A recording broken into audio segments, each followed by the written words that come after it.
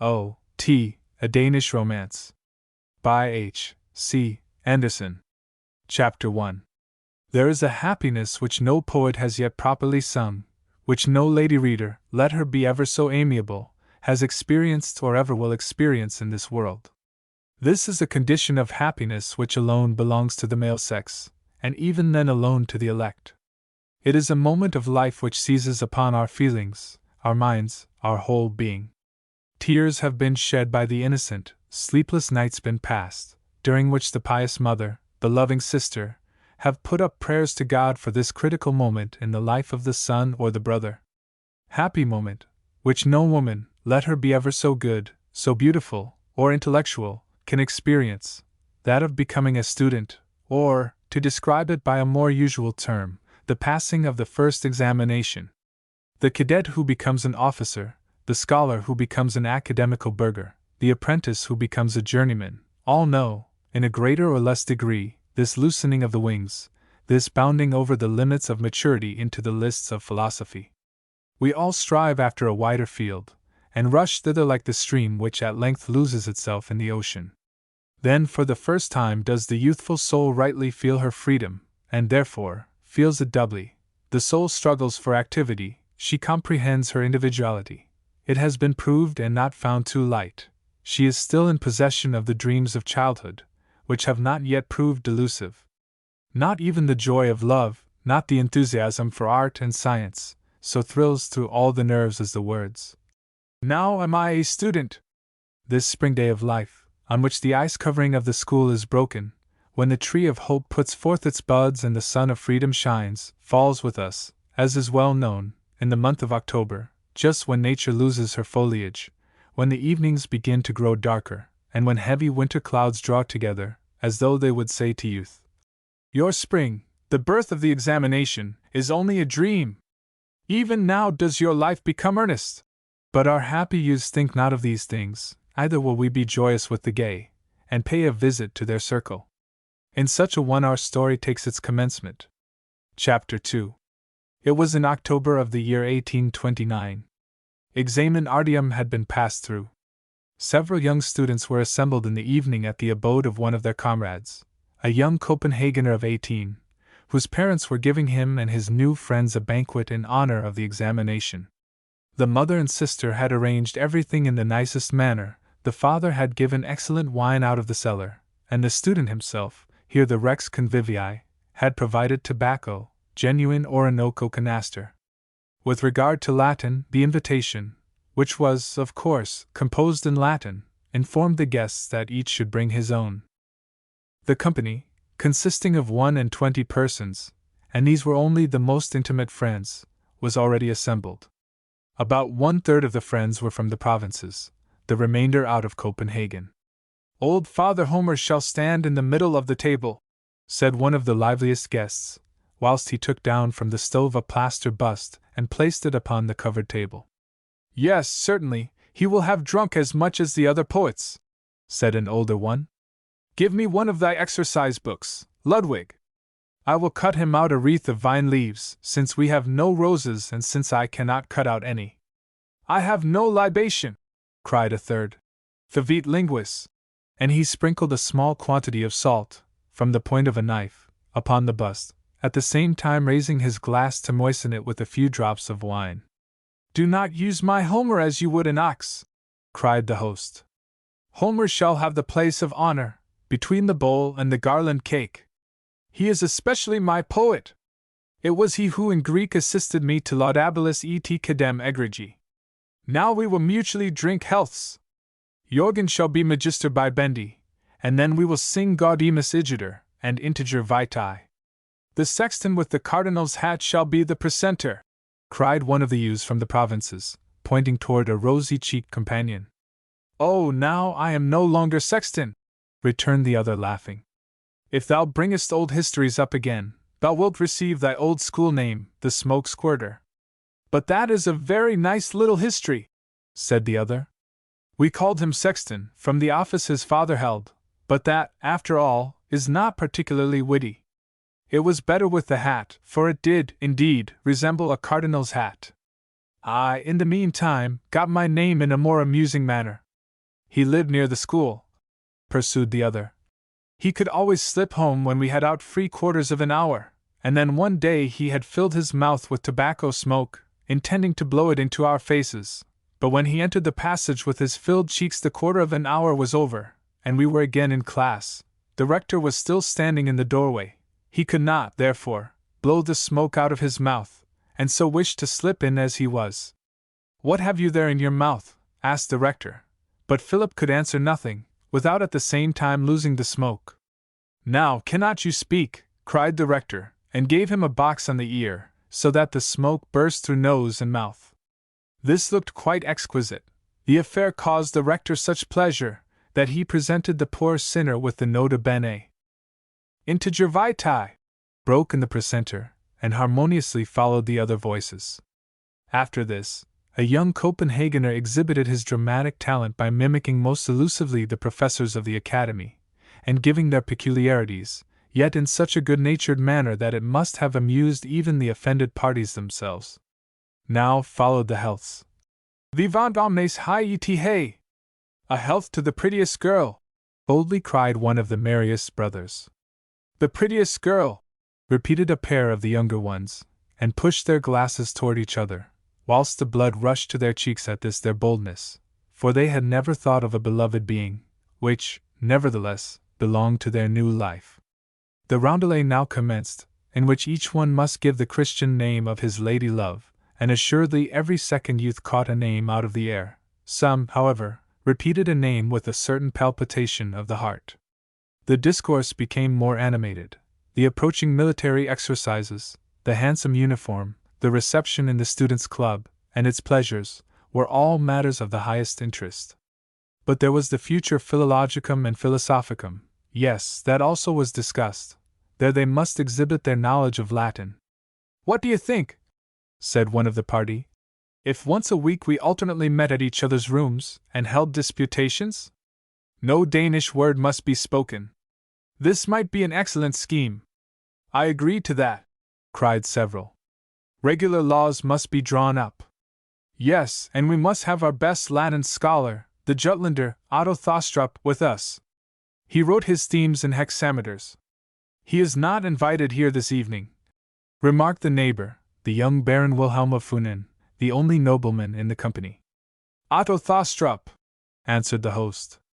"Yes, truly he's a clever fellow, but he seems to me so haughty. There is something about him that does not please me at all. We are still no dunces, although he did receive 9 praecatorus. Yet it was very provoking," cried another, "that he received the only non in mathematics. Otherwise he would have been called in. Now he will only have to vex himself about his many brilliant characters." "Yes, and he is well versed in mathematics," added Wilhelm. "There was something incorrect in the writing. The inspector was to blame for that, but how I know not. Thostrup is terribly vehement, and can set all respect at defiance." He became angry, and went out. There was only a piece of unwritten paper presented from him, and this brought him a cipher, which the verbal examination could not bring higher than non. "Thostrup is certainly a glorious fellow.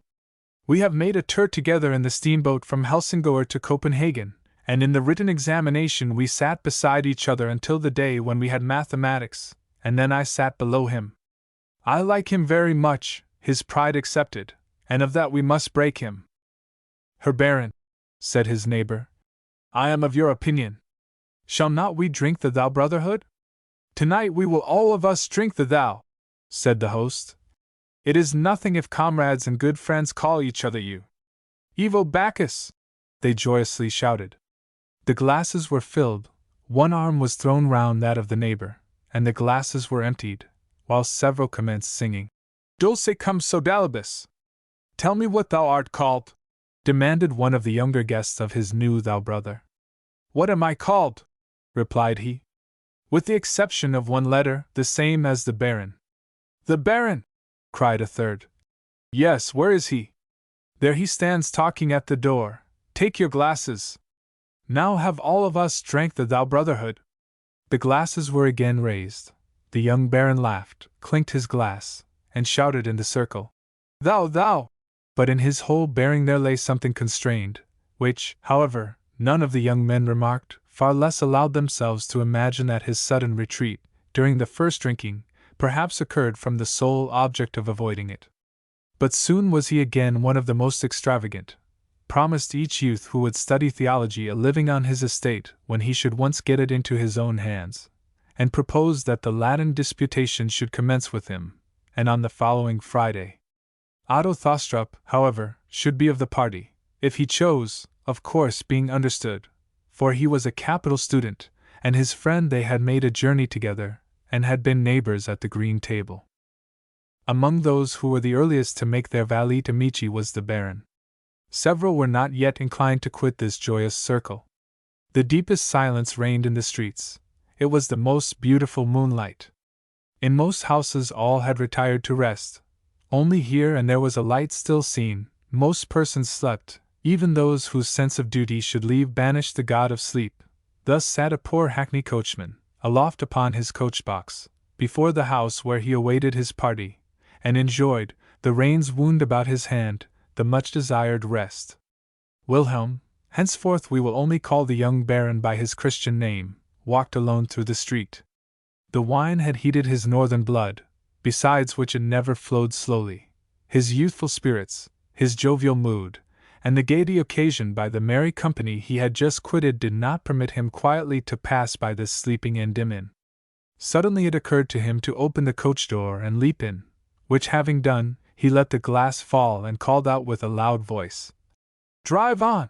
The coachman started up out of his blessed sleep and asked, quite confused, "Where to?" Without reflecting about the matter, Wilhelm cried, "To the Ship in West Street." The coachman drove on. About halfway, Wilhelm again opened the coach door, a bold spring helped him out, and the coach rolled on. It stopped at the public house of the Ship. The coachman got down and opened the door. There was no one within. He thrust his head in thoroughly to convince himself. But no, the carriage was empty. "Extraordinary!" said the fellow. "Can I have dreamed it? But still I heard, quite distinctly, how I was told to drive to the Ship. Lord preserve us! Now they are waiting for me." He leaped upon the box and drove rapidly back again. In the meantime Wilhelm had reached his abode in Vineyard Street. He opened a window to enjoy the beautiful night, and gazed out upon the desolate churchyard which is shut in by shops. He had no inclination for sleep, although everything in the street, even the watchman not excepted, appeared to rejoice the gift of God. Wilhelm thought upon the merry evening party, upon his adventure with the poor hackney coachman, then took down his violin from the wall and began to play certain variations. The last remaining guests from the honorable carousal, merrier than when Wilhelm left them, now came wandering up the street. One of them jodled sweetly, and no watchman showed himself as a disturbing principal. They heard Wilhelm's violin, and recognized the musician. "Play us a Française, thou up there!" cried they. "But the watchman?" whispered one of the less courageous. "Zounds, there he sits!" cried a third, and pointed toward a sleeping object which leaned its head upon a large wooden chest before a closed booth. "He is happy," said the first speaker. "If we had only the strong Icelander here, he would soon hang him up by his bandolier upon one of the iron hooks. He has done that before now. He has the strength of a bear. He seized such a lazy fellow as this right daintily by his girdle on one of the hooks at the weighing booth. There hung the watchman and whistled to the others. The first who hastened to the spot was immediately hung up beside him, and away ran the Icelander whilst the two blew a duet. "Here, take hold!" cried one of the merry brothers, quickly opening the chest, the lid of which was fastened by a peg.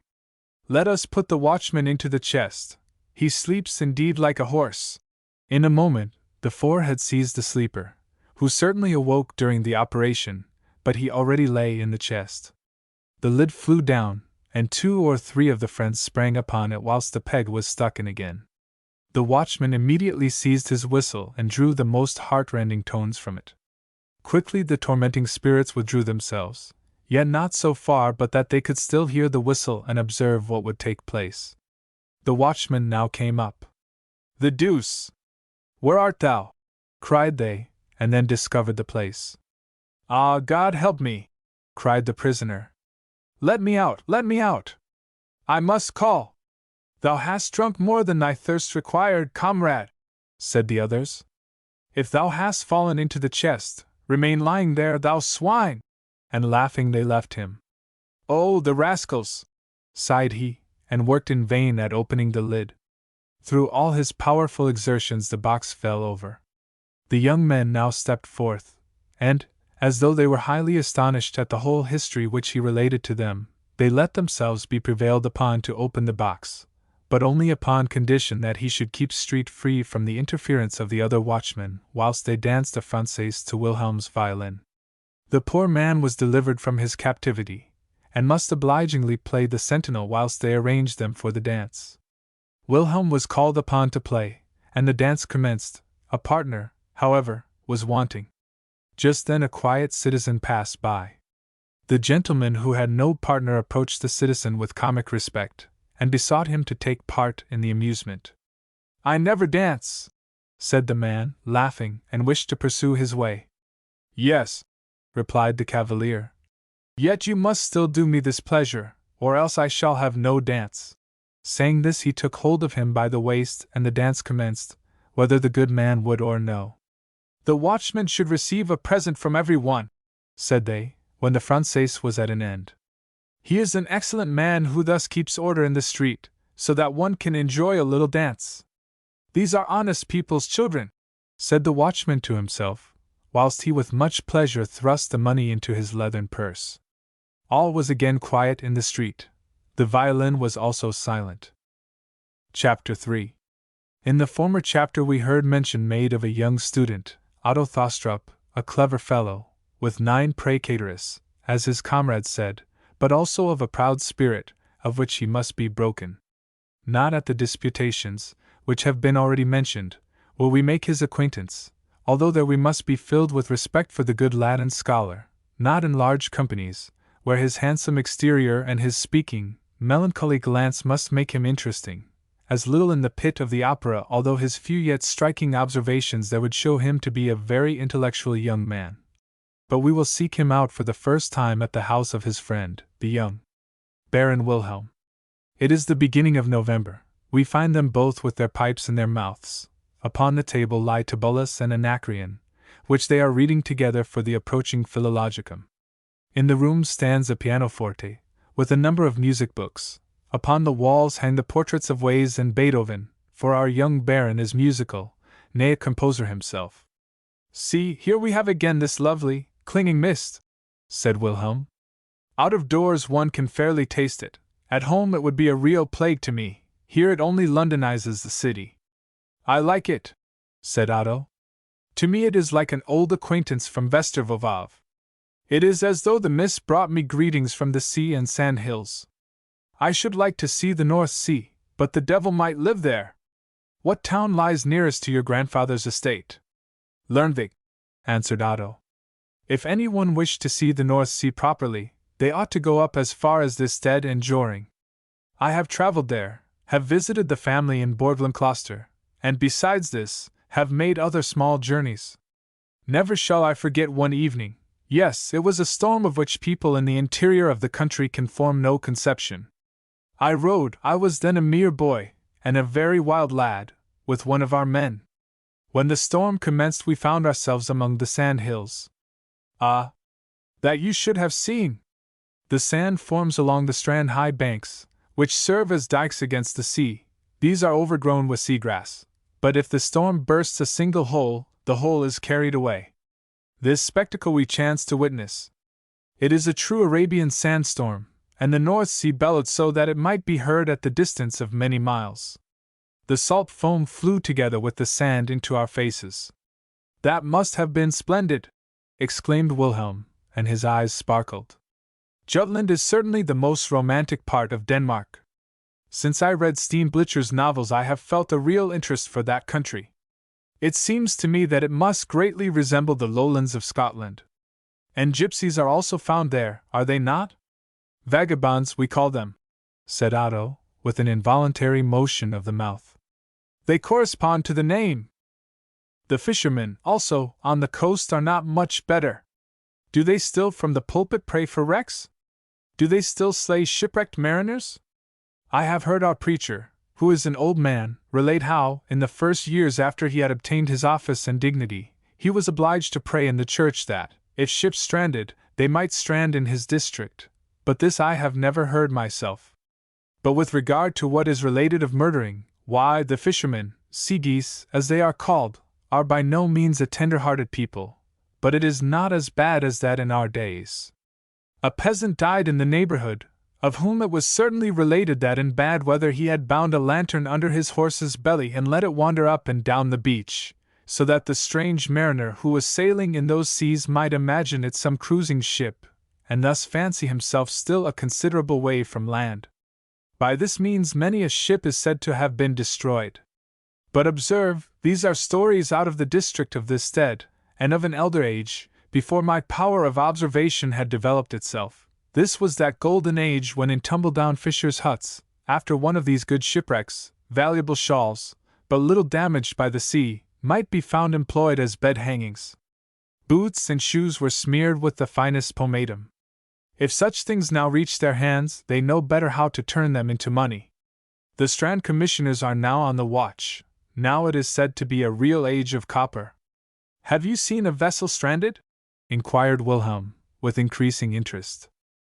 "Our estate lies only half a mile from the sea. Every year about this time, when the mist spreads itself out as it does today and the storms begin to rage, then was it most animated. In my wild spirits, when I was a boy, and especially in the midst of our monotonous life, I truly yearned after it. Once, upon a journey to Borglum Closter, I experienced a storm.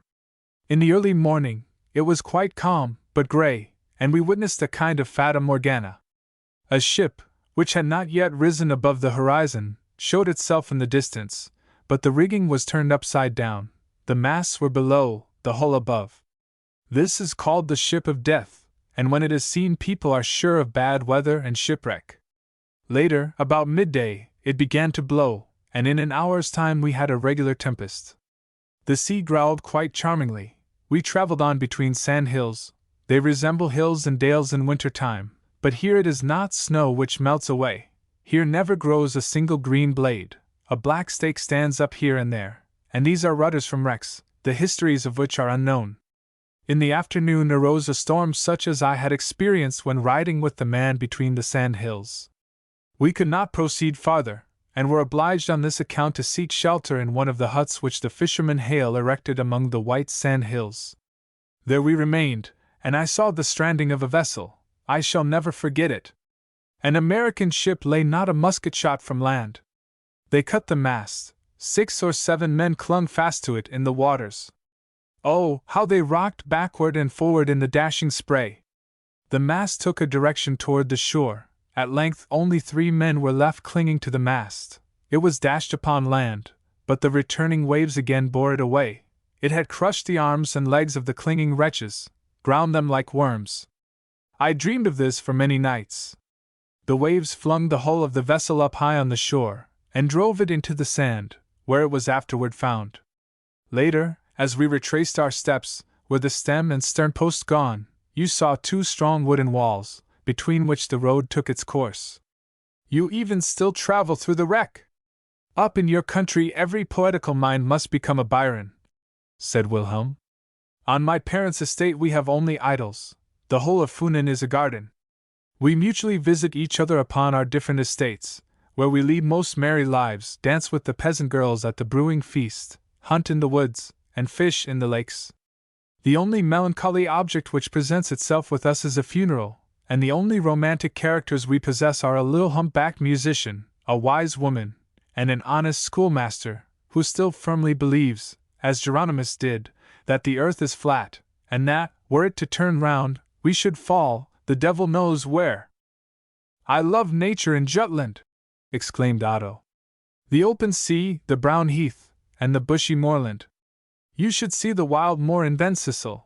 That is an extent. Almost always wet mists float over its unapproachable interior, which is known to no one. It is not yet 50 years since it served as an abode for wolves. Often it bursts into flames, for it is impregnated with sulfuric gas. One can see the fire for miles. My sister Sophie ought to hear all this, said Wilhelm. You would make your fortune with her. The dear girl! She has the best head at home, but she loves effect. Hoffmann and Victor Hugo are her favorites. Byron rests every night under her pillow. If you related such things of the west coast of Jutland, and of heaths and moors, you might persuade her to make a journey thither. One really would not believe that we possessed in our own country such romantic situations. Is she your only sister? Inquired Otto. No, returned Wilhelm. I have two. The other is named Louise. She is of quite an opposite character. I do not know of which one ought to think most. Have you no brothers or sisters? He asked of Otto. No, returned the latter, with his former involuntary, half-melancholy expression.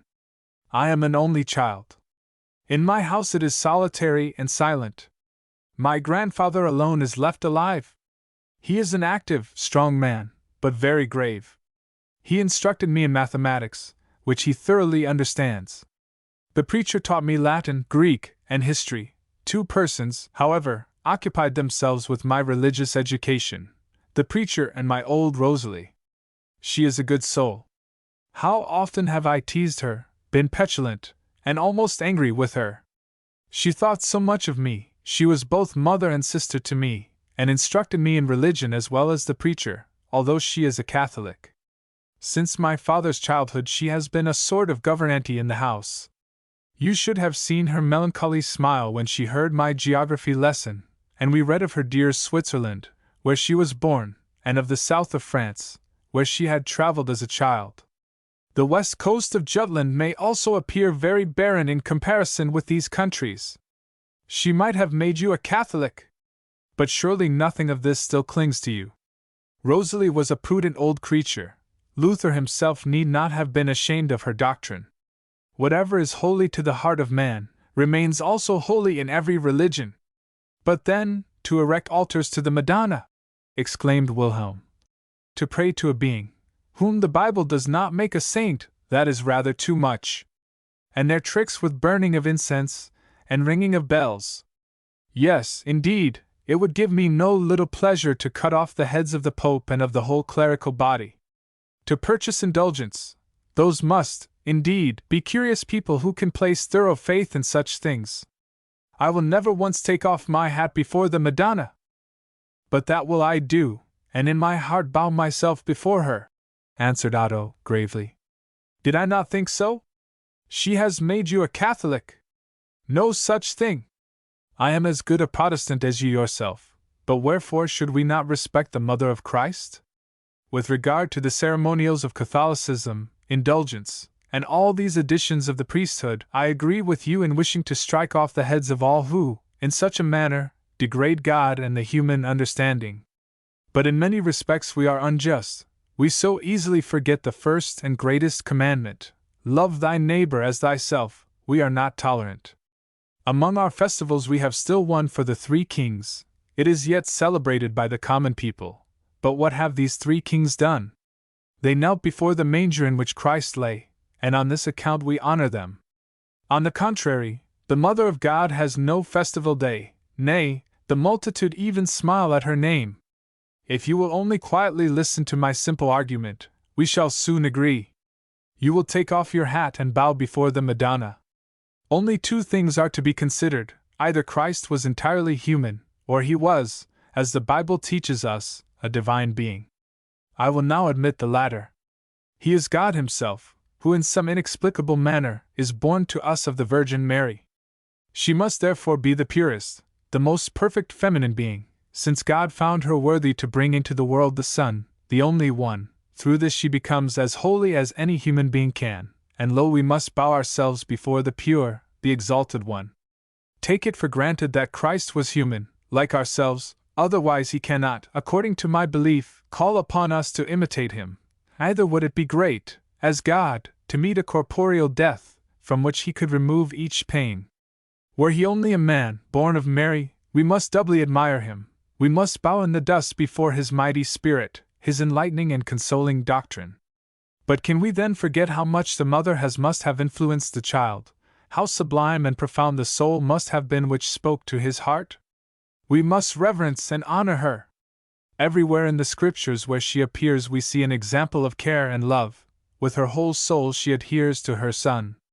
Think how uneasy she became, and sought for him in the temple. Think of her gentle reproaches. The words of the son always sounded harsh in my ears. Those are the powerful expressions of the East, said my old preacher. The Savior was severe, severe as he must be. Already there seemed to me severity in his words. She was completely the mother, she was it then, even as when she wept at Golgotha. Honor and reverence she deserves from us.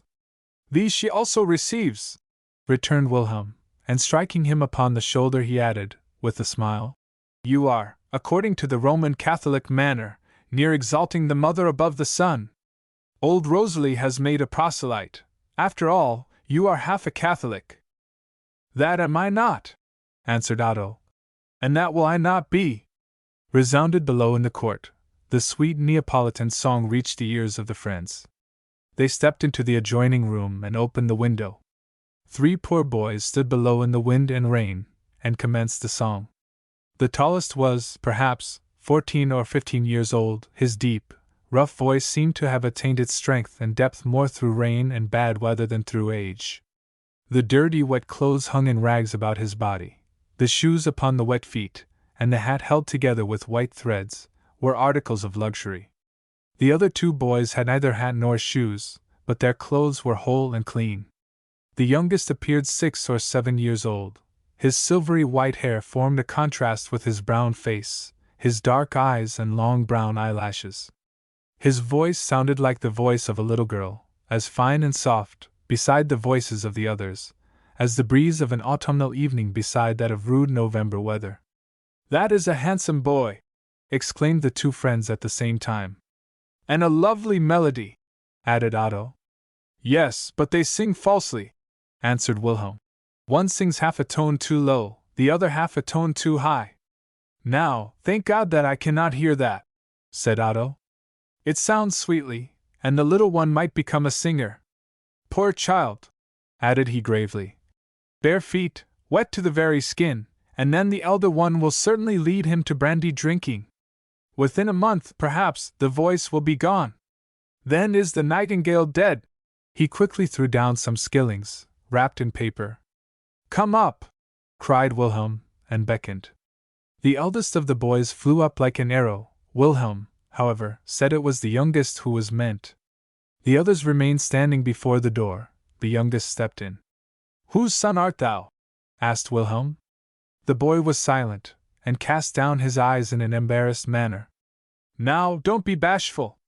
Thou art of a good family, that one can see from thy appearance. Art not thou thy mother's son? I will give thee stockings and the deuce. Here is a pair of boots which are too small for me. If thou dost not get drowned in them, they shall be thy property. But now thou must sing. And he seated himself at the pianoforte and struck the keys. Now, where art thou? He cried, rather displeased. The little one gazed upon the ground. How? Dost thou weep, or is it the rain which hangs in thy black eyelashes? Said Otto, and raised his head. We only wished to do thee a kindness. There, thou hast another skilling from me. The little ones still remained somewhat laconic. All that they learned was that he was named Jonas, and that his grandmother thought so much of him. Here thou hast the stockings, said Wilhelm. And see here! A coat with a velvet collar, a much to be prized keepsake. The boots. Thou canst certainly stick both legs into one boot. See! That is as good as having 2 pairs to change about with. Let us see. The boy's eyes sparkled with joy. The boots he drew on, the stockings went into his pocket, and the bundle he took under his arm. But thou must sing us a little song, said Wilhelm, and the little one commenced the old song out of the Woman-Hater, Cupid Never Can Be Trusted. The lively expression in the dark eyes, the boy himself in his wet, wretched clothes and big boots, with the bundle under his arm. Nay, the whole had something so characteristic in it, that had it been painted, and had the painter called the picture Cupid on his wanderings, every one would have found the little god strikingly excellent, although he were not blind. Something might be made of the boy and of his voice, said Wilhelm, when little Jonas, in a joyous mood, had left the house with the other lads. The poor child! sighed Otto. I have fairly lost my good spirits through all this. It seizes upon me so strangely when I see misery and genius mated. Once there came to our estate in Jutland a man who played the Pandean pipes, and at the same time beat the drum and cymbals. Near him stood a little girl, and struck the triangle. I was forced to weep over this spectacle, without understanding how it was. I felt the misery of the poor child. I was myself yet a mere boy. He looked so comic in the big boots that I became quite merry, and not grave," said Wilhelm.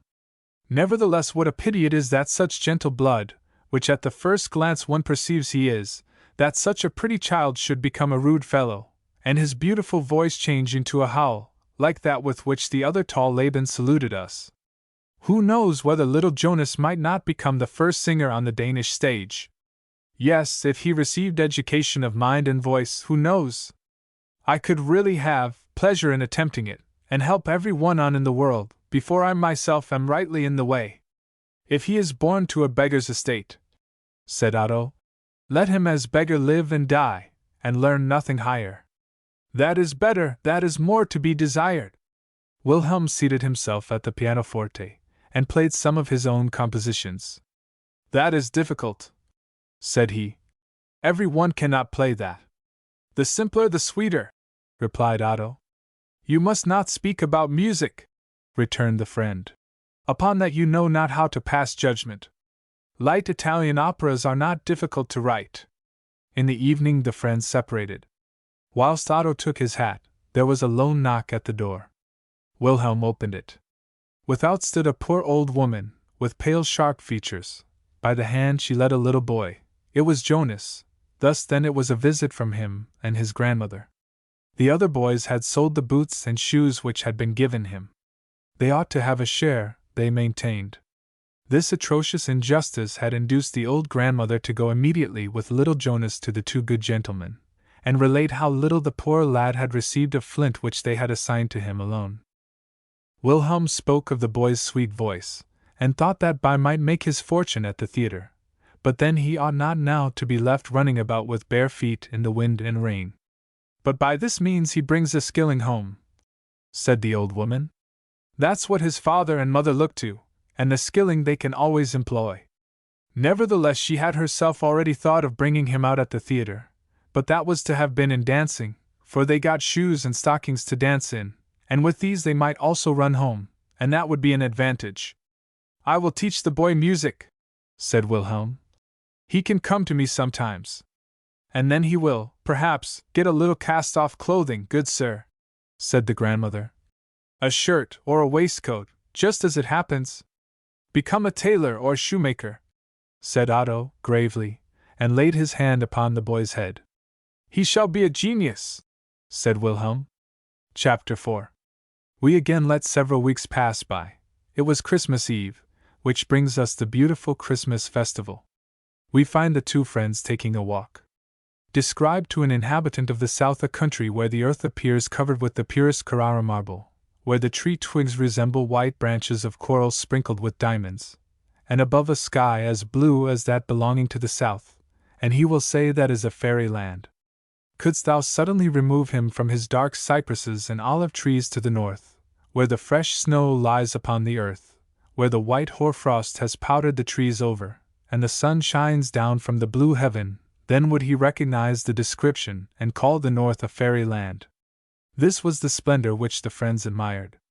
The large trees upon the fortification walls appeared crystallized when seen against the blue sky.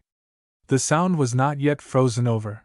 Vessels, illuminated by the red evening sun, glided past with spread sails.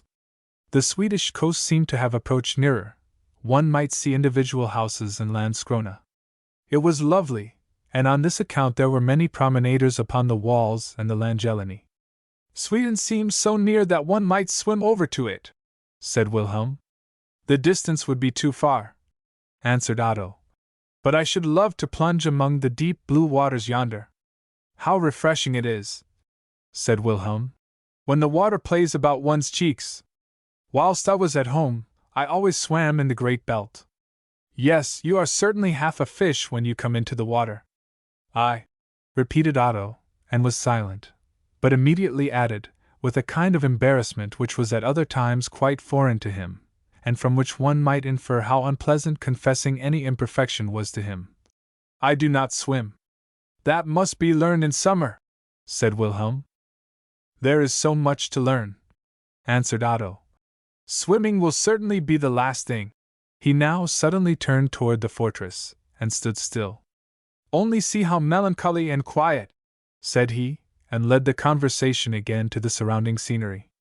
The sentinel before the prison paces so quietly up and down, the sun shines upon his bayonet.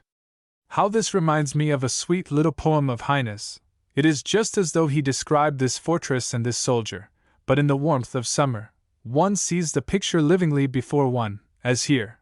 The weapon glances in the sun, and the part ends so touchingly, Ich Walt, Erschoss Michigan tot, it is here so romantically beautiful.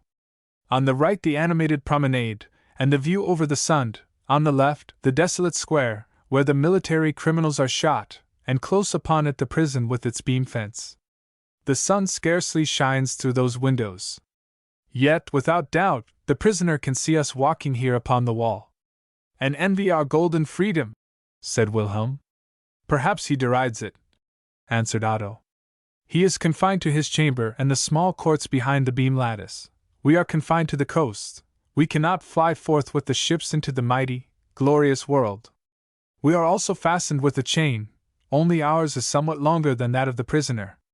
But we will not think of this. Let us go down to where the beautiful ladies are walking. To see and to be seen, cried Wilhelm. Spectatum venient spectentur ut ipsi, as Ovid says. The friends quitted the wall. There comes my scholar, little Jonas, cried Wilhelm. The boy was better dressed than at his last appearance. Quickly he pulled his little cap off and stood still. A young girl in a wretched garb held him by the hand. Good day, my clever lad, said Wilhelm, and his glance rested on the girl. She was of a singularly elegant form. Had she only carried herself better she would have been a perfect beauty. It was Psyche herself who stood beside Cupid. She smiled in a friendly manner. The little lad had certainly told her who the gentlemen were, but she became crimson, and cast down her eyes when Wilhelm looked back after her. He beckoned to Jonas, who immediately came to him. The girl was his sister, he said, and was called Eva. Wilhelm nodded to her, and the friends went on. That was a beautiful girl, said Wilhelm, and looked back once more. A rosebud that one could kiss until it became a full-blown rose. During the experiment the rosebud might easily be broken, answered Otto. At least such is the case with the real flower. But do not look back again, that is a sin. Sin? Repeated Wilhelm. No, then it is a very innocent sin. Believe me, it flatters the little creature that we should admire her beauty. I can well imagine how enchanting a loving look from a rich young gentleman may be for a weak, feminine mind. The sweet words which one can say are as poison which enters the blood. I have still a clear conscience. Not one innocent soul have I poisoned. And yet you are rich and young enough to do so, returned Otto, not without bitterness. Our friends precede us with a good example. Here comes some of our own age. They are acquainted with the roses. Good evening, thou good fellow, was the greeting Wilhelm received from 3 or 4 of the young men. Are you on thou terms with all these? Inquired Otto. Yes, answered Wilhelm. We became so at a carouse. There all drank the thou brotherhood. I could not draw myself back. At other times I do not willingly give my thou to any but my nearest friends. Thou hast something to my mind affectionate and holy. Many people fling it to the first person with whom they drink a glass. At the carouse I could not say no. And wherefore not? Returned Otto. That would never have troubled me. The friends now wandered on, arm in arm. Later in the evening we again meet with them together, and that at the house of a noble family, whose name and rank are to be found in the Danish court calendar, on which account it would be wanting in delicacy to mention the same, even in a story the events of which lie so near our hearts. Large companies are most wearisome. In these there are 2 kinds of rank. Either you are riveted to a card table, or placed against the wall where you must stand with your hat in your hand, or, later in the evening, with it at your feet, nay, even must stand during supper. But this house was one of the most intellectual. Thou who dost recognize the house wilt also recognize that it is not to be reckoned with those. This evening we do not become acquainted with the family, but only with their beautiful Christmas festival. The company was assembled in a large apartment. The shaded lamp burned dimly, but this was with the intention of increasing the effect when the drawing-room doors should open and the children joyfully press in together. Wilhelm now stepped to the pianoforte. A few chords produced stillness and attention. To the sounds of low music there stepped forth from the side doors 3 maidens arrayed in white. Each wore a long veil depending from the back of her head, one blue, the other red, and the third white. Each carried in her arms an urn, and thus they represented fortune-tellers from the east. They brought good or ill luck, which each related in a little verse. People were to draw a number, and according to this would he receive his gift from the Christmas tree. One of the maidens brought blanks, but which of them? Now it was proved whether you were a child of fortune. All, even the children, drew their uncertain numbers. Exception was only made with the family physician and a few elderly ladies of the family. These had a particular number stuck into their hands. Their presents had been settled beforehand. "Who brings me good luck?" inquired Otto, as the 3 pretty young girls approached him. The one with a white veil was Wilhelm's eldest sister, Miss Sophie, who was this winter paying a visit to the family. She resembled her brother. The white drapery about her head increased the expression of her countenance. She rested her gaze firmly upon Otto, and perhaps, because he was the friend of her brother, she raised her finger. Did she wish to warn or to challenge him? Otto regarded it as a challenge, thrust his hand into the urn, and drew out number 33. All were now provided. The girls disappeared, and the folding doors of the drawing-room were opened. A dazzling light streamed toward the guests. A splendid fir tree, covered with burning tapers, and hung over with tinsel gold, gilt eggs and apples, almonds and grapes, dazzled the eye. On either side of the tree were grottos of fir trees and moss, hung with red and blue paper lamps. In each grotto was an altar. Upon one stood John of Bologna's floating Mercury, upon the other, a reduced cast in plaster of Thorvaldsen's shepherd boy. The steps were covered with presents, to which were attached the different numbers. "Superby! Lovely!" resounded from all sides, and the happy children shouted for joy. People arranged themselves in a half-circle, one row behind the other. One of the cousins of the family now stepped forth, a young poet, who, if we mistake not, has since then appeared among the anonymous in the New Year's Gift of Danish Poets. He was apparelled this evening as one of the Magi, and recited a little poem which declared that, as each one had himself drawn out of the urn of fate, no one could be angry, let him have procured for himself honor or derision, fate, and not merit, being here the ruler. 2 little boys, with huge butterfly wings and in flowing garments, bore the presents to the guests. A number, which had been purposely given to one of the elder ladies, was now called out, and the boys brought forward a large, heavy, brown earthen jug. To the same hung a direction the length of 2 sheets of paper, upon which was written, "A remedy against frost." The jug was opened, and a very nice boa taken out and presented to the lady. "What number have you?" inquired Otto of Wilhelm's sister, who, freed from her long veil, now entered the room and took her place near him. "Number 34," she answered. "I was to keep the number which remained over when the others had drawn." "We are, then, neighbors in the chain of fate," returned Otto. "I have number 33. "Then one of us will receive something very bad," said Sophie. "For, as much as I know, only every other number is good." At this moment their numbers were called out. The accompanying poem declared that only a poetical, noble mind deserved this gift. It consisted of an illuminated French print, the subject a simple but touching idea. You saw a frozen lake, nothing but one expanse of ice as far as the horizon. The ice was broken, and near to the opening lay a hat with a red lining, and beside it sat a dog with grave eyes, still and expectant. Around the broken opening in the ice were seen traces of the dog having scratched into the hard crust of ice. "I'll attend to yours," was the simple motto. "That is glorious!" exclaimed Otto. "An affecting thought! His master has sunk in the depth, and the faithful log yet awaits him." Had that picture only fallen to my lot! It is lovely, said Sophie, and a melancholy glance made the young girl still more beautiful. Soon after Wilhelm's turn came. Ran the verse. He opened the packet, and found within a small mirror. Yes, that was intended for a lady, said he. In that case it would have spoken the truth. In my hands it makes a fool of me.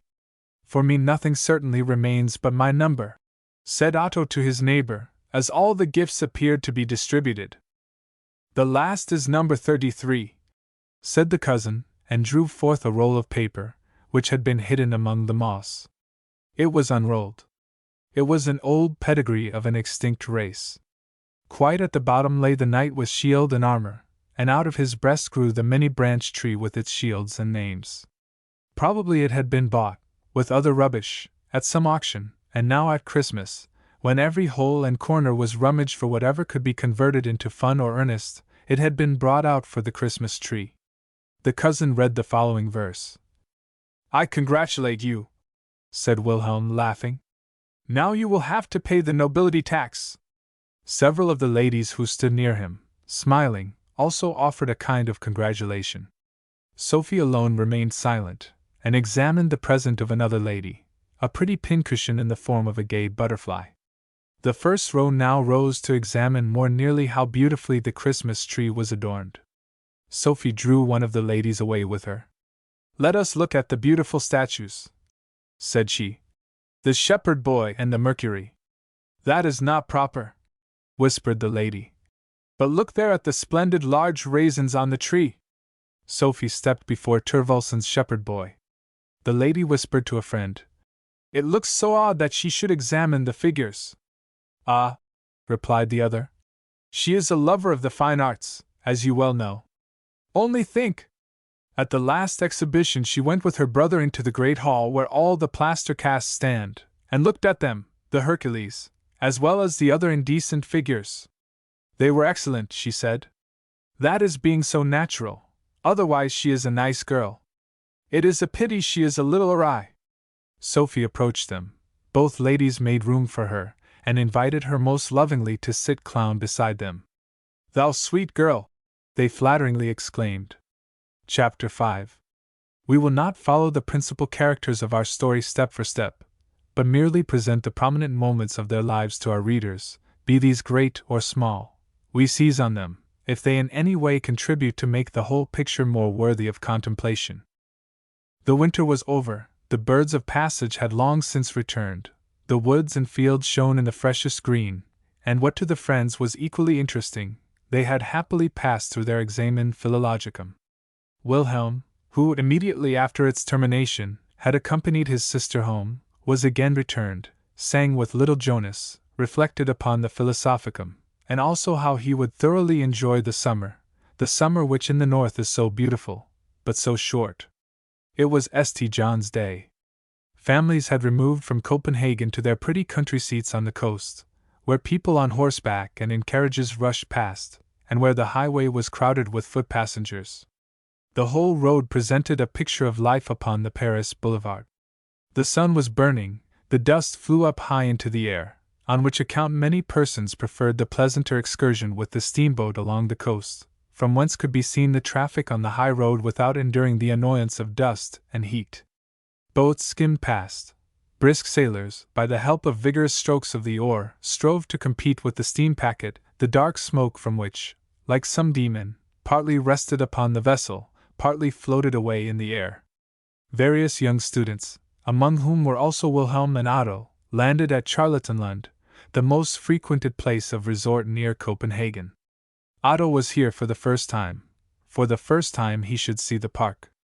A summer's afternoon in Lincoln's Bad, near Dresden, bears a certain resemblance to Charlottenlund, only that the Danish wood is larger, that instead of the Elbe we have the Sound, which is here 3 miles broad, and where often more than 100 vessels, bearing flags of all the European nations, glide past. A band of musicians played airs out of Preciosa. The white tents glanced like snow or swans through the green beech trees. Here and there was a fireplace raised of turf, over which people boiled and cooked, so that the smoke rose up among the trees. Outside the wood, waiting in long rows, were the peasants' vehicles called coffee mills, completely answering the curricula of the Neapolitan and the cuckoo of the Parisian, equally cheap, and overladen in the same manner with passengers, therefore forming highly picturesque groups. This scene has been humorously treated in a picture by Marstrand. Between fields and meadows, the road leads pleasantly toward the park. The friends pursued the footpath. "Shall I brush the gentleman?" cried 5 or 6 boys, at the same time pressing upon the friends as they approached the entrance to the park. Without waiting for an answer, the boys commenced at once brushing the dust from their clothes and boots. "These are Kirsten Pill's pages," said Wilhelm, laughing. "They take care that people show themselves tolerably smart. But now we are brushed enough." A 6-skilling piece rejoiced these little Savoyards. The Champs-Élysées of the Parisians on a great festival day, when the theaters are opened, the swings are flying, trumpets and drums overpowering the softer music, and when the whole mass of people, like one body, moves itself between the booths and tents, present a companion piece to the spectacle which the so-called Park Hill affords. It is Naples, Largo de Castello, with its dancing apes, shrieking bejazzos, the whole deafening jubilee which has been transported to a northern wood. Here also, in the wooden booths, large, tawdry pictures show what delicious plays you may enjoy within. The beautiful female horse-rider stands upon the wooden balcony and cracks with her whip, whilst Harlequin blows the trumpet. Fastened to a perch, large, gay parrots nod over the heads of the multitude. Here stands a miner in his black costume, and exhibits the interior of a mine. He turns his box, and during the music dolls ascend and descend. Another shows the splendid fortress of Frederickstein. The whole cavalry and infantry who have endured an unspeakable deal. Here a man without a weapon, there a weapon without a man, here a fellow without a bayonet, here a bayonet without a fellow, and yet they are merry and contented, for they have conquered the victory. Note: literal translation of the real words of a showman. Dutch wafer cake booths, where the handsome Dutch women, in their national costume, wait on the customers, entice old and young. Here a telescope, there a rare Danish ox, and so forth. High up, between the fresh tree boughs, the swings fly. Are those 2 lovers floating up there? A current of air seizes the girl's dress and shawl, the young man flings his arm round her waist. It is for safety, there is then less danger. At the foot of the hill there is cooking and roasting going on, it seems a complete gypsy camp. Under the tree sits the old Jew. This is precisely his 50th jubilee. Through a whole half-century has he sung here his comical doctor's song. Now that we are reading this he is dead, that characteristic countenance is dust, those speaking eyes are closed, his song forgotten tones.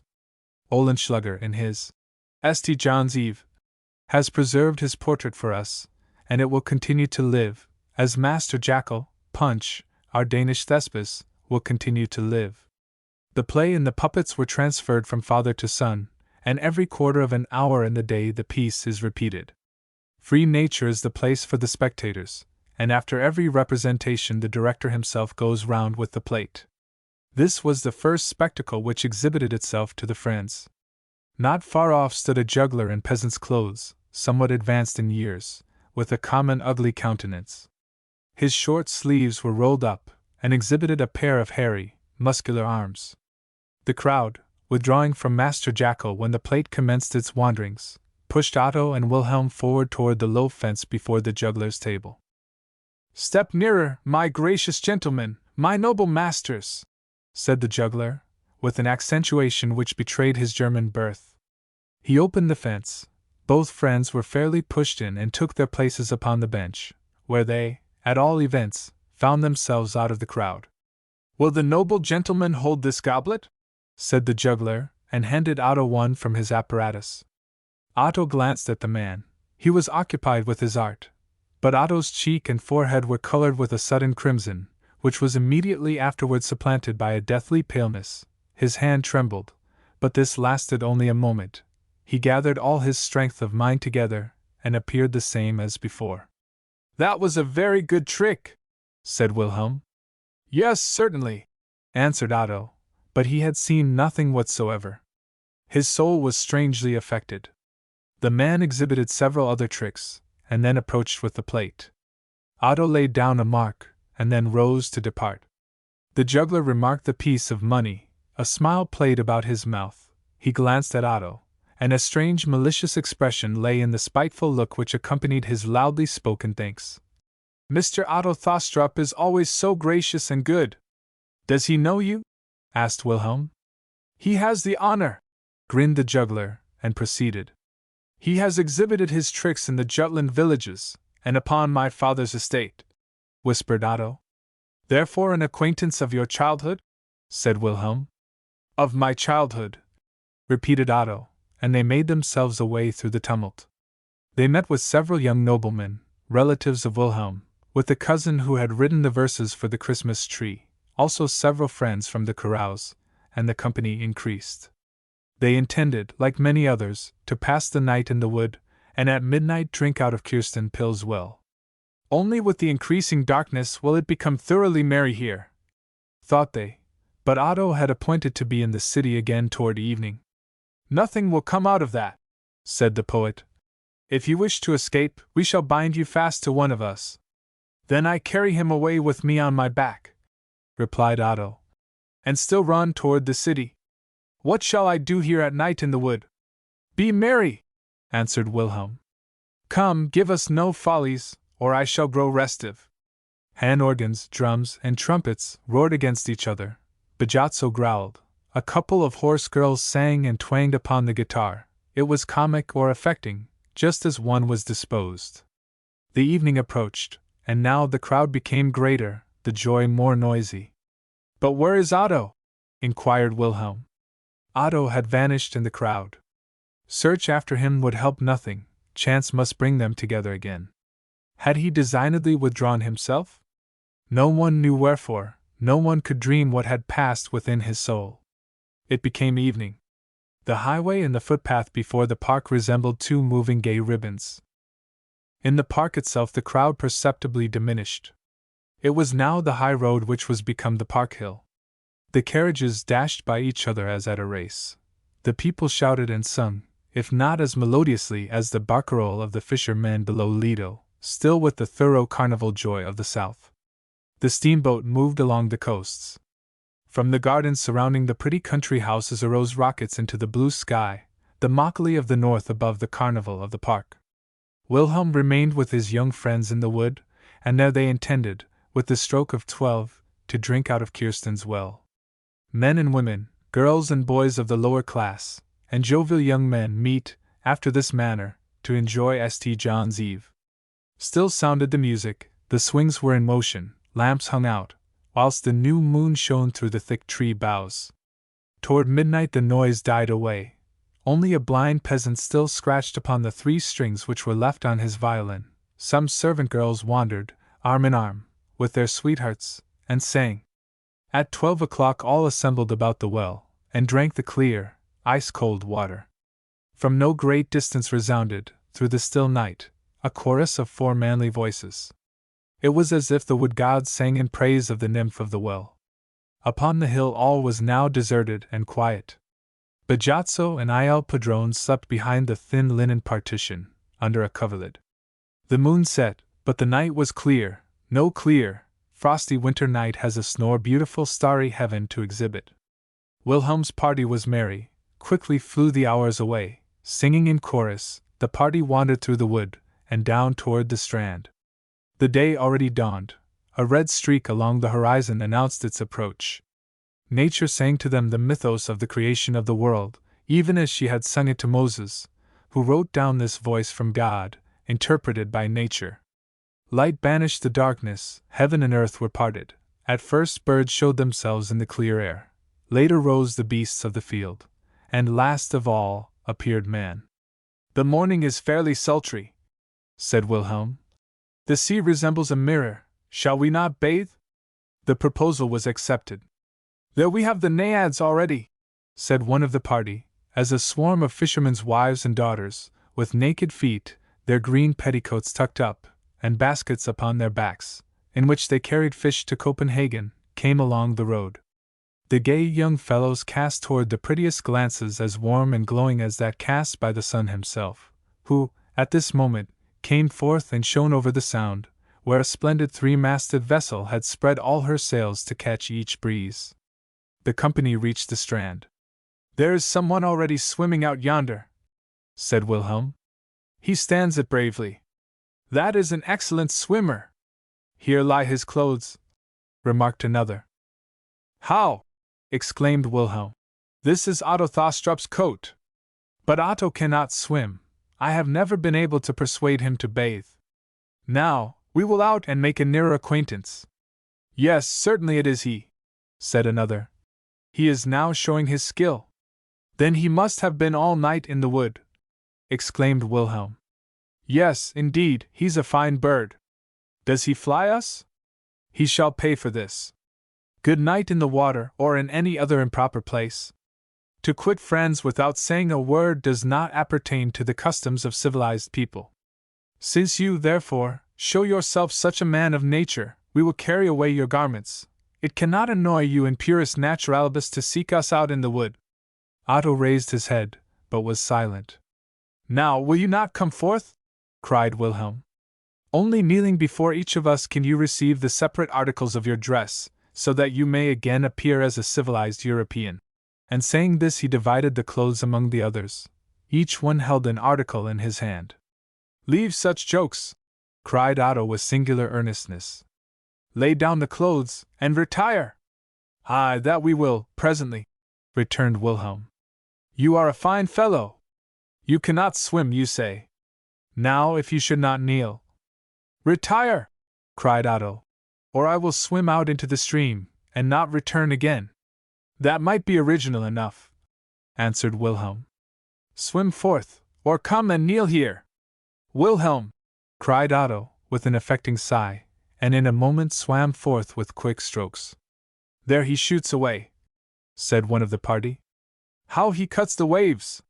He is a splendid swimmer." Smiling, they gazed over the expanse. Otto swam even farther out. "But where will he swim to?" exclaimed, somewhat gravely, one of the spectators. "He will certainly lose his strength before he returns the same distance." They unmoored the boat. Otto swam far out at sea. With quick strokes of the oars they rowed after him. "Where is he now?" cried Wilhelm shortly afterwards. "I see him no longer." "Yes, there he comes up again," said another. "But his strength is leaving him." "On! On!" cried Wilhelm. "He will be drowned if we do not come to his help. Only see, he sinks." Otto had lost all power. His head disappeared beneath the water. The friends had nearly reached him. Wilhelm and several of the best swimmers flung from themselves boots and coats, sprang into the sea, and dived under the water. A short and noiseless moment passed. One of the swimmers appeared above water. "He is dead!" were the first words heard. Wilhelm and the three others now appeared with Otto. The boat was near oversetting as they brought him into it. Deathly pale lay he there, a beautifully formed marble statue, the picture of a young gladiator fallen in the arena. The friends busied themselves about him, rubbing his breast and hands, whilst two others rowed toward the land. "He breathes," said Wilhelm. Otto opened his eyes, his lips moved, his gaze became firmer. A deep crimson spread itself over his breast and countenance. He raised himself and Wilhelm supported him. Suddenly a deep sigh burst from his breast. He thrust Wilhelm from him, and like a madman, seized an article of dress to cover himself with. Then, with a convulsive trembling of the lips, he said to Wilhelm, who held his hand, "I hate you!" Chapter 6.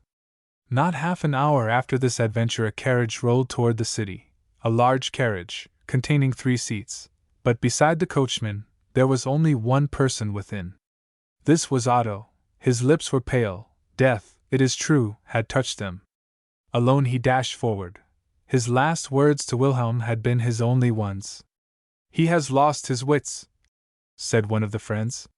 "It is a fit of madness," answered another, "such as he was seized with at the examination, when he only sent in a scrap of white paper for the mathematical examination, because he felt himself offended by the inspector."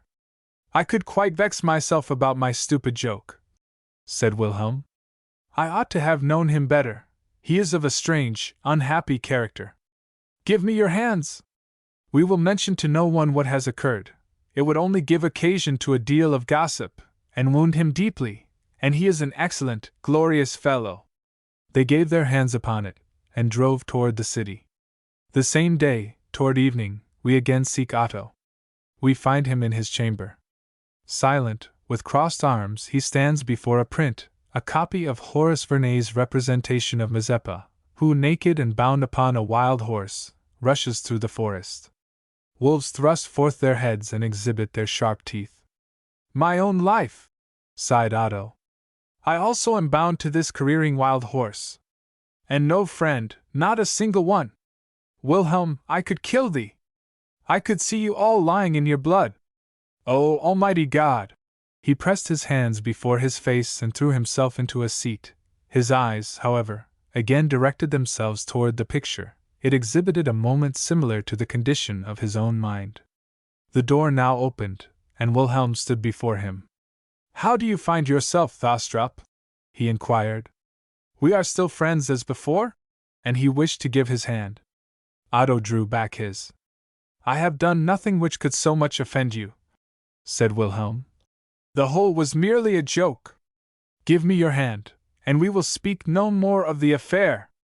"To the man whom I hate, I never reach my hand," replied Otto, and his lips were white like his cheeks. "A second time today you speak these words to me," said Wilhelm, and the blood rushed to his face. "We were friends, wherefore cannot we be so still? Have people slandered me to you? Have they told lies about me? Only tell me faithfully, and I shall be able to defend myself." "You must fight with me," said Otto, and his glance became more gloomy. Wilhelm was silent. There reigned a momentary stillness. Otto suppressed a deep sigh. At length Wilhelm broke silence, and said, with a grave and agitated voice, "I am so thoughtless, I joke so often, and regard everything from the ridiculous side. But for all that I have both heart and feeling. You must have known how much dearer you were to me than most other people. You are so still, although you offend me. At this moment your blood is in a fever, not now, but after a few days you yourself will best see which of us is the offended party. You demand that I fight with you. I will if your honor requires this satisfaction, but you must lay before me an acceptable reason. I will know wherefore we risk our lives. Let some days pass by, weigh all with your understanding and your heart. It will still depend upon yourself whether we remain friends as before. Farewell!" And Wilhelm went. Each of his words had penetrated to Otto's heart. A moment he stood silent and undecided, then his limbs trembled involuntarily, tears streamed from his eyes. It was a convulsive fit of weeping. He pressed his head back. "God, how unfortunate I am!" were his only words. So passed some minutes. He had ceased to weep, and was calm. Suddenly he sprang up, shot the bolt in the door, drew down the blinds, lighted his candle, and once more looked searchingly around. The keyhole was also stopped up. He then flung his coat away from him and uncovered the upper part of his body. Chapter 7. Early the following morning, whilst Wilhelm still slept and dreamed of his beloved sisters, well-known footsteps sounded on the stairs, the door opened, and Otto stepped into the sleeping room. Wilhelm opened his eyes. Otto was pale. A sleepless night and sorrow of heart had breathed upon his brow and eyes. "Thostrup!" cried Wilhelm, with joyous surprise, and stretched forth his hand toward him, but it again sank. Otto seized it, and pressed it firmly in his own, adding at the same time, with gravity, "You have humbled me. Is that sufficient satisfaction for you?" "We are then friends," said Wilhelm. "Friends must be very indulgent toward each other. Yesterday you were a little strange, tomorrow I may be so, that is the way in which one retaliates." Otto pressed his hand. "We will never speak again of the occurrence of yesterday." "Never!" repeated Wilhelm, affected by the strange gravity of his friend. "You are a noble, a good creature," said Otto, and bent over him. His lips touched Wilhelm's forehead. Wilhelm seized his hand, and gazed frankly into his eye. "You are not happy!" exclaimed he. "If I cannot assist you, I can, at least, dear Otto, honestly share the grief of a friend. Even on that very point we may never speak." replied Otto. Farewell. I have determined on traveling home. We have only vacation for a few weeks, and I have not been in Jutland since I became a student. Even a month's sojourn there cannot throw me back. I am well prepared for the Philosophicum. And when will you set out? Asked Wilhelm. Tomorrow, with the steamboat. It is hot and sultry here in the city, my blood becomes heated. It will, also, soon be a year since I saw my family. Thostrup! Exclaimed Wilhelm, through whom a thought suddenly flashed. I should also like to see my family. They have written to me to come. Listen, make your journey through Funen, and only remain 3 or 4 days with us. My mother's carriage shall convey you then to Middelfart. Say yes, and we will set out this evening. That cannot be done, replied Otto. But half an hour later, as both sat together over the tea-table, and Wilhelm repeated his wish, Otto consented, but certainly more through a feeling of obligation than through any pleasure of his own. Toward evening, therefore, they set out in the beautiful summer night to travel through Zealand. Smartly dressed families wandered pleasantly through the city gate toward the summer theater and Fredericksburg. The evening sun shone upon the Column of Liberty, the beautiful obelisk, around which stand Wiedewelt's statues, one of which still weeps. Where were closed the eyes of the artist? Was it the remembrance which here clouded Otto's glance, as his eye rested upon the statues as they drove past, or did his own soul, perhaps, mirror itself in his eyes? Here it is gay and animated, said Wilhelm, wishing to commence a conversation. Vesterbro is certainly your most brilliant suburb. It forms a city by itself, a little state. There upon the hill lies the king's castle, and there on the left, between the willows, the poet's dwelling, where old Rabeck lived with his comma. Castle and poet's dwelling, repeated Otto. The time will be when they will inspire equal interest. That old place will soon be pulled down, said Wilhelm. In such a beautiful situation, so near the city, a splendid villa will be raised, and nothing more remind one of Philemon and Bossy's. The old trees in the park will be spared, said Otto. In the garden the flowers will scent the air, and remind one of Comma's flowers. Rabeck was no great poet, but he possessed a true poet's soul, labored faithfully in the great vineyard, and loved flowers as Comma loved them. The friends Hale left Fredericksburg behind them. The white walls of the castle glanced through the green boughs. Behind Sondermark, the large, wealthy village stretched itself out. The sun had set before they reached the dam house, where the wild swans, coming from the ocean, build in the fresh water fake. This is the last point of beauty. Nothing but lonely fields, with here and there a cairn, extend to the horizon. The clear summer's night attracted their gaze upward.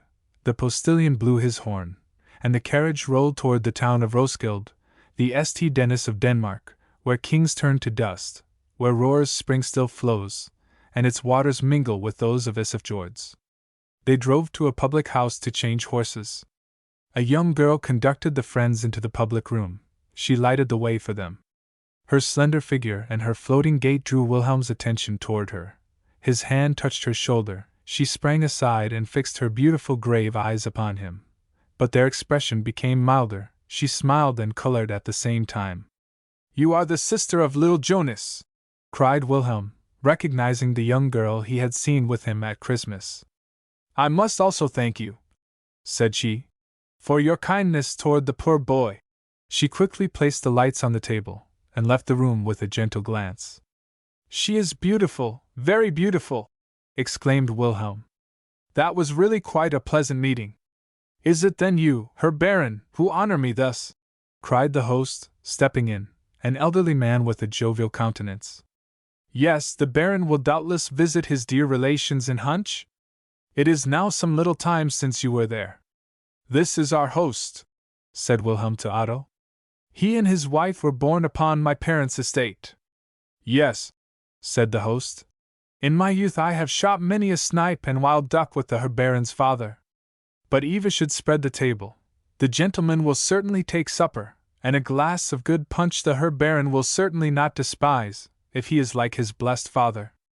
The young girl spread the cloth in an adjoining room.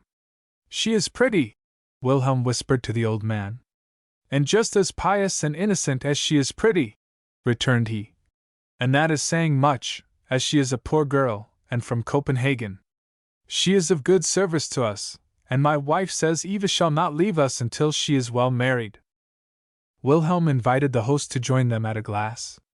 The old man became more animated, and now confided to him, half mysteriously, what made Eva so honorable in the eyes of his wife, and what was, indeed, really very nice of her. My old woman, said he, was in Copenhagen, in search of a waiting girl. Yes, there are enough to be had, and they are fine girls, but mother has her own thoughts and opinions. She has good eyes, that she has. Now, there came many, and among others Eva, but, good Lord! She was very poorly clad, and she looked feeble and weak, and what service could one get out of her? But she had a good countenance, and the poor girl wept and besought mother to take her, for she was not comfortable at home, and would not remain at Copenhagen. Now mother knows how to make use of her words. It is unfortunate that she is not at home tonight. How pleased she would have been to see the Herr Baron. Yes, what I would say is, she so twisted her words about, that Eva confessed to her why she wished to leave home. You see, the girl is petty, and the young gallant gentleman of Copenhagen had remarked her smooth face, and not alone the young, but the old ones also.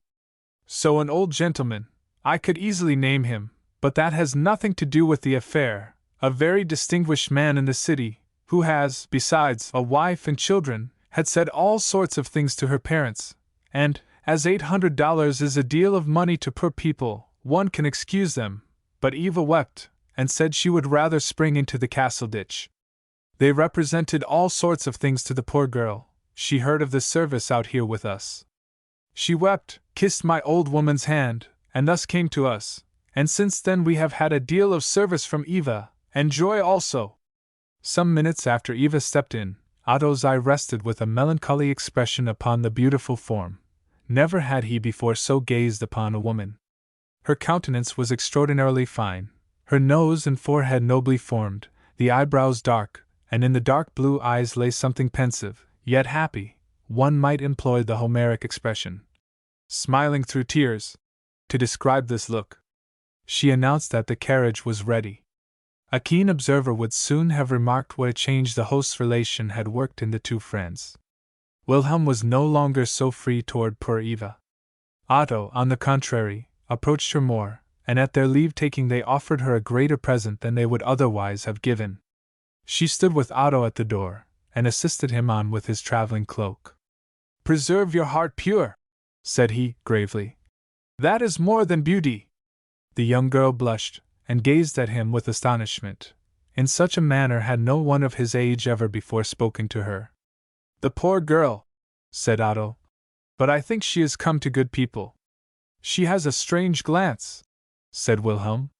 "Do you know that there is really a certain affinity between you and her? It was to me quite striking." "That is a compliment which I cannot accept," returned Otto, smiling. "Yet, perhaps, I might resemble her." It was not yet 3 o'clock when the friends reached Ringsted. "I have never before been so far in Zealand," said Otto. "Shall I be your guide?" returned Wilhelm.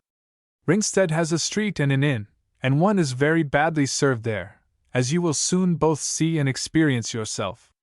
Meanwhile, one can think of Hagbarth and Signa. Not far from here, at Sidrested, he hung his mantle on the oak, and Sinalil's abode stood in flames. Now only remain fields and meadows, a cairn, and the old popular song. Then we rush past the friendly Sorrow, that mirrors itself with the wood and the lake, which forms itself into so many bays, but we do not see much of it. We have here another romantic spot, an old castle converted into a church, high up on the hill near the lake, and close to it the dismal place of execution. We then reach Slagelse, an animated little town, with the Antvorskov convent, the poet Frankenau's grave, and a Latin school, celebrated on account of its poets. It was there Baggesen and Ingemann learned their Latin. When I once questioned the hostess regarding the lions of the town, she would only acknowledge too Basholm's library, and the English fire engine. The curtain in the theatre represents an alley with a fountain, the jets of which are painted as if spouting out of the prompter's box. Or is this, perhaps, the English fire engine? I know not. The scene decoration for towns represents the marketplace of Slegels itself, so that the pieces thus acquire a home feeling. This is the modern history of the little town, and with regard to its older and romantic history, learn that the holy Anders was preacher here. Yes, indeed, that was a man. He has been also sung of by our first poets. We end with Corsoer, where Baggesen was born and Berkner lies buried.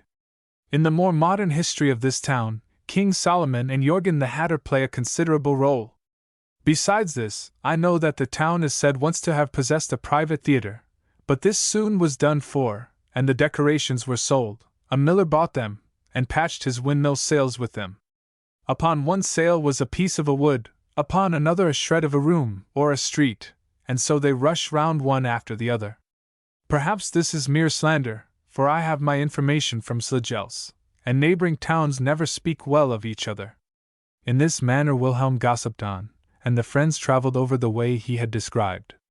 Slegels, and the peasant village of Landsgrav, they had already behind them, when Wilhelm ordered the coachman to diverge from the high road toward the right. "Where will you take us to?" asked Otto. "I will give you a pleasure," returned Wilhelm.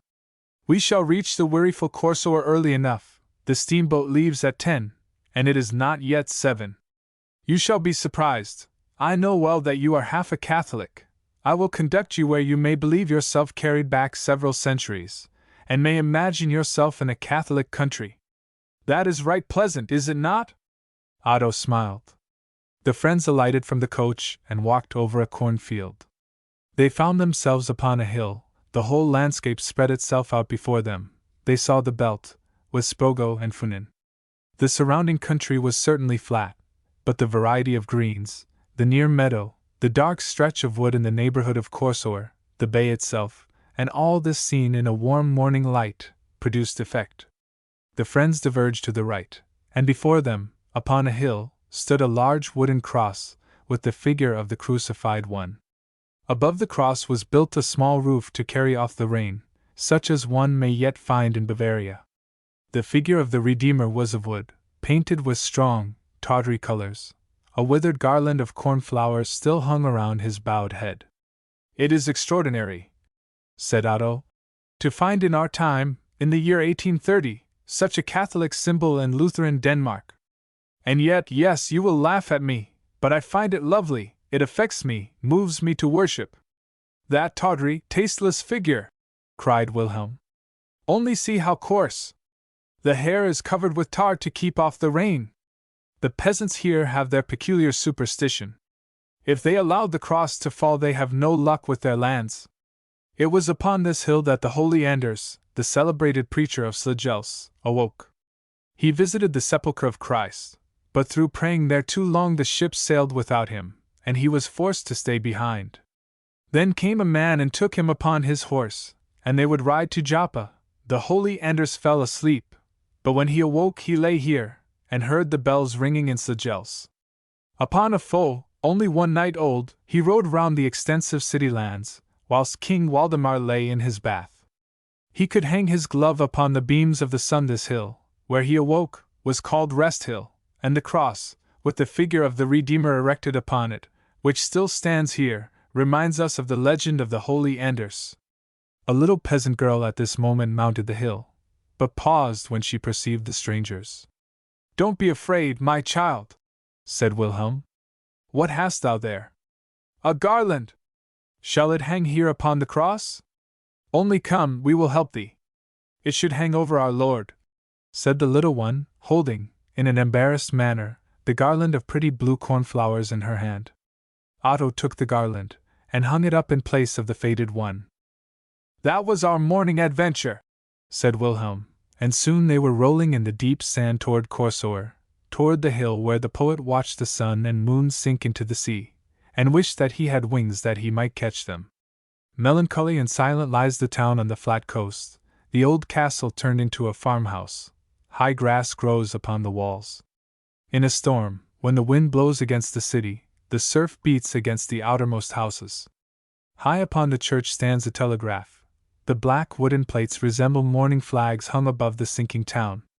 Here is nothing for the stranger to see, nothing except a grave, that of the thinker Berkner. The friends drove to the public house on the Strand. No human being met them in the street except a boy, who rung a handbell. "That calls to church," said Wilhelm. "Because there are no bells in the tower, they have here such a wandering bell-ringer as this. Holla! There lies the inn." "Baron Wilhelm!" cried a strong voice, and a man in a green jacket with pockets in the breast, the mighty riding boots splashed above the tops, and with whip in hand, approached them, pulled his horsehair cap, and extended his hand to Wilhelm. "The Kammerjunker from Funen," said Wilhelm. "My mother's neighbor, one of the most industrious and rich noblemen in all Funen. You will come one of the first days to me," said the Kammerjunker. "You shall try my Russian steam bath. I have erected one upon my estate. All who visit me, ladies and gentlemen without any exception, must try it." "And do the cherry trees bear well this year?" asked Wilhelm. "No, no," answered the Kammerjunker. "They are good for nothing, but the apples are good. All the old trees in the hill garden stand in full splendor. I've brought them into condition. 2 years ago there was not, on all the trees together, a bushel of fruit. But I had all the horses which had to be blood led under the trees, and had the warm blood sprinkled upon the roots. This happened several times, and it has been a real inoculation for life." "The wind is certainly favorable," said Otto, whom this conversation began to weary. "No, just the contrary," said the Kammerjunker. "The vane upon the little house yonder lies. It points always to Nyborg, always shows a good wind for us when we want to leave. In Nyborg is also a vane, which stands even as firmly as this, and prates to the folk there of good wind. I regard both vanes as a kind of guidepost, which merely says, 'There goes the way.' No, if we had had a wind I should have gone with the boat, and not with the little splashing thing, as the seamen call the steamboat. The carriage is doubtless awaiting the young gentleman in Nyborg," pursued he. "I will join company with you. My brown horse waits for me at Schallberg. You should see him. He has sinews like steel springs, and legs like a dancing master. He is my own Brown." "No one knows that we are coming," answered Wilhelm. "We shall, therefore, take a carriage from Nyborg. We will join company," said the Kammerjunker. "And then you will pay me a visit with the young gentleman. You shall sleep in the black chamber." "Yes, you will give me the pleasure?" said he to Otto. "If you are a lover of the antique, my estate will afford you pleasure. You find there moats, towers, guard-rooms, ghosts, and hobgoblins, such as belong to an old estate. The black chamber. After all, it is not quite secure there, is it, Herr Baron?" "No, the deuce remain a night with you," said Wilhelm. "One gets to bed late, and even then it is not permitted one to close one's eyes. You, your sister, and the mamsel, yes, you are a pretty clover leaf. Yes, Thostrup, you cannot believe what pranks are hatched upon the Kammerjunker's estate. One must be prepared for it. It is said to be haunted, but if the dead will not take that trouble the living do. The Kammerjunker is in the plot with his women folk. They sewed me lately live cockchafers into my pillow, and they crawled and scrambled about till I did not know what the deuce it could be. A live cock they had also placed under my bed, and just in the morning, when I would go to sleep, the creature began to crow. The women folk had done that," said the Kammerjunker. "Did they not the very same night fasten a doorbell to the head of my bed? I never thought of it. Fat Lender slept in the same room, and had fastened along the wall a string to the bell. I awoke with the ringing. 'What the devil is that bell?' said I, and glanced about the room, for I could not conceive what it was.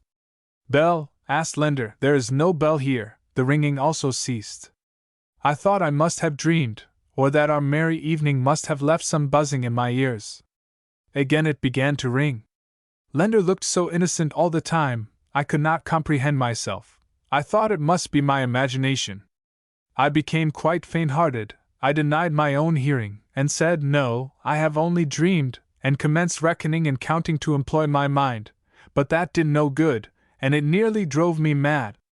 I sprang out of bed, and then I found out the trick, but how Lender grinned! He was swollen and red in the face with his mirth. 'Do you play such jokes on your estate?' inquired Otto, addressing himself to Wilhelm. 'No, not such refined ones,' returned the Kammerjunker. Perhaps a piece of wood, or a silly mask, is laid in your bed. Miss Sophie gives us other clever things for amusement, tableaux and the magic lantern. I was once of the party. Yes, what was it I represented? I played, heaven help me, King Cyrus, had a paper crown on my head, and Miss Sophie's cloak about me, the wrong side turned outward, for it is lined with sable. I looked like Satan. The steamboat passengers were summoned on board, the company went down to the vessel, and soon it was cutting through the waves of the Belt. Chapter 8. The nakedness which the last aspect of Zealand presents occasions one to be doubly struck by the affluent abundance and luxuriance with which Funen steps forth. Green woods, rich cornfields, and wherever the eye rests, noblemen's seats and churches. Nyborg itself appears a lively capital in comparison with the still melancholy Corsair. One now perceives people upon the great bridge of boats, on the ramparts, and in the broad streets with their high houses. One sees soldiers, hears music, and what is especially animating upon a journey, one comes to an excellent inn. The drive out through the arched gateway is an astonishment. It is the same length and breadth as one of the gates of Copenhagen. Villages and peasants' houses here assume a more well-to-do aspect than in Zealand, where one often on the wayside imagines one sees a manure heap heaped upon 4 poles, which upon nearer examination one finds is the abode of a family. On the high roads in Funen one perceives only clean houses. The window frames are painted, before the doors are little flower gardens, and wherever flowers are grown, as Bulwer strikingly remarks, the peasant is in a higher state of civilization, he thinks of the beautiful. In the ditches along the highway one sees lilac with their white and lilac flowers. Nature herself has here adorned the country with a multitude of wild poppies, which for splendor of color might vie with the most admired and beautiful in a botanic garden. Especially in the neighborhood of Nyborg do they grow in exceeding abundance. "What a dazzling color!" exclaimed Otto, as the friends rolled past these beautiful red flowers. "That is a proud color," said the Kammerjunker, who rode near them upon his brown steed. "A proud color! But they are manured with the blood of Andalusian horses. It was just here where the battle between these beasts took place. You know that since the year 1808 the Spaniards lay in Funen.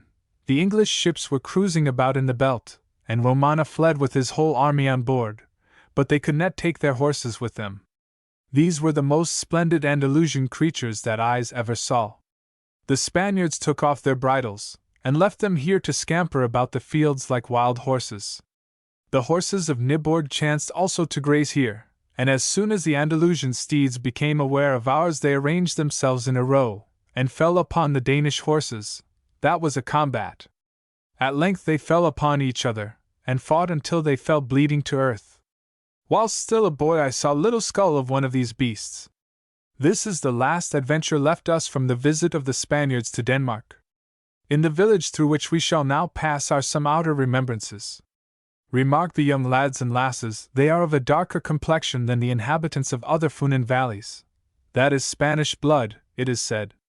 It was in this village that the story took its rise of the preacher's servant girl, who wept and was so inconsolable at the departure of the Spaniards. But not on account of her bridegroom did she weep, not over her own condition. The preacher consoled her, and then she said she only wept to think that if the innocent child resembled its father it certainly would speak Spanish, and then not a soul would understand it. Yes, such histories as this have we in Funen, said he laughingly to Otto. With similar relations, and some agricultural observations, according as they were called forth by surrounding objects, did our excellent landed proprietor amuse our young gentleman.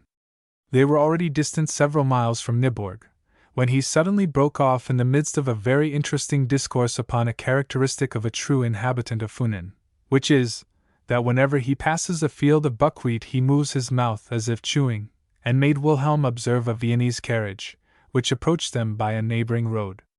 To judge from the coachman and the horses, it must be the family from the hall. This was the case. They returned from paying a visit.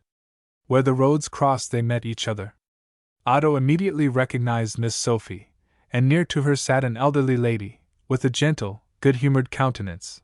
This was the mother. Now there was surprise and joy. Sophie blushed. This blush could not have reference to the brother. Was it then the Kammerjunker? No, that appeared impossible. Therefore, it must concern Otto. The mother extended her hand to him with a welcome, whilst at the same time she invited the Kammerjunker to spend the afternoon with them.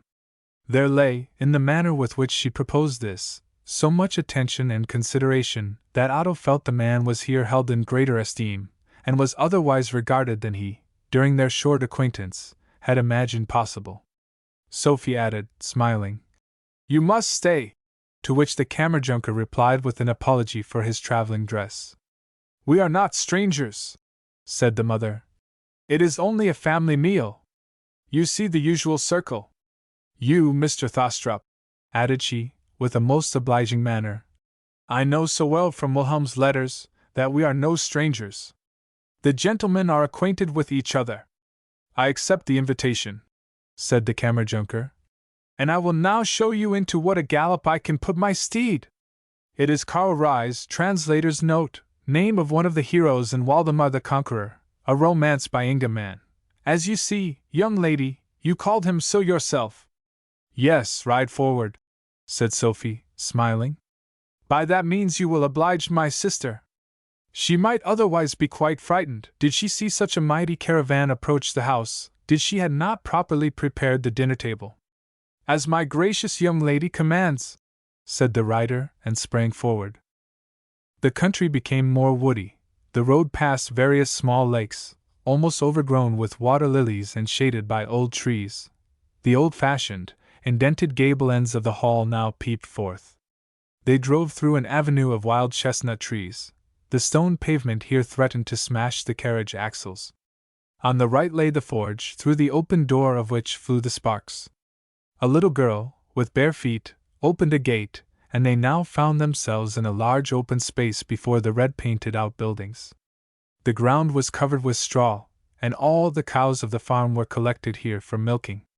Here they were obliged to drive, step by step, until by the gateway they reached the larger courtyard, which was enclosed by the barns and the principal building itself. This was surrounded by broad ditches, almost grown over with reeds.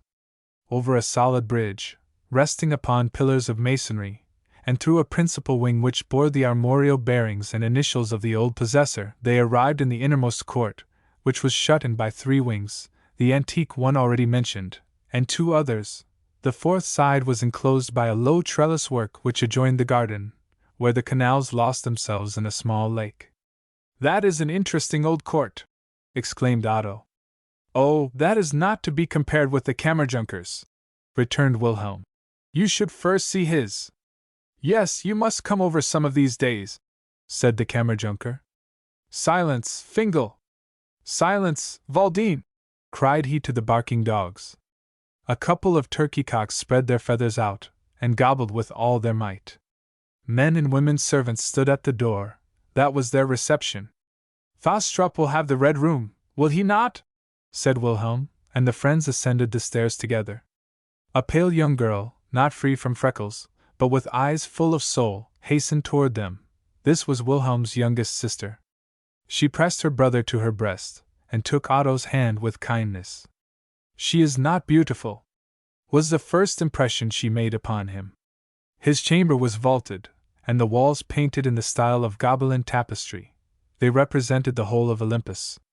On the left was an old fireplace, with decorations and a gilt inscription. On the right stood an antiquated canopy bed, with red damask hangings. The view was confined to the moat and the interior court. But a few minutes and Otto and Wilhelm were summoned to table. A long gallery through 2 wings of the hall, on one side windows, on the other entrances to the rooms, led to the dining room. The whole long passage was a picture gallery. Portraits the size of life, representing noble knights and ladies shining forth in red powdered periwigs, children adorned like their elders, with tulips in their hands, and great hounds by their sides, together with some historical pieces, decorated the walls. "Have we no garland on the table?" asked Sophie, as she entered the dining room with the others. "Only a weak attempt to imitate my sister," said Louise, smiling. "But there is not a single flower in the garland. What economy! And yet it is sweet! How tasteful!" exclaimed Otto, examining the garland which Louise had laid. All kinds of green leaves, with their innumerable shades, a few yellow linden leaves, and some from the copper beech, formed, through their varied forms and colors, a tasteful garland upon the white tablecloth. "You receive a thistle and a withered leaf," whispered Wilhelm, as Otto seated himself. "But yet the most beautiful," answered he. "The copper beech contrasts so sweetly with the whitish-green thistle and the yellow leaf." "My sister Sophie," said Louise, "lays us each day a different garland. It is such a pretty decoration. If she is not here we get none. That would have been the case today, but when I learned that Wilhelm was coming, and that we," she added, with a friendly glance, "should have 2 other guests, I in great haste made an attempt and wished to show how nicely it could be made without robbing your flowers," interrupted Sophie, laughing. "In reality, I am very cruel. I cut all the heads of her favorites off. Tomorrow, as a parody upon her garland of today, will I make one of green cabbage and pea shells." "Madeira or port wine?" asked the Kammerjunker, and led the conversation from flowers to articles of food and drink. "One feels oneself comfortable here at the hall. Miss Louise cares for the body, and Miss Sophie for the soul. And Mamma bestows a good cup of coffee," said the mother. "You must also praise me a little." "I give music after dinner," cried Wilhelm. "And thus the whole family will have shown their activity." "But no voluntaries," said the Kammerjunker. "No voluntaries, dear friend. No, a brisk song, so that one can hear what it is. But none of your artificial things." A right proper blow on the shoulders was intended to soften his expression. Chapter 9. A quiet, busy house fairy was Louise. The beautiful, fragrant flowers were her favorites. Good-humoredly she smiled at the raillery of her sister, quietly listened to each thoughtless jest. But if any one, in joke, touched upon what was holy to her soul, she was aroused from her calmness and attained a certain eloquence. We will now become more nearly acquainted with the sisters, and on this account pass over to one of the following days. An abode together of a week, at a country seat, will often bring about a greater intimacy than if, throughout a whole winter, people had met in large companies in cities. Otto soon felt himself at home. He was treated as a near relative.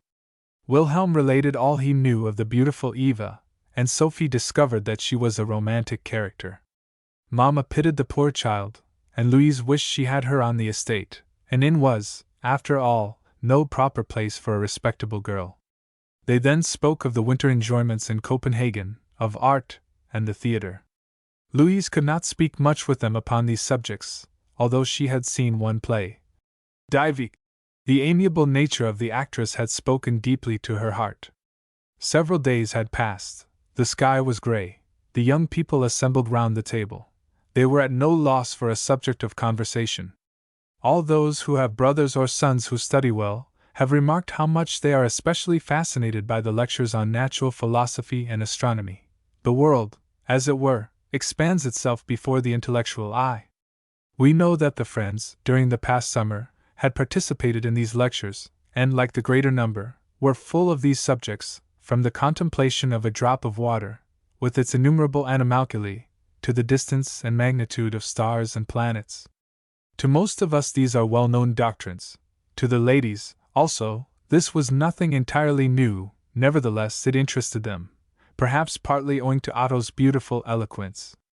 The gray, rainy weather led the conversation to the physical explanation of the origin of our globe, as the Friends, from Orsted's lectures, conceived it to have been. "The northern and Grecian myths agree also with it," said Otto. "We must imagine that in infinite space there floated an eternal, unending mist, in which lay a power of attraction. The mist condensed itself now to one drop. Our globe was one enormous egg-shaped drop. Light and warmth operated upon this huge world egg, and hatched, not alone one creature, but millions. These must die and give way to new ones, but their corpses fell as dust to the center. This grew, the water itself condensed, and soon arose a point above the expanse of ocean. The warmth of the sun developed moss and plants. Fresh islands presented themselves. For centuries did a more powerful development and improvement show themselves, until the perfection was attained which we now perceive. But the Bible does not teach us thus, said Lise. Moses invented his account of the creation, answered Otto. We keep to nature, who has greater revelations than man. But the Bible is to you a holy book? Asked Louise, and colored. A venerable book, returned Otto. It contains the profoundest doctrines, the most interesting histories, but also much which belongs not at all to a holy book. How can you say such things? Exclaimed Louise. Do not touch upon religion in her presence, said Sophie. She is a pious soul, and believes, without desiring to know wherefore. Yes, said Wilhelm.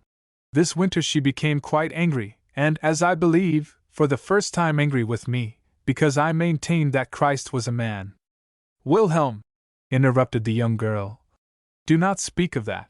I feel myself unhappy at this thought. I can and will not see the holy brought down to my level, and to that of everyday life.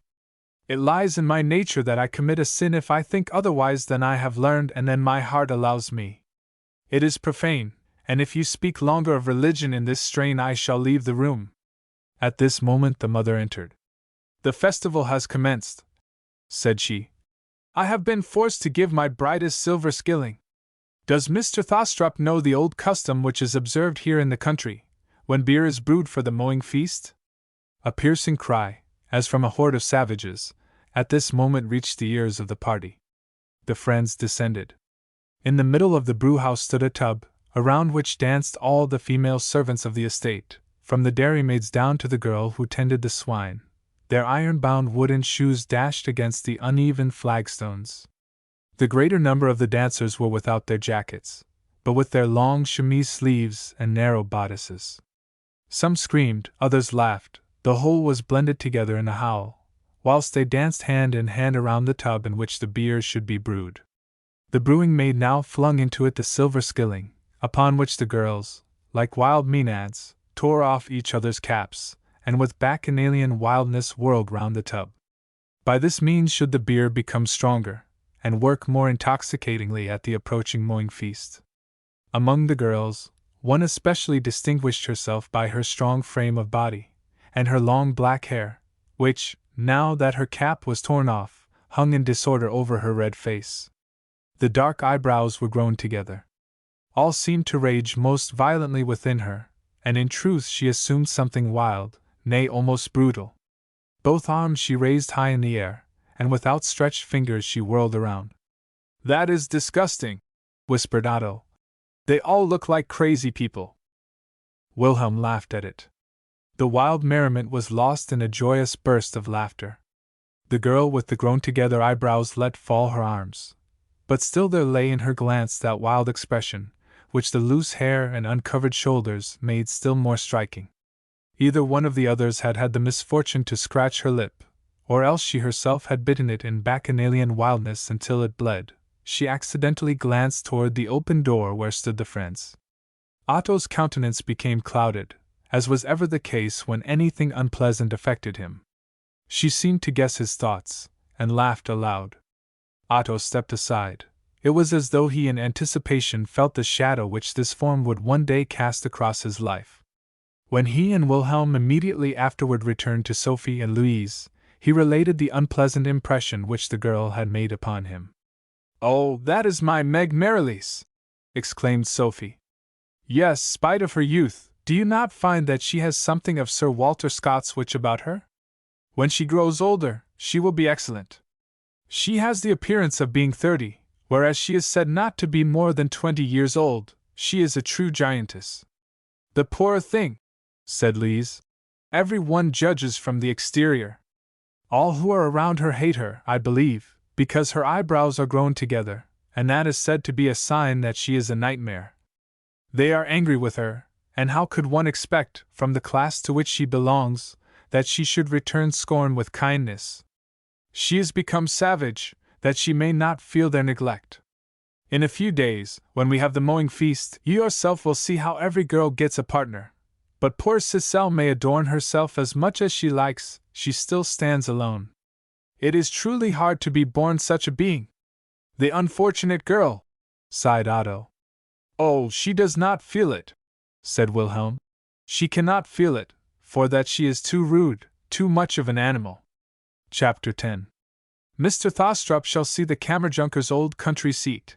Tomorrow we must go over. Louise could not go with them.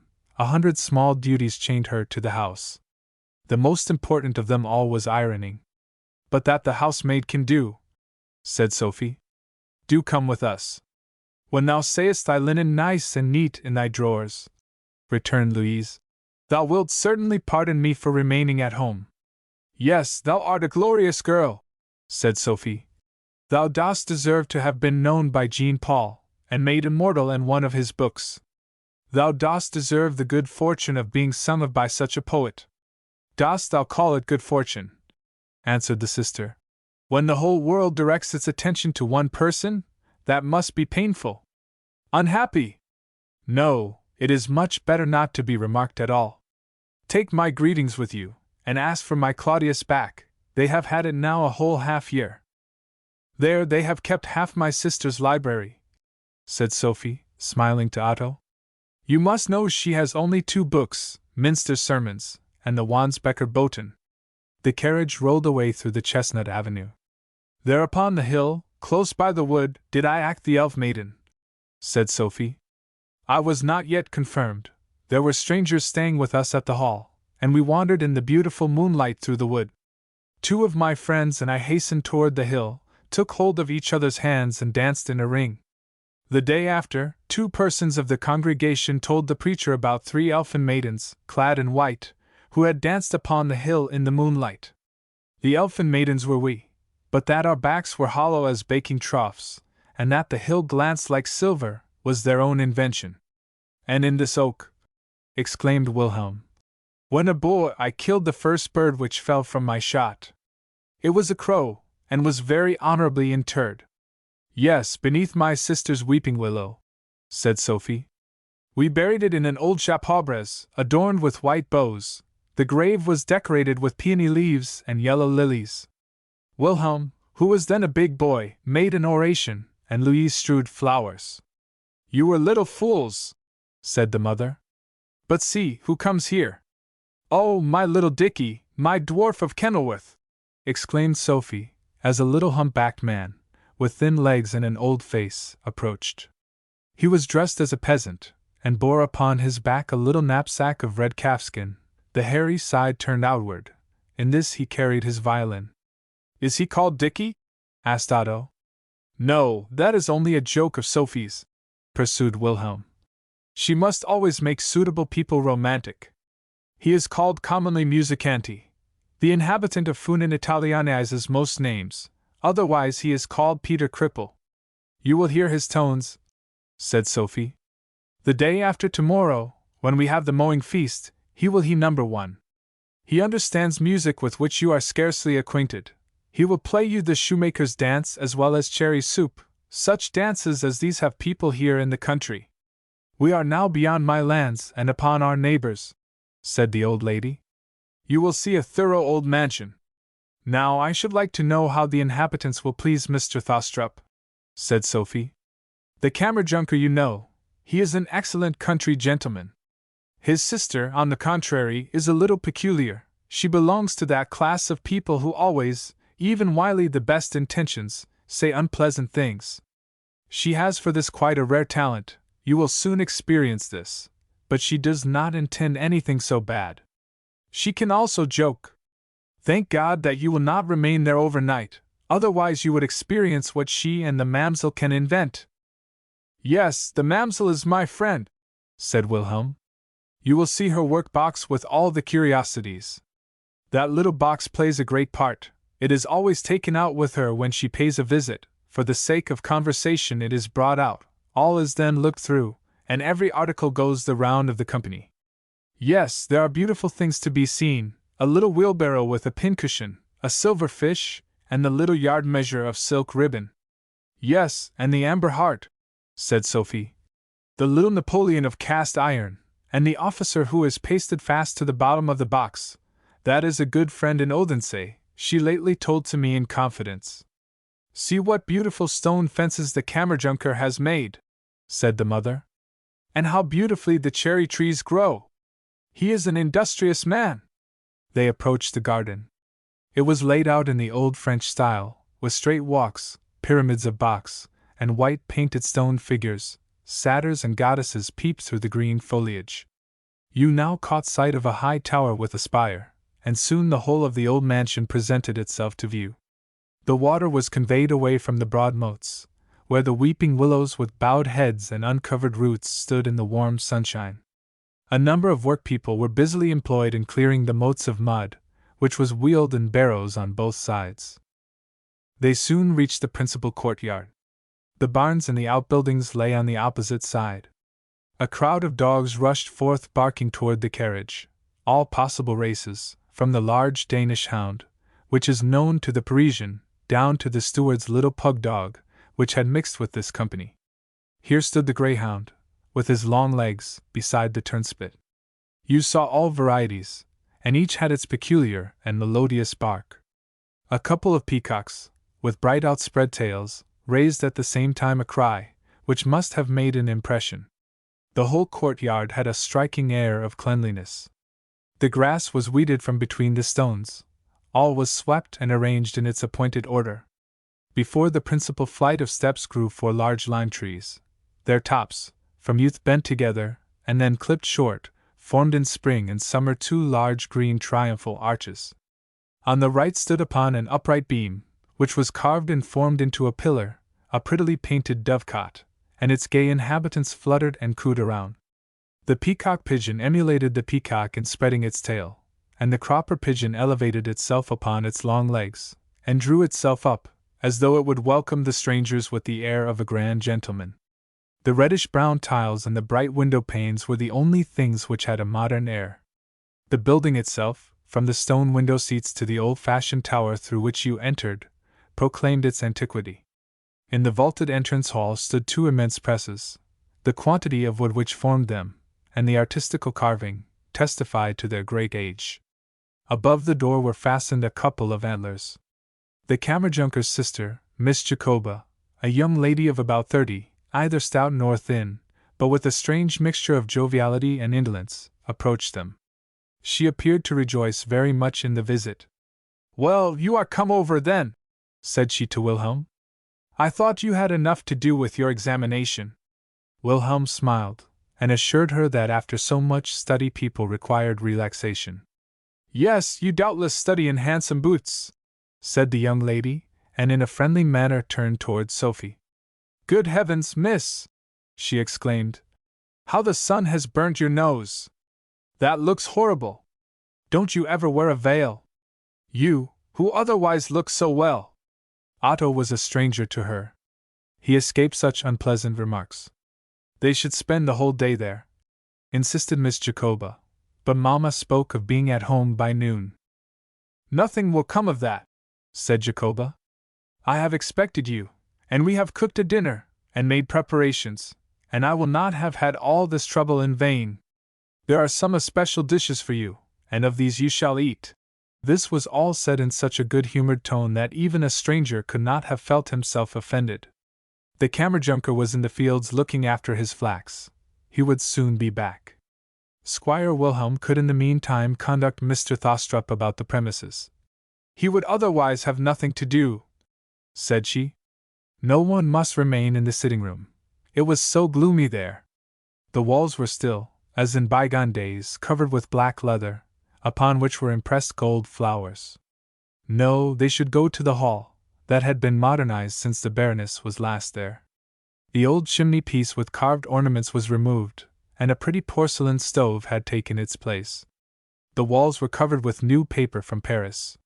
You could there contemplate all the public buildings of that city, Notre Dame, St. Sulpice, and the Tuileries. Long red curtains, thrown over gilt rods, hung above the high windows. All this splendor was admired. "I prefer the antique sitting-room, after all," said Sophie. "The old chimney-piece and the leather hangings.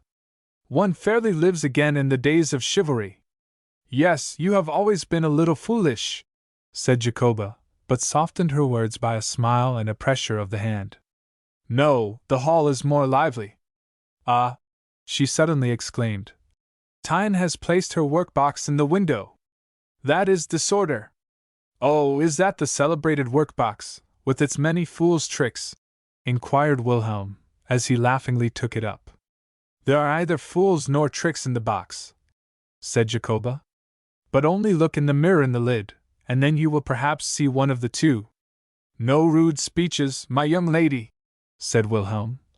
I am an academical burgher. The Kammerjunker now entered, attired in the same riding dress in which we made his acquaintance. He had visited his hay and oats, had seen after the people who were working at the fences, and had been also in the plantation. It had been a warm forenoon. Now, Miss Sophie, said he, do you see how I am clearing out the court? It costs me above $500, and still they are the peasants of the estate who clear away the mud. But I shall get a delicate manure heap, so fit and rich that it's quite a pleasure. But, Jacoba, where is the coffee? Only let it come in through the door, said Jacoba, somewhat angrily. You certainly ate something before you went from home. Let me attend to the affairs of the ladies, and do thou attend to the gentlemen, so that they may not stand and get weary. The Kammerjunker conducted the friends up the winding stone stairs into the old tower. All solid and good, said he. We no longer build in this manner. The loopholes here, close under the roof, were walled up already in my father's time. But only notice this timber. The whole loft appeared a gigantic skeleton composed of beams, one crossing the other. On either side of the loft was a small vaulted chamber, with a brick fireplace. Probably these chambers had been used as guardrooms. A kind of warder's walk led from these, between the beam palisade and the broad wall. Yes, here, said the Kammerjunker. They could have had a good lookout toward the enemy. Look through my telescope. You have here the whole country from Wissenberg to Munkbo-bank, the Belt, and the heights of Svenborg. Only see! The air is clear. We see both Langland and Zealand. Here one could, in 1807, have well observed the English fleet. The three climbed up the narrow ladder and came past the great clock, the leaden weights of which, had they fallen, would have dashed through the stone steps, and soon the gentlemen sat on the highest point. The Kammerjunker requested the telescope, placed it, and exclaimed, Did I not think so? If one has not them always under one's eyes, they begin playing pranks. Yes, I see it very well. There, now, the fellows who are working at the fences have begun to romp with the girls. They do nothing. Yes, they don't believe that I am sitting here in the tower and looking at them. Then a telescope is, after all, a dangerous weapon, exclaimed Wilhelm. You can look at people when they least expect it. Fortunately, our seat lies hidden behind the wood. We are, at all events, safe. Yes, that it is, my friend, returned the other. The outer sides of the garden are still bare. Did I not, last autumn, see Miss Sophie quite distinctly, when she was gathering service berries in her little basket? And then, what tricks did she not play? She certainly did not think that I sat here and watched her pretty gambols. They quitted the tower, and passed through the so-called Knight's Hall, where immense beams, laid one on the other, supported the roof. At either end of the hall was a huge fireplace, with armorial bearings painted above. The hall was now used as a granary. They were obliged to step over a heap of corn before reaching the family pew in the little chapel, which was no longer used for divine service. This might become a pretty little room, said the Kammerjunker. But we have enough, and therefore we let this, for curiosity's sake, remain in its old state. The moon is worth its money! And he pointed toward the vaulted ceiling, where the moon was represented as a white disk, in which the painter, with much naivete, had introduced a man bearing a load of coals upon his back, in faithful representation of the popular belief regarding the black spot in the moon, which supposes this to be a man whom the Lord has sent up there because he stole his neighbor's coal. That great picture on the right there, pursued he, is Mrs. Ellen Marsvian. I purchased it at an auction. One of the peasants put up for it. I asked him what he would do with this big piece of furniture. He could never get it in through his door. But do you know what a speculation he had? It was not such a bad one, after all. See! The rain runs so beautifully off the painted canvas, he would have a pair of breeches made out of it, to wear in rainy weather behind the plough. They would keep the rain off. I thought, however, I ought to prevent the portrait of the highly honorable Mrs. Ellen Marsvian being so profaned. I bought it, now she hangs there, and looks tolerably well pleased. The peasant got a knight instead, perhaps one of my own ancestors, who is now cut up into breeches. See, that is what one gets by being painted. But the cupboard in the pillar there? Inquired Otto. There, certainly, were Bibles and prayer books kept. Now I have in it what I call sweetmeats for the Chancery Councillor Thompson, old knives of sacrifice, coins and rings, which I have found in the horse pond and up yonder in the cairns. Not a quarter of a yard below the turf we found one pot upon another, round each a little enclosure of stones, a flat stone as covering, and underneath stood the pot, with burnt giant's bones, and a little button or the blade of a knife. The best things are already gone away to Copenhagen, and should the councillor come, he will, God help me, carry away the rest. That may be, then, willingly, for I cannot use the stuff, after all. After coffee, the guests wandered through the old garden.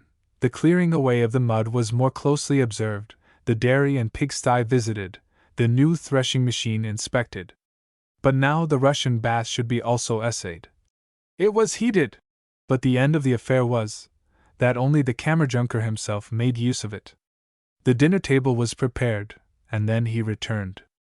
But here something is wanting, exclaimed he, left the room, and returned immediately with 2 large bouquets, which he stuck into an ale-glass which he placed upon the table.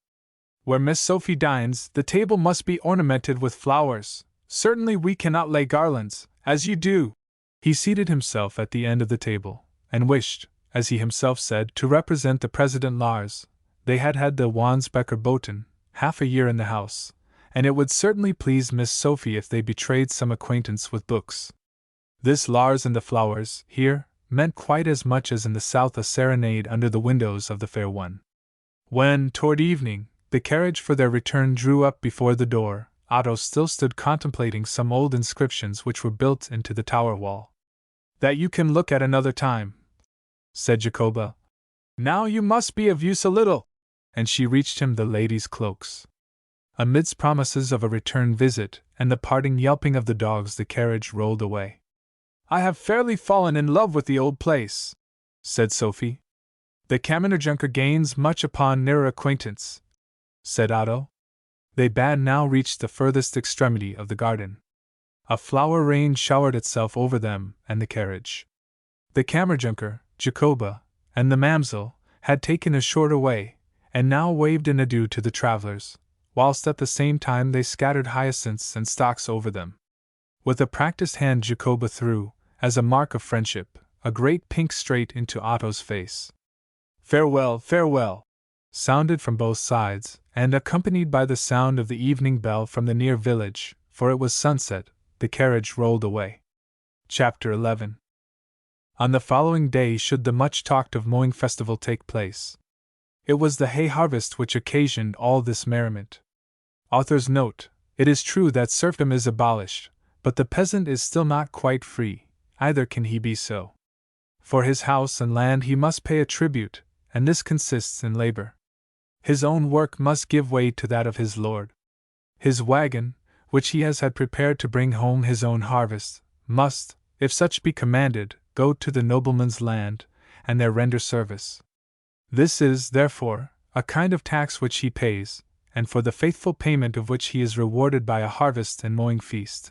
At the latter he receives a certain quantity of brandy, and as much ale as he can drink.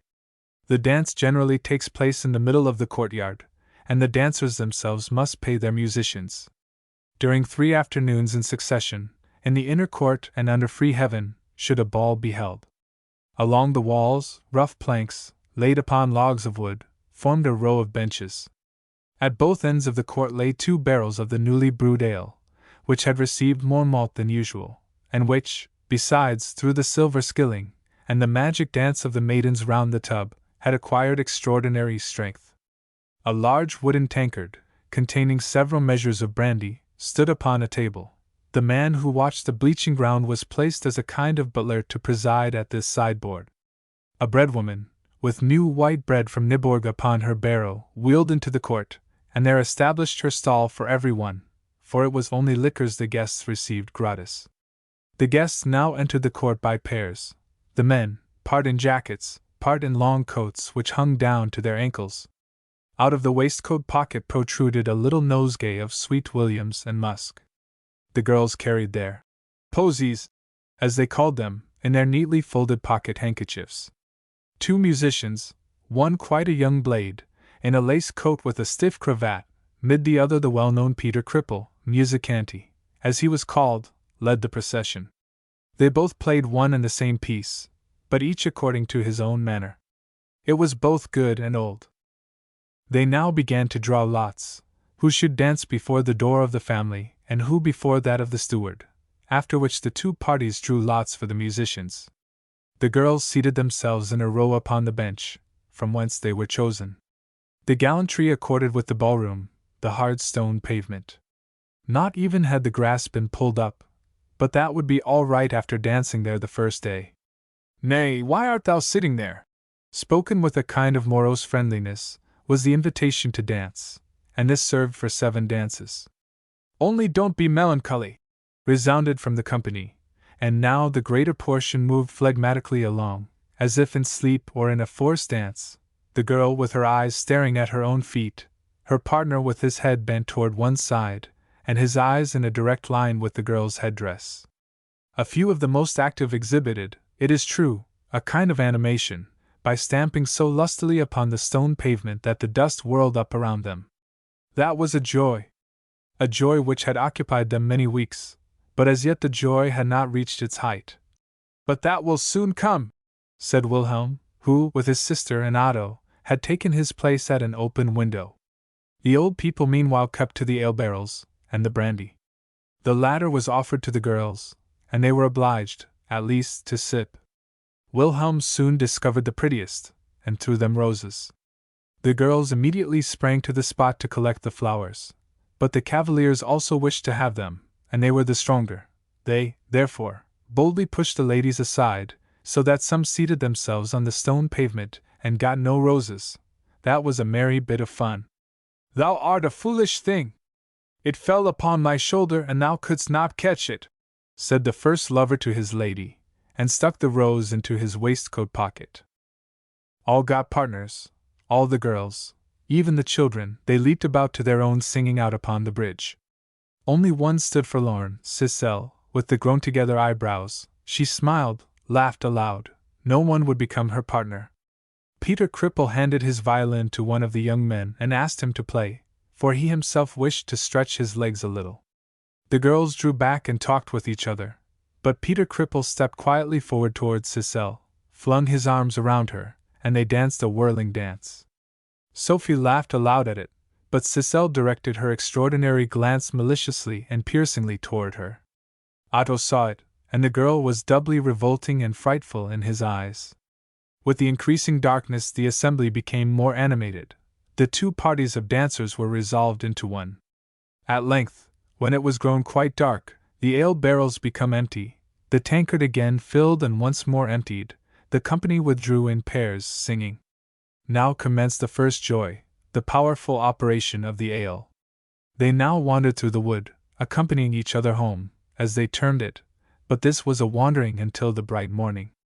Otto and Wilhelm were gone out into the avenue, and the peasants shouted to them a grateful "Good night" for the merry afternoon. "Now works the witchcraft," said Wilhelm. "The magical power of the ale. Now begins the bacchant. Give your hand to the prettiest girl, and she will immediately give you her heart." "Pity," answered Otto, "that the Maenads of the north possess only that which is brutal in common with those of the south. See, there goes the smith's pretty daughter, to whom I threw the best rose," cried Wilhelm. "She has got 2 lovers, one under either arm." "Yes, there she goes," simpered a female voice close to them. It was Cicely, who sat upon the steps of a stile almost concealed in the darkness, which the trees and the hedge increased still more. "Has Cicely no lover?" asked Wilhelm. "Hi, hi, hi," simpered she. "The Herr Baron and the other gentlemen seek, doubtless, for a little bride. Am I beautiful enough? At night all cats are grey." "Come," whispered Otto, and drew Wilhelm away from her. "She sits like some bird of ill omen there in the hedge." What a difference! Exclaimed Wilhelm, as he followed. Yes, what a difference between this monster, nay, between the other girls and Eva! She was, doubtless, born in the same poverty, in similar circumstances, and yet they are like day and night. What a soul has been given to Eva! What inborn nobility! It must be, really, more than a mere freak of nature. Only do not let nature play her freaks with you, said Otto, smiling, and raised his hand. You speak often of Eva. Here it was association of ideas, answered Wilhelm. The contrast awoke remembrance. Otto entered his chamber. He opened the window. It was a moonlight night. From the near wood resounded laughter and song. They came from the young men and girls, who, on their wandering, gave themselves up to merriment. Otto stood silent and full of thought in the open window. Perhaps it was the moon which lent her paleness to his countenance. On what did he reflect? Upon his departure, perhaps? Only one more day would he remain here, where he felt himself so much at home, but then the journey was toward his own house, to his grandfather, to Rosalie, and the old preacher, who all thought so much of him. Otto stood listening and silent. The wind bore the song more distinctly over from the wood. That is their joy, their happiness, said he. It might have been my joy also, my happiness, lay in the sigh which he heaved. His lips did not move, his thoughts alone spoke their silent language. I might have stood on a level with these, my soul might have been chained to the dust, and yet it would have been the same which I now possess, with which I long to compass all worlds. The same, endowed with this sentiment of pride, which drives me on to active exertion. My fate wavered whether I should become one such as these or whether I should rise into that circle which the world calls the higher. The mist form did not sink down into the mire, but rose above into the high refreshing air. And am I become happy through this? His eye stared upon the bright disk of the moon. 2 large tears rolled over his pale cheeks. Infinite omnipotence! I acknowledge thy existence. Thou dost direct all, upon thee will I depend. A melancholy smile passed over his lips. He stepped back into the chamber, folded his hands, prayed, and felt rest and peace. Chapter 12. The following day, the last before Otto's departure, whilst he and Wilhelm were walking in the garden, Sophie approached them with a garland made of oak leaves. This was intended for Otto. They were now really to lose him. Sophie will scarcely be up so early tomorrow morning, said Lise. She is, therefore, obliged to present her garland today. I am never missing at the breakfast table, as you well know, and I shall then bring my bouquet. I shall preserve both until we meet again, returned Otto. They are vignettes to my beautiful summer dream. When I again sit in Copenhagen, when the rain patters and the winter approaches with cold and a joyless sky, I shall still see before me Funen with its green woods, flowers, and sunshine. It will appear to me that it must still be so there, and that the garland and bouquet are only withered because they are with me in the winter cold. In Copenhagen we shall meet again, said Sophie. And I shall see you again with the swallows, said Lise. When my flowers spring up again, when we have again warm summer days. As far as I am concerned, you belong to the summer, and not to the cold, calm winter. Early on the following morning was Sophie, after all, at the breakfast table. That was to honor Otto. Mamma showed herself as the carriage was at the door. Wilhelm would accompany him as far as Odense. It was, therefore, a double leave-taking, here and there. We will always remain friends, faithful friends, said Wilhelm, when they parted. Faithful friends, repeated Otto, and they rolled away toward Middelfart. Thus far should Mamma's own carriage convey the excellent Otto. Wilhelm remained behind in Odense. His coachman drove Otto, and they discoursed upon the way. They passed Wissenberg. The high, wooded hills there have received the name of the Funen Alps. The legend relates of robbers who had here deep passages underneath the high road, where they hung bells which rang when any one passed above. The inhabitants are still looked upon with suspicion. Wissenberg appears a kind of Itri, between Copenhagen and Hamburg. Author's note. Itri, Fra Diavolo's birthplace, lies in the Neapolitan states, on the highway between Rome and Naples. The inhabitants are not, without reason, suspected of carrying on the robbers' trade. Near the church there formerly lay a stone, on which Nud the saint is said to have rested himself when flying from the rebellious Jutlanders. In the stone remained the impression of where he had sat. The hard stone had been softer than the hearts of the rebellious people. This, and similar legends, the coachman knew how to relate. He was born in this neighborhood, but not in Wissenberg itself, where they make the false notes. Author's note: a number of years ago a band of men were seized in Wissenberg who had forged banknotes. Every legend gains in interest when one hears it in the place with which it is connected. Funen is especially rich in such relations. That cairn elevates itself at Christmas upon 4 red posts, and one can then see the dance and merriment of the goblins within. Through that peasant's farm there drives every night a glowing coach, drawn by 4 coal-black horses. Where we now see a pond overgrown with reeds and roots there once stood a church, but it sank as the godless desecrated it. At midnight we still hear their sighs, and hymns of repentance. It is true that the narrator mixed up together certain legends which related to other places in the country, that he took little springs, and mingled his own thoughts with his relations, but Otto listened to him with great interest. The discourse turned also upon the family at the hall. "Yes, they are very much liked," said the coachman. "The gentlemen may believe we know how to value them." "And now, which of the young ladies is the best?" asked Otto. "Yes, every one is best served by Miss Louise," returned the fellow. "Miss Sophie is the prettiest," said Otto. "Yes, she is also very good, she belongs to the learned ones. She knows German, that she does. She can act comedy very excellently. I once got permission with the rest of the people to be upstairs in the sitting room.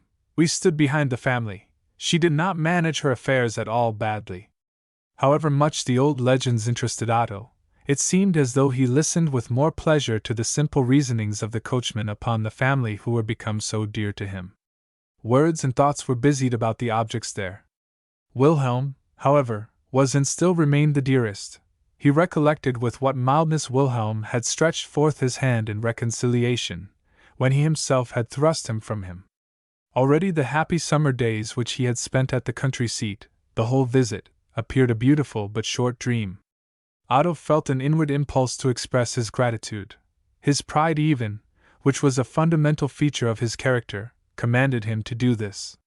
Wilhelm's affection, his desire for a continued friendship, Otto thought he must reward, and on this account he added the following words to the few lines which he gave the coachman before his passage over the little belt. "Wilhelm, in future we will say thou to each other, that is more confidential. He is the first of whom I have given my thou," said Otto, when the letter was dispatched. "This will rejoice him. Now, however, I myself have for once made an advance, but he deserves it." A few moments later it troubled him. "I am a fool like the rest," said he, and wished he could annihilate the paper. He was summoned on board. The little belt is only a river between the two countries. He soon found himself upon Jutland ground. The whip cracked, the wheels turned round, like the wheels of fortune, up and down, yet ever onward. Late in the evening he arrived at an inn. From his solitary chamber his thoughts flew in opposite directions, now toward the solitary country seat of his grandfather, among the sandhills, now toward the animated mansion in Funen, where the new friends resided. He had opened his box and taken out what lay quite at the top, the garland of oak leaves and the beautiful bouquet of flowers of this morning. Most people maintain that one dreams at night of that which one has thought much about. According to this, Otto must have thought a deal about the North Sea, for of it he dreamed the whole night, not of the young ladies. Chapter 13. The peninsula of Jutland possesses nothing of the natural beauty which Zealand and Funen present, splendid beaches and odoriferous clover fields in the neighborhood of the salt sea. It possesses at once a wild and desolate nature, in the heath-covered expanses and the far-stretching moors. East and west are different, like the green, sappy leaf, and grayish-white seaweed on the seashore. From the woods of Marselisborg to the woods south of Koldinger Fjord, is the land rich and blooming. It is the Danish nature in her greatness. Here rises the Heaven Mountain, with its wilderness of coppice and heather. From here you gaze over the rich landscape, with its woods and lakes, as far down as the roaring Kattegat. The western coast, on the contrary, lies without a tree, without bushes, with nothing but white sandhills stretching along the roaring ocean, which scourges the melancholy coast with sandstorms and sharp winds. Between these contrasts, which the east and west coasts present, the Hesperides and Siberia, lies the vast heath which stretches itself from the Lineborg sand to the Skagen's reef. No hedge shows here the limits of possession. Among the crossing tracks of carriage wheels must thou seek thy way. Crippled oaks, with whitish green moss overgrown to the outermost branches, twist themselves along the ground, as if fearing storms and the sea mist. Here, like a nomadic people, but without flocks, do the so-called Tartar bands wander up and down, with their peculiar language and peculiar ceremonies. Suddenly there shows itself in the interior of the heath the wilderness a colony, another, a strange people, German emigrants, who through industry compelled the meager country to fruitfulness. From Vale, Otto wished to take the road through Viborg, as the most direct and the shortest to his grandfather's estate, which lay between Nissumfjord and Lemvig. The first heath bushes accosted him as dear friends of his childhood. The beautiful beech woods lay behind him, the expanse of heath began, but the heath was dear to him. It was this landscape which formed the basis of many dear recollections. The country became ever higher with brown heights, beyond which nothing was visible. Houses and farms became more rare, the cherry orchards transformed themselves into cabbage gardens.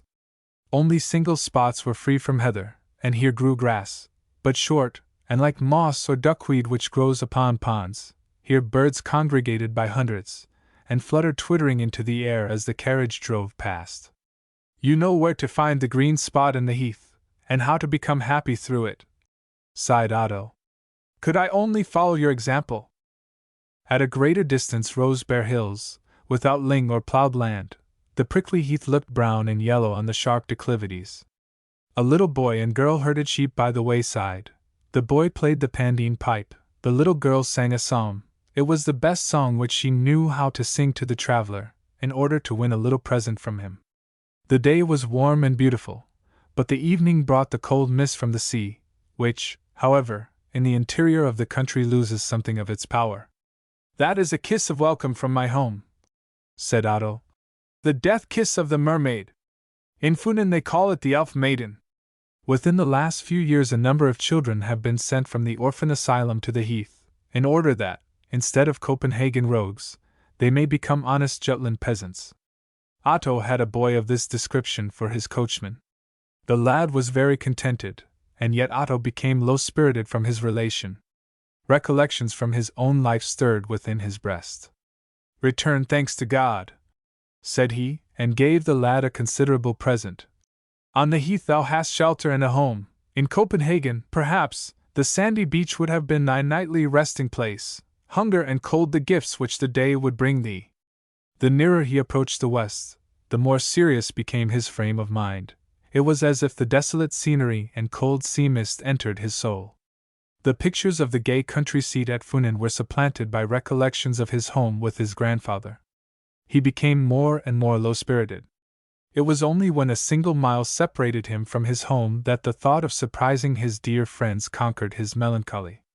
He caught sight of the red roof of the house, saw the willow plantations, and heard the bark of the yard dog. Upon the hillock before the gate stood a group of children. Otto could no longer endure the slow driving through the deep ruts. He sprang out of the carriage, and ran more than he walked. The children on the hillock became aware of him, and all looked toward the side from whence he came. The slow driving, and his being absorbed in melancholy fancies, had relaxed his powerful frame, but now in one moment all his elasticity returned, his cheeks glowed, and his heart beat loudly. From the court resounded singing. It was the singing of a psalm. He stepped through the gateway. A crowd of peasants stood with bared heads. Before the door stood a carriage. Some peasants were just raising a coffin into it. In the doorway stood the old preacher, and spoke with a man clad in black. "Lord Jesus! Who is dead?" were Otto's first words, and his countenance became pale like that of a corpse. "Otto!" all exclaimed. "Otto!" exclaimed also the old preacher, astonished, then seized his hand, and said gravely, "The Lord gave, and the Lord hath taken away. Blessed be the name of the Lord. Let me see the face of the dead, said Otto. Not a tear came to his eye, surprise and sorrow were too great.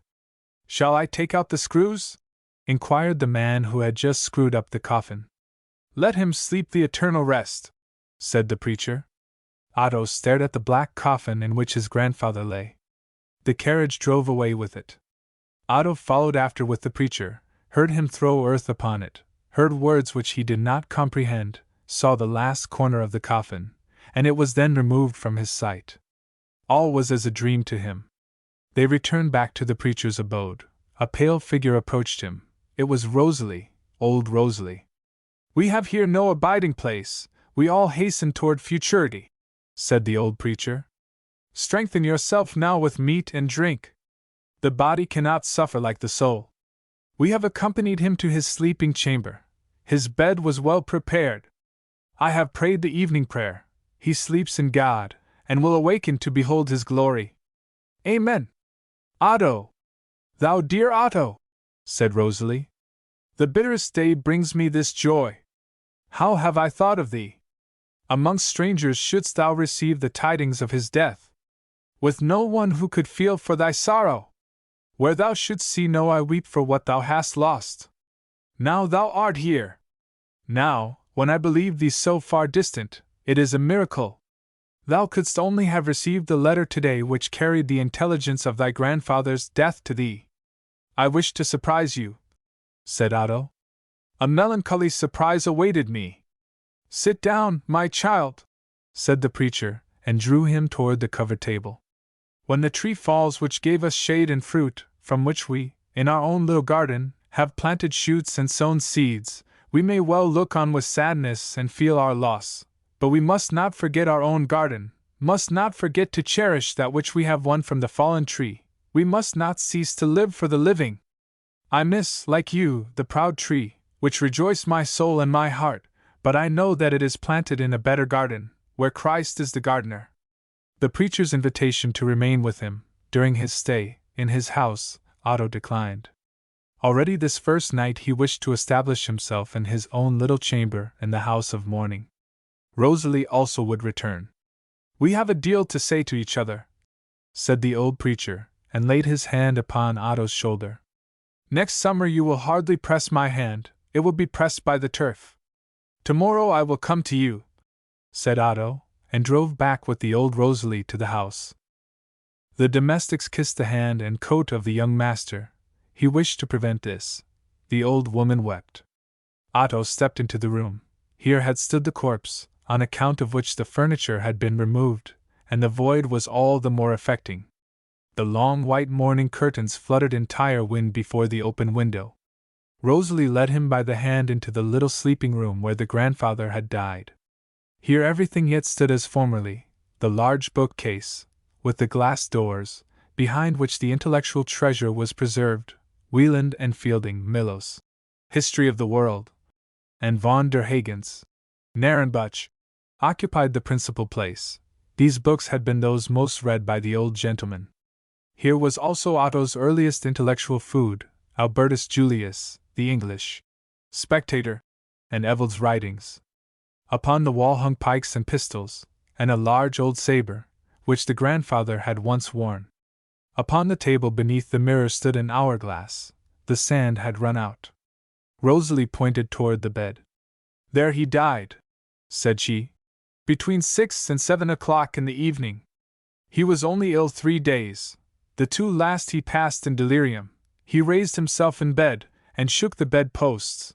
I was obliged to let 2 strong men watch beside him. To horse, said he, the cannons forward. His brain dreamed of war and battles. He also spoke of your blessed father severely and bitterly.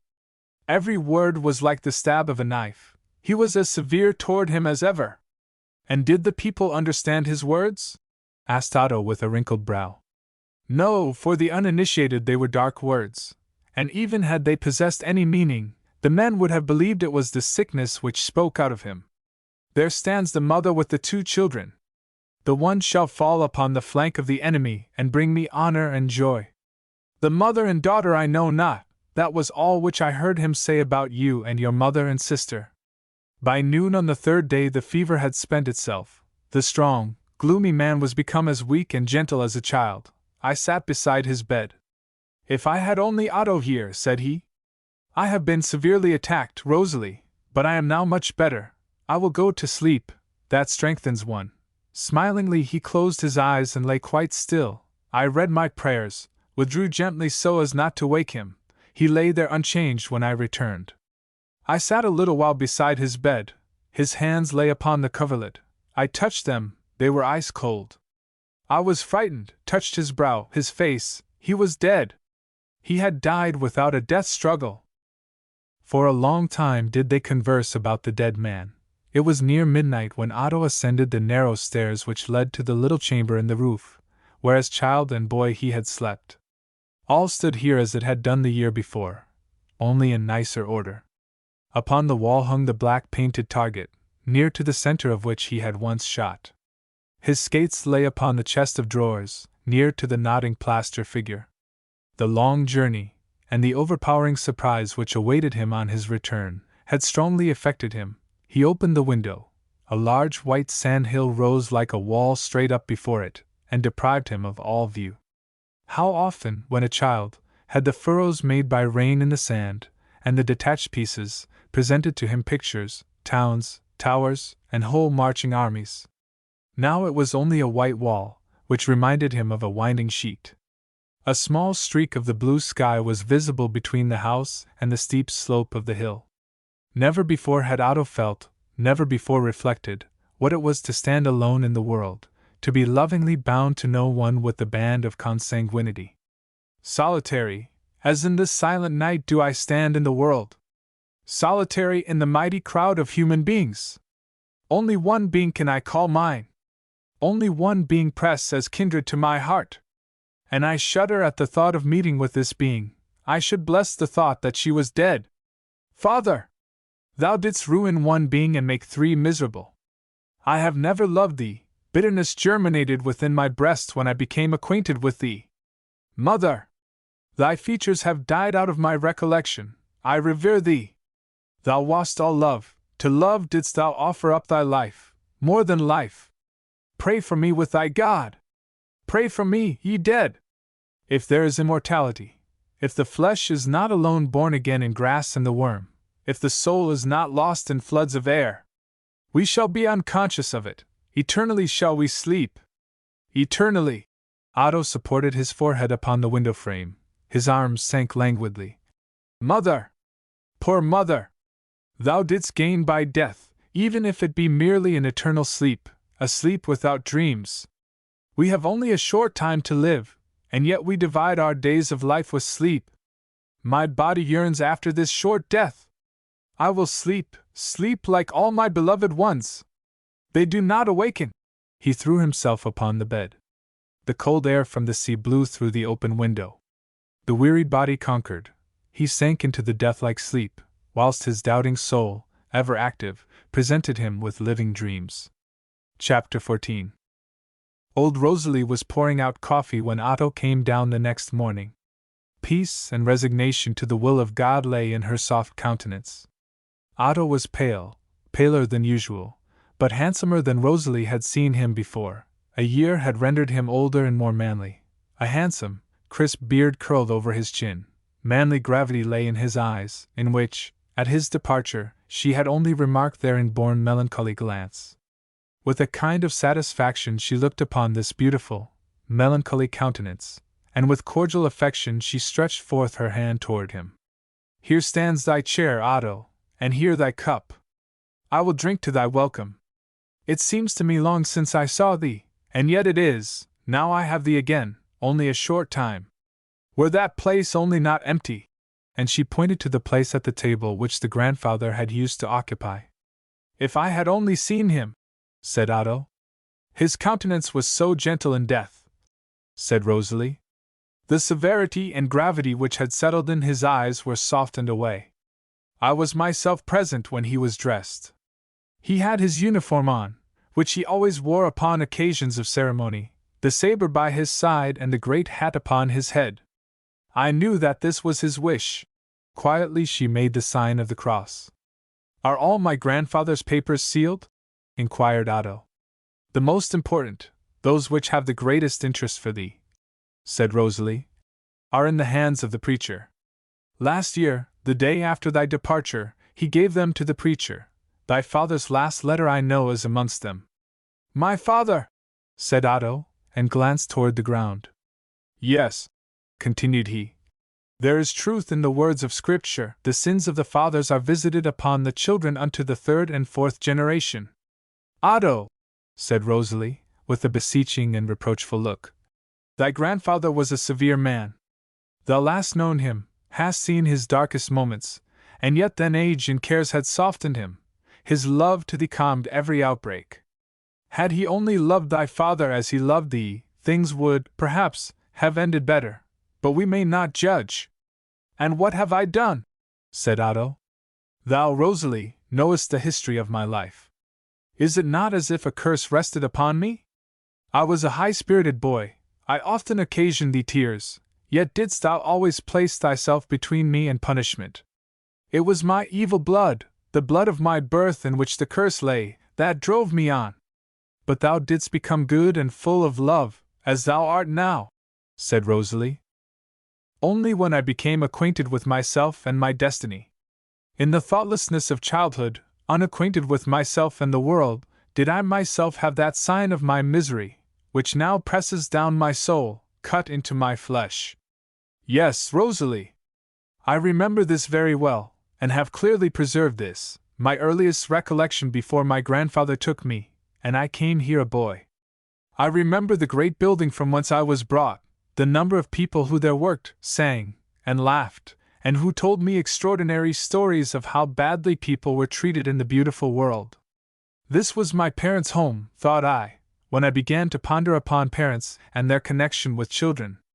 It was a large manufactory which they possessed, thought I. I remembered the number of workpeople. All played and romped with me. I was wild and full of boisterous spirits, a boy of only 6 years old, but with the perseverance and will of one of 10. Rosalie, thou sawest many proofs of the evil which lay in my blood, it bordered upon insolence. I remembered well the strong, merry Heinrich, who always sang at his loom. He showed me and the others his tattooed breast, upon which he had his whole mournful history imprinted. Upon his arm were his own and his bride's names. That pleased me. I wished to have my name also on my arm. It is painful, said he. Then thou wilt pipe, my lad. That was spur enough to make me desire it. I allowed him to puncture my skin, to puncture an O and a T upon my shoulder, and did not cry, no, not once whilst the powder burned into it, but I was praised, and was proud to bear the initials, proud of them until 3 years ago, when I met Heinrich here. I recognized him, but he did not recognize me. I showed him my shoulder, and besought him to read the name, this O and T, but he did not say Otto Thostrup. He named a name which destroyed the happiness of my childhood, and has made me miserable forever. It was a fearful day, said Rosalie. Thou didst demand from me an explanation, thy grandfather gave it thee, and thou wast no longer the Otto thou hadst formerly been. Yet wherefore speak of it? Thou art good and wise, noble and innocent. Do not fill thy heart with sorrow from a time which is past, and which, for thy sake, shall be forgotten. But Heinrich still lives, said Otto. I have met with him, have spoken with him. It was as if all presence of mind forsook me. When and where? Asked Rosalie. Otto related of his walk with Wilhelm in the park, and of the juggler, in whom he had recognized Heinrich. I tore myself from my friends, I wandered the whole night alone in the wood. Oh, Rosalie, I thought of death. I thought of death as no Christian ought to do. A beautiful morning followed. I wandered beside the sea which I love, and in which I have so often dived. Since that explanation of the initials on my shoulder was suggested, that explanation which reminded me of my unhappy birth, I have never uncovered them before anyone. Oh, I have rubbed thorn with a stone, until they were bloody. The letters are gone, but still I imagine I can read them in the deep scar, that in it I see a cane's mark. That morning the desire to bathe came upon me. The fresh current infused life once more into my soul. Just then Wilhelm and several acquaintances came down. They called to me and carried off my clothes. My blood boiled. All my unhappiness, which this night had stirred within my soul, again overwhelmed me. It was as though the obliterated initials on my shoulder would reveal themselves in the scar and betray the secret of my grief. Disgust of life seized upon me. I no longer knew what I shouted to them, but it seemed to me as if I must swim out into the stream and never return. I swam until it became night before my eyes. I sank, and Wilhelm rescued me. Never since then have we spoken of this hour. Oh, Rosalie! Long is it since I have been able to open my heart as before thee at this moment. What use is it to have a friend if one cannot lay before him one's whole thoughts? To no one have I been able to unfold them but to thee, who already knowest them. I suffer, as a criminal, and yet am I innocent, just as the misshapen, the deformed man, is innocent of his ugliness. I do not possess thy knowledge, Otto, said Rosalie, and pressed his hand. Have never rejoiced in such a clear head as thine, but I have that which thou canst not as yet possess, experience. In trouble, as well as in joy, youth transforms the light cobweb into the cable. Self-deception has changed the blood in thy veins, the thoughts in thy soul, but do not forever cling to this one black spot. Neither wilt thou. It will spur thee on to activity, will enervate thy soul, not depress thee. The melancholy surprise of thy grandfather's death, whom thou didst believe active and well, has now made thee dejected, and thy thoughts so desponding. But there will come better days. Happy days. Thou art young, and youth brings health for the soul and body. She led Otto into the garden, where the willow plantations protected the other trees from the sharp west wind. The gooseberry bushes bore fruit, but it was not yet ripe. One bush Otto had planted when a cutting. It was now large. Rosalie had tied the twigs to a palisade, so that, as an espalier, it could thoroughly drink in the sun's rays. Otto regarded the fetters more than the good intention. Let it grow free, said he. If that brittle palisade should tumble down, the twigs would be broken, and he cut the bands. Thou art still the old Otto, said Rosalie. They went into her little room, where the crucifix, and before it a small vase of flowers, adorned the table. Above the cross hung a garland of withered heather. 2 years ago didst thou give me that, Otto, said Rosalie. There were no more flowers, there was nothing green but the heath, and thou twinest a garland of it for me. Afterward I would not take it down from the crucifix. They were interrupted by a visit. It was from the old preacher. Chapter 15. Not alone of Otto's affairs, but also of the city yonder. As the preacher called Copenhagen, would he speak. Only once a week came the Viborg collector, to hint, and the Copenhagen papers were a whole month going their round. One would willingly advance with the time, said he. Yesterday, at the interment, he had not found it seemly to gratify his desire of hearing dear Otto talk about the city, but today he thought it might well be done, and therefore he would not await Otto's visit but come over to pay one himself. Thou hast certainly seen our good king? Was his first question. Lord help the anointed one! He is then as vigorous and active as ever, my good King Frederick. And now he must relate a trait which had touched his heart, and which, in his opinion, deserved a place in the annals of history. This event occurred the last time that the king was in Jutland. He had visited the interior of the country, and the western coast also. When he was leaving a public house, the old hostess ran after him, and besought that the father would, as a remembrance, write his name with chalk upon a beam. The grand gentleman wished to deter her, but she pulled at the king's coat, and when he had learned her wish he nodded in a friendly manner, and said, "Very willingly," and then turned back and wrote his name on the beam. Tears came into the old man's eyes, he wept, and prayed for his king. He now inquired whether the old tree was still standing in the regent's court, and then spoke of Nyerup and Abrahamson, whom he had known in his student days. In fact, after all, he was himself the narrator. Each of his questions related to this or that event in his own life, and he always returned to this source, his student days. There was then another life, another activity, he maintained. His royal idea of beauty had been Queen Matilda.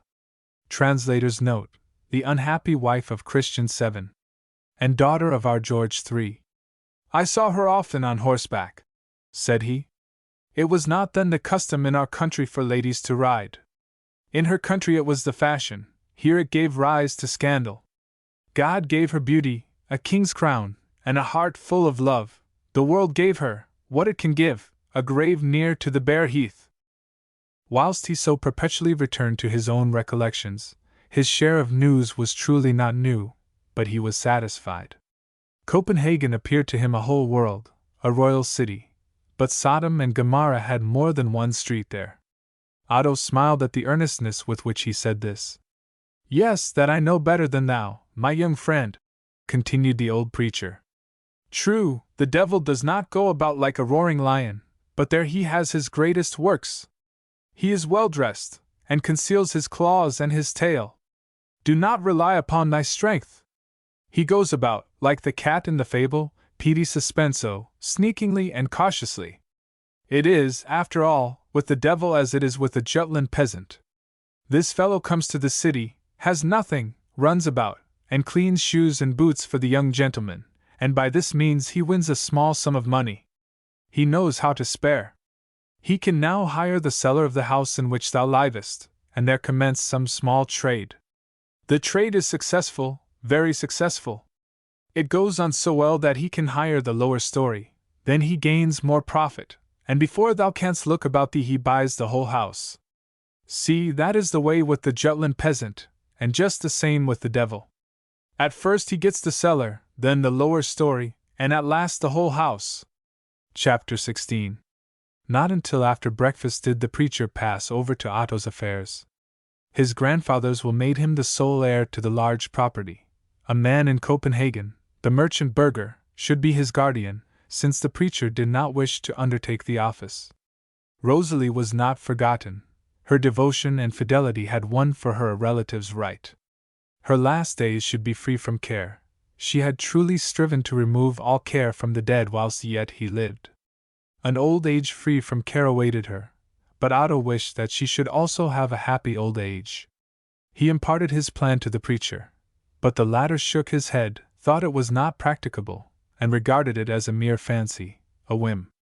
But such it was not. Some days passed by. One afternoon Rosalie sat upon a small wooden bench under the cherry trees, and was making mourning for the winter. "This is the last summer that we shall sit here," said she. "The last summer that this is our home. Now I am become equally rooted to this spot, it grieves me that I must leave it."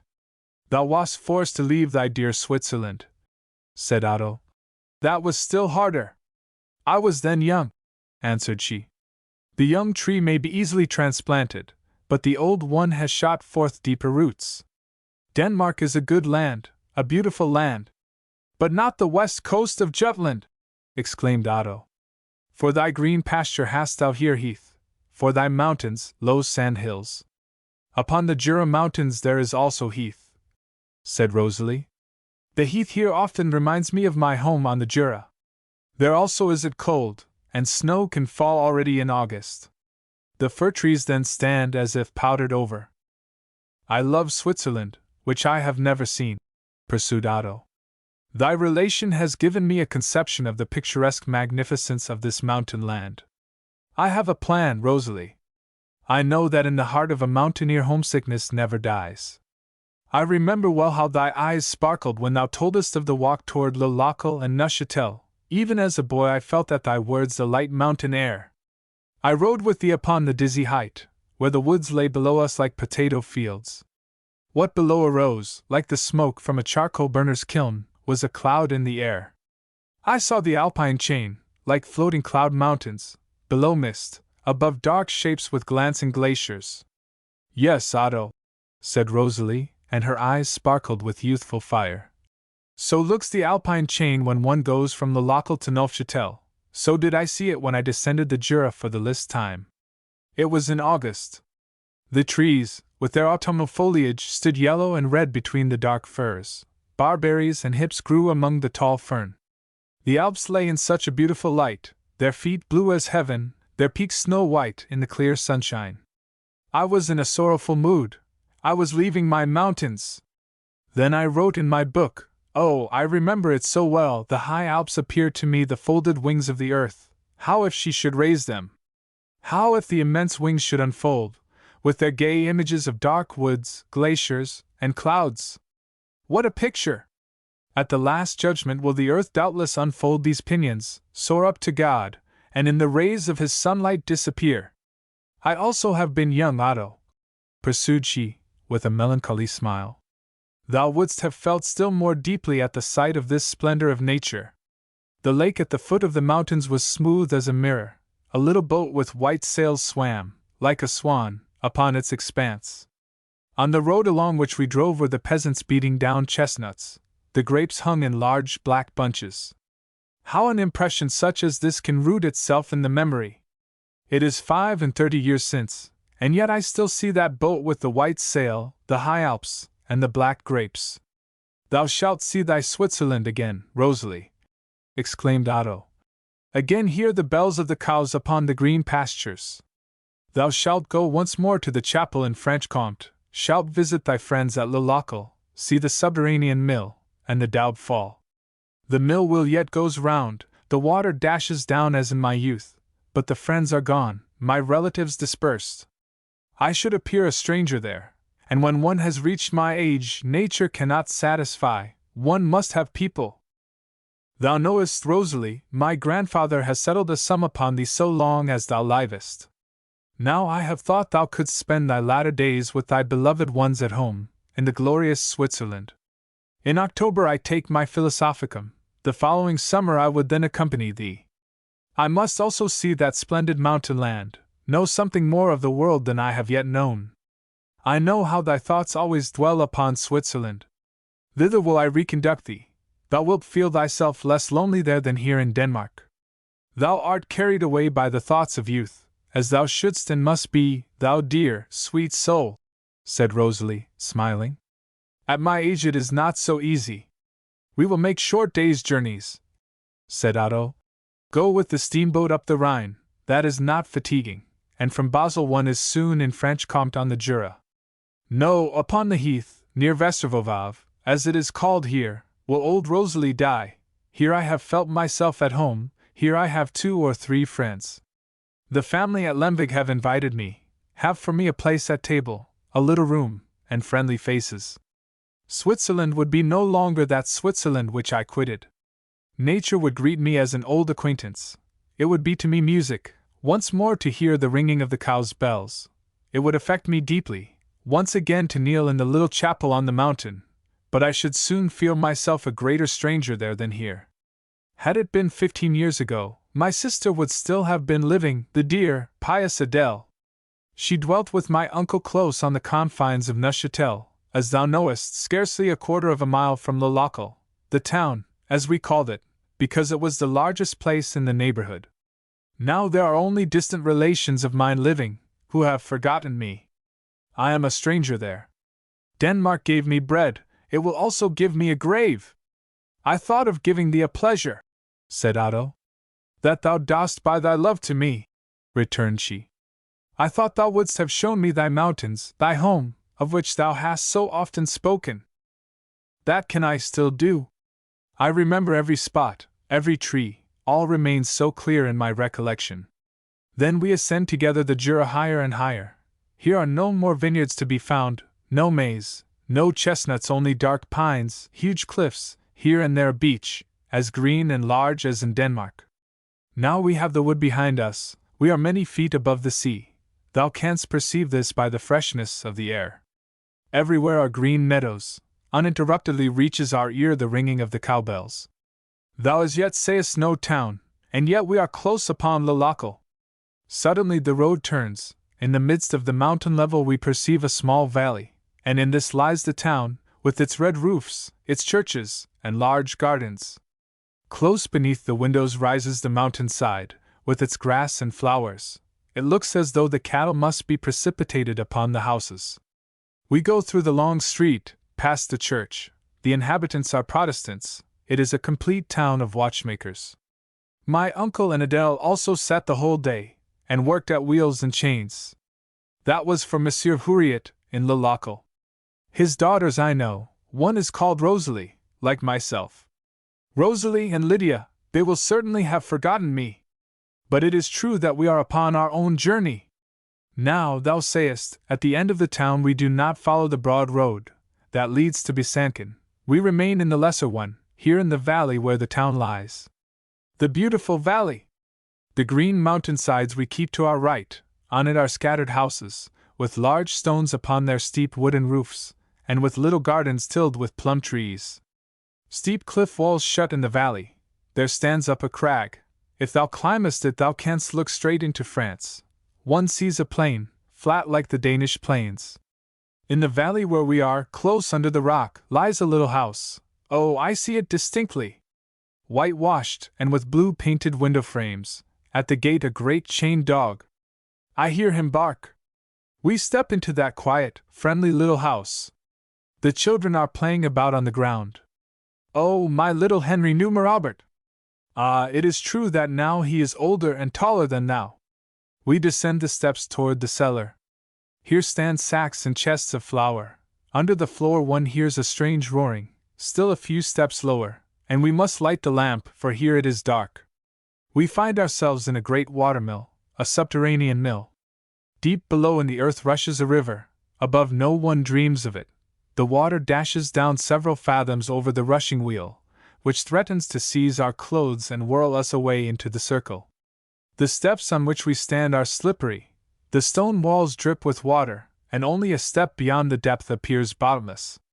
Oh, thou wilt love this mill as I love it! Again, having reached the light of day, and under free heaven, one only perceives the quiet, friendly little house. Dost thou know, Otto, often as thou hast sat quiet and dreaming, silent as a statue, have I thought of my mill, and the repose which it presented?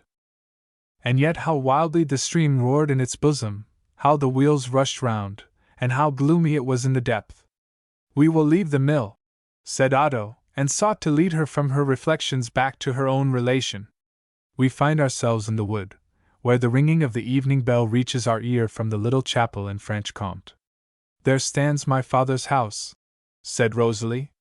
From the corner window one looks over the wood toward Aubernez, author's note, a village in the canton Neuchâtel, lying close upon the river Daube, where it forms the boundary between Switzerland and France, where the ridge leads over the Daube. The sun shines upon the river, which, far below, winds along, gleaming like the clearest silver. And the whole of France spreads itself out before us, said Otto. How beautiful! Oh, how beautiful! Exclaimed Rosalie, and her eyes sparkled as she gazed before her, but soon her glance became sad, and she pressed Otto's hand. No one will welcome me to my home. I know neither their joys nor their sorrows. They are not my own family. In Denmark, I am at home. When the cold sea mist spreads itself over the heath, I often fancy I am living among my mountains, where the heather grows. The mist seems to me then to be a snow cloud which rests over the mountains, and thus, when other people are complaining of the bad weather, I am up among my mountains. Thou wilt then remove to the family at Lemberg? Asked Otto. There I am welcome, returned she. Chapter 17. Otto had not as yet visited the sand hills on the strand, the fishermen, or the peasants, among whom formerly he had spent all his spare time. The beautiful summer's day drove him forth, his heart yearned to drink in the summer warmth. Only the roads between the larger towns are here tolerable, or rather as tolerable as the country will allow. The byways were only to be discerned by the traces of cartwheels, which ran on beside each other. At certain places, to prevent the wheels sinking into the deep sand, ling had been spread. Where this is not the case, and the tracks cross each other, a stranger would scarcely find the way. Here the landmark places its unseen boundary between neighboring possessions. Every farm, every cottage, every hill, was an old acquaintance to Otto. He directed his steps toward Harbour, a parish which, one may say, consists of sand and water, but which, nevertheless, is not to be called unfruitful. A few of the inhabitants pursue agriculture, but the majority consists of fishermen, who dwell in small houses and have no land. His first encounter upon his wandering was with one of those large covered wagons with which the so-called eelmen, between the days of St. John and St. Bartholomew, go with eels toward the small towns lying to the south and east, and then, laden with apples and garden produce, return home, articles which are rapidly consumed by the common people. The eelman stopped when he saw and recognized Otto. "Welcome, Mr. Otto," said he. "Yes, you are come over about a sad affair. That Major Thostrup should have gone off so. But there was nothing else to be expected from him, he was old enough." "Death demands his right," replied Otto, and pressed the man's hand. "Things go, doubtless, well with you, Morton Krensu? The whole cart full of eels, and some smoked carp. It is also good to meet with you, Mr. Otto. Upon the land a preacher is very good, but not upon the sea, as they say at home." "Yes, you are certainly now a preacher, or will become one?" "No, I am not studying to become a preacher," answered Otto. "No. Will you then become a lawyer? It strikes me you are clever enough, you have no need to study any more. You will just go and say a few words to them at home? The grandmother sits and spins yarn for eel nets. She has now the cataract on the other eye, but her mouth is as well as ever. She does not let herself grow dumb, although she does sit in the dark. Mother provides the baits. She has also enough to do with the hooks." "But Maria, the lively little Maria?" said Otto. "The girl? She has gone this year with the other fisher girls to Rinköping, to be hired for the hay and corn harvest. We thought we could do without her at home. But now, God willing, I must travel on." Cordially he shook Otto's hand, and pursued his slow journey. The brothers of the eelman were active fishermen, as their father had been before them, and although they were all married they lived together. The swarm of children was not insignificant. Young and old formed one family, in which the old grandmother had the first voice. Otto approached the dwelling. Before it lay a little plot of land, planted with potatoes and carrots, and also beds of onions and thyme. Two large bulldogs, with sharp teeth and wicked eyes, rushed toward Otto. "Tyv! Grumsling!" shrieked a voice, and the dogs let fall their tails and drew back, with a low growl, toward the house. Here at the threshold sat an old woman in a red woolen jacket, with a handkerchief of the same material and same color about her neck, and upon her head a man's black felt hat. She spun. Otto immediately recognized the old blind grandmother. "God's peace be in the house," said he. "That voice I have not heard for a year and a day," replied the old woman, and raised her head, as if she would see him with her dead eyes. "Are not you Major Thostrup's Otto? You resemble him in the voice. I thought, truly, that if you came here you would pay us a visit. I shall leave the baits and put on the kettle, that you may have a cup of coffee. Formerly you did not use to despise our entertainment. You have not grown proud with your journey, have you? The coffee vetch, author's note, Astragalus bioticus is used as a substitute for coffee, and is principally grown upon the sand hills west of Holmesland. It is first freed from the husk, and then dried and roasted a little. Is good, it is from Holmesland, and tastes better than the merchant's beans." The dogs still growled at Otto. "Cannot you stupid beasts, who have still eyes in your heads to see with, recognize that this is the Major's Otto?" cried she wrathfully, and gave them several good blows with her hand. Otto's arrival created a great stir in the little household that he was welcome, you might see by every countenance. "Yes," said the grandmother. "Now you are grown much wiser in the town, could, very likely, were it needful, write an almanac. You will very likely have found for yourself a little bride there, or will you fetch one out of Lemvig?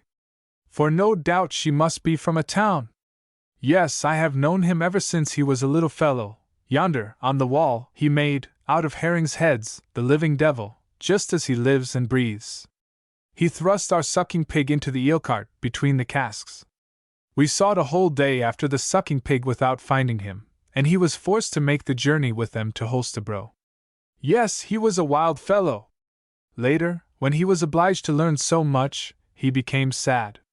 Yes, within the last years his books have overdone him. Yes, many a time has he put out to sea with my husband," pursued one of the daughters-in-law.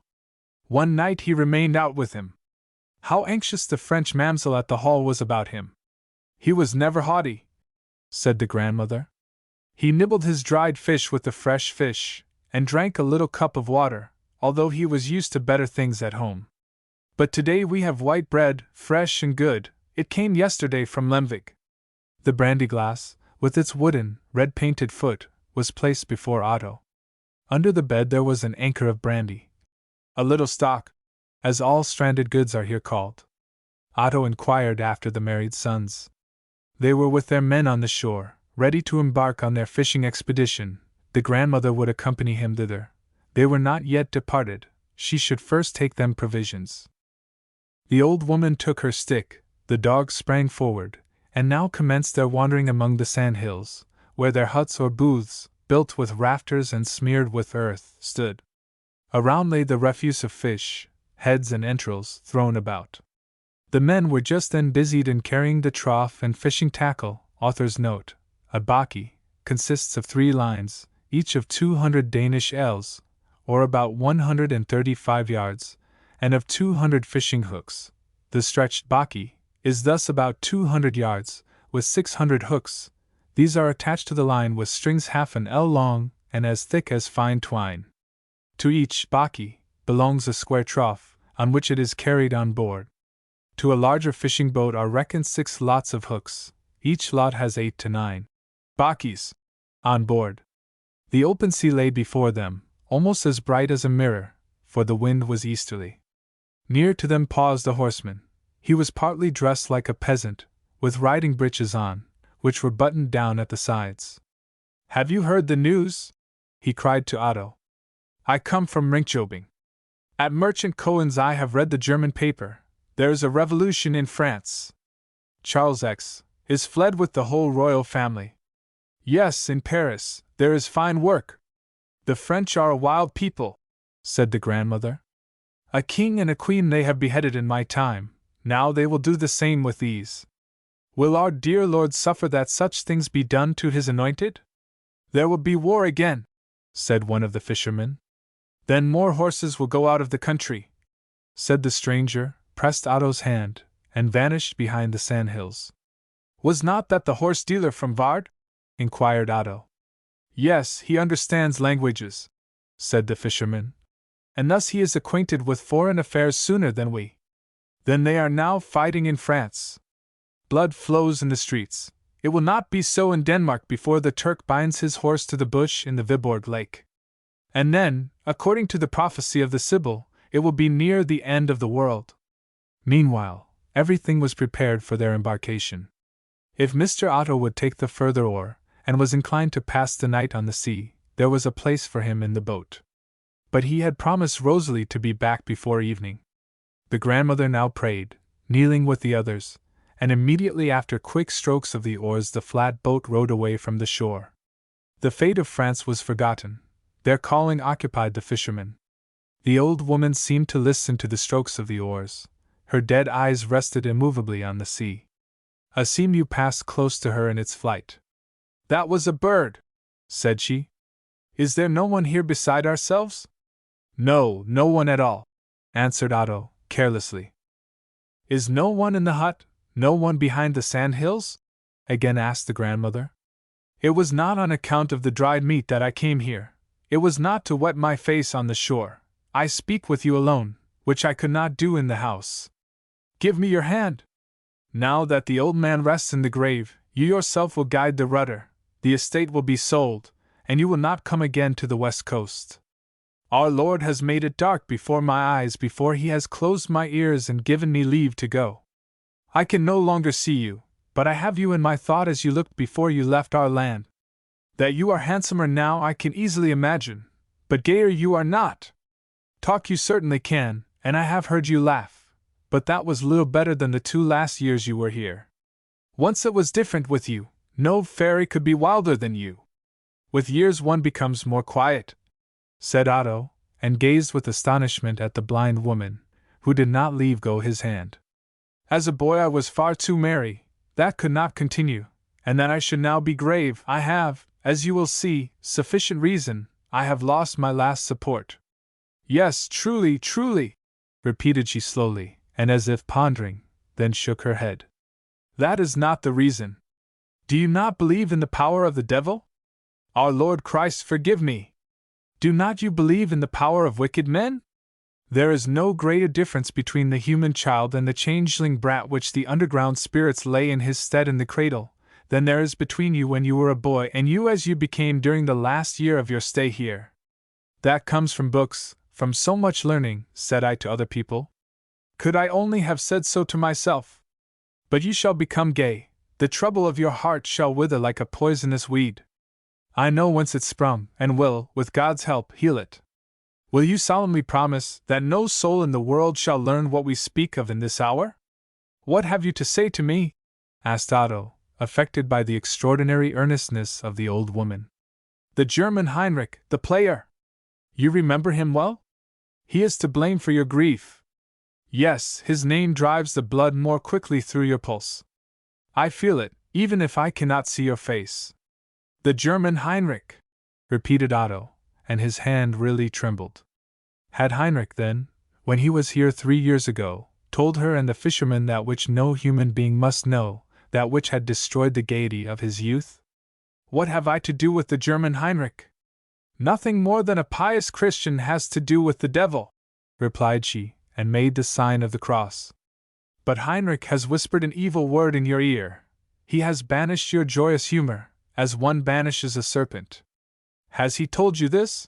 Exclaimed Otto, and breathed more quickly. Tell me all that he has said. You will not make me suffer for it, said she. I am innocent, and yet I have cooperated in it. It was only a word, but a very unseemly word, and for it one must account at the day of judgment. I do not understand you, said Otto, and his eyes glanced around to see whether any one heard. They were quite alone. In the far distance the boat with the fisherman showed itself like a dark speck. Do you remember how wild you were as a boy? How you fastened bladders to the cat's legs and tail, and flung her out of the loft window that she might fly? I do not say this in anger, for I thought a deal of you. But when you became too insolent, one might well say, can no one, then, curb this lad? See, these words I said, that is my whole fault, but since then have lain heavy on my heart. 3 years ago came the German Heinrich, and stayed 2 nights in our house. God forgive it us. Tricks he could play, and he understood more than the Lord's Prayer, more than is useful to a man. With one trick you were to assist him, but when he gave you the goblet you played your own tricks, and he could make nothing succeed. You would also be clever. Then he cast an evil eye upon you, although he was still so friendly and submissive, because you were a gentleman's child. Do you remember? No, you will certainly have forgotten, how you once took the baits of the hooks off and hung my wooden shoes on instead? Then I said in anger, and the anger of man is never good, can no one, then, tame this boy for me? He was making downright fun of you to your own face, said I to the player. Do you not know some art by which you can tame this wild cat? Then he laughed maliciously, but I thought no more of the matter. The following day, however, he said, now I have curbed the lad. You should only see how tame he has become, and should he ever again turn unruly, only ask him what word the German Heinrich whispered in his ear, and you shall. Then see how quiet he will become. He shall not mock this trick. My heart was filled with horror, but I thought afterward it really meant nothing. Ei! From the hour he was here you are no longer the same as formerly. That springs from the magical word he whispered in your ear. You cannot pronounce the word he told me, but by it you have been enchanted. This, and not book learning, has worked the change. But you shall be delivered. If you have faith, and that you must have, you shall again become gay, and I, spite of the evil words which I spoke, be able to sleep peacefully in my grave. If you will only lay this upon your heart, now that the moon is in its wane, the trouble will vanish out of your heart as the disk of the moon decreases. And saying this she drew out of her pocket a little leather purse, opened it, and took out a piece of folded paper. In this is a bit of the wood out of which our Saviour's cross was made. This will draw forth the sorrow from your heart, and bear it, as it bore him who took upon himself the sorrow of the whole world.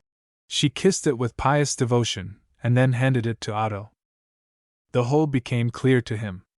He recollected how in his boyish wantonness he had caused Heinrich's tricks to miscarry, which occasioned much pleasure to the spectators, but in Heinrich displeasure. They soon again became friends, and Otto recognized in him the merry weaver of the manufactory, as he called his former abode. They were alone. Otto asked whether he did not remember his name. Heinrich shook his head. Then Otto uncovered his shoulder, bade him read the branded letters, and heard the unhappy interpretation which gave the death blow to his gaiety. Heinrich must have seen what an impression his words made upon the boy. He gained through them an opportunity of avenging himself, and at the same time of bringing himself again into repute, as a sorcerer. He had tamed him, whispered he to the old woman, he had tamed the boy with a single word. At any future wantonness of Otto's, gravity and terror would immediately return should any one ask him, "What word did the German Heinrich whisper into thy ear?" Only asked him, had Heinrich said? In a perfectly natural manner there lay, truly, enchantment in Heinrich's words, even although it were not that enchantment which the superstition of the old woman would have signified. A revelation of the connection of affairs would have removed her doubts, but here an explanation was impossible to Otto. He pressed her hand, besought her to be calm. No sorrow lay heavy on his heart, except the loss of his dear grandfather. "Every evening have I named your name at my prayers," said the old grandmother. "Each time when the harbingers of bad weather showed themselves, and my sons were on the sea, so that we hung out flags or lighted beacons as signals, did I think of the words which had escaped my lips, and which the wicked Heinrich had caught up. I feared lest our Lord might cause my children to suffer for my injustice." "Be calm, my dear old woman," said Otto. "Keep for yourself the holy cross, on the virtue of which you rely. May it remove each sorrow from your own heart." "No, I am guilty of my own sorrow. Yours has a stranger laid upon your heart. Only the sorrow of the guiltless will the cross bear." The beautiful sentiment which, unconsciously to her, lay in these words, affected Otto. He accepted the present, preserved it, sought to calm the old woman, and once more at parting glanced toward the splendid sea expanse which formed its own boundary. It was almost evening before he reached the house where Rosalie awaited him. His last scene with the blind fisherwoman had again thrown him into his gloomy mood. "After all, she really knows nothing," said he to himself. "This Heinrich is my evil angel. Might he only die soon!" It was in Otto's soul as if he could shoot a ball through Heinrich's heart. "Did he only lie buried under the heather, and with him my secret! I will have blood! Yes, there's something devilish in man. Were Heinrich only dead! But others live who know my birth, my sister. My poor, neglected sister, she who had the same right to intellectual development as myself. How I fear this meeting! It will be bitter. I must away. I will hence. Here will my life germ be stifled. I have indeed fortune. I will travel. This animated France will drive away these whims, and I am away, far removed from my home. In the coming spring I shall be a stranger among strangers." And his thoughts melted into a quiet melancholy. In this manner he reached the hall. Chapter 18. "In France there is revolution," was the first piece of information which Otto related. "Charles X. has flown with his family. This, they say, is in the German papers." "Revolution?" repeated Rosalie, and folded her hands. "Unhappy France! Blood has flowed there, and it again flows. There I lost my father and my brother. I became a refugee, must seek for myself a new fatherland." She wiped away a tear from her cheek, and sunk into deep meditation. She knew the horrors of a revolution, and only saw in this new one a repetition of those scenes of terror which she had experienced, and which had driven her out into the world, up into the north, where she struggled on, until at length she found a home with Otto's grandfather, a resting abode.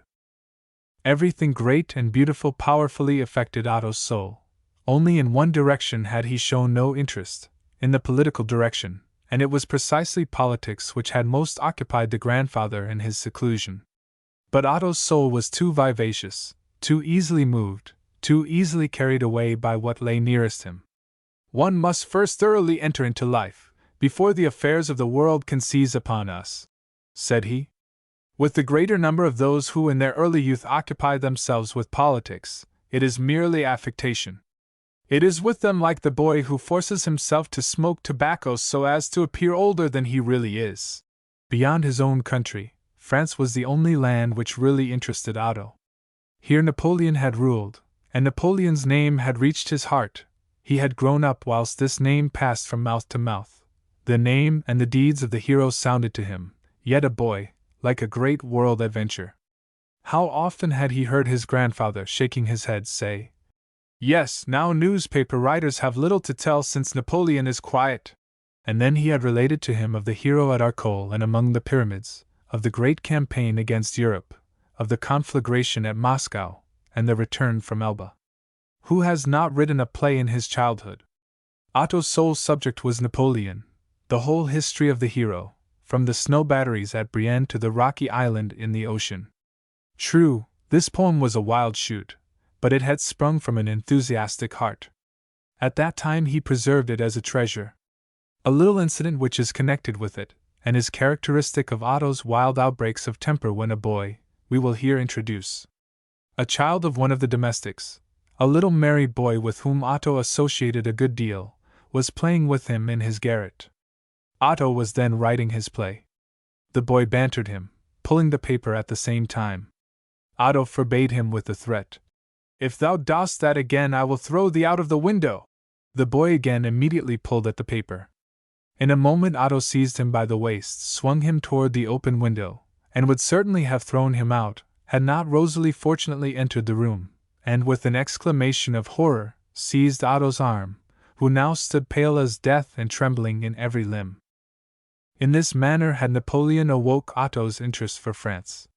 Rosalie also spoke, next to her Switzerland, with most pleasure of this country. The revolution had livingly affected her, and therefore her discourse regarding it was living.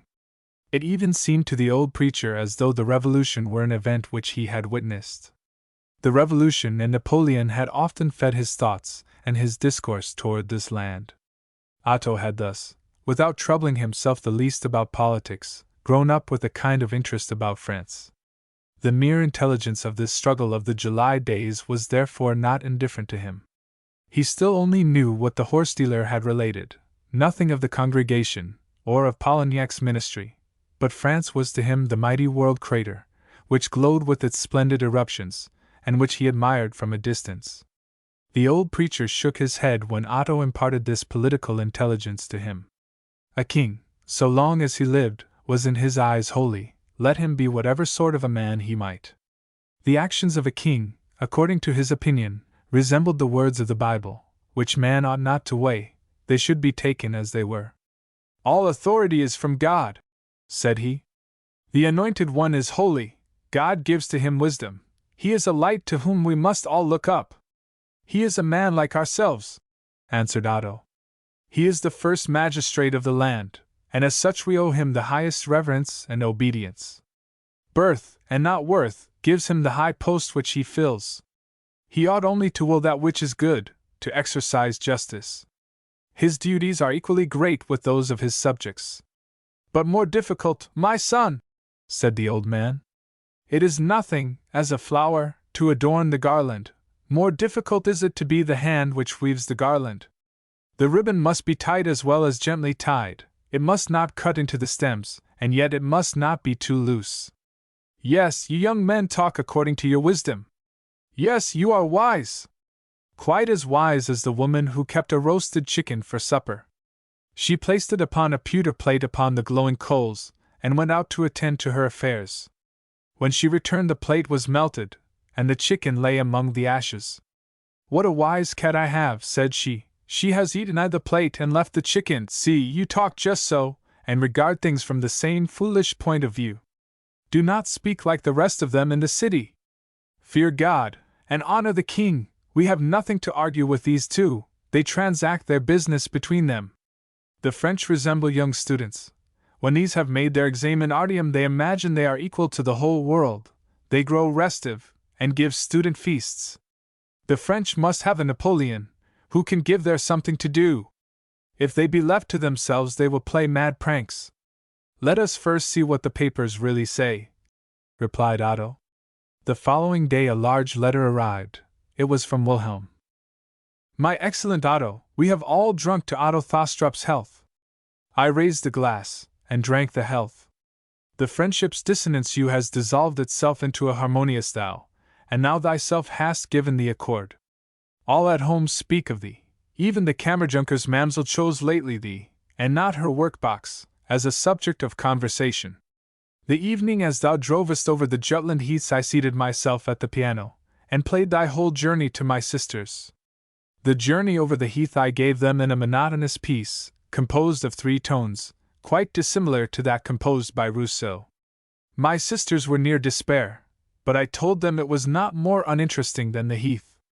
Sometimes I made a little flight, a quaver, that was the heath larks which flew up into the air. The introduction to the gypsy chorus and Preciosa signified the German gypsy flock.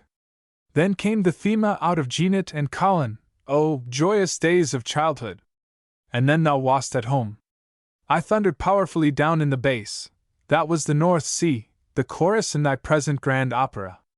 Thou canst well imagine that it was quite original.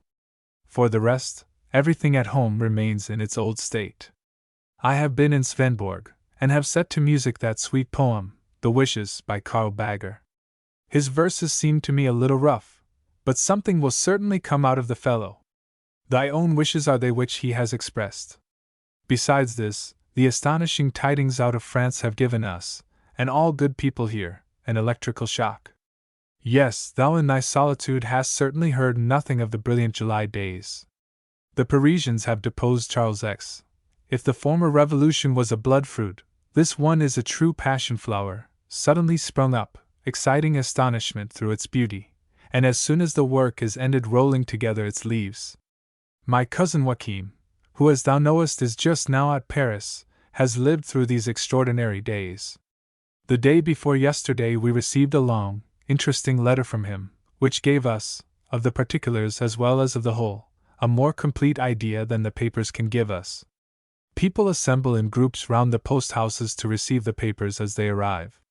I have extracted from my cousin's letter what has struck me most, and send thee these extracts in a supplement. Thou canst thus in thy retirement still live in the world. 1,000 greetings from all here. Thou hast a place in Mamma's heart, but not less so in mine. P.S. It is true. My sister Sophie begs thee to bring her a stone from the North Sea. Perhaps thou wilt bring for me a bucket of water, but it must not incommode thee. This hearty letter transported Otto into the midst of the friendly circle in Funen. The corner of the paper where Wilhelm's name stood he pressed to his lips. His heart was full of noble friendship. The extract which Wilhelm had made from his cousin's letter was short and descriptive. It might be compared with a beautiful poem translated into good prose. In the theater we interest ourselves for struggling innocence, but we are still more affected when the destiny of a whole nation is to be decided. It is on this account that Wilhelm Tell possesses so much interest. Not of the single individual is here the question, but of all. Here is flesh of our flesh, and bone of our bone. Greater than the play created by the poet was the effect which this description of the July days produced upon Otto. This was the reality itself in which he lived. His heart was filled with admiration for France, who fought for liberty the holy fight, and who, with the language of the sword, had pronounced the anathema of the age on the enemies of enlightenment and improvement. The old preacher folded his hands as he heard it, his eyes sparkled, but soon he shook his head. May men so judge the anointed ones of God? He who taketh the sword shall perish by the sword. The king is for the people, said Otto. Not the people for the king. Louis Svitha's unhappy daughter, sighed Rosalie. For the 3rd time is she driven from her fatherland. Her parents and brothers killed. Her husband dishonored. She herself has a mind and heart. She is the only man among the Bourbons, said Napoleon. The preacher, with his old-fashioned honesty, and a royalist from his whole heart, regarded the affair with wavering opinion, and with fear for the future. Rosalie thought most of those who were made unhappy of the royal ladies and the poor children. Each followed the impulse of their own nature, and the instinctive feeling of their age. Thus did Otto also, and therefore was his soul filled with enthusiasm. Enthusiasm belongs to youth. His thoughts were busied with dreams of Paris. Thither flew his wishes. Yes, I will travel, exclaimed he. That will give my whole character a more decided bias. I will and must, added he in thought. My sorrow will be extinguished, the recollections of my childhood be forgotten. Abroad, no terrific figures, as here, will present themselves to me. My father is dead, foreign earth lies upon his coffin. But the office, examination, said the old preacher, pass that first. It is always good to have this in reserve, even if thou dost make no use of it. Only make this year thy philosophicum. And in the spring I shall travel, said Otto. That depends upon thy guardian, my son, said the preacher. Several days passed, and Otto began to feel it solitary in his home, all moved here in such a confined circle. His mind was accustomed to a wider sphere of action. He began to grow weary, and then the hours travel with the snail's pace. He thought of his departure. Thou must take the road through Lemvig, said Rosalie. I will then visit the family there for a few days. It will make them quite happy to see thee, and I shall then be so much longer with thee. That thou wilt do, wilt thou not? The day was fixed when they should travel. The evening previous, Otto paid his last visit to the preacher. They spoke together a long time about the deceased grandfather. The preacher gave up several papers to Otto, among them also his father's last letter. In honor of Otto, a bottle of wine was placed upon the table. To thy health, my son, said the preacher, raising his glass. We shall hardly spend another evening together. Thou wilt have much to learn before thou comest as far as I. The world has more thorn bushes than gold mountains. The times look unsettled. France commences a new description of campaign in Europe, and certainly will draw along with it all young men. Formerly it was the conqueror Napoleon who led to the field, now it is the idea of liberty. May the Lord preserve our good king, and then it will remain well with us. Thou, Otto, wilt fly out into the wide world, hadst thou only first passed thy examination for office.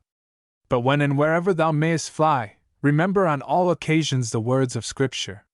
We all desire to rule. Phaeton wished to drive the chariot of the sun, but not understanding how to guide the reins, he set fire to the countries, precipitated himself from the chariot, and broke his neck. I have no one in the city of Copenhagen whom I can ask thee to greet for me. All the friends of my youth are scattered to the east and to the west. If any of them still be in this city, they will certainly have forgotten me. But shouldst thou ever go to the regent's court, and smoke with the others a pipe under the tree, think of me.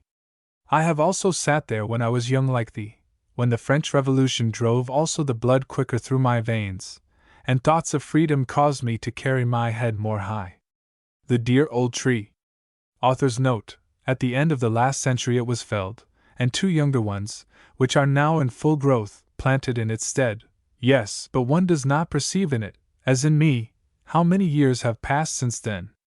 He pressed a kiss on Otto's forehead, gave him his blessing, and they parted. Otto was in a melancholy mood. He felt that he had certainly seen the old man for the last time.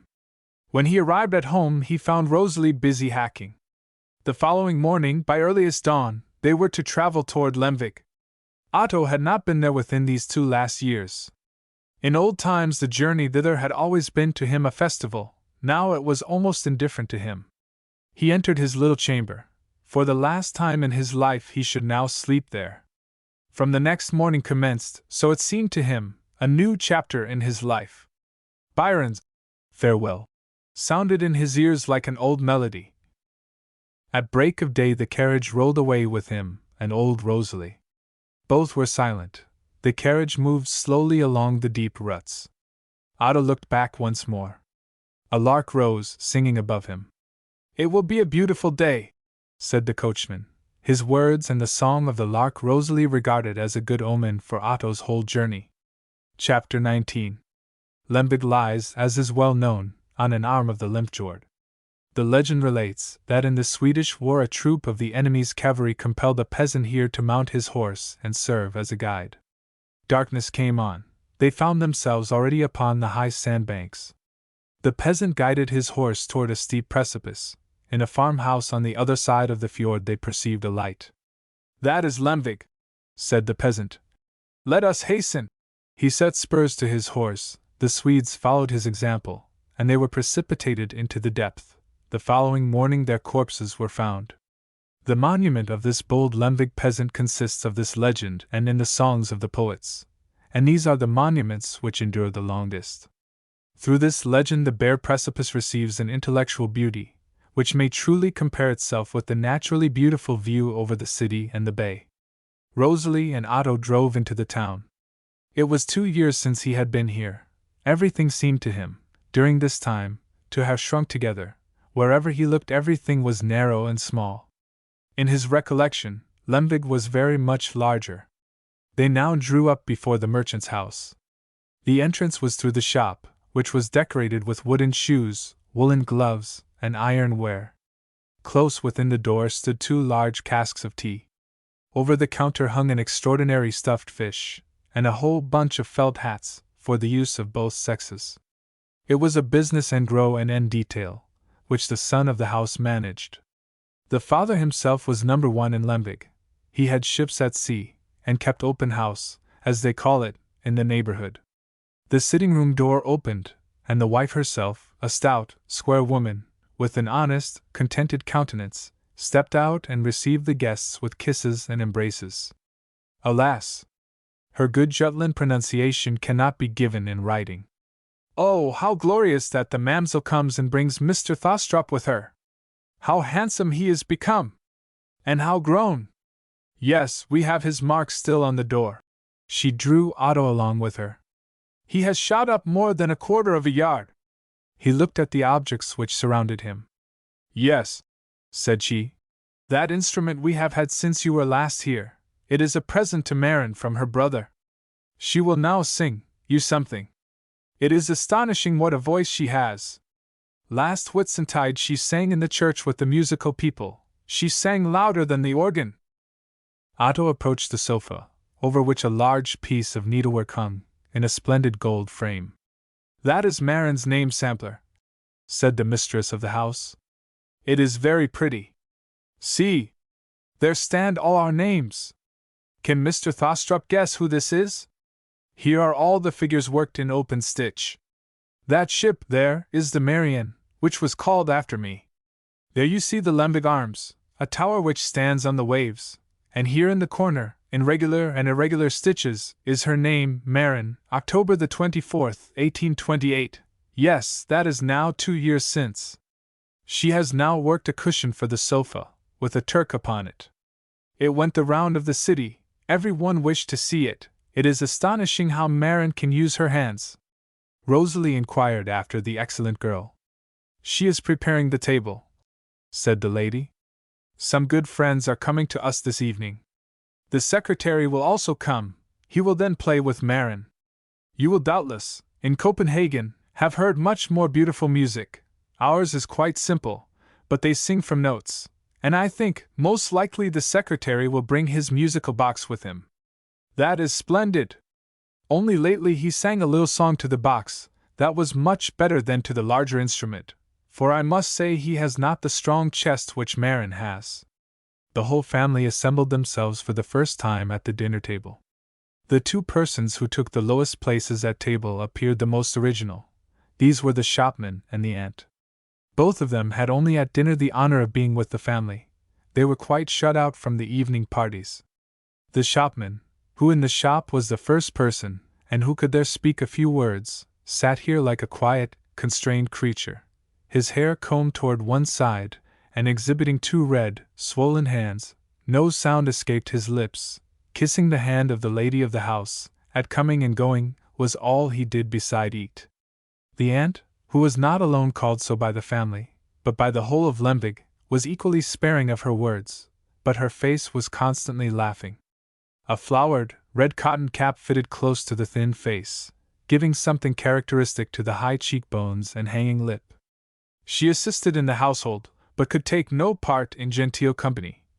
As the lady expressed herself, she could never forget how, at the Reformation festival, when only the singers sang in the church, Aunt began singing with them out of her book, so that the churchwarden was forced to beg her to be silent. But this she took very ill, and declared she had as much right as the others to praise God, and then sang in defiance. Had she not been aunt, and not belonged to the family to which she did, she would certainly have been turned out. She was now the last person who entered and took her place at table. Half an hour had she been sought after before she was found. She had stood at the end of the garden, before the wooden trellis. Grass had been mown in the field behind the garden, and made into a rick. To see this she had gone to the trellis. The odor had agreeably affected her. She had pressed her face against the trellis work, and from contemplation of it had fallen into thought, or rather out of thought. There she was found, and the dreamer was shaken into motion. She was again right lively, and laughed each time that Otto looked at her. He had his seat between Maren and the lady of the house, at the upper end of the table. Maren was a very pretty girl, little, somewhat round, white and red, and well dressed. A vast number of bows, and a great variety of colors, were her weak side. She was reading at this time Cabal and Love. Thou art reading it in German, said the mother. Yes, it must be a beautiful piece. I speak German very well, but when I wish to read it I get on too slowly with it. I like to get to the end of a book. The husband had his place at the head of the table. A little black cap sat smoothly on his gray hair, and a pair of clever eyes sparkled in his countenance. With folded hands he prayed a silent prayer, and then bowed his head, before he allowed the dinner to be served. Rosalie sat beside him. Her neighbor on the right seemed very talkative. He was an old soldier, who in his 40th year had gone as lieutenant with the land's troops, and had permission to wear the uniform, and therefore sat there in a kind of military coat, and with a stiff cravat. He was already deep in Polignac's ministry and the triumph of the July days, but he had the misfortune to confound Lafitte and Lafayette together.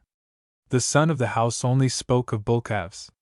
The lady at the table was a little mamsel from Holstebro, who sat beside him, dressed like a girl for confirmation, in a black silk dress and long red shawl. She was in grand array, for she was on a visit. This young lady understood dressmaking, and could play upon the flute, which, however, she never did without a certain bashfulness. Besides this, she spoke well, especially upon melancholy events. The bottle of wine only circulated at the upper end of the table. The shopman and aunt only drank ale, but it foamed gloriously. It had been made upon raisin stalks. He is an excellent man, the merchant, whom you have received as guardian, Mr. Thostrup, said the master of the house. I am in connection with him. But it is strange, interrupted the lady, that only one out of his 5 daughters is engaged. If the young ladies in Copenhagen do not go off better than that, what shall we say here? Now Mr. Thostrup can take one of them, said the husband. There is money, and you have fortune also. If you get an office, you can live in Floribus. Maren colored, although there was no occasion for coloring. She even cast down her eyes. What should Mr. Thostrup do with one of them? Pursued the wife. He shall have a Jutland maiden. There are pretty young ladies enough here in the country seats, added she, and laid the best piece of meat upon his plate. Do the Royal Company give pretty operas? Asked Maren, and gave another direction to the conversation. Otto named several, among others Der Freischütz. That must be horrible, said the lieutenant. They say the Wolf Glen is so natural, with a waterfall, and an owl which flutters its wings. Burgomaster Mimi has had a letter from a young lady in Aarhus, who has been in Copenhagen, and has seen this piece. It was so horrible that she held her hand before her face, and almost fainted. They have a splendid theatre. Yes, but our little theatre was very pretty, said the lady of the house. It was quite stupid that the dramatic company should have been unlucky. The last piece we gave is still clear in my recollection. It was the Sandslows. I was then ill, but because I wished so much to see it, the whole company was so obliging as to act it once more, and that, too, in our sitting room, where I lay on the sofa and could look on. That was an extraordinary mark of attention from them. Only think, the burgomaster himself acted with them. In honor of the strangers, coffee was taken after dinner in the garden, where, under the plum trees, a swing was fixed. Somewhat later a sailing party was arranged. A small yacht belonging to the merchant lay, just unladen, near the bridge of boats. Otto found Maren and the young lady from Holstebro sitting in the arbor. Somewhat startled, they concealed something at his entrance. The ladies have secrets, May one not be initiated? No, not at all, replied Marin. You have manuscript poems in the little book, said Otto, and boldly approached. Perhaps of your own composition? Oh, it is only a memorandum book, said Marin, blushing. When I read anything pretty I copy it, for we cannot keep the books. Then I may see it, said Otto. His eye fell upon the written sheet. He read. That is very pretty. Der Verlorene Schwimmer, the poem is called, is it not? Yes, I have copied it out of the secretary's memorandum book. He has so many pretty pieces. The secretary has many splendid things, said Otto, smiling. Memorandum book, musical snuff-box. And a collection of seals, added the young lady from Holstebro. I must read more, said Otto, but the ladies fled with glowing cheeks. Are you already at your tricks, Mr. Thostrup? Said the mother, who now entered the garden. Yes, you do not know how Marin has thought of you, how much she has spoken of you. You never wrote to us, we never heard anything of you, except when Miss Rosalie related us something out of your letters. That was not nice of you. You and Marin were always called bride and bridegroom. You were a pair of pretty children, and your growth has not been disadvantageous to either of you. At 4 o'clock the evening party assembled, a whole swarm of young ladies, a few old ones, and the secretary, who distinguished himself by a collection of seals hanging to a long watch chain, and everlastingly knocking against his body, a white shirt frill, stiff collar, and a coxcomb, in which each hair seemed to take an affected position. They all walked down to the bay. Otto had some business, and came somewhat later. Whilst he was crossing, alone, the courtyard, he heard, proceeding from the back of the house, a fearful, wild cry, which ended in violent sobbing. Terrified, he went nearer, and perceived the aunt sitting in the middle of a large heap of turf. The priestess at Delphi could not have looked more agitated. Her close cap she had torn from her head, her long, grey hair floated over her shoulders, and with her feet she stamped upon the turf, like a wilful child, until the pieces flew in various directions. When she perceived Otto she became calm in a moment, but soon she pressed her thin hands before her face and sobbed aloud. To learn from her what was the matter was not to be thought of. Oh, she is only quarrelsome, said the girl, to whom Otto had turned for an explanation. Aunt is angry because she was not invited to sail with the company. She always does so, she can be quite wicked. Just lately, when she should have helped me to wring out the sheets, she always twisted them the same way that I did, so that we could never get done, and my hands hurt me very much. Otto walked down to the bay. The sail was unfurled, the secretary brought out his musical box, and accompanied by its tones, they glided in the burning sunshine over the water. On the other side tea was to be drunk, and then Marin was to sing.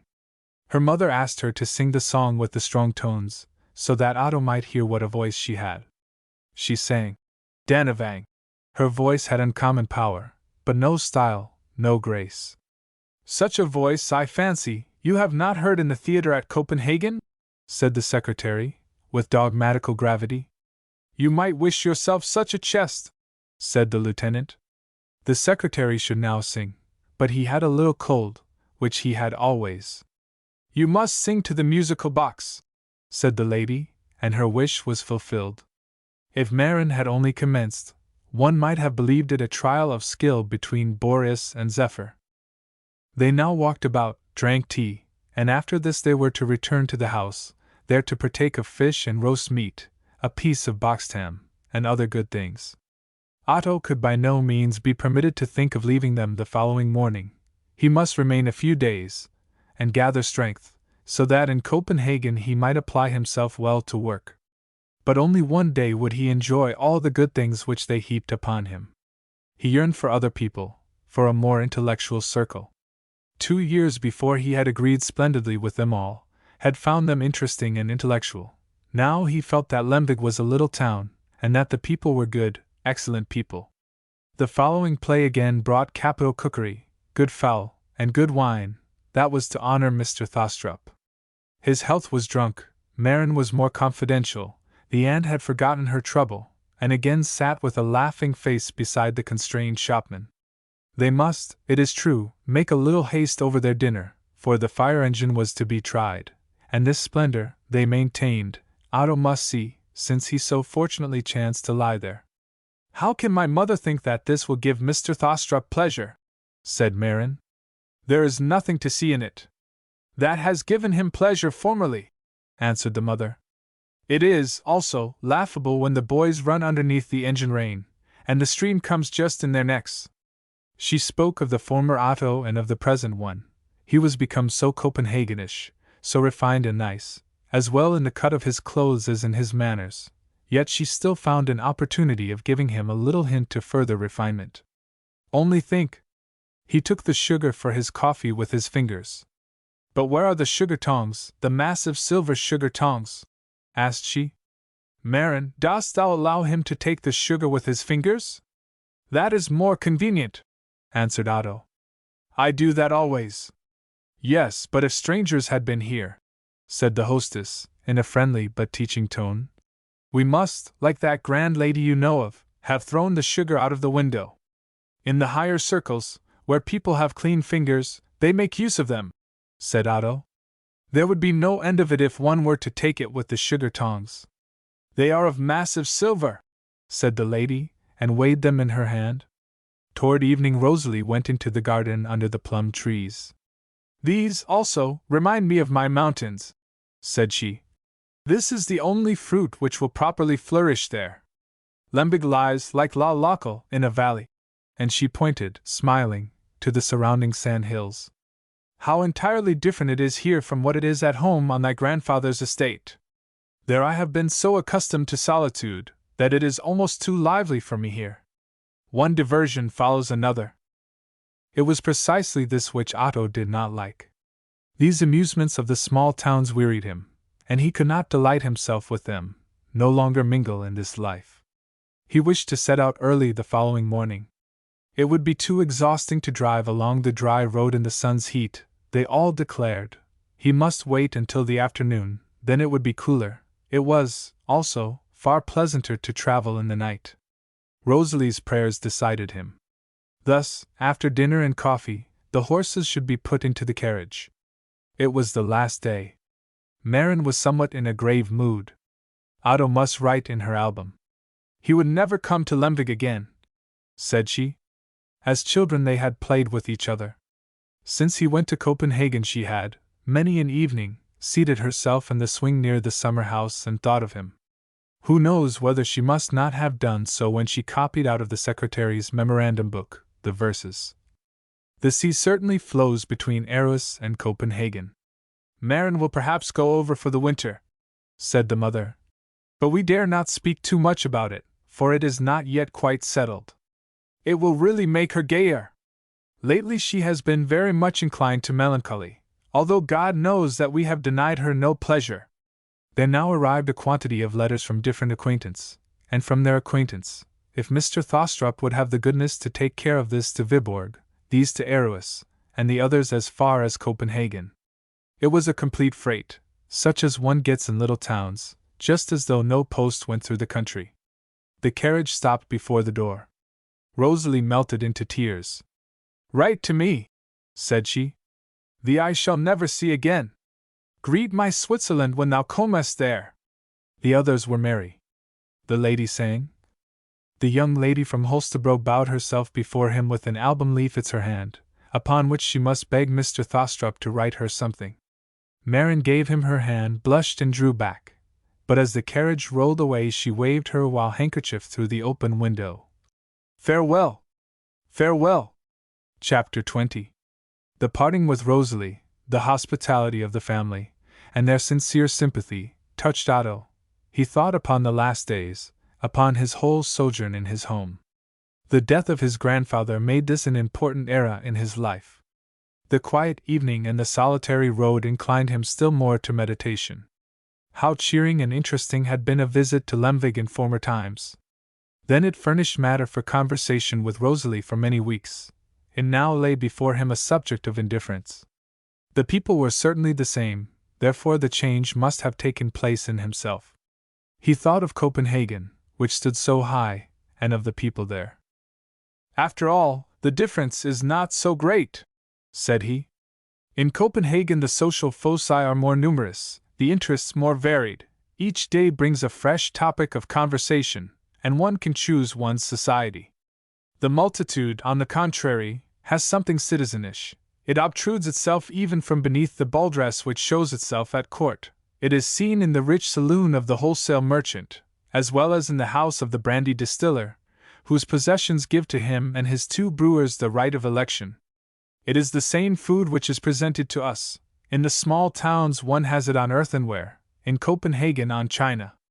If one had only the courage, in the so-called higher classes, to break through the gloss which life in a greater circle, which participation in the customs of the world has called forth, one should soon find in many a lady of rank, in many a nobleman who sits not alone in the theatre, on the first bench, merely that empty common earthenware, and that, as with the merchant's wife in Lemberg, a déjeuner or a soirée, like some public event, will occupy the mind before and after its occurrence. A court ball, at which either the son or daughter has figured, resembles the most brilliant success in an examination for office. We laugh at the authorities of Lemberg, and yet with us the crowd runs after nothing but authorities and newspapers. This is a certain state of innocence. How many a poor officer or student must play the subordinate part of the shopman at the table of the rich, and gratefully kiss the hand of the lady of the house because she has the right of demanding gratitude. And in the theatre, with the multitude, what does not an astonishing chest do? A strength of voice which can penetrate right through the leather of the mind gains stormy applause, whilst taste and execution can only be appreciated by the few. The actor can be certain of applause if he only thunder forth his parting reply. The comedian is sure of a shout of bravo if he puts forth an insipidity, and rubs his legs together, as if replying with spirit and humor. The massive plate in the house gives many a lady the boldness to teach that in which she herself might perhaps have been instructed. Many a lady, like the mamsel from Holstebro, dresses always in silk and a long shawl, and if one asks after her profession one finds it consists at most in dressmaking. Perhaps she does not even possess the little accompanying talent of playing the flute. How many people do not copy, like Marin, out of other people's memorandum books, and do not excel musical boxes? Still one hears a deal of musical snuff-box music, and is waited upon by voices which are equally as insignificant as the secretary's. These were pretty much Otto's reflections, and certainly it was a good feeling which lay at the bottom of them. Let us remember in our judgment that he was so young, and that he had only known Copenhagen 1 year, otherwise he would most certainly have thought quite differently. Night spread itself over the heath, the heavens were clear. Slowly the carriage wound along through the deep sand. The monotonous sound, the unchanging motion, all rendered Otto sleepy. A falling star shot like a fire column across the sky. This woke him for a moment. He soon again bowed his head and slept, fast and deep. It was an hour past midnight, when he was awoke by a loud cry. He started up, the fire burnt before them, and between it and the horse stood 2 figures, who had taken hold of the leather reins. Close beside them was a cart, under which was placed a sort of bed, on which slept a woman and some children. "Will you drive into the soup kettle?" asked a rough voice, whilst another scolded in a gibberish which was unintelligible to Otto. It had happened to the coachman as to him, only that the coachman had fallen asleep somewhat later. The horses had lost their track, and uncertain, as they had long been, they were now traversing the impassable heath.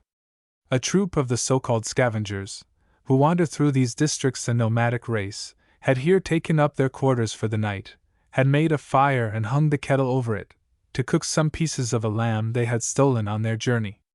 They were about half a mile from the highway, said an elderly woman who was laying some bushes of heath under the kettle. "Half a mile?"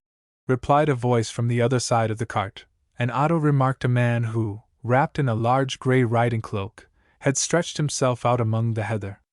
"It is not a quarter of a mile to the highway if people know how to direct their course properly." The pronunciation of the man was somewhat foreign, but pure, and free from the gibberish which the others employed in their speech. The voice seemed familiar to Otto, his ear weighed each syllable, and his blood ran quicker through his veins. "It is the German Heinrich, the evil angel of my life," he felt, and wrapped himself closer in his mantle, so that his countenance was concealed. A half-grown lad came forward and offered himself as a guide. "But the lad must have 2 marks," said the woman. Otto nodded assent, and glanced once more toward the man in whom he believed he recognized the German Heinrich. The man had again carelessly stretched himself among the heath, and did not seem inclined to enter into farther discourse. The woman desired the payment in advance, and received it. The boy led the horses toward one side. At the moment the fire flared up between the turf sods, a great dog, with a loose cord about his neck, sprang forward and ran barking after the carriage, which now traveled on over the heath in the gloomy night. Chapter 21. We again find ourselves in Copenhagen, where we meet with Otto, and may every day expect Wilhelm, Miss Sophie, and the excellent Mamma. They would only stay a few weeks. To learn tidings of their arrival, Otto determined to pay a visit where they were expected. We know the house, we were present at the Christmas festival. It was here that Otto received his noble pedigree. We will now become somewhat better acquainted with the family. The husband had a good head, as people sat, had an excellent wine cellar, and was, as one of the friends maintained, a good alambre player. But the soul of the house, the animating genius, which drew into this circle all that possessed life and youth, was the wife. Beautiful one could by no means call her, but, enchanted by her natural loveliness, her mind, and her unaffectedness, you forgot this in a few moments. A rare facility in appreciating the comic of everyday life, and a good-humored originality in its representation, always afforded her rich material for conversation. It was as if nature, in a moment of thoughtlessness, had formed an insipid countenance, but immediately afterwards strove to make good her fault by breathing into it a soul, which, even through pale blue eyes, pale cheeks, and ordinary features, could make her beauty felt. When Otto entered the room he heard music. He listened. It must be either Ways or Jerson. "It is the Professor Ways," said the servant, and Otto opened the door softly, without knocking. The astral lamp burnt upon the table. Upon the sofa sat 2 young ladies.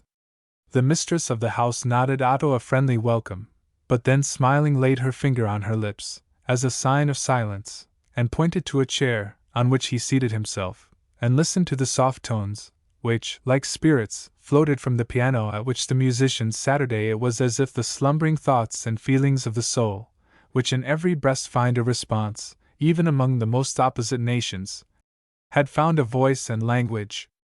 The fantasies died away in a soft, spiritual piano. Thus lightly has Raphael breathed the Madonna di Foligno upon the clouds. She rests there as a soap bubble rests upon velvet. That dying away of the tones resembled the thoughts of the lover when his eye closes, and the living dream of his heart imperceptibly merges and vanishes in sleep. Reality is over. Here also the tone ceased. Commenced the musician once more, with an originality and spirit which influenced the whole company. Far too soon did he again break off, after he had enchanted all ears by his own treasures, as well as by the curiosities of the people's life in the world of sound. Only when he was gone did admiration find words. The fantasy still echoed in every heart. "His name deserves to be known throughout Europe," said the gracious lady. "How few people in the world know Ways and Callot. That is the misfortune of a musician being born in a small country," said Otto. "His works become only manuscript for friends. His auditory extends only from Skagen to Kiel. There the door is closed. One must console oneself that everything great and good becomes at length known," said the cousin of the family, who is known to us by his verses for the Christmas tree. "The nations will become acquainted with everything splendid in the kingdom of mind, let it bloom in a small or in a large country. Certainly during this time the artist may have died, but then he must receive compensation in another world. I truly believe," returned the gracious lady, "that he would wish a little in advance here below, where it is so ordered that the immortal must bow himself before the mortal." "Certainly," replied Otto. "The great men of the age are like mountains. They it is which cause the land to be seen from afar, and give it importance, but in themselves they are bare and cold, their heights are never properly known." "Very beautiful," said the lady. "You speak like a Jean Paul." At this moment the door opened, and all were surprised by the entrance of Miss Sophie, Wilhelm, and the dear mamma. They were not expected before the following evening. They had traveled the whole day through Zealand. "We should have been here to dinner," said Sophie.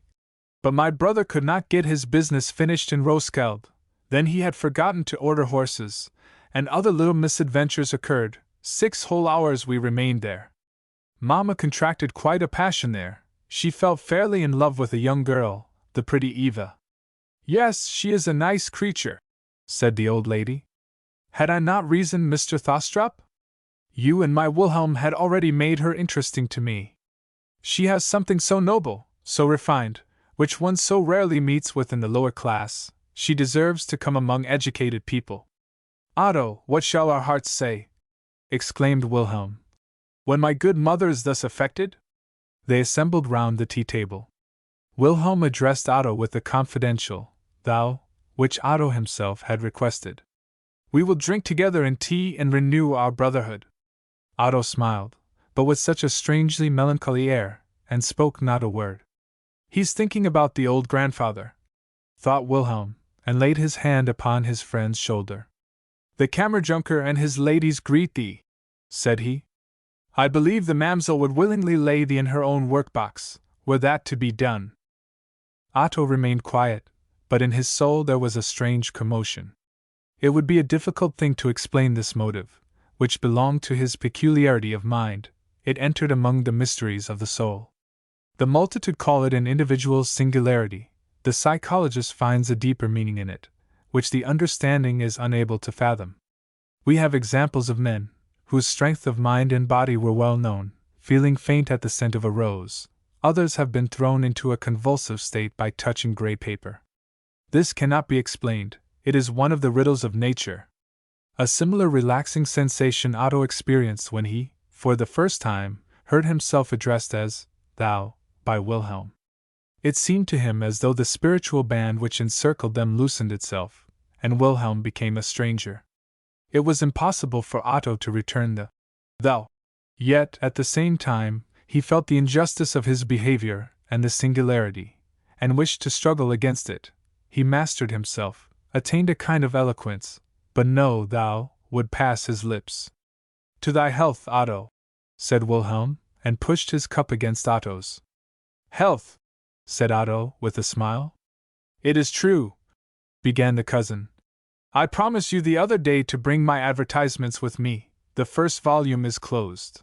And he drew from his pocket a book in which a collection of the most original Address Gazette advertisements, such as one sees daily, was pasted. "I have one for you," said the lady. "I found it a little time since. A woman wishes for a little child to bottle. Is not that capital? Here is also a good one," said Wilhelm, who had turned over the leaves of the book. "A boy of the Mosaic belief may be apprenticed to a cabinet maker, but he need not apply unless he will eat everything that happens to be in the house. That is truly a hard condition for the poor lad." "Almost every day," said the cousin, "one may read, for the play of today or tomorrow is a good place to be had in the 3rd story in the Christenbernikov Street. The place is a considerable distance from the theatre." "Theatre!" exclaimed the master of the house, who now entered to take his place at the tea table. "One can soon hear who has that word in his mouth. Now is he again at the theatre? The man can speak of nothing else.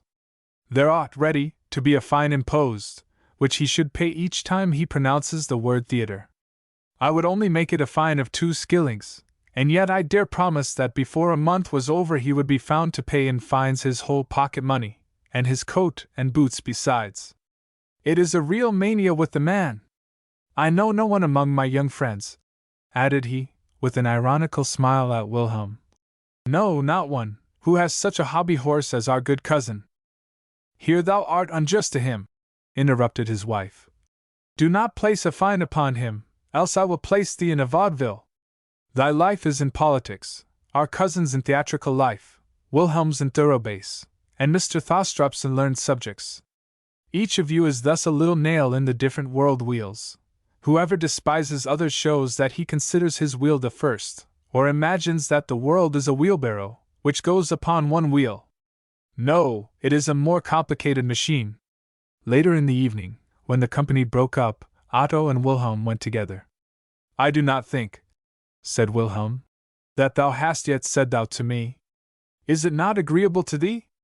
It was my own wish, my own request, replied Otto. I have not remarked what expressions I have employed. He remained silent.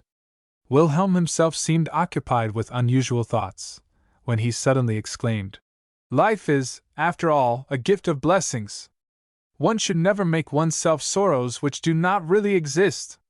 Carpe diem, said old Horace. That will we, replied Otto.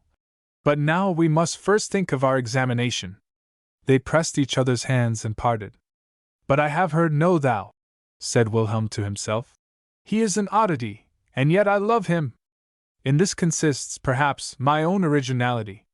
He entered his room, where the hostess had been cleaning, and had arranged the books and papers in the nicest order. Wilhelm truly called it disorder, the papers in confusion, and the books in a row. The lamp even had a new place, and this was called order. Smiling, he seated himself at the piano. It was so long since they had said good day to each other. He ran over the key several times, then lost himself in fantasies. That is lovely, he exclaimed. But it is not my property. What does it belong to? It melts into my own feelings. He played it again. It was a theme out of Tancredi. Therefore, from Rossini, even the very composer whom our musical friends most look down upon, how could he then guess who had created those tones which now spoke to his heart? His whole being he felt penetrated by a happiness, a love of life, the cause of which he knew not. He thought of Otto with a warmth which the latter's strange behavior did not deserve. All beloved beings floated so sweetly before his mind. This was one of those moments which all good people know. One feels oneself a member of the great chain of love which binds creation together. So long as the rosebud remains folded together it seems to be without fragrance, yet only one morning is required, and the fine breath streams from the crimson mouth. It is only one moment, it is the commencement of a new existence, which already has lain long concealed in the bud, but one does not see the magic wand which works the change. This spiritual contrast, perhaps, took place in the past hour. Perhaps the last evening rays which fell upon the leaves concealed this power. The roses of the garden must open, those of the heart follow the same laws. Was this love? Love is, as poets say, a pain. It resembles the disease of the muscle, through which pearls are formed. But Wilhelm was not sick, he felt himself particularly full of strength and enjoyment of life. The poet's simile of the muscle and the pearl sounds well, but it is false. Most poets are not very learned in natural history, and therefore they are guilty of many errors with regard to it. The pearl is formed on the muscle not through disease. When an enemy attacks her she sends forth drops in her defense, and these change into pearls. It is thus strength, and not weakness, which creates the beautiful. It would be unjust to call love a pain, a sickness. It is an energy of life which God has planted in the human breast. It fills our whole being like the fragrance which fills each leaf of the rose, and then reveals itself among the struggles of life as a pearl of worth. These were Wilhelm's thoughts, and yet it was not perfectly clear to him that he loved with his whole soul, as one can only love once. The following forenoon he paid a visit to Professor Ways. You are going to Roskilde, are you not? Asked Wilhelm. I have heard you so often play the organ here in Our Lady's Church. I should very much like to hear you there, in the cathedral.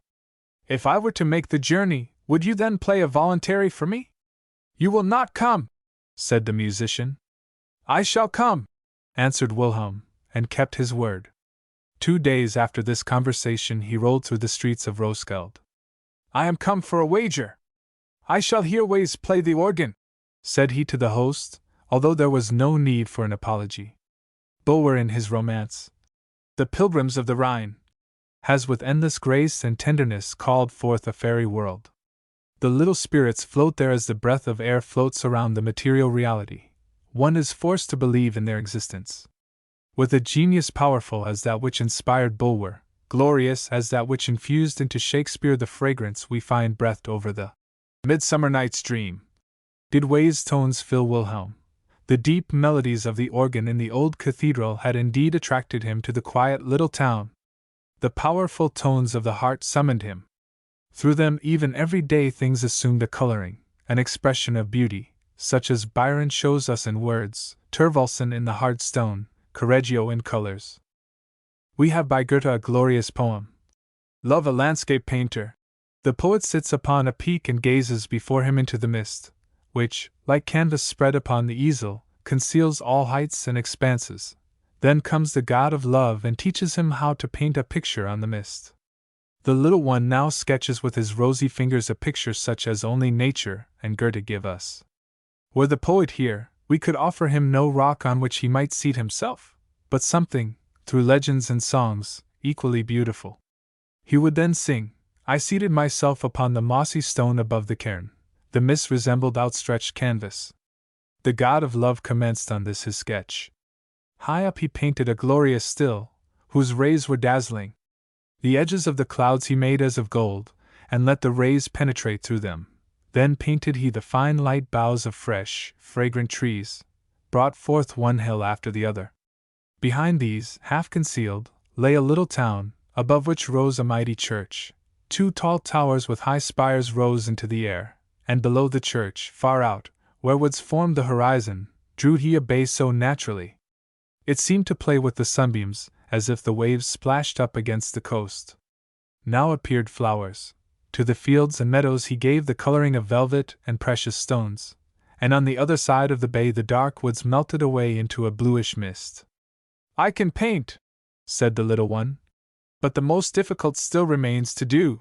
And he drew with his delicate finger, just where the rays of the sun fell most glowingly, a maiden so gentle, so sweet, with dark blue eyes and cheeks as blooming as the rosy fingers which formed the picture.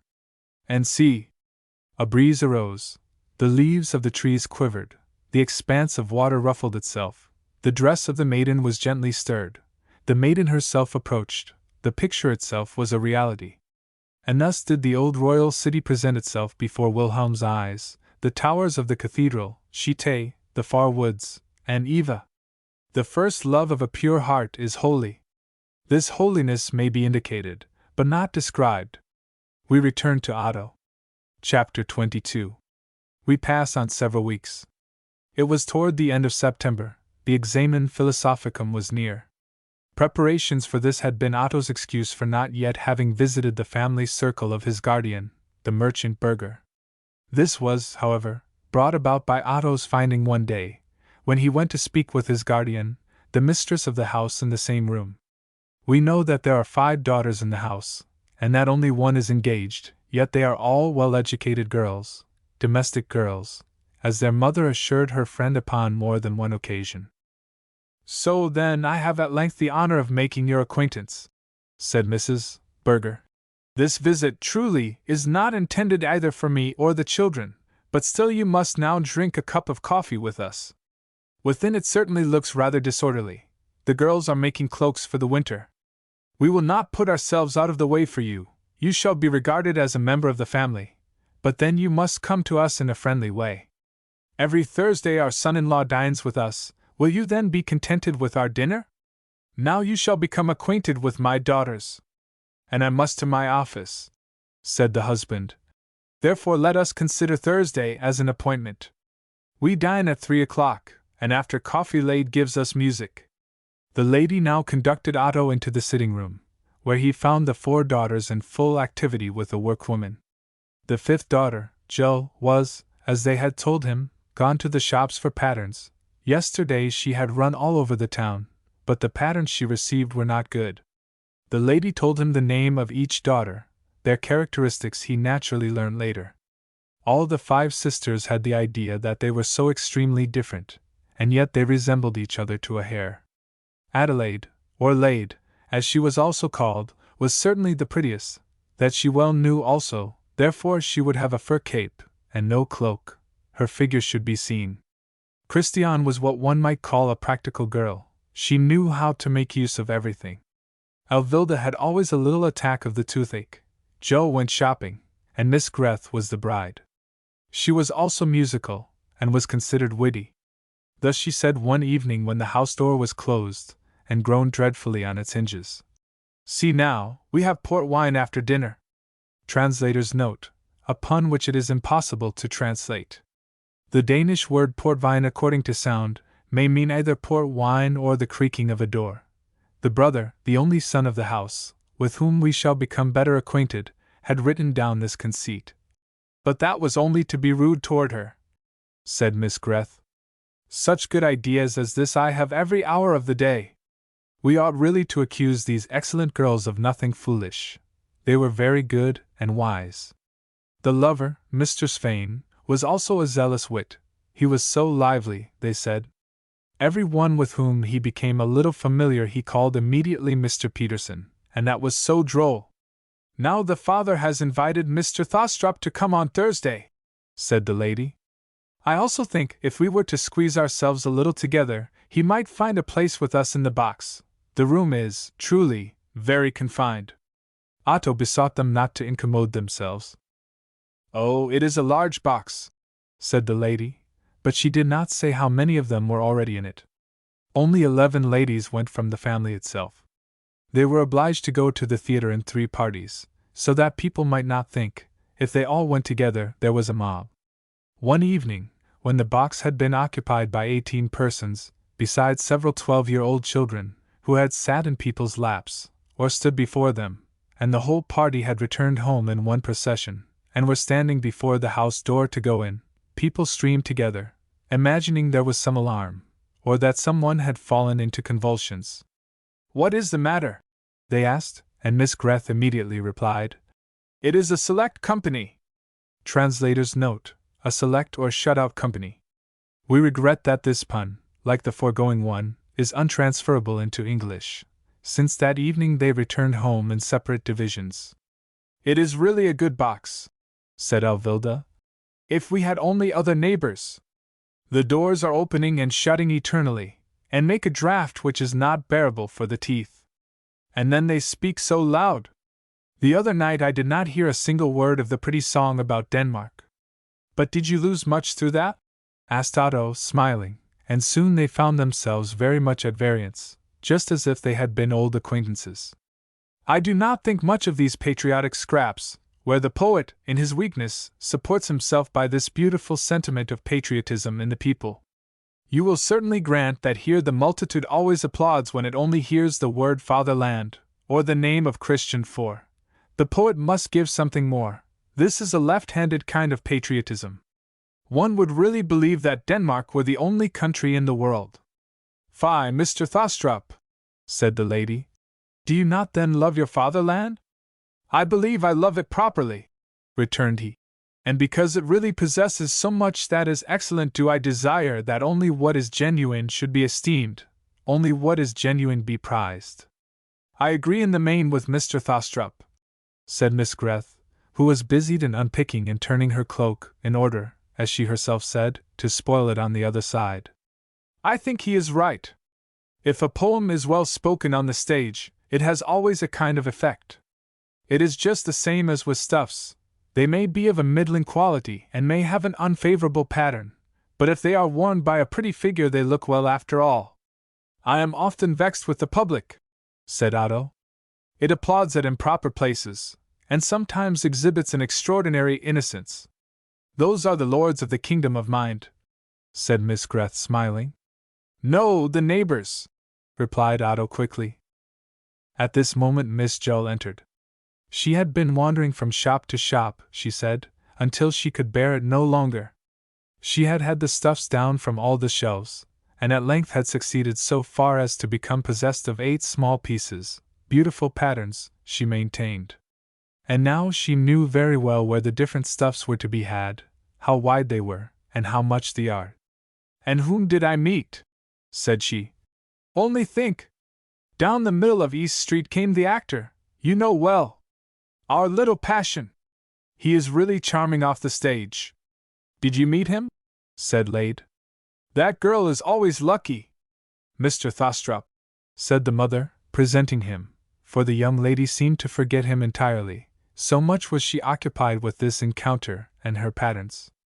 Jull bowed, and said she had seen him before. He had heard Minster, and had stood near the chair where she sat. He was dressed in an olive green coat.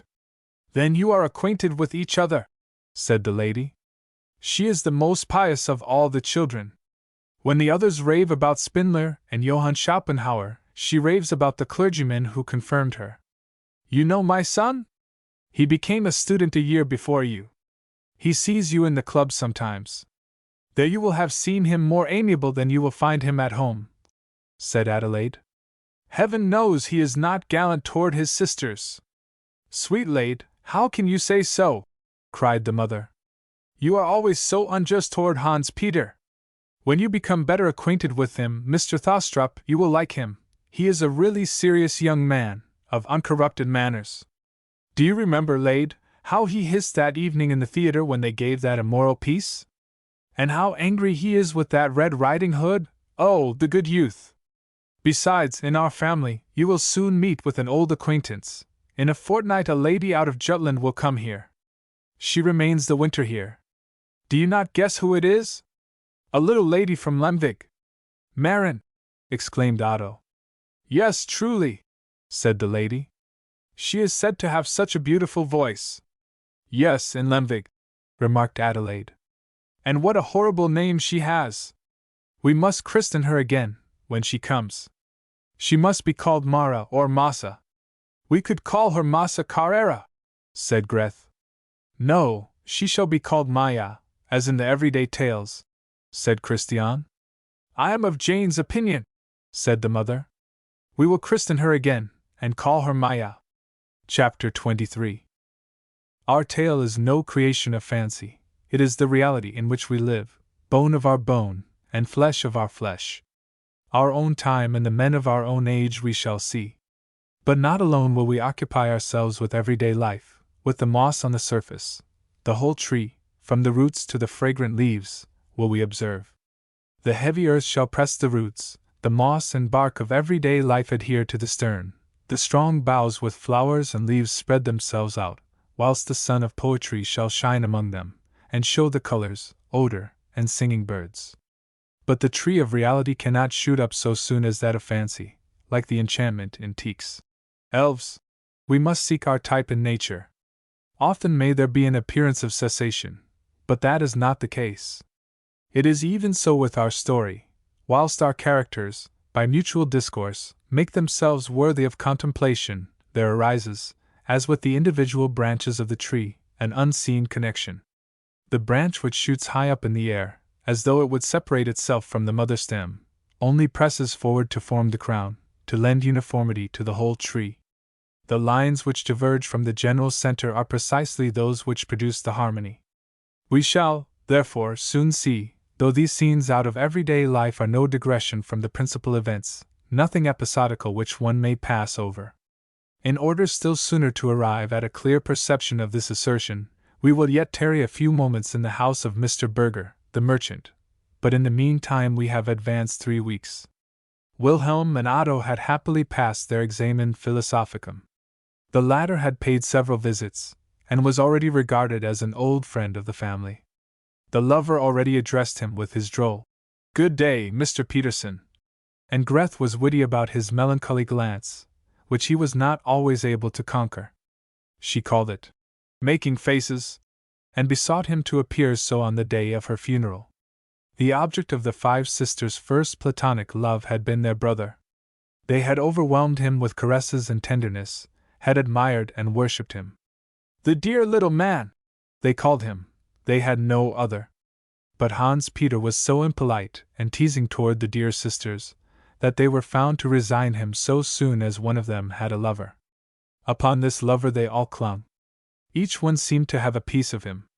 He was Greth's bridegroom, would be their brother-in-law. They might address him with the confidential thou, and even give him a little kiss. Otto's appearance in the family caused these rays to change their direction. Otto was handsome, and possessed of fortune, either of which often suffices to bow a female heart. Beauty bribes the thoughtless, riches the prudent. Marin, or as she was here called, Maya, had arrived. The young ladies had already pulled off some of her bows, arranged her hair differently, and made one of her silk handkerchiefs into an apron, but, spite of all this finesse, she still remained a lady from Lemvig. They could remove no bows from her pronunciation. She had been the first at home, Here she could not take that rank. This evening she was to see in the theater, for the first time, the ballet of the Somnambule. It is French, said Hans Peter. And frivolous, like everything that we have from them. Yes, the scene in the second act, where she steps out of the window, said the merchant. That is very instructive for youth. But the last act is sweet, cried the lady. The second act is certainly, as Hans Peter very justly observed, somewhat French. Good heavens! He gets quite red, the sweet lad. She extended her hand to him, and nodded, smiling, whereupon Hans Peter spoke very prettily about the immorality on the stage. The father also made some striking observation. Yes, said the lady, were all husbands like thee, and all young men like Hans Peter, they would speak in another tone on the stage, and dress in another manner. In dancing it is abominable. The dresses are so short and indecent, just as though they had nothing on. Yet, after all, we must say that the somnambule is beautiful. And really, it is quite innocent. They now entered still deeper into the moral. The conversation lasted till coffee came. Marin's heart beat even quicker, partly in expectation of the play, through hearing of the corruptions of this Copenhagen Sodom. She heard Otto defend this French piece, heard him speak of affectation.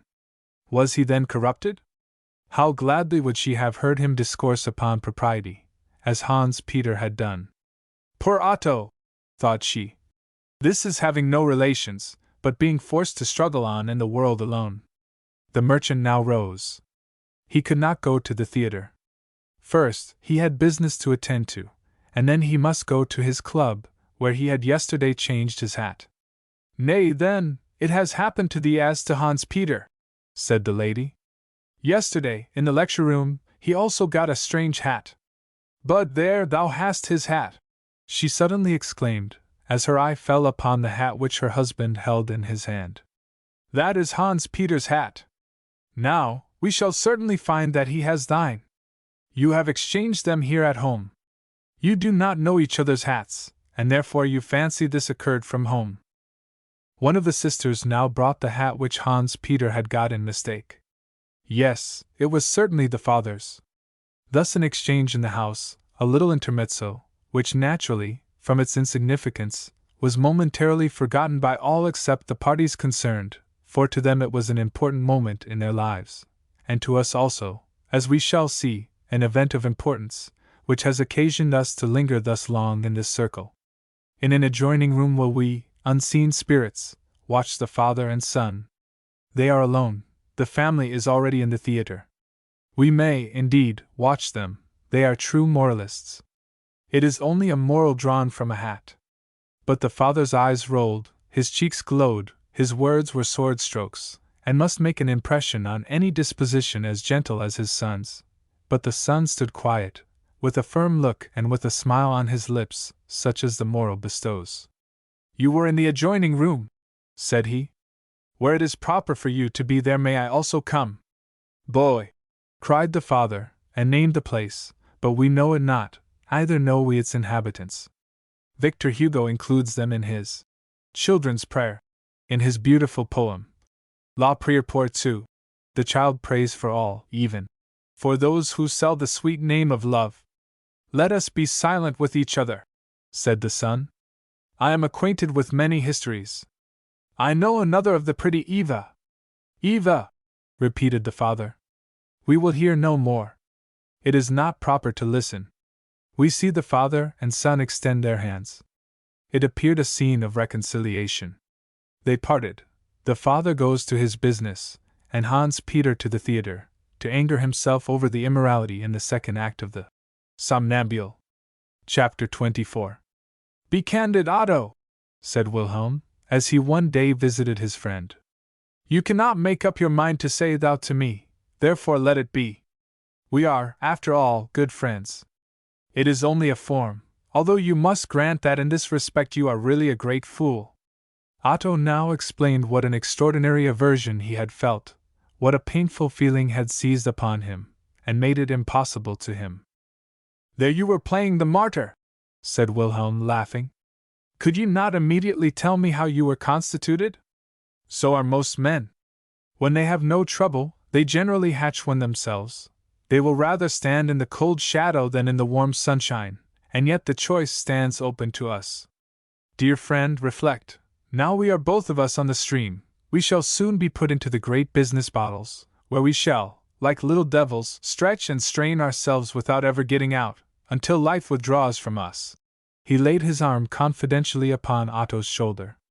Often have I wished to speak with you upon one point.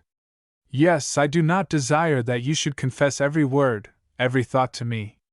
I already know that I shall be able to prove to you that the thing lies in a region where it cannot have the power which you ascribe to it. In the cold zones a venomous bite does not operate as dangerously as in warmer ones. A sorrow in childhood cannot overpower us as it does in riper age. Whatever misfortune may have happened to you when a child, if in your wildness, you yourself say that you were wild, whatsoever you may have then done, it ought not to influence your whole life. Your understanding could tell you this better than I. At our age we find ourselves in the land of joy, or we never enter it. You are a happy man! Exclaimed Otto, and gazed sorrowfully before him. Your childhood afforded you only joy and hope. Only think of the solitude in which mine was passed. Among the sandhills of the west coast my days glided away. My grandfather was gloomy and passionate. Our old preacher lived only in a past time which I knew not, and Rosalie regarded the world through the spectacles of sorrow. Such an environment might well cast a shadow upon my life joy. Even in dress, one is strangely remarkable when one comes from a far province to the capital. First this receives another cut, and one gradually becomes like those around one. The same thing happens in a spiritual relation, but one's being and ideas one does not change so quickly as one's clothes. I have only been a short time among strangers, and who knows, added he, with a melancholy smile, perhaps I shall come into equilibrium when some really great misfortune happens to me and very much overpowers me, and then I may show the same carelessness, the same phlegm as the multitude. A really great misfortune, repeated Wilhelm. You do, indeed, say something. That would be a very original means of cure, but you are an original being. Perhaps this means you might really be healed. Make no cable out of cobweb, said a celebrated poet whose name does not occur to me at this moment. But the thought is good. You should have it embroidered upon your waistcoat, so that you might have it before your eyes when you droop your head. Do not look so grave. We are friends, are we not? Among all my young acquaintance you are the dearest to me, although there are moments when I know not how it stands with us. I could confide every secret to you, but I am not sure that you would be equally open with me. Do not be angry, my dear friend. There are secrets of so delicate a nature that one may not confide them even to the dearest friend. So long as we preserve our secret, it is our prisoner. It is quite the contrary, however, so soon as we have let it escape us. And yet, Otto, you are so dear to me that I believe in you as in my own heart. This, even now, bears a secret which penetrates me with joy and love of life. I must speak cut. But you must enter into my joy, partake in it, or say nothing about it. You have then heard nothing, nothing. Otto, I love.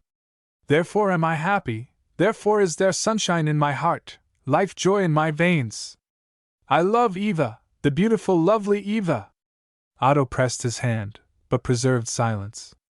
No, not so, cried Wilhelm. Only speak a word. Do you I'm in a conception of the world which has opened before me? Eva is beautiful. Very beautiful, said Otto, slowly. She is innocent and good. What can one wish for more? I can imagine how she fills your whole heart. But will she do so always? She will not always remain young, always lovely. Has she, then, mind sufficient to be everything to you? Will this momentary happiness which you prepare for her and yourself be great enough to outweigh, I will not say the sorrow, but the discontent which this union will bring forth in your family? For God's sake, think of everything. My dear fellow, said Wilhelm, your old preacher now really speaks out of you. But enough, I can bear the confession. I answer yes, yes, with all my heart, yes. Wherefore will you now bring me out of my sunshine into shade? Wherefore, in my joy over the beauty of the rose, should I be reminded that the perfume and color will vanish, that the leaves will fall? It is the course of life. But must one, therefore, think of the grave, of the finale, when the act begins? Love is a kind of monomania, said Otto. It may be combated, it depends merely upon our own will. Ah, you know this not at all, said Wilhelm. But it will come in due time, and then you will be far more violent than others. Who knows? Perhaps this is the sorrow of which you spoke, the misfortune which should bring your whole being into equipoise. That was also a kind of search after the sorrowful. I will sincerely wish that your heart may be filled with love as mine is, then will the influence of the sand hills vanish, and you will speak with me as you ought to do, and as my confidence deserves. That will I, replied Otto. You make the poor girl miserable. Now you love Eva, but then you will no longer be able. The distance between you and her is too great, and I cannot conceive how the beauty of her countenance can thus fill your whole being. A waiting girl. Yes, I repeat the name which offends your ear, a waiting girl. Everywhere will it be repeated. And you? No one can respect nobility less than I do, that nobility which is only conferred by birth. It is nothing, and a time will come when this will not be prized at all, when the nobility of the soul will be the only nobility. I openly say this to you, who are a nobleman yourself. The more development of mind, the more ancestors. But Eva has nothing, can have nothing, except a pretty face, and this is what has enchained you. You are become the servant of a servant, and that is degrading yourself and your nobility of mind. Mr. Thostrup, exclaimed Wilhelm, you wound me. This is truly not the first time, but now I am weary of it. I have shown too much good nature, and that is the most unfortunate failing a man can be cursed with. He seated himself at the piano, and hammered away. Otto was silent a moment, his checks glowed, but he was soon again calm, and in a joking tone said, Do not expend your anger upon that poor instrument because we disagree in our views. You are playing only dissonances, which offend my ear more than your anger. Dissonances, repeated Wilhelm. Cannot you hear that they are harmonies? There are many things for which you have a bad ear. Otto knew how to lead his anger to different points regarding which they had formerly been at variance, but he spoke with such mildness that Wilhelm's anger rather abated than increased. They were again friends, but regarding Eva not one word more was said. I should not be an honest and true friend to him, were I to let him be swallowed up by this whirlpool, said Otto to himself, when he was alone. At present he is innocent and good, but at his age, with his gay disposition, I must warn Eva. Soon. The snow which has once been trodden is no longer pure. Wilhelm will scarcely forgive me. But I must. On the morrow it was impossible for him to travel to Roskilde, but the following day he really would and must hasten thither. Still, in the early morning hour, Eva occupied his thoughts. She busied Wilhelm's also, but in a different way, but they agreed in the purity of their intentions. There was still a third, whose blood was put in motion at the mention of her name, who said, The pretty Eva is a servant there. One must speak with her. The family can make an excursion there. You sweet children, said the merchant's wife. The autumn is charming, far pleasanter than the whole summer. The father, should the weather remain good, will make an excursion with us to Letherborg the day after tomorrow. We will then walk in the beautiful valley of the Hertha, and pass the night at Roskilde. Those will be 2 delightful days. What an excellent father you have! But shall we not invite Mr. Thostrup to go with us? We are so many ladies, and it looks well to have a few young gentlemen with us. Greth, thou must write an invitation. Thou canst write thy father's name underneath. Chapter 25. The evening before Otto was to travel with the merchant's family to Roskilde, he called upon the family where Miss Sophie was staying. Her dear mamma had left 3 days before. Wilhelm had wished to accompany him to Roskilde, but the mother did not desire it. We have had a pleasure today, said Sophie. A pleasure from which we shall long have enjoyment. Have you seen the new book, The Letters of a Wandering Ghost? It is Baggesen himself in his most perfect beauty, a music which I never believed could have been given in words. This is a poet. He has made July days in the poetry of Denmark. Natural thoughts are so strikingly, and yet so simply expressed. One has the idea that one could write such verses oneself, they fall so lightly. They are like prose, said the lady, and yet the most beautifully perfect verse I know. You must read the book, Mr. Thostrup. Perhaps you will read to us this evening? Said Sophie. I should very much like to hear it again. In a second reading one shall enter better into the individual beauties, said the lady of the house. I will remain and listen, said the host. This must be a masterpiece, exclaimed Otto. A true masterpiece, since all are so delighted with it. It is Bagasin himself, and truly as he must sing in that world where everything mortal is ennobled. That speed through the green woods in musical measure, began Otto, and the spiritual battle piece with beauty and tone developed itself more and more. They found themselves in the midst of the winter camp of the Muses, where the poet hastened to fight with the foes of the Muses. Otto's gloomy look won during the perusal a more animated expression. Excellent! Exclaimed he. This is what I myself have thought and felt, but alas! Have been unable to express. I am a strange girl, said Sophie. Whenever I read a new poet of distinguished talent, I considered that he is the greatest. It was so with Byron and Victor Hugo. Cain overwhelmed me, Notre Dame carried me away with it. Once I could imagine no greater poet than Walter Scott, and yet I forget him over Oehlenschläger. Yes, I remember a time when Heiberg's vaudevilles took almost the first place among my chosen favorites. Thus I know myself and my changeable disposition, and yet I firmly believe that I shall make an exception with this work. Other poets showed me the objects of the outer world, this one shows me my own mind, my own thoughts, my own being he presents before me, and therefore I shall always take the same interest in the ghost's letters. They are true food for the mind, said Otto. They are as words in season. There must be movement in the lake, otherwise it will become a bog. The author is severe toward those whom he has introduced, said the lady, but he carries, so to say, a sweet knife. A wound from a sharp sword blade is not so painful as that from a rusty, notched knife. But who may the author be? Said Sophie. May we never learn, replied Otto. Uncertainty gives the book something piquant. In such a small country as ours it is good for the author to be unknown. Here we almost tread upon each other, and look into each other's garments. Here the personal conditions of the author have much to do with success, and then there are the newspapers, where either friend or enemy has an assistant, whereas the being anonymous gives it the patent of nobility. It is well never to know an author. What does his person matter to us, if his book is only good? Crush and confound the rabble dissolute that desecrate thy poet's grave? Read Otto, and the musical poem was at an end. All were enchanted with it. Otto alone made some small objections. The Muses ought not to come with trumpets and drums, and so many expressions similar to give a blow on the chaps, etc., ought not to appear. But if the poet will attack what is coarse, said Sophie, he must call things by their proper names. He presents us with a specimen of the prosaic filth, but in a soap bubble. We may see it, but not seize upon it. I consider that you are wrong.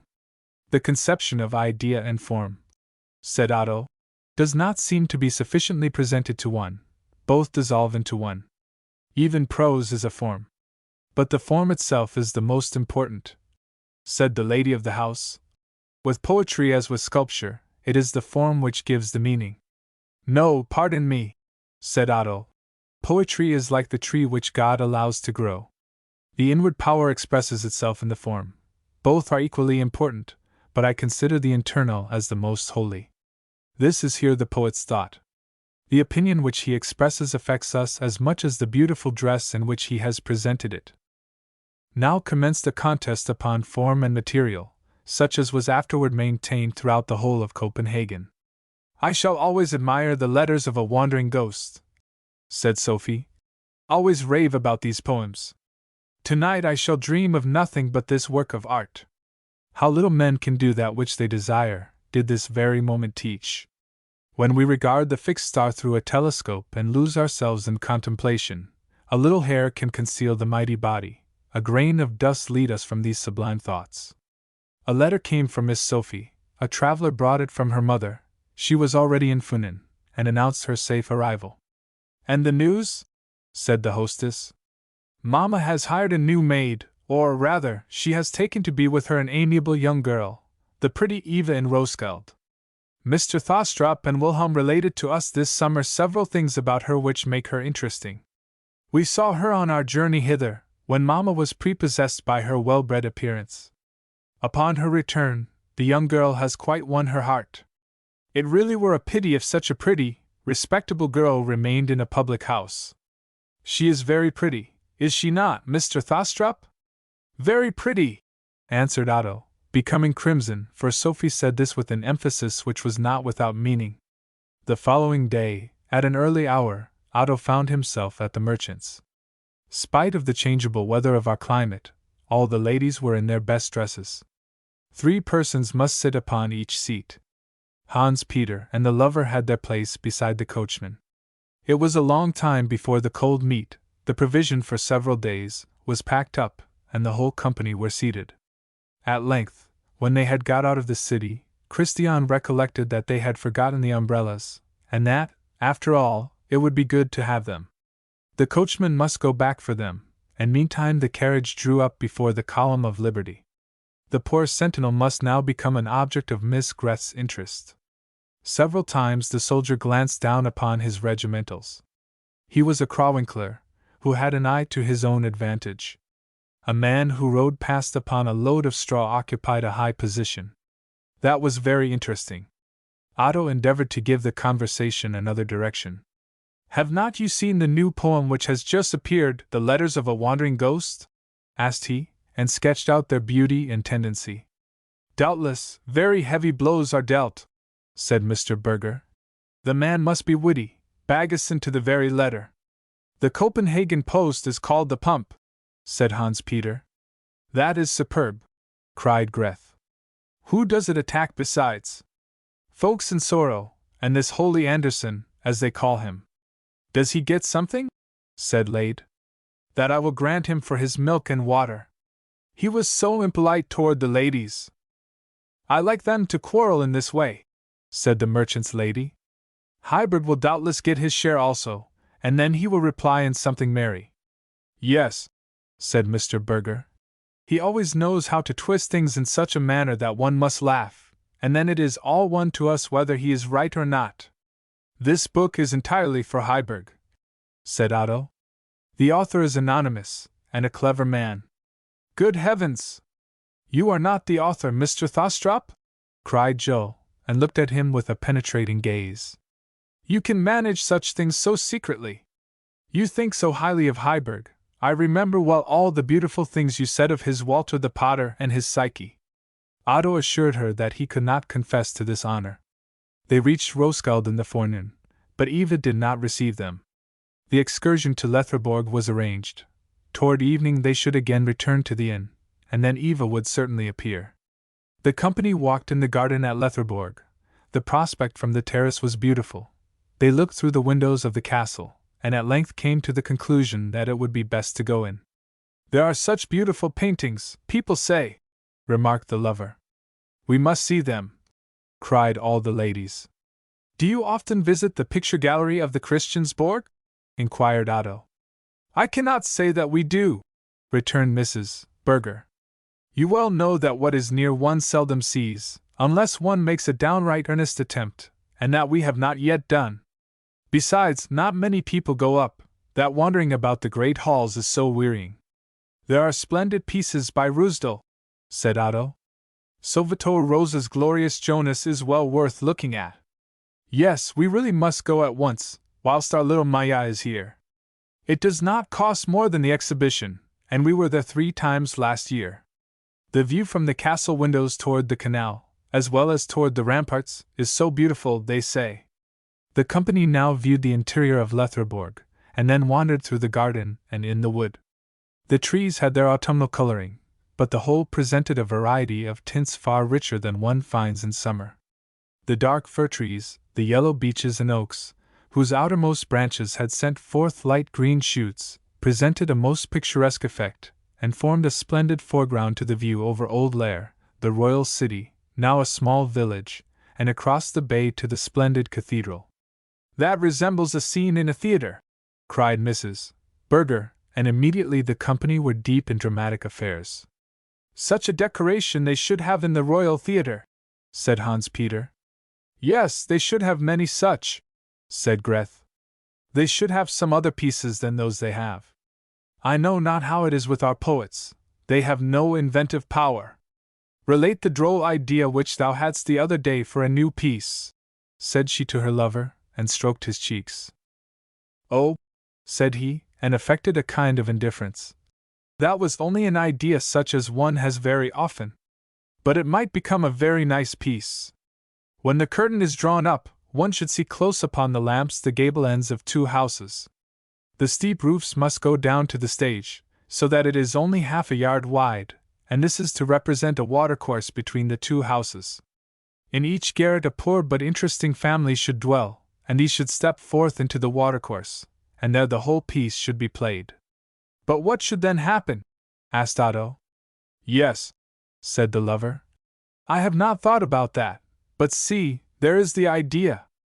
I am no poet, and have too much to do at the counting house, otherwise one might write a little piece." "Heavens!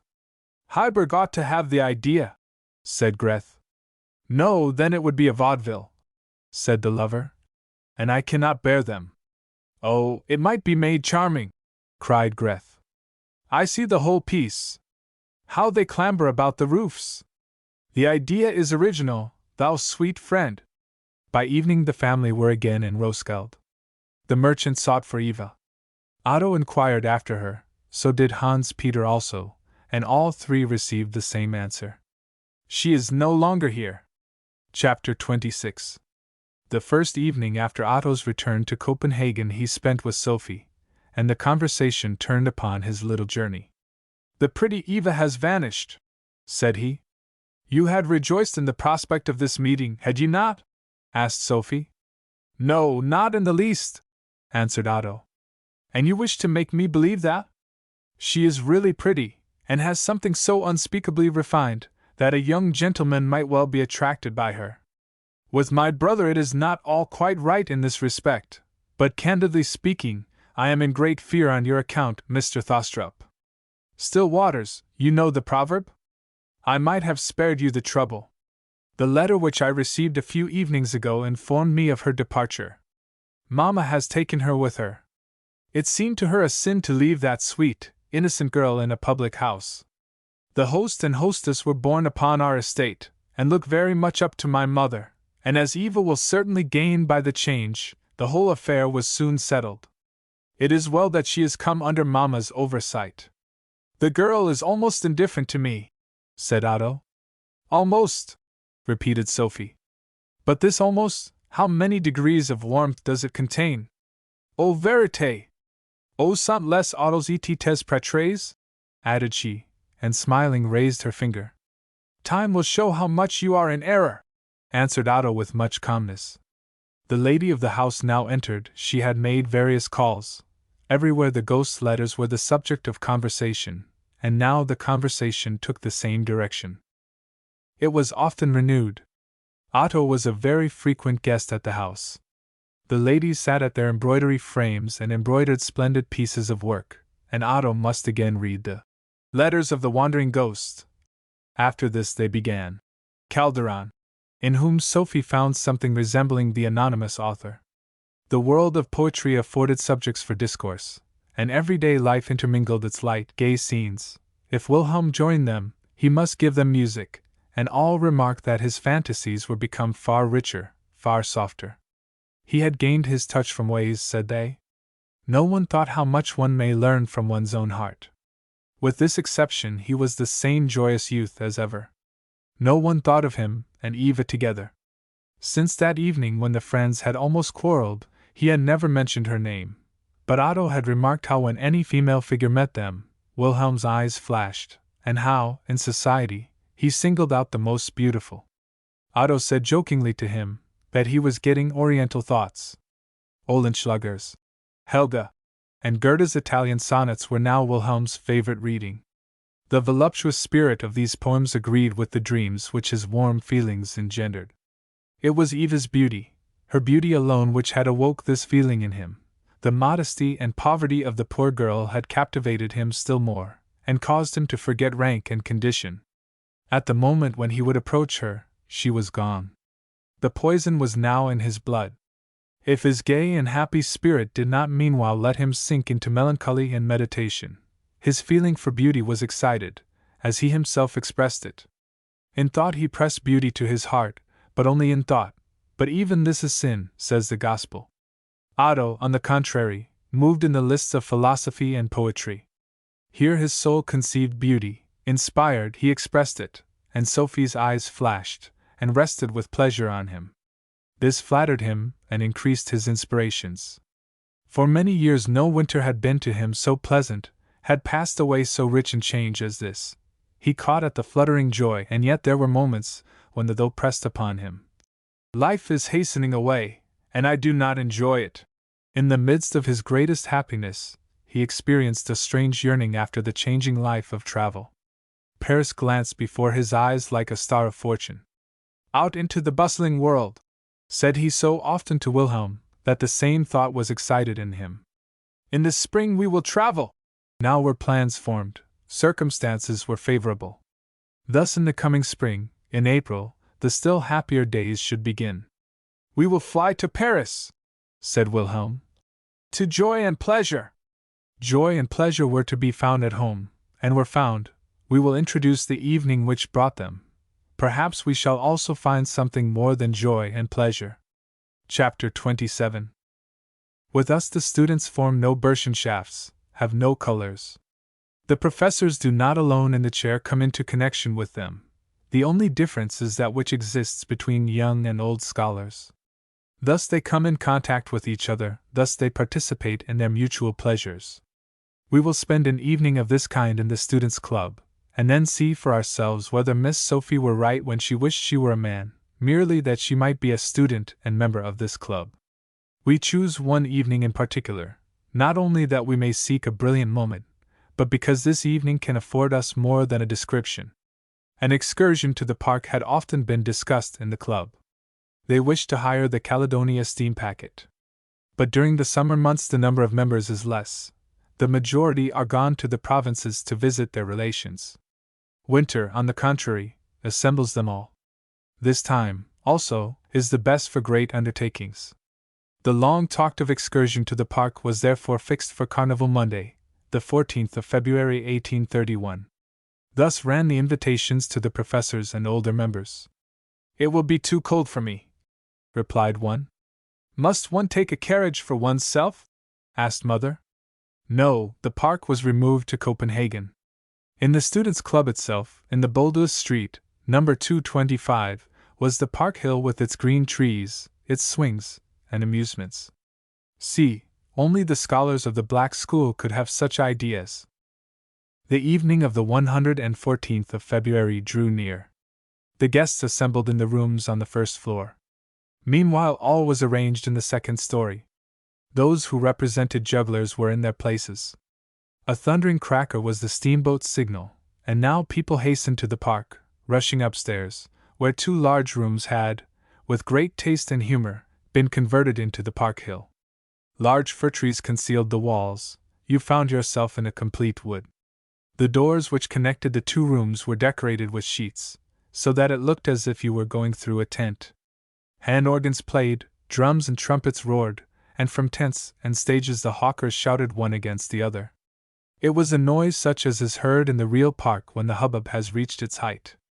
The most brilliant requisites of the real park were found here, and they were not imitated, they were the things themselves. Master Jackal's own puppets had been hired. A student, distinguished by his complete imitation of the first actors, represented them by the puppets. The fortress of Frederickstein was the same which we have already seen in the park. The whole cavalry and infantry, here a fellow without a bayonet, there a bayonet without a fellow. The old Jew sat under his tree where he announced his 50th park jubilee. Here a student ate flax, there another exhibited a bear. Polignac stood as a wax figure outside a cabinet. The Magdalene convent exhibited its little boxes, the drum major beat most lustily, and from a near booth came the real odor of warm wafer cakes. The spring even, which presented itself in the outer room, was full of significance. Certainly it was only represented by a tearn concealed between moss and stones, but the water was real water, brought from the well in Christiansborg. Astounding and full of effect was the multitude of sweet young girls who showed themselves. Many of the youngest students who had feminine features were dressed as ladies. Some of them might even be called pretty. Who that then saw the fair one with the tambourine can have forgotten her? The company crowded round the ladies. The professors paid court to them with all propriety, and what was best of all, some ladies who were less successful became jealous of the others. Otto was much excited. The noise, the bustle, the variety of people, were almost strikingly given. Then came the master of the fire engines, with his wife and little granddaughter, then 3 pretty peasant girls, then the whole botanical society, with their real professor at their head. Otto seated himself in a swing. An itinerant flute player and a drummer deafened him with dissonances. A young lady, one of the beauties, in a white dress, and with a thin handkerchief over her shoulders, approached and threw herself into his arms. It was Wilhelm. But Otto found his likeness to Sophie stronger than he had ever before noticed it to be, and therefore the blood rushed to his cheeks when the fair one threw her arms around him, and laid her cheek upon his. He perceived more of Sophie than of Wilhelm in this form. Certainly Wilhelm's features were coarser, his whole figure larger than Sophie's. But still Otto fancied he saw Sophie, and therefore these marked gestures, this reeling about with the other students, offended his eyes. When Wilhelm seated himself on his knee, and pressed his cheek to his, Otto felt his heart beat as in fever. It sent a stream of fire through his blood. He thrust him away, but the fair one continued to overwhelm him with caresses. There now commenced, in a so-called Krawinkel theater, the comedy, in which were given the then popular witticisms of Kellerman. The lady clung fast to Otto, and flew dancing with him through the crowd. The heat, the noise, and above all, the exaggerated lacing, affected Wilhelm. He felt unwell. Otto led him to a bench and would have unfastened his dress, but all the young ladies, true to their part, sprang forward, pushed Otto aside, surrounded their sick companion and concealed her, whilst they tore up the dress behind so that she might have air. But, God forbid! No gentleman might see it. Toward evening a song was commenced, a shot was heard, and the last verse announced. And now all rushed with the speed of a steamboat downstairs, and soon sat in gay rows around the covered tables. Wilhelm was Otto's lady, the Baron was called the Baroness, the glasses resounded, and the song commenced. And that patriotic song!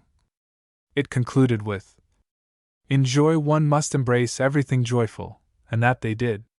Here was the joy of youth in youthful hearts. So ran the concluding verse of the following song, which ended with the toast. It was then that Wilhelm seemed to glow with inward fire. He struck his glass so violently against Otto's that it broke, and the wine was spilt. "A health to the ladies!" cried one of the seniors. "A health to the ladies!" resounded from the different rooms, which were all converted into the banquet hall. The ladies rose, stood upon their chairs, some even upon the table, bowed, and returned thanks for the toast. "No, no," whispered Otto to Wilhelm, at the same time pulling him down. "In this dress you resemble your sister so much, that it is quite horrible to me to see you act a part so opposed to her character." "And your eyes," said Wilhelm, smiling, "resemble 2 eyes which have touched my heart." "A health to first love!" cried he, and struck his glass against Otto's so that the half of his wine was again lost. "A health to the one whose eyes mine resemble!" whispered Otto, carried along with the merriment. "That health we have already drunk," answered Wilhelm. "But we cannot do a good thing too often." "Then you still think of Eva?" "She was beautiful. Sweet. Who knows what might have happened had she remained here? Her fate has fallen into Mamma's hands, and she and the other exalted nemesis must now conduct the affair. I wash my hands of it." "Are you recovered?" asked Otto. "But when you see Eva again in the summer?" "I hope that I shall not fall sick," replied Wilhelm. "I have a strong constitution. But we must now hasten up to the dance." All rushed from the tables, and upstairs, where the park was arranged. There was now only the greenwood to be seen. Theaters and booths had been removed. Gay paper lamps hung among the branches, a large orchestra played, and a half-bacchanalian woodball commenced. Wilhelm was Otto's partner, but after the first dance the lady sought out for herself a more lively cavalier. Otto drew back toward the wall where the windows were concealed by the boughs of fir tree. His eye followed Wilhelm, whose great resemblance to Sophie made him melancholy. His hand accidentally glided through the branches and touched the window seat. There lay a little bird. It was dead. To increase the illusion they had bought a number of birds, which should fly about during the park scene, but the poor little creatures had died from fright at the wild uproar. In the windows and corners they lay dead. It was one of these birds that Otto found.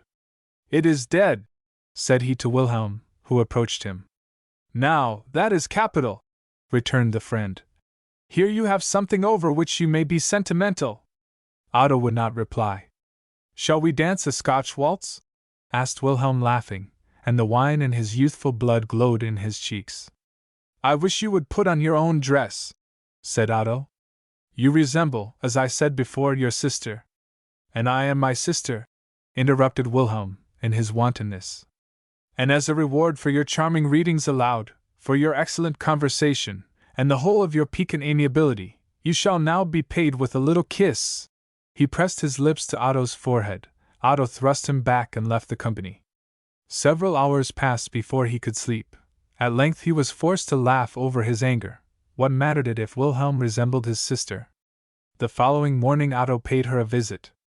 All listened with lively interest to his description of the merry St. John's Day in February.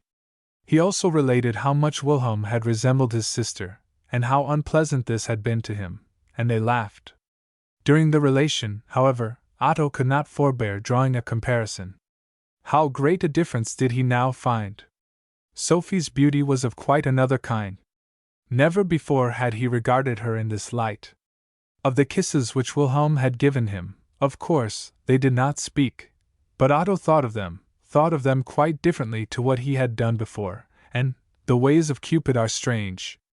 We will now see how affairs stand after advancing 14 days. Chapter 28.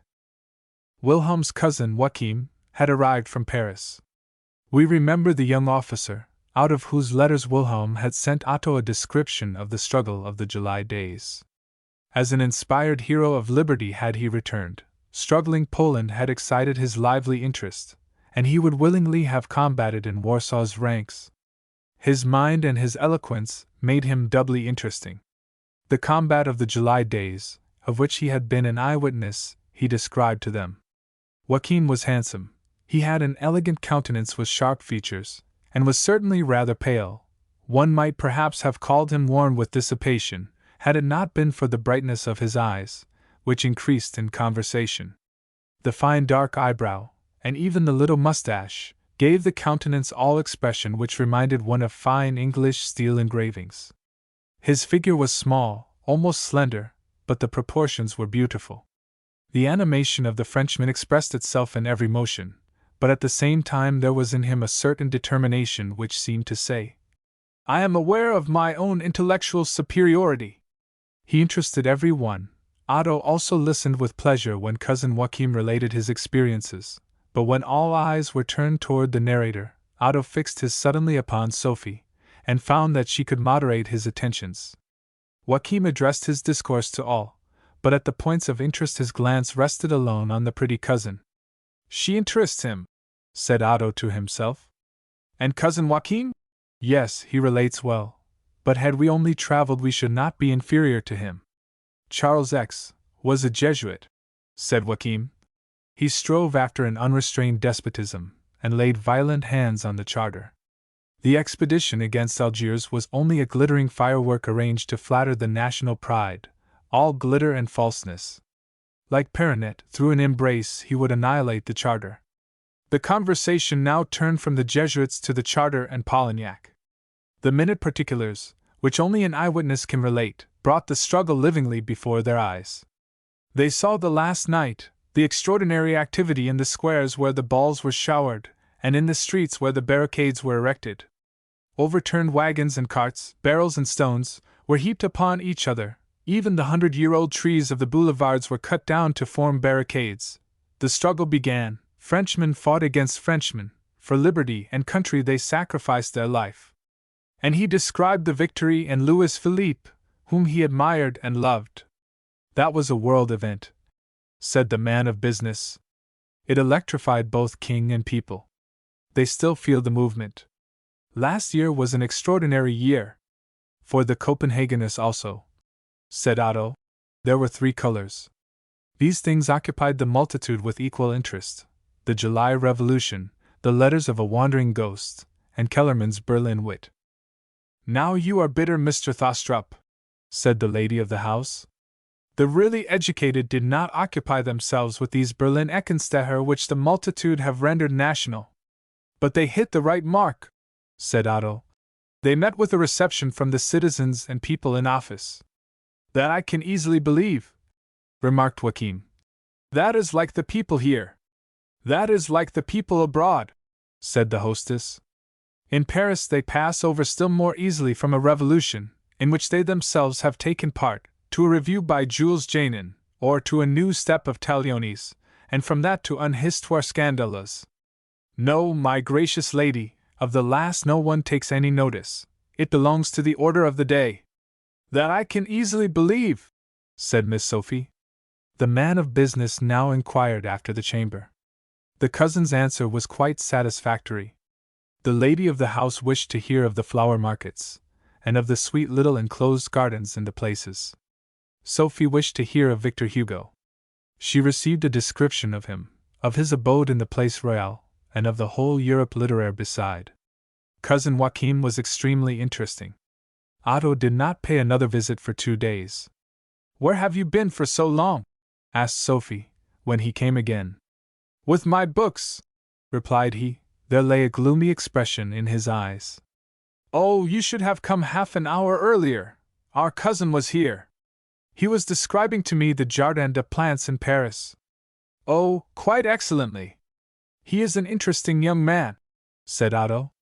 The glorious garden, pursued Sophie, without remarking the emphasis with which Otto had replied. Do you not remember, Mr. Thostrup, how Bartholini has spoken of it?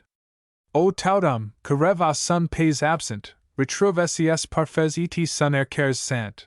In it there is a whole avenue with cages, in which are wild beasts, lions and tigers. In small courtyards, elephants and buffaloes wander about at liberty. Giraffes nibble the branches of high trees. In the middle of the garden are the courts for bears, only there is a sort of well in which the bears walk about. It is surrounded by no palisades, and you stand upon the precipitous edge. There our cousin stood. But he did not precipitate himself down, said Otto, with indifference. What is the matter? Asked Sophie. Are you in your elegiac mood? You look as I imagine Victor Hugo when he has not made up his mind about the management of his tragic catastrophe. That is my innate singularity, replied Otto. I should have pleasure in springing down among the bears of which you relate. And in dying? Asked Sophie. No, you must live. C'est le bonheur de vivre que fait la gloire de mourir. You speak a deal of French today, said Otto, with a friendliness of manner intended to soften the bitterness of the tone. Perhaps your conversation with the lieutenant was in that language? French interests me the most, replied she. I will ask our cousin to speak it often with me. His accent is excellent, and he is himself a very interesting man. No doubt of it, answered Otto. You will remain and dine with us? Said the lady of the house, who now entered. Otto did not feel well. These are only whims, said Sophie. The ladies made merry, and Otto remained. Cousin Joachim came and was interesting, very interesting, said all. He related of Paris, spoke also of Copenhagen, and drew comparisons. The quietness of home had made an especial impression on him. People here, said he, go about as if they bore some heavy grief, or some joy, which they might not express if one goes into a coffee-house. It is just as if one entered a house of mourning. Each one seats himself, a newspaper in his hand, in a corner. That strikes one when one comes from Paris. One naturally has the thought, can these few degrees further north bring so much cold into the blood. There is the same quiet in our theatre. Now I love this active life. The only boldness the public permits itself is hissing a poor author, but a wretched singer, who has neither tone nor manner, a miserable actress, will be endured, nay, applauded by good friends, an act of compassion. She is so fearful. She is so good. In Paris people hiss. The decoration master, the manager, every one there receives his share of applause or blame. Even the directors are there hissed, if they manage badly. You are preaching a complete revolution in our theatrical kingdom, said the lady of the house. The Copenhageners cannot ever become Parisians, and neither should they. The theatre is here, as well as there, the most powerful organ of the people's life. It has the greatest influence, and ours stands high, very high, when one reflects in what different directions it must extend its influence. Our only theatre must accommodate itself, and represent, at the same time, the Théâtre Français, the Grand Opera, the Vaudeville, and Saint Martin. It must comprehend all kinds of theatrical entertainments. The same actors who today appear in tragedy must tomorrow show themselves in a comedy or vaudeville. We have actors who might compare themselves with the best in Paris. Only one is above all ours, but also above all whom I have seen in Europe, and this one is Mademoiselle Mars. You will, doubtless, consider the reason extraordinary which gives this one, in my opinion, the first place. This is her age, which she so completely compels you to forget. She is still pretty, round, without being called fat. It is not through rouge, false hair, or false teeth, that she procures herself youth. It lies in her soul, and from thence it flows into every limb. Every motion becomes charming. She fills you with astonishment. Her eyes are full of expression, and her voice is the most sonorous which I know. It is indeed music. How can one think of age when one is affected by an immortal soul? I rave about Leontine Fay, but the old Mars has my heart. There is also a third who stands high with the Parisians, Jenny Vertper, at the Gymnase Dramatique, but she would be soon eclipsed were the Parisians to see our Demoiselle Pages. She possesses talent which will shine in every scene.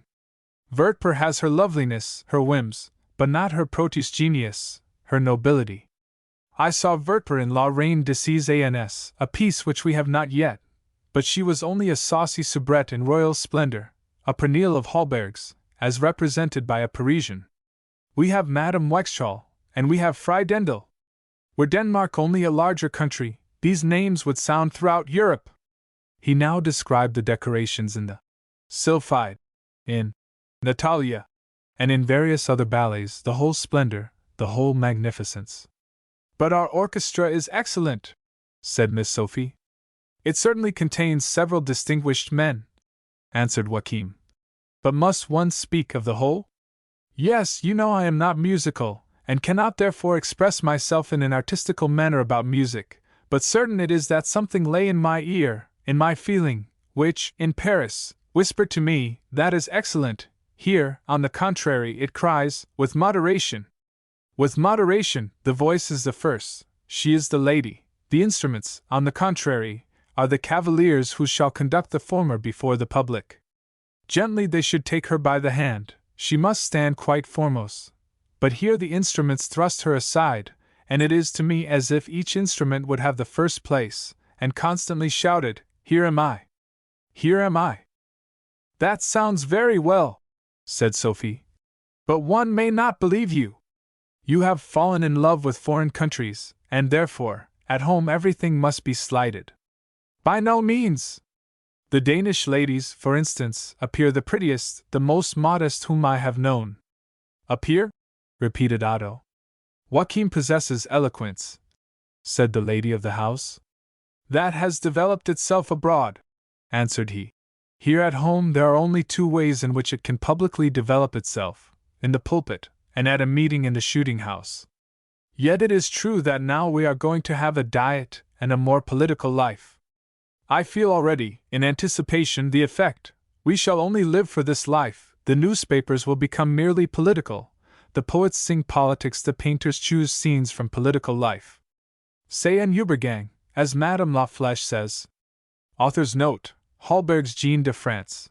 Copenhagen is too small to be a great, and too great to be a small city. See, there lies the fault. Otto felt an irresistible desire to contradict him in most things which he said about home. But the cousin parried every bold blow with a joke. Copenhagen must be the Paris of the North, said he, and that it certainly would become in 50, or twice that number of years. The situation was far more beautiful than that of the city of the Seine. The marble church must be elevated, and become a pantheon, adorned with the works of Thorvaldsen and other artists, Christiansborg, a Louvre, whose gallery you visit, Oster Street and Peter Madsen's Passage, arcades such as are in Paris, covered with glass roofs and flagged, shops on both sides, and in the evening, when thousands of gas lamps burnt, here should be the promenade.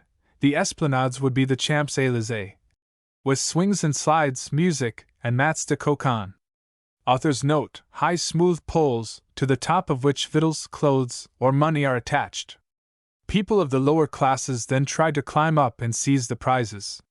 The best things are placed at the very top of the pole. On the Pebblinger Lake, as on the Seine, there should be festive water excursions made. Voila! Exclaimed he. That would be splendid! That might be divine! Said Sophie. Animation and thought lay in the cousin's countenance. His fine features became striking from their expression. Thus did his image stamp itself in Otto's soul, thus did it place itself beside Sophie's image as she stood there, with her large brown eyes, round which played thought and smiles, whilst they rested on the cousin. The beautifully formed white hand, with its taper fingers, played with the curls which fell over her cheeks. Otto would not think of it. Chapter 29. Latterly Otto had been but seldom at Mr. Berger's. He had no interest about the merchant's home. The family showed him every politeness and mark of confidence, but his visits became every week more rare. Business matters, however, led him one day there. Chance or fate, as we call it, if the shadow of a consequence shows itself, caused Maren to pass through the anteroom when Otto was about taking his departure. She was the only one of the ladies at home. In 3 weeks she would return to Lemvig. She said that she could not boast of having enjoyed Mr. Thostrop's society too often. Your old friends interest you no longer, added she, somewhat gravely. With this exception she had amused herself very well in the city, had seen everything but the stuffed birds, and these she should see tomorrow. She had been 7 times in the theatre, and had seen the Somnambule twice. However, she had not seen Der Frieschutz, and she had an especial desire to see this on account of the Wolf Glen. At Arras there was a place in the wood, said she, called the Wolf Glen. This she knew, and now wished to see whether it resembled the one on the stage. May I then greet Rosalie from you? She asked at length. You will still remain 3 weeks here, said Otto. It is too soon to speak of leave-taking. But you scarcely ever come here, returned she. You have better places to go to. The Baron's sister certainly sees you oftener. She is said to be a pretty and very clever girl. Perhaps one may soon offer one's congratulations. Otto became crimson. In spring you will travel abroad, pursued she. We shall not then see you in Jutland. Yes, perhaps you will never go there again. That will make old Rosalie sad. She thinks so incredibly much of you. In all the letters which I have received here there were greetings to Mr. Thostrop. Yes, I have quite a multitude of them for you, but you do not come to receive them, and I dare not pay a visit to such a young gentleman. For the sake of old friendship let me, at least, be the first who can relate at home of the betrothal. How can you have got such a thought? Replied Otto. I go to so many houses where there are young ladies. If my heart had anything to do with it, I should have a bad prospect. I have great esteem for Miss Sophie. I speak with her as with you, that is all. I perceive that the air of Copenhagen has affected you. Here in the city they are always betrothing people. This comes from the ladies in the house here. How could you believe such stories? Maren also joked about it, but after they had parted she seated herself in a corner, drew her little apron over her head and wept, perhaps because she should soon leave the lively city, where she had been 7 times to the theatre, and yet had not seen the Wolf Glen. Betrothed, repeated Otto to himself, and thought of Sophie, of the cousin, and of his own childhood, which hung like a storm cloud in his heaven. Many thoughts passed through his mind. He recollected the Christmas Eve on which he had seen Sophie for the first time, when she, as one of the fates, gave him the number. He had 33, she 34. They were united by the numbers following each other. He received the pedigree, and was raised to her nobility. The whole joke had for him a signification. He read the verse again which had accompanied it. The conclusion sounded again and again in his ears. From this hour forth thy so high rank hath won her, nor will forget thy knighthood and thy honor. O Sophie! He exclaimed aloud, and the fire which had long smoldered in his blood now burst forth in flames. Sophie! Thee must I press to my heart! He lost himself in dreams. Dark shapes disturbed them. Can she then be happy? Can I? The picture which she received where the covering of ice was broken and the faithful dog watched in vain, is also significant. That is the fulfillment of hopes. I sink, and shall never return. The image of the cousin mingled in his dreams. That refined countenance with the little mustache looked forth saucily and loquaciously, and Sophie's eyes he saw rest upon the cousin, whilst her white hand played with the brown curls which fell over her cheek. "Oh, Sophie!" sighed Otto, and fell asleep. Chapter 30. When the buds burst forth, we will burst forth also, had Otto and Wilhelm often said. Their plan was, in the spring, to travel immediately to Paris, but on their way to visit the Rhine, and to sail from Cologne to Strasbourg. "Yes, one must see the Rhine first," said Cousin Joachim. "When one has seen Switzerland and Italy, it does not strike one nearly as much. That must be your first sight, but you should not see it in spring, but toward autumn. When the vines have their full variety of tint, and the heavy grapes hang from the stems, see, it is then the old ruins stand forth. These are the gardens of the Rhine. Another advantage which you have in going there in autumn is that you then enter Paris in winter, and that one must do, then one does not come post festum, then is the heyday of gaiety, the theatre, the soirees, and everything which can interest the beau monde." Although Otto did not generally consider the cousin's words of much weight, he this time entered wonderfully into his views. It would certainly be the most prudent to commence their journey toward autumn, he thought. There could be no harm in preparing themselves a little more for it. "That is always good," said Joachim. "But what is far more advantageous abroad than all the preparations you can make at home, is said in a few words: give up all intercourse with your own country people. Nowadays every one travels. Paris is not now further from us than Hamburg was some 30 years ago. When I was in Paris I found there 16 or 17 of my countrymen. Oh, how they kept together! 11 of them dwelt in the same hotel, they drank coffee together, walked out together, went to the restaurateurs together, and took together half a bench in the theatre. That is the most foolish thing a person can do. I consider traveling useful for everyone, from the prince to the traveling journeyman. But we allow too many people to travel. We are not rich, therefore restrictions should be made. The creative artist, the poet, the engineer, and the physician must travel, but God knows why theologians should go forth. They can become mad enough at home. They come into Catholic countries, and then there is an end of them. Wherefore should bookworms go forth? They shut themselves up in the diligence, and in their chambers, rummage a little in the libraries, but not so much as a pinch of snuff do they do us any good when they return. Those who cost the most generally are of the least use, and bring the country the least honor. I, thank God, paid for my journey myself, and am therefore free to speak my opinion. We will now hear what Miss Sophie said, and therefore advance a few days. We keep you then with us till August, said she, once when she was alone with Otto. That is wise. You can spend some time with us in Funen, and gather strength for your journey. Yes, the journey will do you good. I hope so, answered Otto.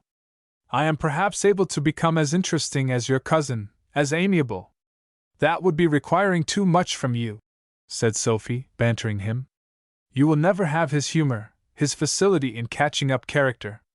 You will only preach against the depravity of the Parisians.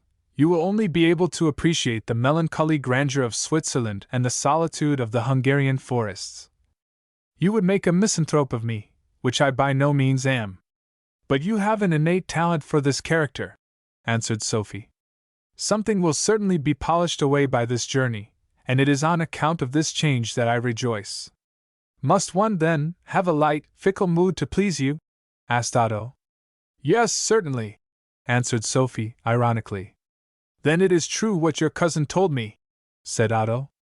If one will be fortunate with the ladies, one must at least be somewhat frivolous, fond of pleasure, and fickle. That makes one interesting. Yes, he has made himself acquainted with the world, he has experience in everything. Yes, perfectly, said Sophie, and laughed aloud. Otto was silent, with contracted brow. I wish you sunshine, said Sophie, and smiling raised her finger. Otto remained unchanged. He wrinkled his brow. You must change very much, said she, half gravely, and danced out of the room. 3 weeks passed by, rich in great events in the kingdom of the heart. It was still a diplomatic secret. The eyes betrayed it by their pantomimic language. The mouth alone was silent, and it is after all the deciding power. Otto visited the merchant's family. Marin had departed just the day before.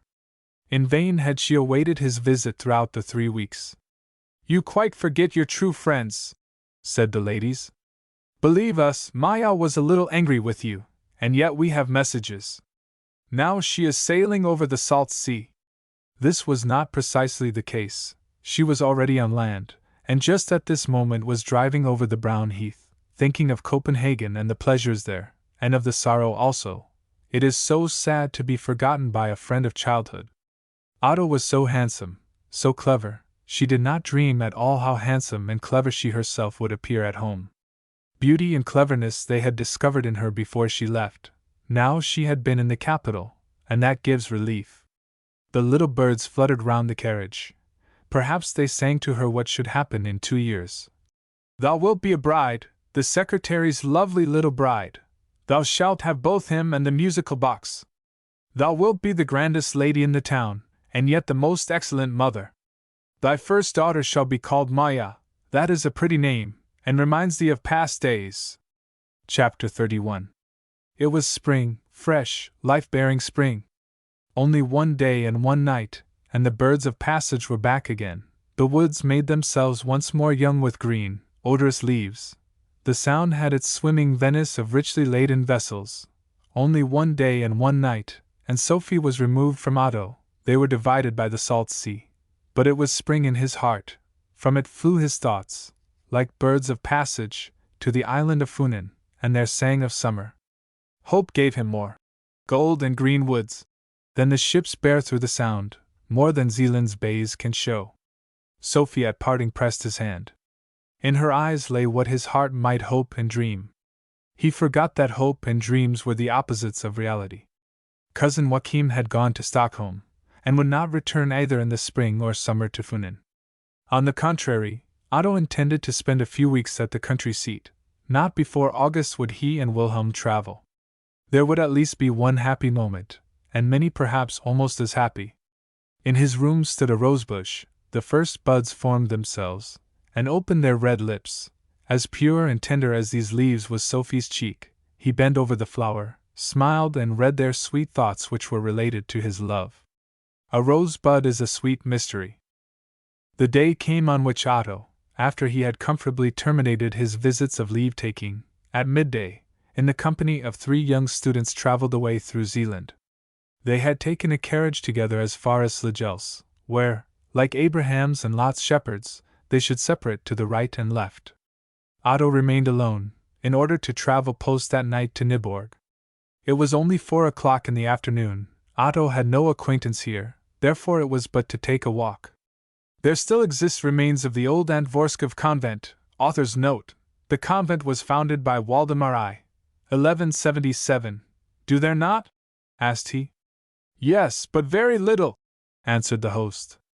The convent became a castle, the castle a private house, and now within the last few years, on account of the stones, it has been still more pulled down. You will find nothing old remaining, except here and there in the garden a piece of a red wall standing out. But the situation is beautiful. If you will only take the road toward the large village called Landsgrave, you are on the way to Korsør, and close to the cross of the Holy Anders. It is a right pleasant excursion. Convent ruins and the Holy Cross, said Otto. That sounds quite romantic. And he commenced his wanderings. A few scholars from the Latin school, with their books held together by a straight, and then a square-built lancer, who greeted in military style an elderly young lady, who was seated behind a barricade of geraniums and wallflowers, were the only individuals he met with on his way. Yet Otto remarked that the windows were opened as he passed. People wanted to see who the stranger might be who was going up the street. A long avenue led from the town to the castle. On either side the way lay detached houses, with little gardens. Otto soon reached the remains of old Antvorskov. The way was red from the stones which were flung about, and were now ground to dust. Huge pieces of wall, where the mortar and stone were united in one piece, lay almost concealed among the high nettles. Rather more distant stood a solitary house of 2 stories. It was narrow, and whitewashed. A thick pilaster, such as one sees in churches, supported the strong wall. This was half of the last wing of the castle, a mingling of the ancient and incident, of ruin and dwelling house. Otto went into the garden, which was laid out upon the hill itself, and its terraces. Here were only young trees, but the walks were everywhere overgrown. The view stretched itself far over the plain, toward the Belt and Funen. He descended from the terrace down to the lowest wall. In this there yet remained a piece of an old tombstone, of the age of the convent, on which you perceived the trace of a female form, and near to this the figure of a skeleton, round which was twined a snake. Otto stood sunk in contemplation, when an old man, with 2 water buckets suspended from a yoke on his shoulders, approached a near well. The old man was very ready to commence a conversation. He told of excavations, and of an underground passage which had not been discovered, but which, according to his opinion, was certainly in existence. So far they had only found a few walled-round spaces, which had most probably been prisons. In one of these was an iron chain fastened into the wall. But with regard to the underground passage, they had only not yet discovered the right place, for it must exist. It led from here, deep under the lake and forest, toward Sorrow. There were large iron gates below. At Christmas one could hear how they were swung to and fro. Whoever should have that which is concealed there, said the old man, would be a made man, and need not neither slip nor slide. Otto looked at the solitary wing which rose up over the terrace. How splendid it had been here in former times! Close to the large wood, several miles in extent, which stretches itself on the other side of Sorrow, down to the shore of the King's Brook, lay the rich convent where Hans Tausen spoke what the Spirit inspired him with. Times changed, the convent vanished. Where the monks sang psalms, knights and ladies danced to the sound of beating drums, but these tones ceased. The blooming cheeks became dust. It was again quiet.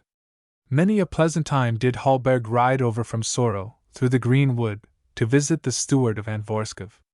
Otto recollected what one of his daughters, when an old woman, had related to a friend of his. She was a child, and lay in the cradle, when old Hallberg came riding there, with a little wheaten loaf and a small pot of preserve in his pocket, his usual provision on such little excursions. The steward's young wife sat at her spinning wheel. Hallberg paced up and down the room with the husband. They were discussing politics. This interested the wife, and she joined in the conversation. Hallberg turned round to her. "I fancy the distaff speaks," said he. This the wife could never forget.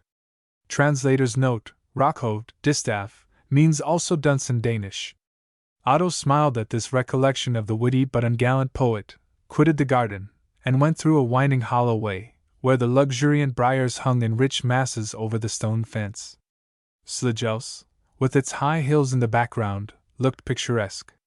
He soon reached Landsgrav. The sun went down as he walked over the field where the wooden cross stands, with its figure of the Redeemer, in memory of the holy Anders. Near it he perceived a man, who appeared to kneel. One hand held fast by the cross, in the other was a sharp knife, with which he was probably cutting out his name. He did not observe Otto. Near the man lay a box covered with green oilcloth, and in the grass lay a knapsack, a pair of boots, and a knotty stick. It must be a wandering journeyman, or else a peddler. Otto was about to return, when the stranger rose and perceived him. Otto stood as if nailed to the earth. It was the German Heinrich whom he saw before him. "Is not that Mr. Thostrup?" said the man, and that horrible grinning smile played around his mouth. "No, that I did not expect. Does it go well with you, Heinrich?" asked Otto. "There's room for things to mend," replied Heinrich. "It goes better with you. Good Lord, that you should become such a grand gentleman!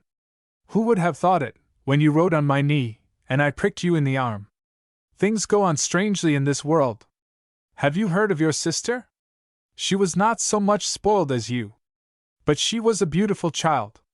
"I have neither seen her nor my parents," replied he, with a trembling which he strove to conquer. "Do you know where she is?" "I am always traveling," said Heinrich. "But thus much I know, that she is still in Finland. Yes, she must take one of us, an unpretending husband. You can choose a genteel young lady for yourself. That's the way when people are lucky. You will become a landed proprietor. Old Heinrich will then no doubt obtain permission to exhibit his tricks on your estate. But none of it will speak of former times, of the red house on the Odense water." This last he whispered quite low. "I shall receive a few shillings from you?" he asked. "You shall have more," said Otto, and gave to him. "But I wish you us to remain strangers to each other, as we are."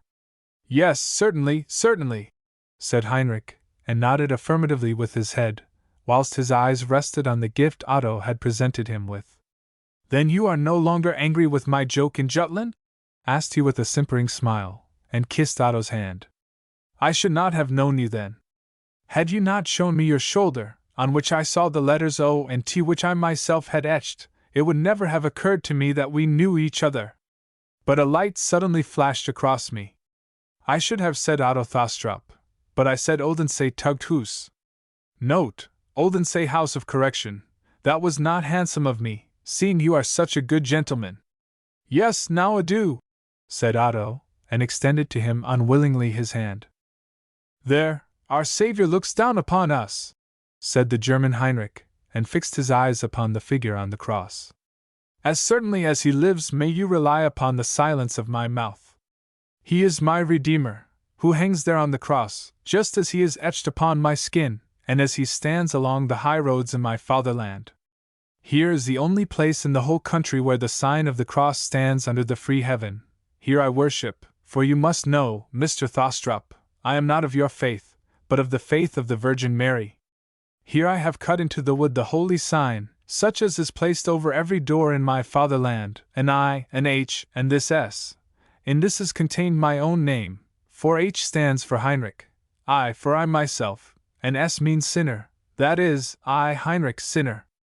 Now I have completed my worship, and you have given me a handsome skilling. I shall now go to my bed at the public house, and if the girl is pretty, and lets one flatter her, I am still young enough, and shall fancy that I am Mr. Thostrup, and have won that most glorious, elegant young lady. Hurrah! It is a player's life which we lead." Otto left him, but heard how Heinrich sang. As, suddenly on a clear sunny day, a cloud can appear, extinguish the warm sunshine, conceal the green coast, and change everything into grey mist forms, so was it now with Otto, who had but just before felt himself so happy and full of youthful joy. "You can sleep quietly," said the host, when Otto returned to Slagelse. "You shall be wakened early enough to leave with the mail." But his rest was like a delirium. The post horn sounded in the empty street. They rolled away. It was at daybreak. "Is that a gallows?" inquired one of the travelers, and pointed toward the hill, where at this distance the cross looked like a stake. "That is the cross of the holy Anders," replied Otto, and livingly stood before him the recollections of the evening before. "Does that really exist?" said the stranger. "I have read of it in the letters of a wandering ghost." This was a beautiful morning, the sun shone warmly, the sea was smooth as a mirror, and so much the faster did the steamboat glide away. The vessel with the mail, which had set sail 2 hours earlier, still lay not far from land. The sails hung down loosely, not a breeze stirred them. The steamboat glided close past her, The passengers in the mail vessel, the greater portion coachmen, traveling journeymen, and peasants, stood on the deck to see it. They waved greetings. One of the foremost leaned on his knotty stick, pulled off his hat, and shouted, "Good morning, my noble gentlefolk!" It was the German Heinrich. He then was going to Funen. Otto's heart beat faster. He gazed down among the rushing waves which foamed round the paddle, where the sunbeams painted a glorious rainbow. "That is lovely," said one of the strangers close to him. "Very lovely," returned Otto, and stilled the sigh which would burst forth from his breast. Scarcely 2 hours were fled. The cables were flung upon the Nyborg bridge of boats, and the steamboat made fast to the island of Funen. Chapter 32. Otto immediately hired a carriage, and reached the hall just about dinner time. In the interior courtyard stood 2 calashes and an Holstein carriage. 2 strange coachmen, with lace round their hats, stood in animated discourse when Otto drove in through the gate. The postilion blew his horn. "Be quiet there!" cried Otto. "There are strangers at the hall," said the postilion. "I will only let them know that another is coming." Otto gazed at the garden, glanced up toward the windows, where mine of the ladies showed themselves only out of a side building. A female head was stretched out, whose hair was put back underneath a cap. Otto recognized the grown-together eyebrows. "Is she the first person I am to see here?" sighed he, and the carriage rolled into the inner court. The dogs barked, the turkey-cocks gobbled, but not Wilhelm showed himself. The Kammerjunker came, the excellent neighbor, and immediately afterwards Sophie. Both exclaimed with smiles, "Welcome! See, here we have our man," said the Kammerjunker. "We can make use of him in the play." "It is glorious you are come!" cried Sophie. "We shall immediately put you under arrest." She extended her hand to him. He pressed it to his lips. "We will have tableaux vivants this evening," said she. "The pastor has never seen any. We have no service from Wilhelm. He is in Svendborg, and will not return for 2 days. You must be the officer. The Kammerjunker will represent the somnambulist, who comes with her light through the window. Will you?" "Everything you desire," said Otto. "Do not speak of it," returned Sophie, and laid her finger on her lips. The mother descended the steps. "Dear Thostrup," said she, and pressed, with warm cordiality, both his hands. "I have really quite yearned after you. Now Wilhelm is away, you must for 2 whole days put up with us alone." Otto went through the long passage where hung the old portraits. It was as if these also wished welcome. It only seemed a night full of many dreams which had passed since he was here. A year in the lapse of time is also not so long as a winter's night in the life of man. Here it was so agreeable, so homelike. No one could have seen by the trees that since then they had stood stripped of leaves and covered with snow. Luxuriantly green they waved themselves in the sun's warmth, just as when Otto last gazed out of this window. He had the red room as before. The dinner bell rang. Louise met him in the passage. "Thostrup!" exclaimed she, with delight, and seized his hand. "Now, it is almost a year and a day since I saw you." "Yes, much has happened in this year," said the Kammerjunker. "Come soon to me, and you shall see what I have had made for pastime, a bowling green. Miss Sophie has tried her skill upon it." The Kammerjunker took the mother to dinner. Otto approached Sophie. "Will you not take the Kammerjunker's sister?" whispered she. Mechanically Otto made his bow before Miss Jacoba. "Take one of the young ladies," said she. "You would rather do that?" Otto bowed, cast a glance towards Sophie. She had the old pastor. Otto smiled, and conducted Jacoba to table. The mamsel, renowned through her workbox, sat on his left hand. He observed the company who, beside those we have already mentioned, consisted of several ladies and gentlemen whom he did not know. One chair was empty, but it was soon occupied. A young girl, quiet in her attire, and dressed like Louise, entered. "Why do you come so late?" asked Sophie, smiling. "That is only known to Eva and me," said Louise, and smiled at the young girl. Eva seated herself. It was, perhaps, the complete resemblance of their dress which induced Otto to observe both her and Louise so closely, and even against his own will to draw comparisons. Both wore a simple dark brown dress, a small sea-green handkerchief round the neck. Louise seemed to him enchanting. Pretty one could not call her. Eva, on the contrary, was ideal. There lay something in her appearance which made him think of the pale pink hyacinth. Every human being has his invisible angel, says the mythos. Both are different, and yet resemble each other. Eva was the angel, Louise, on the contrary, the human being in all its purity. Otto's eyes encountered those of Sophie. They were both directed to the same point. What power! What beauty! Thought he. Her mind is far above that of Louise, and in beauty she is a gorgeous flower, and not, like Eva, a fine, delicate hyacinth. He drew eloquence from these eyes, and became interesting like the cousin, although he had not been in Paris. The Kammerjunker spoke of sucking pigs, but that also was interesting. Perhaps he drew his inspiration out of the same source as Otto. He spoke of the power of green buckwheat, and how the swine which eat it become mad. From this doubtless originated the legend of the devil entering into the swine. It is only coal-black pigs which can digest green buckwheat. If they have a single white speck upon them, they become ill at eating. This is extraordinary! Exclaimed he. In his enthusiasm his discourse became almost a cry, which caused Miss Jacoba to say that one might almost think that he himself had eaten green buckwheat. Otto meantime cut out of the green melon peel a man, and made him ride on the edge of his glass. That withdrew Sophie's attention from the Kammerjunker.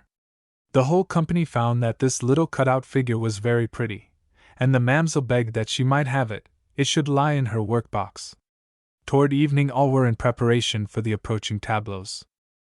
Eva must represent Hero. With a torch in her hand she must kneel on a table, which was to be draped so as to represent a balcony. The poor girl felt quite unhappy at having to appear in this manner. Sophie laughed at her fear, and assured her that she would be admired, and that therefore she must and should. "Give way to my sister," said Louise, in a beseeching voice, and Eva was ready, let down her long brown hair, and allowed Sophie to arrange the drapery. Otto must put on an officer's uniform. He presented himself to the sisters. "That gold is not sewn fast on the collar," said Sophie, and undertook to rectify it. "He could easily keep the uniform on whilst she did this," said she. Her soft hand touched Otto's cheek. It was like an electric shock to him. His blood burned. How much he longed to press the hand to his lips. They all burst out laughing when the Kammerjunker appeared in a white petticoat which only reached a little below the knee, and in a large white lady's dressing jacket. Miss Sophie must arrange his hair. She did it charmingly. Her hand stroked the hair away from his brow, and glided over his cheeks. He kissed it. She struck him in the face, and begged him not to forget himself. "We are ladies," said he, and rose in his full splendor. They all laughed except Otto. He could not. He felt a desire to beat him. The spectators arranged themselves in a dark room. The folding doors were opened. Eva as Hero, in a white linen robe, her hair hanging down on her shoulders, and a torch in her hand, gazed out over the sea. No painter could have imagined anything more beautiful. The large dark blue eyes expressed tenderness and melancholy. It was Eva's natural glance, but here you saw her quiet. The fine black eyebrows increased the expression. The whole figure was as if breathed into the picture. Now followed a new picture, Faust and Margaret in the arbor. Behind stood Mephistopheles, with his devilish smile. The Kammerjunker's mamsell was Margaret. When the doors were opened she sent forth a loud cry, and ran away. She would not stay, she was so afraid. The group was disarranged, people laughed and found it amusing, but the Kammerjunker scolded aloud, and swore that she should come in again. At that the laughter of the spectators increased, and was not lessened when the Kammerjunker, forgetting his costume as the somnambule, half stepped into the frame in which the pictures were represented, and seated the mamsell on the bench. This group was only seen for one moment. The doors were again closed. The spectators applauded, but a whistle was heard. Laughter, and the hum of conversation, resounded through the room, and it was impossible to obtain perfect quiet, although a new picture already shone in the frame. It was Sophie as Correggio's, Magdalene. Her rich hair fell in waves over her shoulders and round arms. Before her lay the skull and the holy book. Otto's blood flowed faster. Never had he seen Sophie more beautiful. The audience, however, could not entirely forget the comic scene which they had just witnessed. There was heard a faint suppressed laughter. This at length was able to take its free course when the following picture presented itself, where the Kammerjunker, as the somnambule, his hand half concealing the extinguished light, showed himself at the open window. A most stormy burst of applause was awarded to the actors. "Miss Sophie has arranged the whole!" cried the Kammerjunker, and now her name sounded from the lips of all the audience. Not before 2 days did Wilhelm return. He and Otto slept in the same apartment. Otto told of the tableaus, and said how lovely Eva had been as hero. "That I can well believe," replied Wilhelm, but did not enter further into the subject. He laughed about the Kammerjunker and the disarranged group. Otto again named Eva, but Wilhelm lightly passed over this subject in his replies. Otto could not fathom their connection. "Shall we not go to sleep?" said Wilhelm. They wished each other good night, and it was quiet. The old man Sleep, as Tieck has described him, with the box out of which he brings his dream puppets, now commenced his nightly dramatic adventures, which lasted until the sun shone in through the window. Chapter 33. "I shall get to know," thought Otto. "This violent love cannot be evaporated." He paid attention to every little occurrence. Eva was the same quiet, modest creature as formerly, a house fairy who exercised a friendly influence over all. Wilhelm spoke with her, but not with passion, either with affected indifference. However, we cannot entirely rely upon Otto's power of observation. His glance was directed too often toward a dearer object. His attention was really directed to Sophie. They walked in the garden. "Once, as you certainly know," said Otto, "your brother had a fancy for the pretty Eva. Is it not, therefore, somewhat dangerous her living here? Has your mother been prudent?" "For Wilhelm I am quite unconcerned," answered Sophie. "Only take care of yourself. Eva is very amiable, and has very much changed for the better since she came here. My sister Louise quite raves about her, and my mother regards her almost as an adopted daughter. You have certainly remarked that she is not kept in the background. Yet she is weak. She resembles the tender mountain flowers which grow in ice and snow, but which bow their heads in the soft mountain air. When it is warmed by the sun, it really seems to me that she has become weaker since she has enjoyed our care and happy days. When I saw her at Roskilde, she was far more blooming. Perhaps she thinks of your brother, thinks of him with quiet sorrow?" "That I do not think is the case," replied Sophie. "Otherwise Louise would have heard something of it. She possesses Eva's entire confidence. You may make yourself easy, if you are jealous." "What make you conjecture this?" "My thoughts are directed above, and not beneath me," said he, with a kind of pride. "I feel that I could never fall in love with Eva." "Feel love toward her?" "No. Even when I think of it, I feel almost as though I had some prejudice against her. But you joke, you will rally me, as you have so often done. We shall soon part. Only 2 months longer shall I remain in Denmark. 2 long years abroad. How much may occur in that time? Will you think of me, really think of me, Miss Sophie?" He bent and kissed her hand. Sophie became crimson. Both were silent. "Are you here?" said the mother, who came out of a side walk. Otto stooped lower, and broke one of the beautiful stalks which hung over the border. "Are you taking Louise's favorite flowers?" said she, smiling. "This bed is declared to be inviolable." "I was so unfortunate as to break it," said Otto, confused. "He wished to gather the dark red pink for my table garland," said Sophie. "If he took it, my conscience would be clear." And they all three walked along speaking of cherries, gooseberries, of the linen on the bleaching ground, and of the warm summer's day. In the evening Eva and the 2 sisters sat at their work. Otto and Wilhelm had taken their seats beside them. They spoke of Copenhagen. Sophie knew how to introduce a number of little anecdotes, which she had gathered among the young ladies there. Otto entered into her ideas, and knew cleverly how to support what she said. What in reality interested young ladies was discussed. "When a girl is confirmed, all manner of fancies awake," said Otto. She experiences a kind of inclination for the heart of man, but this may not be acknowledged, except for two friends to the clergyman and the physician.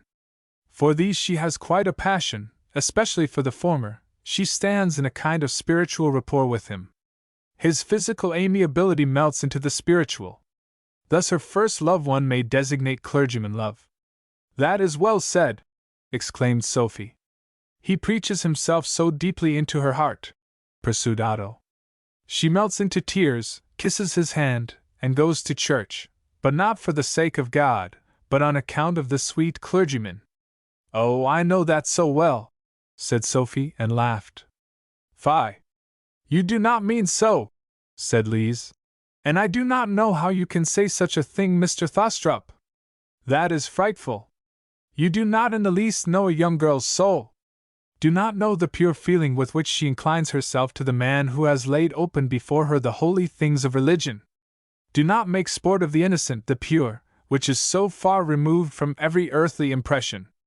I assure you, said Otto, smiling, were I a poet, I would make the clergyman love ridiculous in 100 witty epigrams, and were I a teacher, I would protest against it from the chair.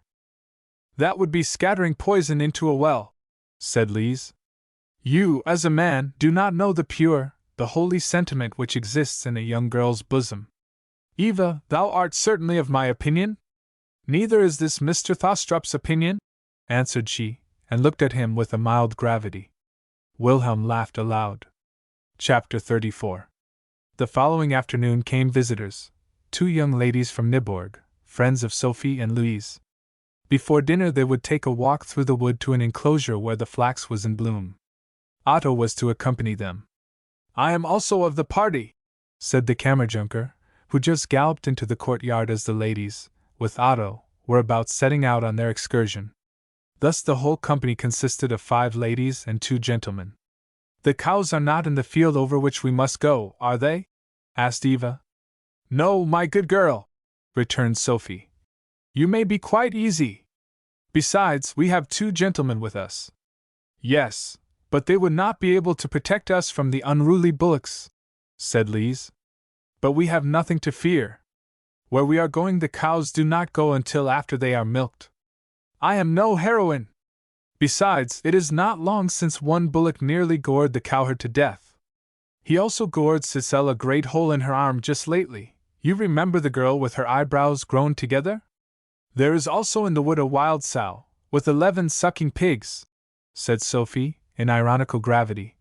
It would not be agreeable to meet with her. She is almost as dangerous as the bullocks, said the Kammerjunker, and laughed at Eva. The conversation took another turn. Shall we not visit Peter Cripple? Asked Sophie. The gentleman can then see the smith's pretty daughter. She is really too beautiful to be his wife. Is Peter Cripple married? Inquired Otto. No, the wedding will be held on Sunday, replied the Kammerjunker. But the bride is already in the house. The banns were published last Sunday, and they immediately commenced housekeeping together.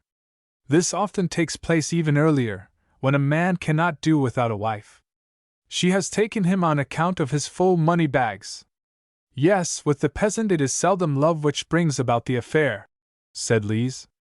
Last year there was quite a young girl who married a man who might have been her grandfather. She took him only, she said, because he had such a good set of earthenware. These were very brittle things to marry upon, remarked Otto. Meantime they were nearly come to the edge of the wood. Here stood a little house. Hops hung luxuriantly over the hedge. The cat stood with bent back upon the crumbling edge of the well. Sophie, at the head of the whole company, stepped into the room, where Peter Cripple sat on the table sewing. But light and active as an elf, he sprang down from the table to kiss her hand. The smith's pretty daughter was stirring something in an iron pot in the hearth.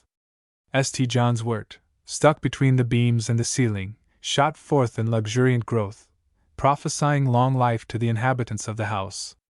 On the sooty ceiling glittered herring soles, as a certain portion of the herring's entrails is called, and which Peter Cripple, following the popular belief, had flung up to the ceiling, convinced that so long as they hung there he should be freed from the ague. Otto took no part in the conversation, but turned over a quantity of songs which he found, They were stitched together in a piece of blue tobacco paper. The principal contents were new melancholy songs of the horrible murder, the audacious criminal, the devil in Salmon Lane boats fall, and such things, which have now supplanted, among the peasants, the better old popular songs. With Louise, Eva, and one of the ladies from Nyborg, Otto slowly preceded the others, who had still some pleasantries to say before leaving Peter Cripple and his bride. "Shall we not go over the enclosure to the cairn?" said Lise. "It is clear today, we shall see Zealand.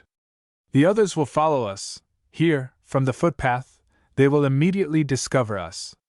Otto opened the gate and they went through the enclosure. They had already advanced a considerable way, when the Kammerjunker and his ladies reached the footpath from which they could see the others. "They are going to the cairn," said he. "Then they will have a little fright," said Sophie. "Down in the corner of the enclosure lie the young cattle. They may easily mistake them for cows, and the wild bullocks. Had we not better call them back?" asked the other lady. "But we must frighten them a little," said Sophie. "Shout to them that there are the cows." "Yes, that I can do with a clear conscience," said the Kammerjunker, and he shouted as loud as he could. "There are the cows! Turn back! Turn back!" Eva heard it the first. "Oh God!" said she. "Hear what they are calling to us!" Otto glanced around, but saw no cows. "They are standing still," said Sophie. "Call once again." The Kammerjunker shouted as before, and Sophie imitated the lowing of the cows. At this noise the young cattle arose. Louise now became aware of them. "Oh heavens!" exclaimed she. "There, down in the corner of the enclosure, are all the cows."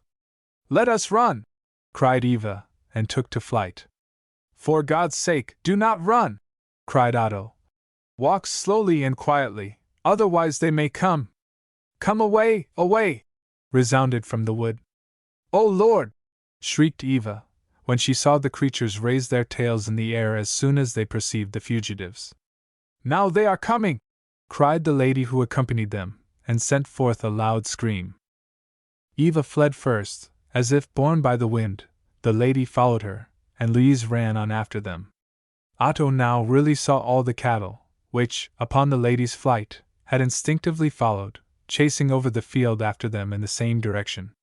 Nothing now remained for him but, like the others, to reach the gate. This he opened, and had just closed again, when the cattle were close upon them, but no one had eyes to see whether the cattle were little or big. "Now there is no more danger!" cried Otto, as soon as he had well closed the gate, but the ladies still fled on, passing among the trees until they reached the spot where the Kammerjunker and his two ladies awaited them with ringing laughter. Sophie was obliged to support herself against a tree through all the amusement. It had been a most remarkable spectacle, this flight, Eva at the head, and Mr. Thostrup rushing past them to open the gate. Louise was pale as death, and her whole body trembled. The friend supported her arm and forehead on a tree, and drew a long breath. "Bah!" again cried Sophie, and laughed. "But where is Eva?" asked Otto, and shouted her name. "She ran here before me," said Lise. "She is doubtless leaning against a tree, and recovering her strength." "Eva!" cried Sophie. "Where is my hero? I want a hero!" Author's note: Byron's Don Juan. Otto returned to seek her. At this moment Wilhelm arrived. The Kammerjunker regretted that he had not seen the race with them, and related the whole history to him. "Oh come! Come!" they heard Otto shout. They found him kneeling in the high grass. Eva lay stretched out on the ground. She was as pale as death. Her head rested in Otto's lap. "God in heaven!" cried Wilhelm, and flung himself down before her. "Eva! Eva! Oh, she is dead! And thou art to blame for it, Sophie! Thou hast killed her!" Reproachfully he fixed his eyes on his sister. She burst into tears, and concealed her face in her hands. Otto ran to the peasant's cottage and brought water. Peter Cripple himself hopped like a mountain elf behind him through the high nettles and burdocks, which closed above and behind him again. The Kammerjunker took Eva in his strong arms and carried her to the cottage. Wilhelm did not leave hold of her hand. The others followed in silence. Try and get her home, said Wilhelm. I myself will fetch the physician. He rushed forth, and hastened through the wood to the ball, where he ordered the men to bring out a sedan chair for the invalid, then had horses put into one of the lightest carriages, seated himself in it as coachman, and drove away to Nyborg, the nearest town, which, however, was distant almost 20 miles. Sophie was inconsolable. It is my fault, she said, and wept. Otto found her sitting before the house, under an elder tree. She could not endure to see Eva's paleness. You are innocent, said Otto. Believe me, tomorrow Eva will be completely restored. She herself, added he, in an assuaging tone, behaved in an imprudent manner. I warned her not to run. Her own terror is to blame for all. No, no, returned Sophie. My folly, my extravagance, has caused the whole misfortune. Now it is much better, said the Kammerjunker, coming out of the house.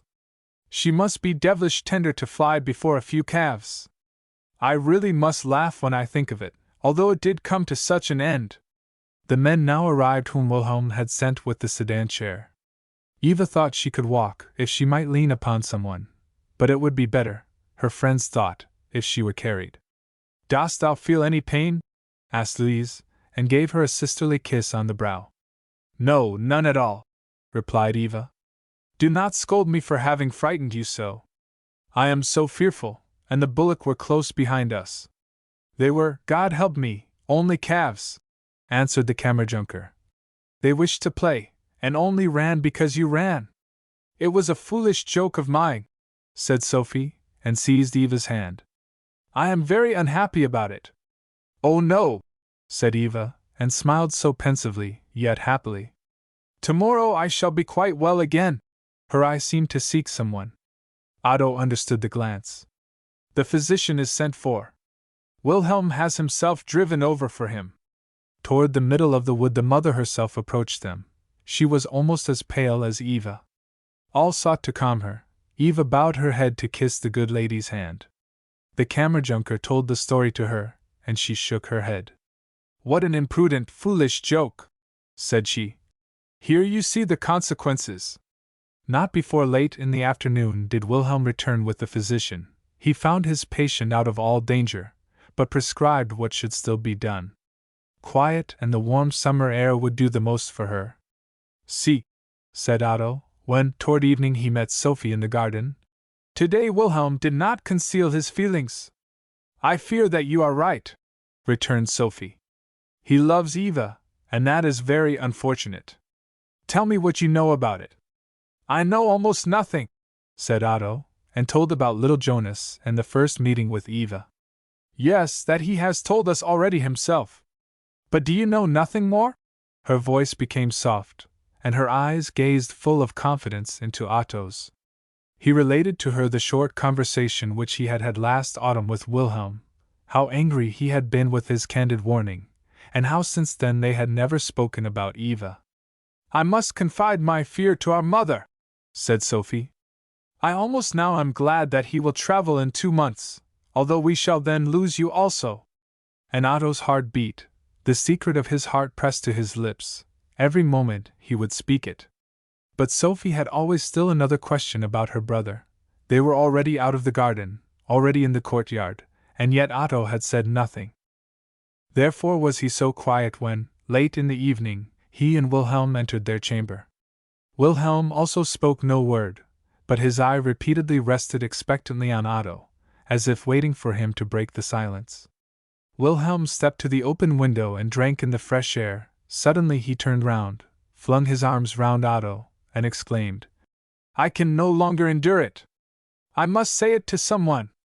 I love her, and will never give her up, let every one be opposed. I have now silently concealed my feelings for some months. I can do so no longer, or I shall become ill, and for that I am not made. Does she know this? Asked Otto. No and yes. I do not know what I should answer. Here at home I have never spoken alone with her. The last time when Ways played on the organ at Roskilde I had bought a pretty silk handkerchief, and this I took with me for her. I know not, but I wish to give her pleasure. There came a woman past with lovely stocks. I stood at the open window, she offered me a bouquet, and I bought it. Those are lovely flowers, said Eva, when she entered. They will fade with me, said I. Put them in water and keep them for yourself. She wished only to have a few, but I obliged her to take them all. She blushed, and her eyes gazed strangely down into my soul.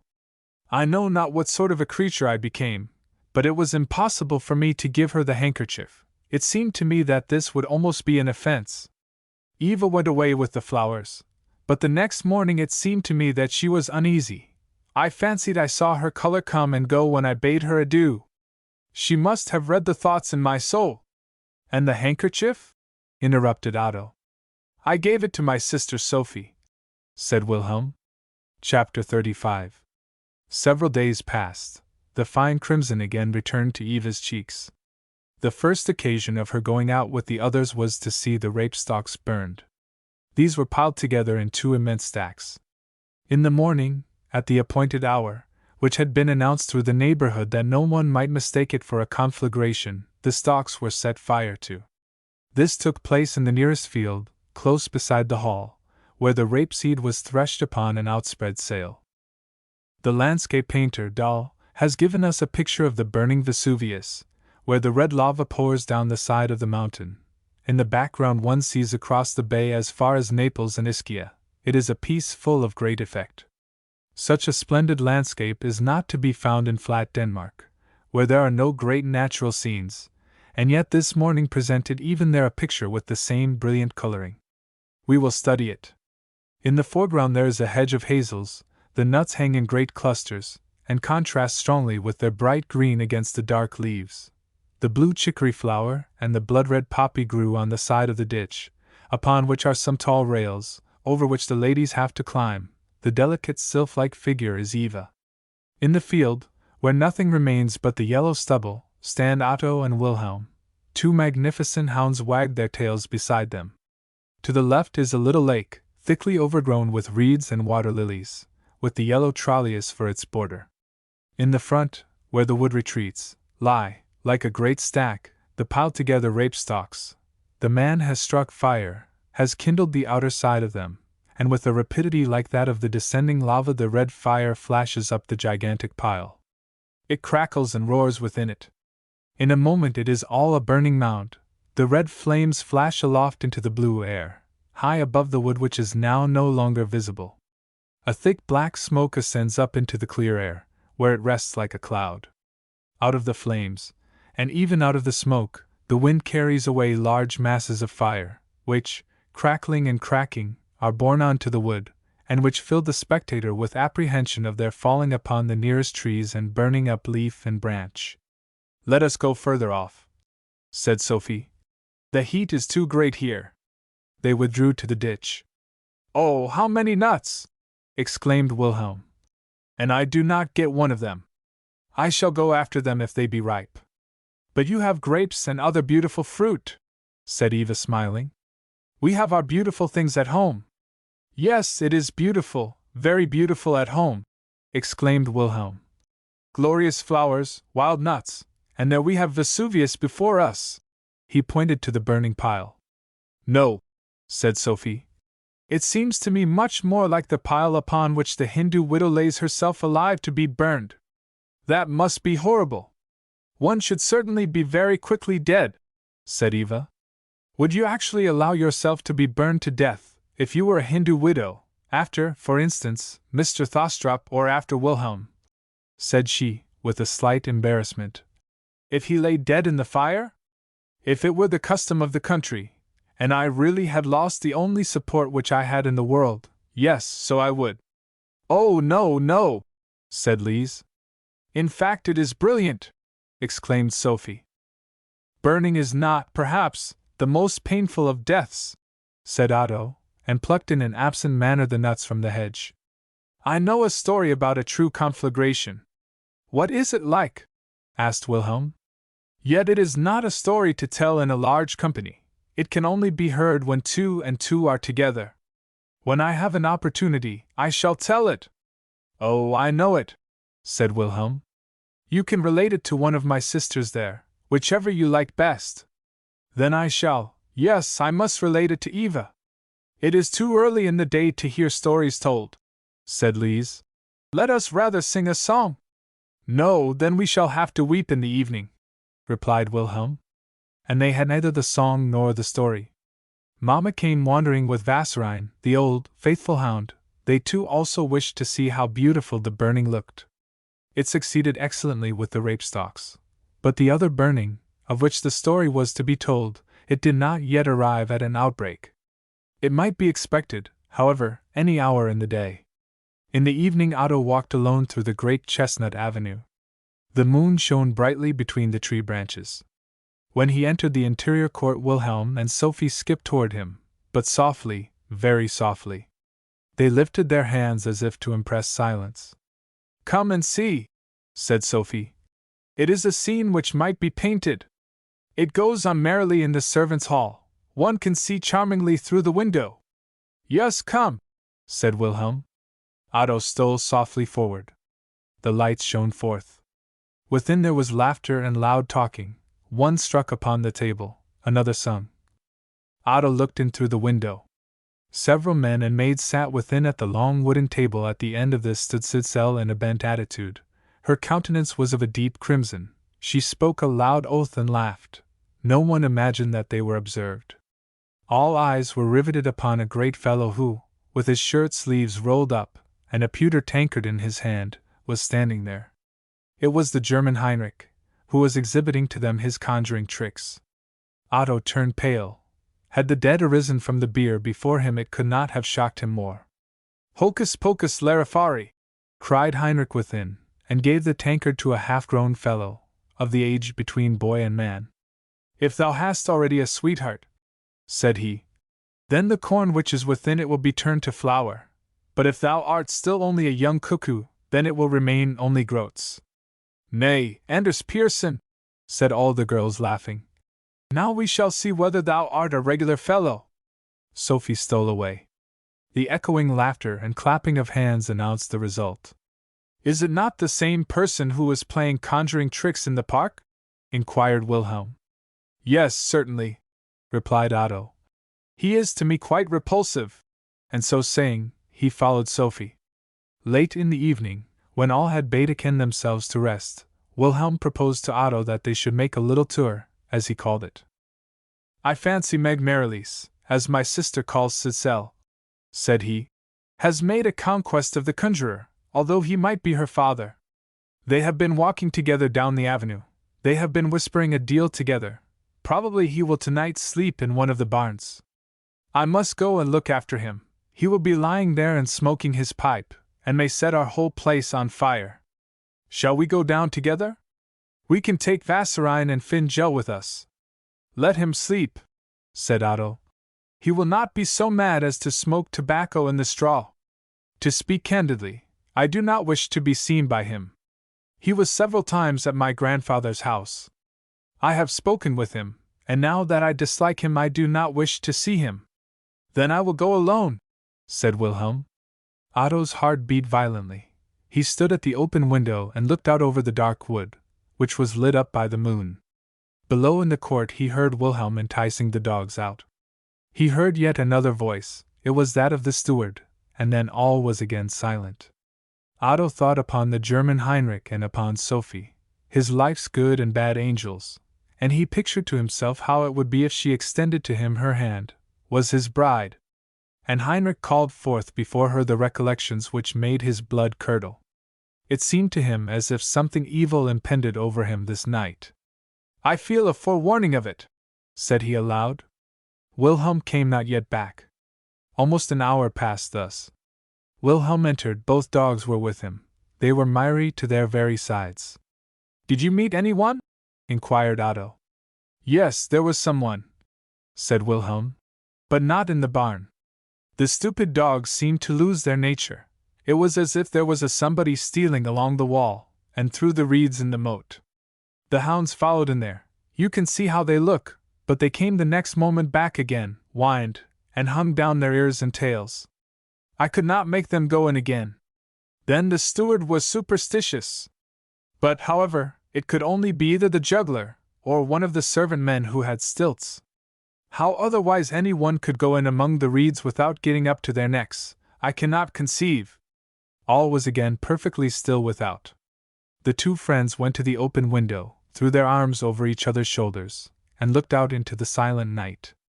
Chapter 36. The next morning Wilhelm related his evening adventure at the breakfast table.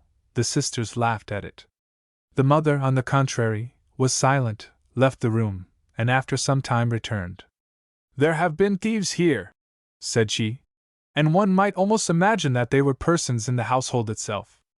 They have been at the press where the table linen is kept, and have not been sparing in their levies. The beautiful old silver tankard, which I inherited from my grandmother, is also missing. I would much sooner have given the value of the silver than have lost that piece." "Will not the lady let it be tried by the sieve?" asked the old servant. "That is a pretty sure way." "That is nothing but superstition," answered she. "In that way the innocent may so easily be suspected." "As the lady pleases," said the servant, and shook his head. In the meantime a search through the house was instituted. The boxes of the domestics were examined, but nothing was discovered. "If you would only let the sieve be tried," said the old servant. In the afternoon Otto went into the garden. He fell into discourse with the gardener, and they spoke of the theft which had occurred. "It vexes every one of us," said he, "because we think much of the lady, and of the whole family. And someone must, nevertheless, be suspected. We believe that it was Cicely, for she was a good-for-nothing person. We folks tried among ourselves with the sieve, but however, at the mention of her name, if it did not move out of its place. We had set it upon the point of a knife, and mentioned the name of every person about the place, but it stood as if it were nailed quite fast. But there was really something to see, which not one of us would have believed. I'll say no more about it, although we had every one of us our own thoughts. I would have taken my oath of it." Otto pressed him to mention the person who was suspected. "Yes, to you perhaps I may mention it," replied he. "But you will not say anything about it? As we were standing today, at noon, around the sieve, and it did not move at Cicely's name, she became angry, because a word had been let fall which could not be agreeable to her if she were innocent. She drew herself up as if in a passion, and said to us, 'But there are also in the hall a many people besides us, who may slip and slide. There are strangers here, and the fine mamsel, and the farmers. Yes, I suspect no one, but every one ought to be named.' And so we did it. Yes, we mentioned even your name, Mr. Thostrup, although we knew very well that you were guiltless of the charge, but we would not excuse anyone. The sieve stood quite entirely still until we mentioned Eva's name, and then it moved. Not one of us actually could believe it, and the servant Peter said also that it was because of the draught from the chimney. We mentioned yet once more all the names, and the sieve stood still until we came to Eva's, and then we perceived very plainly a movement. The servant Peter at the same moment gave a great blow to the sieve, so that it fell to the ground, and he swore that it was a lie, and that he would answer for Eva. I would have done so too, but yet it was very extraordinary with the sieve. Most of the folks, however, have their own thoughts, but no one venture to express them to the gentry who think so much of her. I cannot, however, rightly reconcile it to myself. "She is innocent," said Otto, and it amazed him that any one should cast the slightest suspicion on Eva. He thought of German Heinrich and Cicely, who alone appeared to him suspicious. There then occurred to him an experiment of which he had heard from Rosalie. It now seemed to him available, and physiologically considered, much more certain than that with the sieve. "Probably it may lead to a discovery," said he, after he had communicated his whole plan to Sophie and the steward. "Yes, we must try it," said she. "It is excellent. I also will be put to the proof, although I am initiated into the mystery." "Yes, you, your sister, Wilhelm, Eva, we all of us must," said Otto. "Only I will not do the speaking, that the steward must do." "That is proper, very proper," replied she. "It shall be tried this evening when it is dark." The time came, the steward assembled the people. "Now I know," said he, "how we shall find the thief."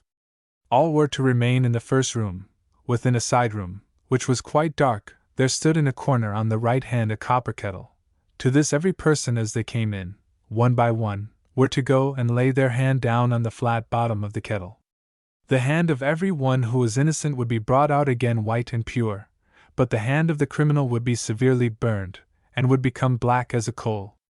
He who now, said the steward addressing them, has a good conscience may go with this and our Lord into the innermost room, lay his hand upon the bottom of the kettle, and show it to me. Now I go to receive you all. The daughters went, the friends, Eva, and all the household. The steward questioned them as they came in. Answer me, upon thy conscience, did thy hand touch the flat bottom of the kettle? All replied, Yes. Then show me your hand, said he, and they showed them, and all were black. Sitzel's alone was white.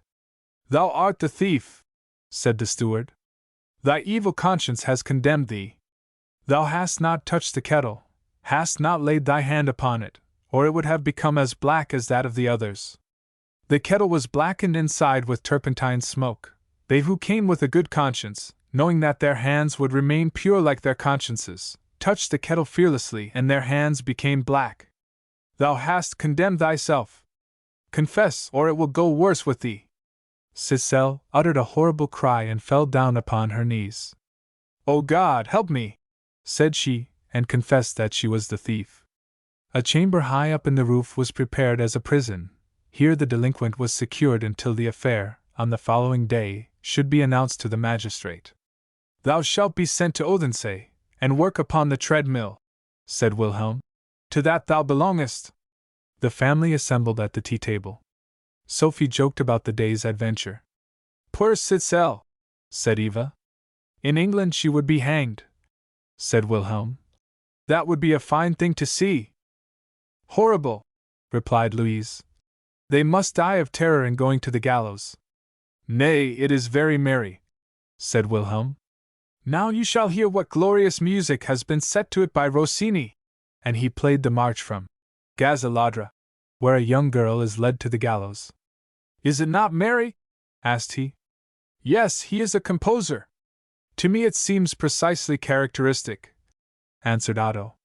They are not the feelings of the girl which the composer wished to express. It is the joy of the rude rabble in witnessing an execution, to them a charming spectacle, which is expressed in these joyous tones. It is a tragic opera, and therefore he chose exactly this character of expression. It is difficult to say anything against that, replied Wilhelm. Yet what you assert I have not heard from any other person. When a soldier is executed they play some lively air, said Otto. The contrast in this case brings forth the strongest effect. The servant now entered, and said with a smile that Peter Cripple, the new married man, as he called him, was without and wished to speak to the Baron Wilhelm. It is about a waltz, said he, which the Baron had promised to him. It is late for him to come into the court, said Sophie. The peasants generally go to bed with the sun. In the lobby stood the announced Peter in his stocking feet, with his hat in one hand and a great stick in the other. He knew, he said, that it was still daytime with the gentlefolks. He was just coming past the hall and thought that he could, perhaps, have that Copenhagen waltz which the Baron had promised him. He should want it tomorrow night to play at a wedding, and therefore, he wished to have it now that he might practice it first of all.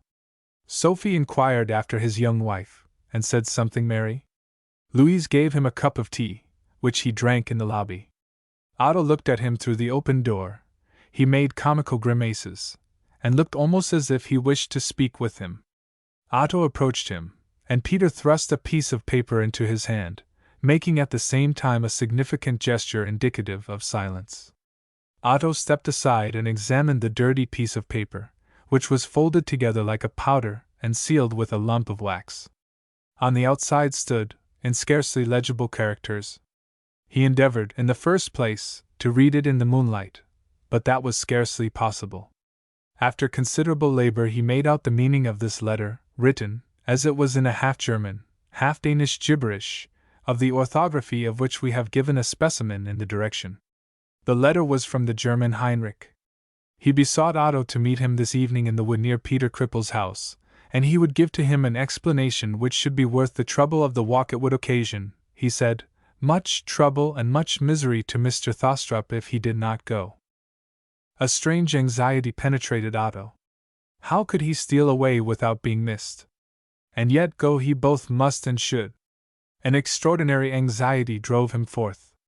Yes, the sooner the better, said he, hastening down the steps and leaping in haste over the low garden fence lest the gate should, perhaps, make a noise. He was very soon in the wood. He heard the beating of his own heart. Eternal Father, said he, strengthen my soul. Release me from this anxiety which overpowers me. Let all be for the best. He had now reached Peter Cripple's house. A figure leaned against the wall. Otto paused, measured it with his eye to ascertain who it was, and recognized German Heinrich. What do you want with me? Inquired Otto.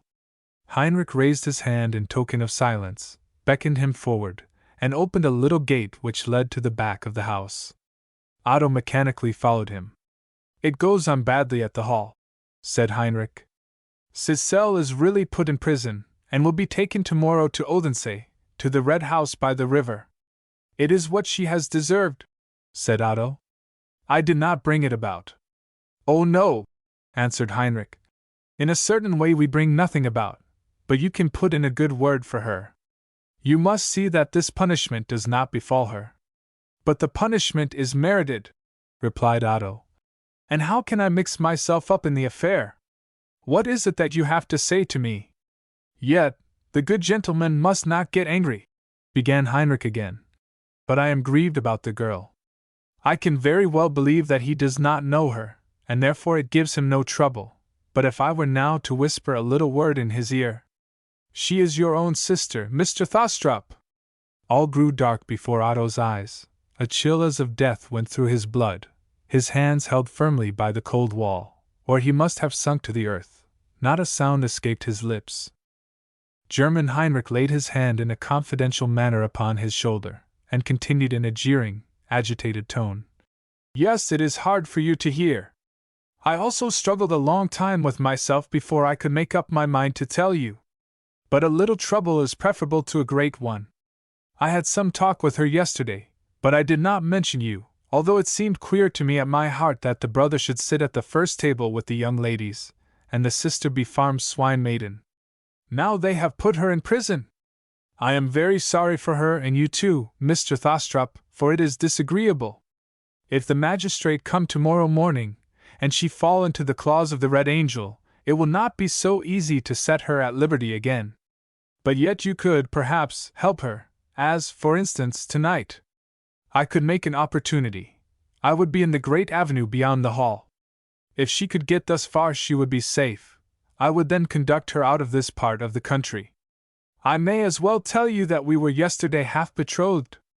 She goes with me, and you can persuade the gracious lady at the hall to let the bird fly. But how can I? How can I? Exclaimed Otto.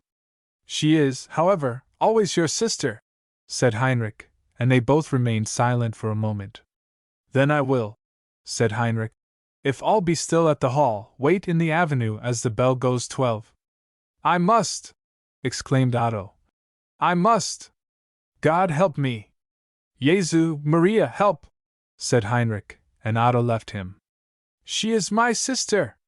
She, the most horrible of all, sighed he. His knees trembled, and he leaned against a tree for support. His countenance was like that of the dead. Cold sweat drops stood upon his brow. All around him lay the dark night like wood. Only to the left glimmered, between the bushes, the moonlight reflected from the lake. Within its depths, sighed he, all would be forgotten, my grief would be over. Yet what is my sin? Had I an existence before I was born upon this globe? Must I here be punished for sins which I then committed? His dark eye stared lifelessly out of his pale countenance. Thus sit the dead upon their graves in the silent night. Thus gazes the somnambulist upon the living world around him. I have felt this moment before, this moment which now is here. It was the wellspring whence poison was poured over my youthful days. She is my sister. She? Unhappy one that I am! Tears streamed from his eyes, It was a convulsive weeping. He cried aloud. It was impossible to him to suppress his voice. He sank half down by the tree and wept, for it was night in his soul. Silent, bitter tears flowed, as the blood flows when the heart is pierced. Who could breathe to him consolation? There lay no balsam in the gentle airs of the clear summer night, in the fragrance of the wood, in the holy, silent spirit of nature. Poor Otto! Chapter 37. The physician from Nyborg, who had been on a visit to a sick person in the neighborhood, took this opportunity of calling on the family and inquiring after Eva's health. They had prayed him to stay over the night there, and rather to drive home in the early morning than so late in the evening. He allowed himself to be persuaded. Otto, on his return, found him and the family in deep conversation. They were talking of the letters of a wandering ghost. "Where have you been?" asked Sophie, as Otto entered. "You look so pale," said Lise. "Are you ill?" "I do not feel well," replied Otto. "I went therefore down into the garden a little. Now I am perfectly recovered." And he took part in the conversation. The overwhelming sorrow had dissolved itself in tears. His mind had raised itself up again from its stupefaction, and sought for a point of light on which to attach itself. They were talking of the immense caves of Maastricht, how they stretch themselves out into deep passages and vast squares, in which sound is lost, and where the light, which cannot reach the nearest object, only glimmers like a point of fire. In order to comprehend this vacuity and this darkness, the travelers let the guide extinguish his torch, and all is night. They are penetrated, as it were, with darkness. The hand feels after a wall, in order to have some restraint, some thought on which to repose itself. The eye sees nothing, the ear hears nothing. Horror seizes on the strongest mind. The same darkness, the same desolate emotion, had Heinrich's words breathed into Otto's soul. Therefore he sank like the traveler to the earth. But as the traveler's whole soul rivets itself by the eye upon the first spark which glimmers, to kindle again the torch which is to lead him forth from this grave, so did Otto attach himself to the first awakening thought of help. "Wilhelm? His soul is noble and good, him will I initiate into my painful secret, which chance had once almost revealed to him." But this was again extinguished, as the first spark is extinguished which the steel gives birth to. He could not confide himself to Wilhelm. The understanding which this very confidence would give birth to between them must separate them from each other. It was humiliating, it was annihilating. But for Sophie? No, how could he, after that, declare the love of his heart? How far below her should he be placed, as the child of poverty and shame? But the mother of the family? Yes, she was gentle and kind. With a maternal sentiment she extended to him her hand, and looked upon him as on a near relation. His thoughts raised themselves on high, his hands folded themselves to prayer. "The will of the Lord alone be done!" trembled involuntarily from his lips. Courage returned refreshingly to his heart. The help of man was like the spark which was soon extinguished. God was an eternal torch, which illumined the darkness and could guide him through it. "Almighty God! Thou alone canst and willest," said he. "To Thou who knowest the heart, do Thou alone help and lead me." This determination was firmly taken. To no human being would he confide himself. Alone would he release the prisoner, and give her up to Heinrich. He thought upon the future, and yet darker and heavier than hitherto it stood before him. But he who confides in God can never despair. The only thing that was now to be done was to obtain the key of the chamber where Cicely was confined, and then when all in the house were asleep he would dare that which must be done. Courage and tranquility return into every powerful soul when it once sees the possibility of accomplishing its work. With a constrained vivacity Otto mingled in the conversation, no one imagining what a struggle his soul had passed through. The disputation continued. Wilhelm was in one of his eloquent moods. The doctor regarded the Letters of the Wandering Ghost as one of the most perfect books in the Danish literature. Once Sophie had been of the same opinion, now she preferred Cooper's novels to this and all other books. "People so easily forget the good for the new," said Wilhelm. "If the new is only somewhat astonishing, the many regard the author as the first of writers. The nation is, aesthetically considered, now in its period of development. Every really cultivated person, who stands among the best spirits of his age, obtains, whilst he observes his own advance in the intellectual kingdom, clearness with regard to the development of his nation. This has, like himself, its distinct periods, in him some important event in life, in it some agitating world convulsion, may advance them suddenly a great leap forward. The public favor is unsteady. Today it strews palm branches, tomorrow it cries crucify him, but I regard that as a moment of development. You will permit me to make use of an image to elucidate my idea. The botanist goes wandering through field and wood, he collects flowers and plants. Every one of these had, while he gathered it, his entire interest, his whole thought, but the impression which it made faded before that of its successor, nor is it till after a longer time that he is able to enjoy the whole of his treasures, and arrange them according to their worth and their rareness. The public seizes alike upon flowers and herbs.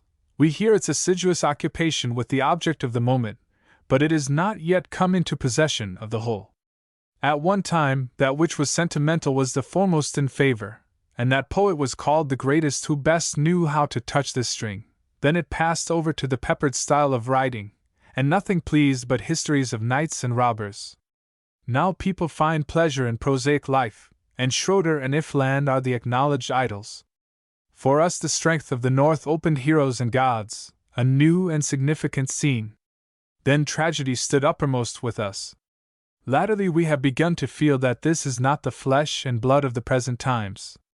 Then the fluttering little bird, the vaudeville, came out to us from the dark wood, and enticed us into our own chambers, where all is warm and comfortable, where one has leave to laugh, and to laugh is now a necessity for the Danes. One must not, like the crowd, inconsiderately place that as foremost which swims upon the waters, but treasure the good of every time, and arrange them side by side, as the botanist arranges his plants.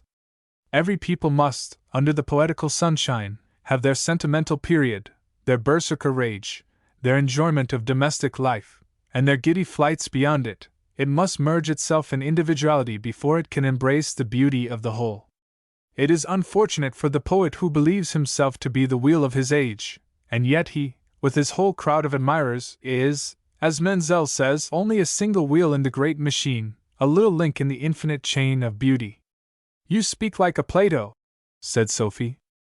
If we could accord as well in music as we do in poetry, said Otto, then we should be entirely united in our estimation of the arts. I love that music best which goes through the ear to the heart, and carries me away with it. On the contrary, if it is to be admired by the understanding, it is foreign to me. Yes, that is your false estimation of the subject, dear friend, said Wilhelm. In aesthetics you come at once to the pure and true, but in music you are far away in the outer court, where the crowd is dancing, with cymbals and trumpets, around the musical golden calf. And now the aesthetic unity brought them into a musical disunity. On such occasions, Otto was not one to be driven back from his position. He very well knew how to bear down his assailant by striking and original observations. But Otto, this evening, although he was animated enough, excited, one might almost say, did not exhibit the calmness, the decision in his thoughts and words, which otherwise would have given him the victory. It was a long hour, and one yet longer and more full of anxiety, which commenced with supper. The conversation turned to the events of the day. Otto mingled in it, and endeavored therefrom to derive advantage. It was a martyrdom of the soul. Sophie praised highly his discovery. If Mr. Thostrup had not been here, said she, then we should hardly have discovered the thief. We must thank Mr. Thostrup for it, and really for a merry, amusing spectacle. They joked about it. Eli laughed, and Otto was obliged to laugh also. And now she sits up there, like a captive, in the roof, said he. It must be an uncomfortable night to her. Oh, she sleeps, perhaps, better than some of us others, said Wilhelm. That will not annoy her. She is confined in the gable chamber, out in the court, is she not? Inquired Otto. There she has not any moonlight. Yes, surely she has, answered Sophie. It is in the gable to the right, hooking toward the wood, that she is confined. We have placed her as near to the moon as we could. The gable on the uppermost floor is our keep. But is it securely locked? Inquired Otto. There is a padlock and a great bar outside the door. Those she cannot force, and no one about the place will do such a piece of service for her. They dislike her, every one of them. They rose up from the table. The bell was just on the stroke of 11. But the Baron must play us a little piece, said the physician. Then Mr. Thostrup will sing us the pretty Jutlandish song by Steenblitcher, exclaimed Louise. Oh yes, said the mother, and clapped Otto on the shoulder. Wilhelm played. Do sing, said Wilhelm. All besought him to do so, and Otto sang the Jutlandish song for them. See, you sang that with the proper humor, said Sophie, and clapped her hands in applause. With that all arose, offered to him their hands, and Wilhelm whispered to him, yet so that the sisters heard it, This evening you have been right amiable. Otto and Wilhelm went to their sleeping room. But, my good friend, said Wilhelm, what did you really go into the garden for? Be so good as to confess to me, you were not unwell. You did not go only into the garden. You went into the wood, and you remained a long time there. I saw it. You made a little visit to the handsome woman while the fiddler was here, did you not? I do not trust you so entirely. You are joking, answered Otto. Yes, yes, continued Wilhelm. She is a pretty little woman. Do you not remember how, last year at the mowing feast, I threw roses at her? Now she is Peter Cripple's wife. When she comes with her husband, then we have bodily Beauty and the Beast. That which Otto desired was that Wilhelm should now soon go to sleep, and therefore he would not contradict him. He confessed even that the young wife was handsome, but added that she, as Peter Cripple's wife, was to him like a beautiful flower upon which a toad had set itself. It would be disgusting to him to press the flower to his lips. The friends were soon in bed.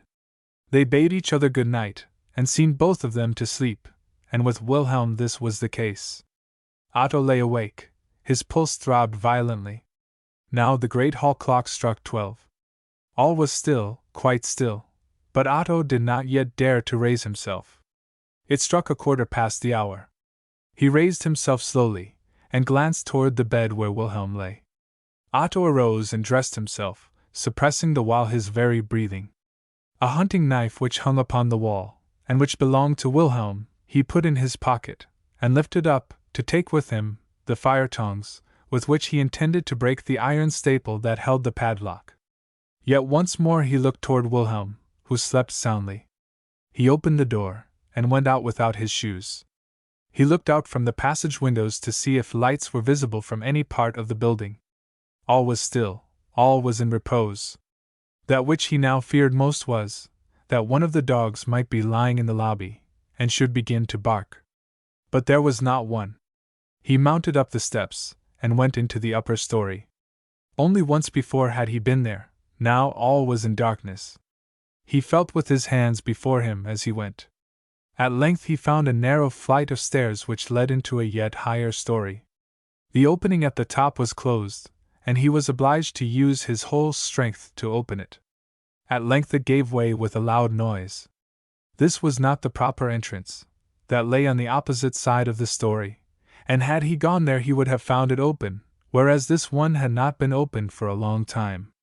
The violent efforts which he had made caused him great pain, both in his neck and shoulders. But he was now at the very top of the building, close before the door he sought, and the moonlight shone in through the opening in the roof. By the help of the hunting knife and the fire tongs he succeeded in forcing the door, and that without any very considerable noise. He looked into a small, low room, upon the floor of which some dirty coverlets were thrown.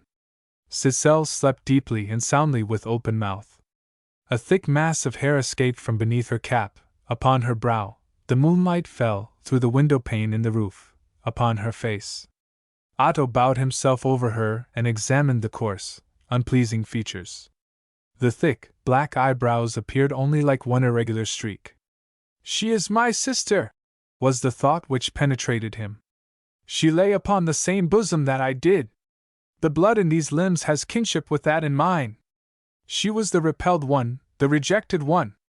He trembled with pain and anguish. But it was only for a short time. "Stand up!" cried he, and touched the sleeper. "I, Jane Doe! Author's note: an exclamation among the common people of Funen, expressive of terror. What is it?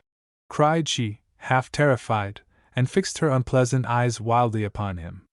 Come with me, said Otto, and his voice trembled as he spoke.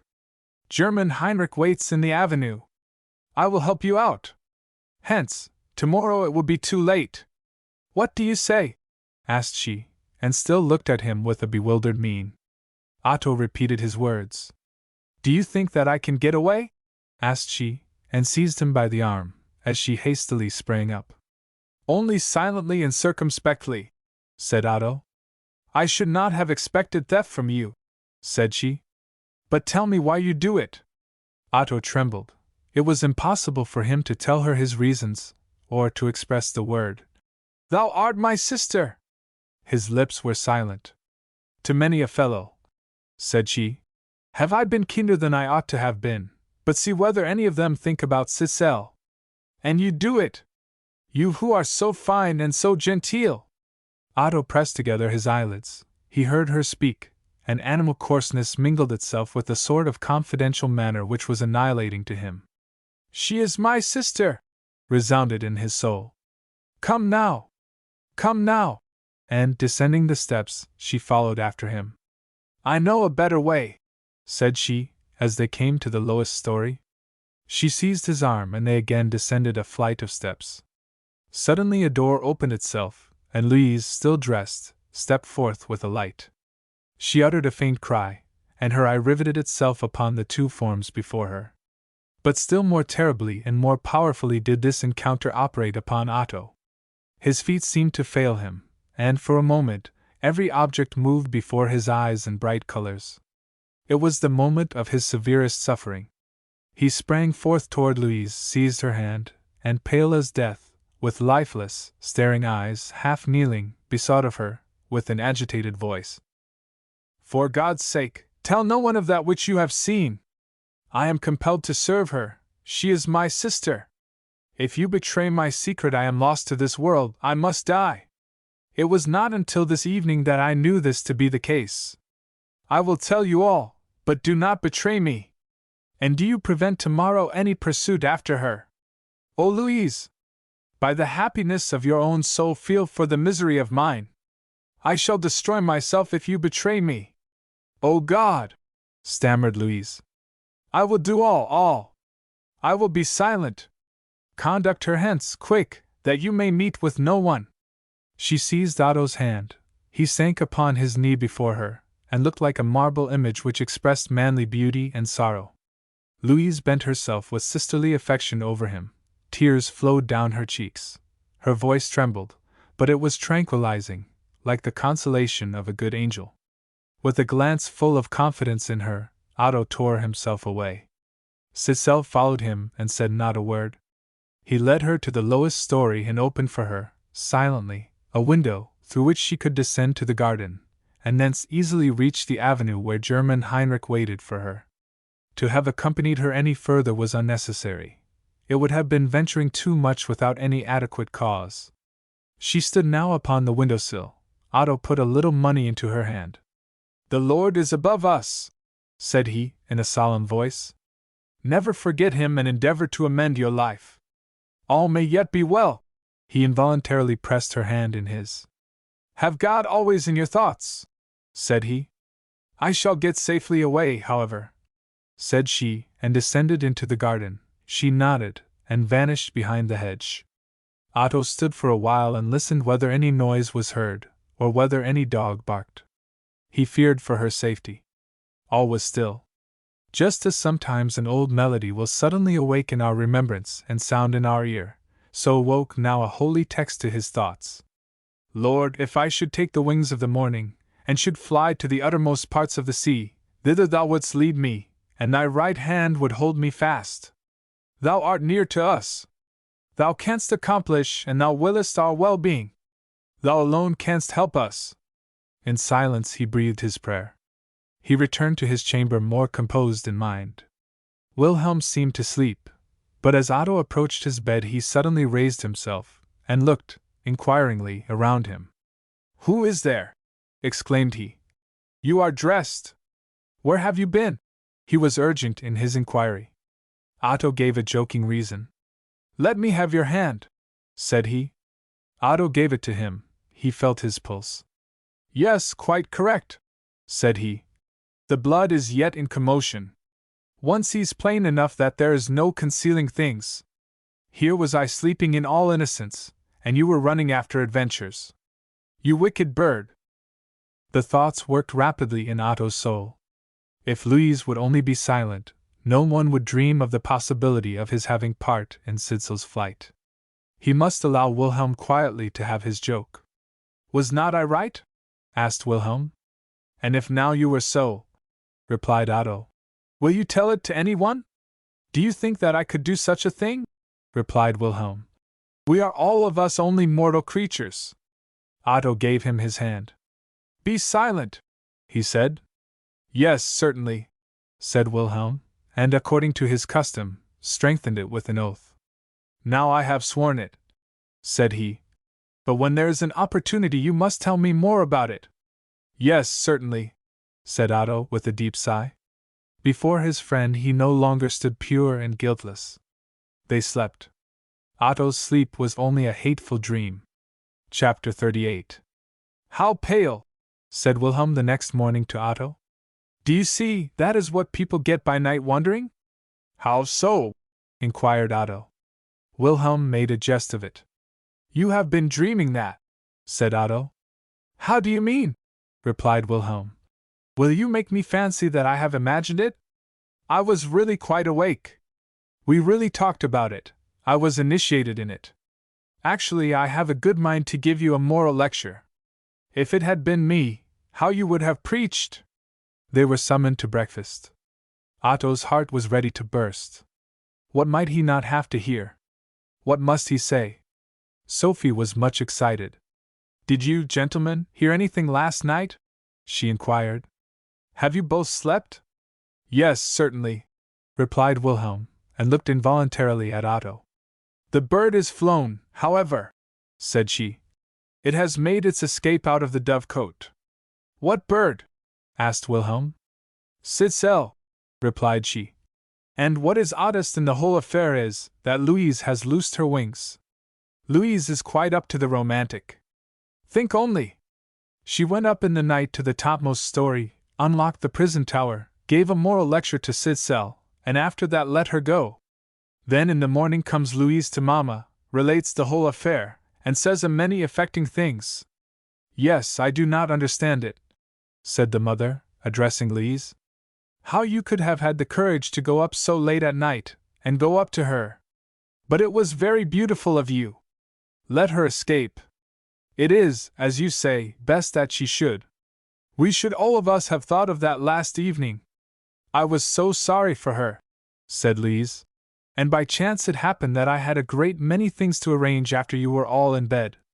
Everything was so still in the house, it seemed to me as if I could hear Sissel's sigh. Certainly it was only my own imagination, but I could do no other than pity her. She was so unfortunate. Thus I let her escape. Are you gone mad? Inquired Wilhelm. What a history is this! Did you go in the night up to the top of the house? That is an unseasonable compassion. It was beautiful, said Otto, bending himself involuntarily, and kissing Louise's hand. Yes, that is water to his mill, exclaimed Wilhelm. I think nothing of such things. We will not talk about it to anyone, said the mother. The steward shall not proceed any further in it. We have recovered the old silver tankard, and the losing that was my greatest trouble. We will thank God that we are well rid of her. Poor thing! She will come to an unfortunate end. Are you still unwell, Mr. Thoughstrop? Said Sophie, and looked at him. I am a little feverish, replied he. I will take a very long walk, and then I shall be better. You should take a few drops, said the lady. Oh, he will come to himself yet, said Wilhelm. He must take exercise. His is not a dangerous illness. Otto went into the wood. It was to him a temple of God. His heart poured forth a hymn of thanksgiving. Louise had been his good angel. He felt of a truth that she would never betray his secret. His thoughts clung to her with confidence. "Are you still unwell?" Sophie had said. The tones of her voice alone had been like the fragrance of healing herbs. In her eye he had felt sympathy and love. "Oh, Sophie!" sighed he. Both sisters were so dear to him. He entered the garden and went along the great avenue. Here he met Louise. One might almost have imagined that she had sought for him. There was no one but her to be seen in the whole avenue. Otto pressed her hand to his lips. "You have saved my life," said he. "Dear Thostrup," answered she, "do not betray yourself. Jan have come happily out of the affair. Thank God! My little part in it has concealed the whole. For the rest I have a suspicion. Yes, I cannot avoid it. May not the whole be an error? It is possible that she is that which you said. Tell me all that you can let me know. From this seat we can see everybody who comes into the avenue. No one can hear us." "Yes, to you alone I can confide it," said Otto. "To you will I tell it." He now related that which we know about the manufactory, which he called the house, in which German Heinrich had first seen him, and had tattooed his initials upon his shoulder, their later meeting in the park, and afterwards by St. Anders' cross. Louise trembled. Her glance rested sympathizingly upon Otto's pale and handsome countenance. He showed her the letter which had been brought to him the last evening, and related to her what Heinrich had told him. "It may be so," said Louise, "but yet I have not been able to lose the idea all the morning that you have been deceived. Not one of her features resembles yours. Can brother and sister be so different as you and she? Yet, be the truth as it may, promise me not to think too much about it. There is a good ruler above who can turn all things for the best. These horrible circumstances," said Otto, "have robbed me of the cheerfulness of my youth. They thrust themselves disturbingly into my whole future. Not to Wilhelm, no, not to any one have I been able to confide them. You know all. God knows that you were compelled to learn them. I leave myself entirely in your hands." He pressed her hand silently, and with the earnest glance of confidence and truth they looked at each other. "I shall speedily leave my native country," said Otto. "It may be forever. I should return with sorrow to a home where no happiness awaited me. I stand so entirely alone in the world." "But you have friends," said Louise. "Sincere friends. You must think with pleasure of returning home to Denmark. My mother loves you as if she were your own mother. Wilhelm and Sophie, yes, we will consider you as a brother." "And Sophie?" exclaimed Otto. "Yes, can you doubt it?" inquired Louise. "She knows me not as you know me, and if she did—" He pressed his hands before his eyes and burst into tears. "You know all, you know more than I could tell her," sighed he. "I am more unfortunate than you can believe. Never can I forget her, never." "For heaven's sake compose yourself," said Louise, rising. "Someone might come, and you would not be able to conceal your emotion. All may yet be well. Confide only in God and heaven. Do not tell your sister that which I have told you. Do not tell anyone. I have revealed to you every secret which my soul contains. I will be to you a good sister," said Louise, and pressed his hand. They silently walked down the avenue. The sisters slept in the same room. At night, after Sophie had been an hour in bed, Louise entered the chamber. "Thou art become a spirit of the night," said Sophie. "Where hast thou been? Thou art not going up into the loft again tonight, thou strange girl. Had it been Wilhelm, Thostrup, or myself who had undertaken such a thing, it would have been quite natural, but thou—" "Am I, then, so very different to you all?" inquired Louise. "I should resemble my sister less than even Mr. Thostrup resembles her. You two are so very different. In our views, in our impulses, we very much resemble each other," said Sophie. "He is certainly not happy," exclaimed Louise. "We can read it in his eyes." "Yes, but it is precisely that which makes him interesting," said Sophie. "He is thus a handsome shadow piece in everyday life." "Thou speakest about it so calmly," said Louise, and bent over her sister. "I would almost believe that it was love." "Love!" exclaimed Sophie, raising herself up in bed, for now Louise's words had become interesting to her. Whom dost thou think that he loves? Thyself, replied Louise, and seized her sister's hand. Perhaps, returned Sophie. I also made fun of him. It certainly went on better when our cousin was here. Poor Thostrup. And thou, Sophie? Inquired Louise. Dost thou return his love? It is a regular confession that thou desirest, replied she. He is in love, that all young men are. Our cousin, I can tell thee, said many pretty things to me. Even the Kammerjunker flatters as well as he can, the good soul. I have now resolved with myself to be a reasonable girl. Believe me, however, Thostrup is in an ill humor. If the Kammerjunker were to pay his addresses to you, would you accept him? Asked Louise, and seated herself upon her sister's bed. What can make you think of such a thing? Inquired she. Hast thou heard anything? Thou makest me anxious. Oh, Louise! I joke, I talk a deal, but for all that, believe me, I am not happy. They talked about the Kammerjunker, about Otto, and about the French cousin. It was late in the night. Large tears stood in Sophie's eyes, but she laughed for all that, and ended with a quotation from Jean Paul. Half an hour afterward she slept and dreamed. Her round white arm lay upon the coverlet, and her lips moved with these words. Louise pressed her countenance on the soft pillow, and wept. Chapter 39. A few days passed on. Otto heard nothing of German Heinrich or of his sister. Peter Krippel seemed not to be in their confidence. All that he knew was that the letter which he had conveyed to Otto was to be unknown to any one beside. As regarded German Heinrich, he believed that he was now in another part of Tyre country, but that at St. Nuds Fair, in Odense, he would certainly find him. In Otto's soul there was an extraordinary combating. Louise's words, that he had been deceived, gave birth to hopes, which, insignificant as the grain of mustard seed, shot forth green leaves. May not, thought he, German Heinrich, to further his own plans, have made use of my fear? I must speak with him. He shall swear to me the truth. He compared in thought the unpleasing, coarse features of Cicely with the image which his memory faintly retained of his little sister. She seemed to him as a delicate creature with large eyes. He had not forgotten that the people about them had spoken of her as of a kitten that they could hardly keep alive. How then could she now be this square-built, singularly plain being, with the eyebrows growing together? I must speak with Heinrich, resolved he. She cannot be my sister. So heavily as that God will not try me.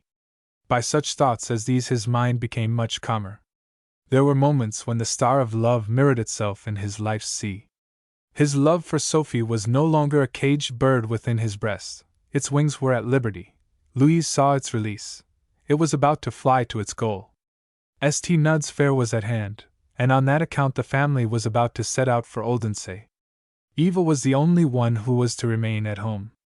It was her wish to do so.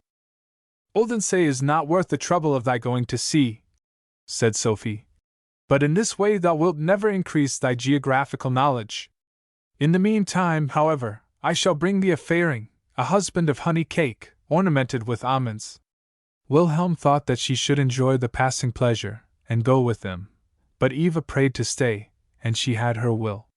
There is a deal of pleasure in the world, said Wilhelm, if people will only enjoy it. If one day in Paris is a brilliant flower, a day at Odense Fair is also a flower. It is a merry, charming world that we live in. I am almost ready to say with King Valdemar, that if I might keep, yes, I will say, the earth, then our Lord might willingly for me keep heaven. There it is much better than we deserve, and God knows whether we may not, in the other world, have longings after the old world down here. After Odense Fair? Asked Sophie ironically. Otto stood wrapped in his own thoughts. This day, he felt, would be one of the most remarkable in his life. German Heinrich must give him an explanation. Sophie must do so likewise could he indeed meet with success from them both. Would not sorrow and pain be his farings? The carriage rolled away. From the various crossroads came driving up the carriages of the gentry and the peasants. The one drove past the other, and as the French and English Channel collects ships from the Atlantic Ocean, so did the kings rode those who drove in carriages, those who rode on horseback, and those who went on foot. Behind most of the peasant vehicles were tied a few horses, that went trotting on with them. Mamsels from the farms sat with large gloves on their red arms and hands. They held their umbrellas before their faces on account of the dust and the sun. "The Kammerjunkers people must have set off earlier than we," said Sophie. "Otherwise they would have called for us." Otto looked inquiringly at her. She thought on the Kammerjunker. "We shall draw up by Fogde Church," said Sophie. "Mr. Thostrup can see Kingo's, author's note, the Bishop of Funen, who died in 1703, grave, can see where the sacred poet lies. Some true trumpeting angels, in whom one can rightly see how heavy the marble is, fly with the bishop's staff and hat within the chapel." Otto smiled, and she thought also about giving him pleasure. The church was seen, the grave visited, and they rapidly rolled along the King's Road toward Odense, the lofty tower of whose cathedral had hailed them at some miles' distance. We do not require alone from the portrait painter that he should represent the person, but that he should represent him in his happiest moment. To the plain as well as to the inexpressive countenance must the painter give every beauty which it possesses. Every human being has moments in which something intellectual or characteristic presents itself. Nature, too, when we are presented only with the most barren landscape, has the same moments. Light and shadow produce these effects. The poet must be like the painter. He must seize upon these moments in human life as the other in nature. If the reader were a child who lived in Odense, it would require nothing more from him than that he should say the words, "St. Nud's fair," and this, illumined by the beams of the imagination of childhood, would stand before him in the most brilliant colors. Our description will be only a shadow. It will be that, perhaps, which the many will find it to be. Already in the suburbs the crowd of people, and the outspread earthenware of the potters, which entirely covered the trottoir, announced that the fair was in full operation. The carriage drove down from the bridge across the Odense River. "See, how beautiful it is here!" exclaimed Wilhelm. Between the gardens of the city and a space occupied as a bleaching ground lay the river. The magnificent church of St. Nud, with its lofty tower, terminated the view. "What red house was that?" inquired Otto, when they had lost sight of it. "That is the nunnery," replied Louise, knowing what thought it was which had arisen in his mind.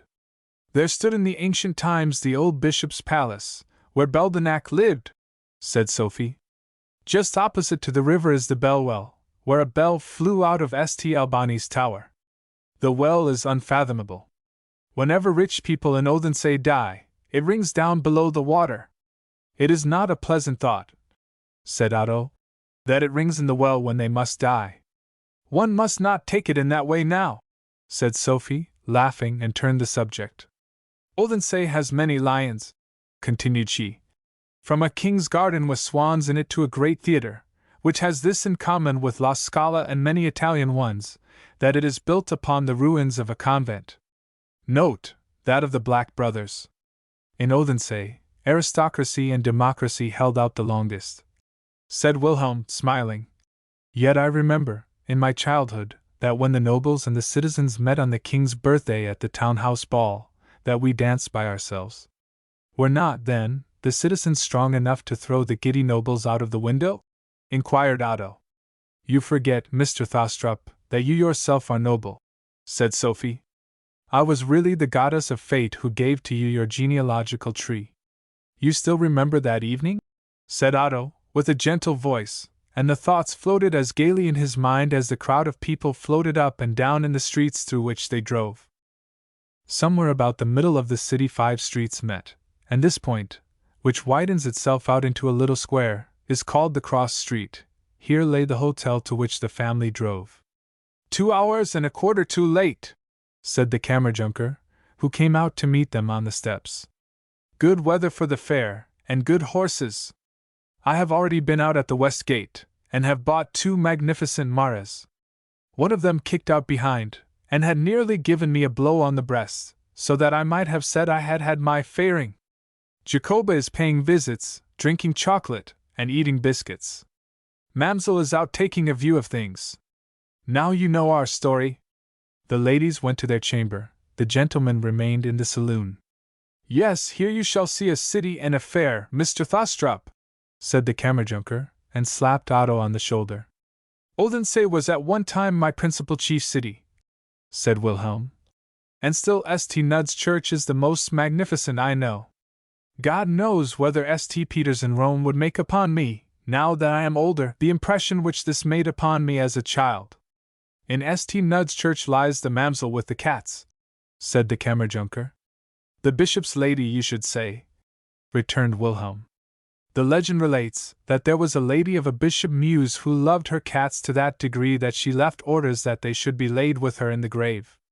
Author's note: the remains of the body, as well as the skeletons of the cats, are still to be seen in a chapel on the western aisle of the church.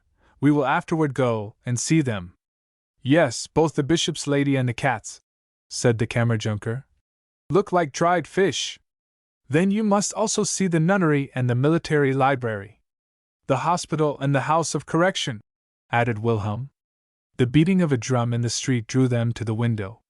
The city crier, in striped linsey-woolsey jacket and breeches, and with a yellow band across his shoulders, stood there, beat upon his drum, and proclaimed aloud from a written paper many wonderful things which were to be seen in the city. He beats a good drum, said the Kammerjunker. It would certainly delight Rossini and Spontini to hear the fellow, said Wilhelm. In fact, Odense would be, at New Year's time, a city for these two composers. You must know that at that season drums and fifes are in their glory. They drum the new year in. 7 or 8 little drummers and fifers go from door to door, attended by children and old women. At that time they beat both the tattoo and the reveille. For this they get a few pence. When the new year is drummed in the city, they wander out into the country, and drum there for bacon and groats. The New Year's drumming in lasts until about Easter. And then we have new pastimes, said the Kammerjunker. Then come the fishers from Stige, author's note, a fishing village in Odense Fjord, with a complete band, and carrying a boat upon their shoulders ornamented with a variety of flags.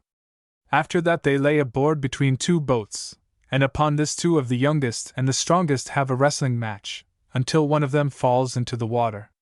The last years they both have allowed themselves to tumble in. And this has been done in consequence of one young man who fell, and being so stung by the jeers which his fall had occasioned that he left, that same day, the fishing village, after which no one saw him. But all the fun is gone now. In my boyhood the merriment was quite another thing. It was a fine sight when the corporation paraded with their ensign and harlequin on the top. And at Easter, when the butchers led about a bullock ornamented with ribbons and Easter twigs, on the back of which was seated a little winged boy in a shirt. They had Turkish music, and carried flagons with them. See! All that have I outlived, and yet I am not so old. Baron Wilhelm must have seen the ornamented ox. Now all that is past and gone. People are got so refined. Neither is St. Nud's fair that which it used to be. For all that, I rejoice that it is not so, said Wilhelm. But we will go into the market and visit the Jutlanders, who are sitting there among the heath with their earthenware. You will stand a chance there, Mr. Thostrup, of meeting with an old acquaintance. Only you must not have homesickness when you smell the heather and hear the ringing of the clattering pots. The ladies now entered. Before paying any visits they determined upon making the round of the market. The Kammerjunker offered his arm to the mother. Otto saw this with secret gladness, and approached Sophie. She accepted him willingly as an attendant. They must indeed get into the throng. As in the Middle Ages the various professions had their distinct streets and quarters, so had they also here. The street which led to the marketplace, and which in everyday life was called the Shoemaker Street, answered perfectly to its name. The shoemakers had ranged their tables side by side. These, and the rails which had been erected for the purpose, were hung over with all kinds of articles for the feet. The tables themselves were laden with heavy shoes and thick-soled boots. Behind these stood the skillful workman in his long Sunday coat, and with his well-brushed felt hat upon his head. Where the shoemaker's quarter ended that of the hatter's began, and with this one was in the middle of the great marketplace, where tents and booths formed many parallel streets. The booth of gallantry wares, the goldsmiths, and the confectioners, most of them constructed of canvas, some few of them of wood, were points of great attraction. Round about fluttered ribbons and handkerchiefs. Round about were noise and bustle. Peasant girls out of the same village went always in a row, 7 or 8 inseparables, with their hands fast locked in each other. It was impossible to break the chain, and if people tried to press through them, the whole flock rolled together in a heap. Behind the booths there lay a great space filled with wooden shoes, coarse earthenware, turners' and saddlers' work. Upon tables were spread out toys, generally rudely made and coarsely painted. All around the children essayed their little trumpets, and turned about their playthings. The peasant girls twirled and twisted both the work-boxes and themselves many a time before the bargain was completed. The air was heavy with all kinds of odors, and was spiced with the fragrance of honey cake. Here acquaintances met each other, some peasant maidens, perhaps, who had been born in the same village, but since then had been separated. "Good day!" exclaimed they, took each other by the hand, gave their arms a swing, and laughed. "Farewell!" That was the whole conversation. Such a one went on in many places. "That is the heather!"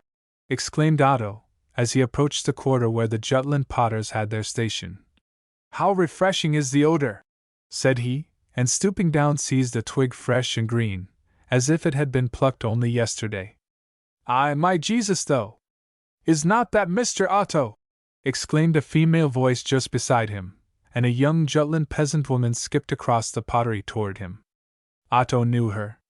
It was the little Maria, the eelman's daughter, who, as we may remember at Otto's visit to the fishers, had removed to Rinköping, and had hired herself for the hay and corn harvest, the brisk Maria. The girl, as her father called her. She had been betrothed in Rinköping, and married to the rich earthenware dealer, and now had come across the salt water to Odense Fair, where she should meet with Mr. Otto. "Her parents lived on my grandfather's estate," said Otto to Sophie, who observed with a smile the young wife's delight in meeting with an acquaintance of her childhood. The husband was busily employed in selling his wares. He heard nothing of it. "Nay, but how elegant and handsome you are become," said the young wife. "But see, I knew you again for all that. Grandmother, you may believe me, thinks a deal about you. The old body, she is so brisk and lively, it does not trouble her a bit that she cannot see. You are the second acquaintance that I have met with in the fair. It's wonderful how people come here from all parts of the world. The players are here too. You still remember the German Heinrich? Over there in the grey house, at the corner of the market, he is acting his comedy in the gateway. I am glad that I have seen you," said Otto, and nodded kindly. "Greet them at home, and the grandmother, for me." "Greet them also from me," said Sophie, smiling. "You, Mr. Thostrup, must for old acquaintance' sake buy something. You ought also to give me a fairing. I wish for that great jug there." "Where are you staying?" cried Wilhelm, and came back, whilst the rest went forward. "We would buy some earthenware," said Sophie. "Souvenir de Jutland. The one there has a splendid picture on it." "You shall have it," said Otto. "But if I requested a fairing from you, I beseech of you, might I say, that it possibly might obtain its worth from my hand," said Sophie, smiling. "I understand you very well. A sprig of heather? I shall steal," said she to the young wife, as she took a little sprig of heath and stuck it into his buttonhole. "Greet the grandmother for me." Otto and Sophie went. "That's a very laughing body," said the woman half aloud, as she looked after them. Her glance followed Otto. She folded her hands. She was thinking, perhaps, on the days of her childhood. At St. Nud's churchyard, Otto and Sophie overtook the others. They were going into the church. On the fair days this and all the tombs within it were open to the public. From whichever side this church is contemplated from without, the magnificent old building has, especially from its lofty tower and spire, something imposing about it. The interior produces the same, nay, perhaps a greater effect. But as the principal entrance is through the armory, and the lesser one is from the side of the church, its full impression is not felt on entering it, nor is it until you arrive at the end of the great aisle that you are aware rightly of its grandeur. All there is great, beautiful, and light. The whole interior is white with gilding. Aloft on the high vaulted roof there shine, and that from the old time, many golden stars. On both sides, high up, higher than the side aisles of the church, are large Gothic windows, from which the light streams down. The side aisles are adorned with old paintings, which represent whole families, women and children, all clad in canonicals, in long robes and large ruffs. In an ordinary way, the figures are all ranged according to age, the oldest first, and then down to the very least child, and stand with folded hands, and look piously with downcast eyes and faces all in one direction, until by length of time the colors have all faded away. Just opposite to the entrance of the church may be seen, built into the wall, a stone, on which is a bas-relief, and before it a grave. This attracted Otto's attention. It is the grave of King John and of Queen Christina, of Prince Francesco and of Christian II, said Wilhelm. They lie together in a small vault. Author's note: on the removal of the Church of the Grey Brothers, the remains of these royal parents and 2 of their children were collected in a coffin and placed here in St. Nud's Church. The memorial stone, of which we have spoken, was erected afterwards. Christian II! Exclaimed Otto. Denmark's wisest and dearest king! Christian the Bad, said the Kammerjunker, amazed at the tone of enthusiasm in which Otto had spoken. Christian the Bad, repeated Otto. Yes, it is now the mode to speak of him thus, but we should not do so. We ought to remember how the Swedish and Danish nobles behaved themselves, what cruelties they perpetrated, and that we have the history of Christian II from one of the offended party. Writers flatter the reigning powers. A prince must have committed crimes, or have lost his power, if his errors are to be rightly presented to future generations. People forget that which was good in Christian, and have painted the dark side of his character, to the formation of which the age lent its part. The Kammerjunker could not forget the Swedish bloodbath, the execution of Torben Ox, and all that can be said against the unfortunate king. Otto drove him completely out of the field, in part from his enthusiasm for Christian II, but still more because it was the Kammerjunker with whom he was contending. Sophie took Otto's side, her eyes sparkled applause, and the victory could not be other than his. What is it that the poet said of the fate of a king? Said Sophie. Had Christian been so fortunate as to have subdued the rebellious nobles, continued Otto, could he have carried out his bold plans, then they would have called him Christian the Great. It is not the active mind, but the failure in any design, which the world condemns. Louise nevertheless took the side of the Kammerjunker, and therefore these two went together up the aisle toward the tomb of the Glorup family. Wilhelm and his mother were already gone out of the church. I envy you your eloquence, said Sophie, and looked with an expression of love into Otto's face. She bent herself over the railing around the tomb, and looked thoughtfully upon the stone. Thoughts of love were animated in Otto's soul. Intellect and heart, exclaimed he. Must admire that which is great, you possess both these. He seized her hand. A faint crimson passed over Sophie's cheeks. The others are gone out, she said. Come, let us go up to the chancel. Up to the altar, said Otto. That is a bold course for one's whole life. Sophie looked jestingly at him. Do you see the monument there within the pillars? Asked she after a short pause. The lady with the crossed arms and the colored countenance? In one night she danced 12 nights to death, the 13th, whom she had invited for her partner, cut her girdle in 2 in the dance, and she fell dead to the earth. Author's note: in Thiel's Danish popular tradition it is related that she was one Margrethe Skofgard of Sanderumgard, and that she died at a ball, where she had danced to death 12 nights. The people relate it with a variation as above. It is probable that it is mingled with a second tradition, for example, that of the blood spots at Koldinghuis, which relates that an old king was so angry with his daughter that he resolved to kill her, and ordered that his knights should dance with her one after another until the breath was out of her. 9 had danced with her, and then came up the king himself as the 10th, and when he became weary he cut her girdle in 2, on which the blood streamed from her mouth, and she died. She was a northern Tyrandet, said Otto. The stony heart itself was forced to break and bleed. There is really a jest in having the marble painted. She stands before future ages as if she lived, a stone image, white and red, only a mask of beauty. She is a warning to young ladies. Yes, against dancing, said Sophie, smiling at Otto's extraordinary gravity. And yet it must be a blessed thing, exclaimed he.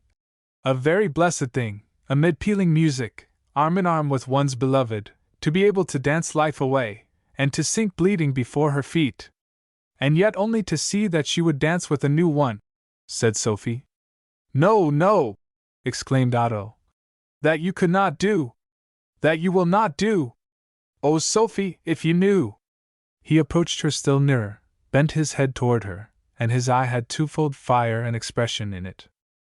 You must come with us and see the cats, said the Kammerjunker, and sprang in between them. Yes, it is charming, said Sophie. You will have an opportunity, Mr. Thostrup, of moralizing over the perishableness of female beauty. In the evening, when we drive home together, thought Otto to himself consolingly. In the mild summer evening no Kammerjunker will disturb me. It shall be decided. Misfortune might subject the wildness of childhood, but it gave me confidence, it never destroyed my independence. Love has made me timid, has made me weak. May I thereby win a bride? Gravely and with a dark glance he followed after Sophie and her guide. Chapter 40. Close beside St. Nud's church, where once the convent stood, is now the dwelling of a private man. Author's note: see Oehlenschläger's Journey to Funen. The excellent hostess here, who once charmed the public on the Danish stage as Ida Munster, awaited the family to dinner. After dinner they wandered up and down the garden, which extended to the Odense River. In the dusk of evening Otto went to visit the German Heinrich. He had mentioned it to Louise, and she promised to divert attention from him whilst he was away. The company took coffee in the garden house. Otto walked in deep thought in the avenue by the side of the river. The beautiful scene before him riveted his eye. Close beside lay a watermill, over the two great wheels of which poured the river white as milk. Behind this was thrown a bridge, over which people walked and drove. The journeyman miller stood upon the balcony, and whistled in air. It was such a picture as Christian Winter and Uhland give in their picturesque poems. On the other side of the mill arose tall poplars half buried in the green meadow, in which stood the nunnery. A nun had once drowned herself where now the red daisies grow. A strong sunlight lit up the whole scene. All was repose and summer warmth. Suddenly Otto's ear caught the deep and powerful tones of an organ. He turned himself round. The tones, which went to his heart, came from St. Nud's church, which lay close beside the garden. The sunshine of the landscape, and the strength of the music, gave, as it were, to him light and strength for the darkness toward which he was so soon to go. The sun set, and Otto went alone across the marketplace toward the old corner house, where German Heinrich practiced his arts. Upon this place stood St. Albani's church, where St. Nud, betrayed by his servant Blake, author's note, whence has arisen the popular expression of being a false Blake, was killed by the tumultuous rebels. The common people believe that from one of the deep cellars under this house proceeds a subterranean passage to the so-called Nun's Hill. At midnight the neighboring inhabitants still hear a roaring under the marketplace, as if of the sudden falling of a cascade. The better informed explain it as being a concealed natural watercourse, which has a connection with the neighboring river. In our time the old house is become a manufactory, the broken windows, the gaps of which are repaired either with slips of wood or with paper, the quantity of human bones which are found in the garden, and which remain from the time when this was a churchyard, give to the whole place a peculiar interest to the common people of Odense.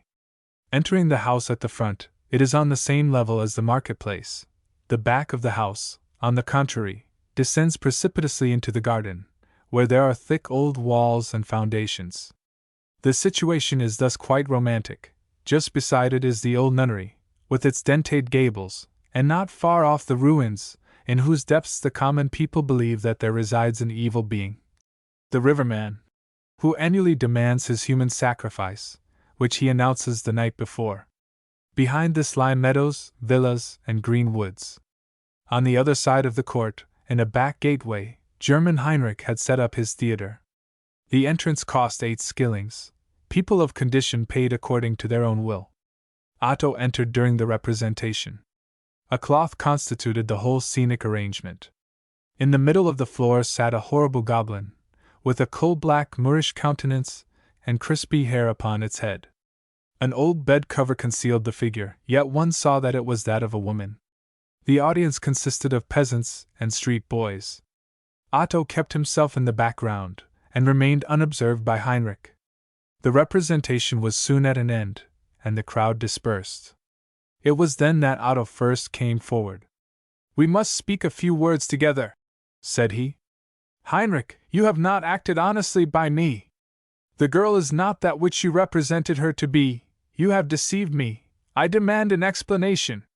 German Heinrich stood silent, but every feature eloquently expressed first amazement, and then slyness and cunning. His knavish, malicious eye measured Otto from top to toe.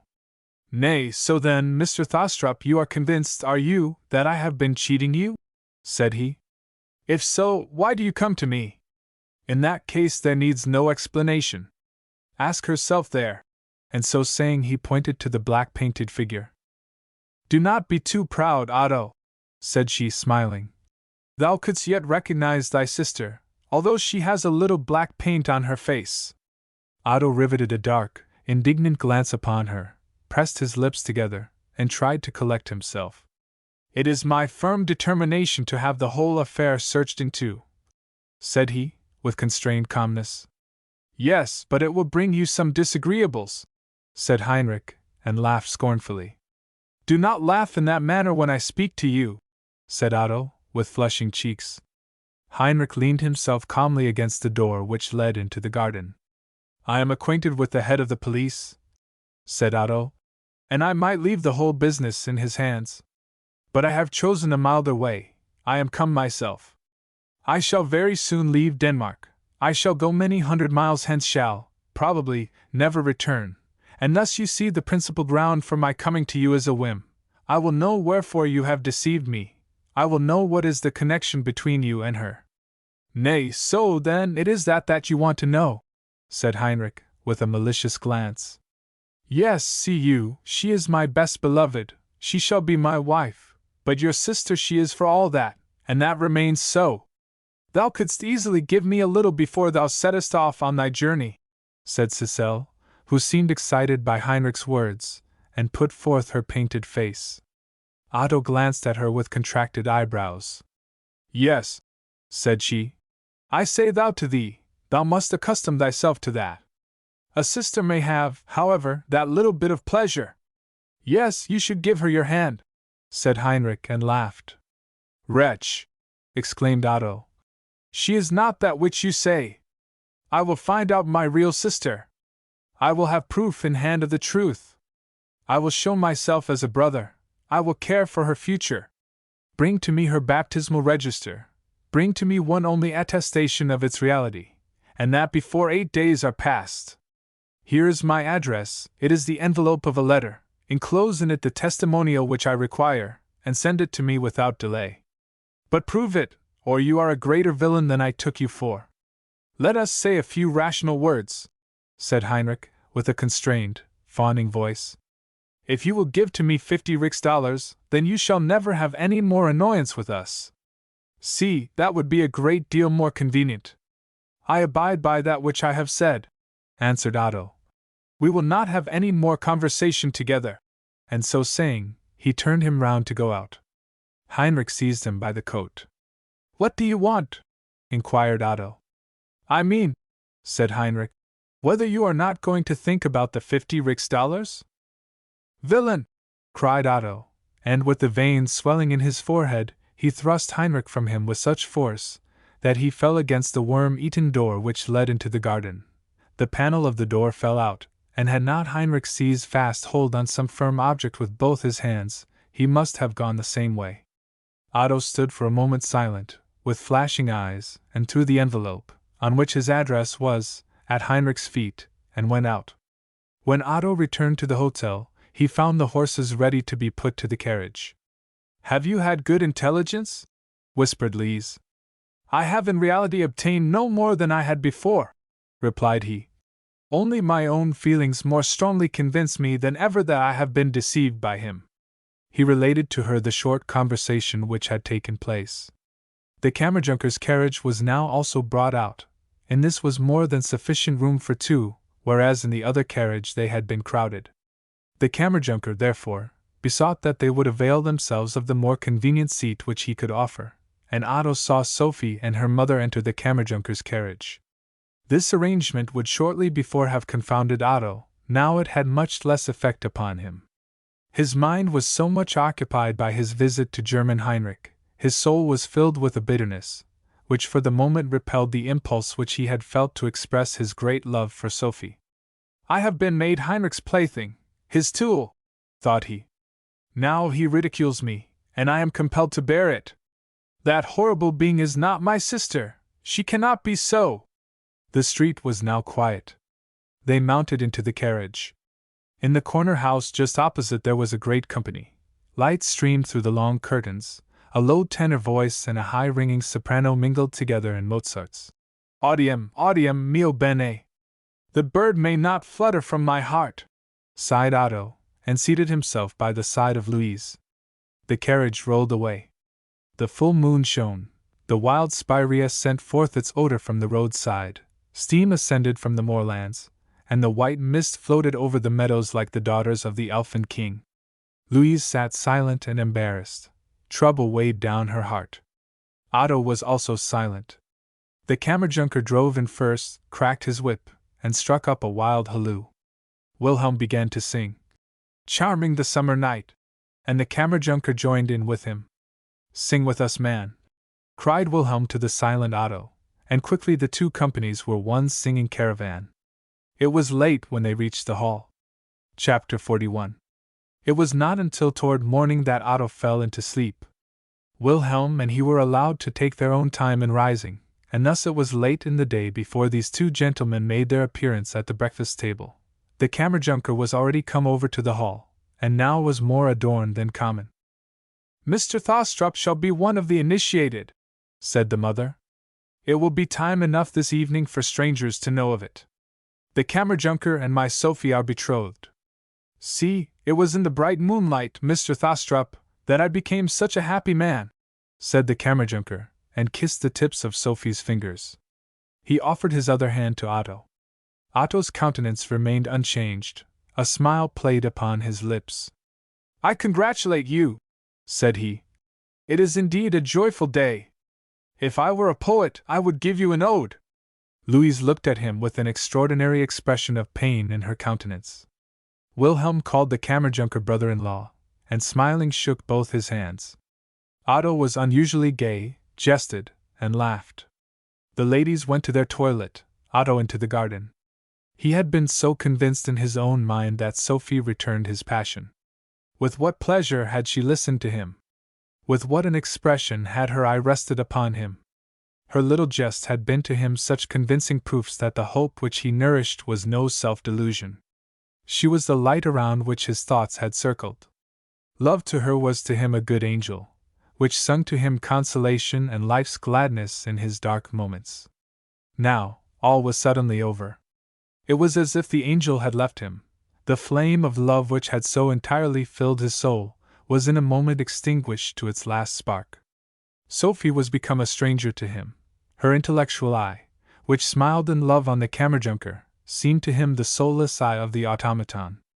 A stupefying indifference went through him, deadly as poison that is infused into the human blood. The vain girl! She thought to make herself more important by repelling from her a faithful heart. She should only see how changed her image is in my soul. All the weaknesses which my love for her made me pass over, now step forth with repulsive features. Not a word which she spoke fell to the ground. The diamond has lost its luster.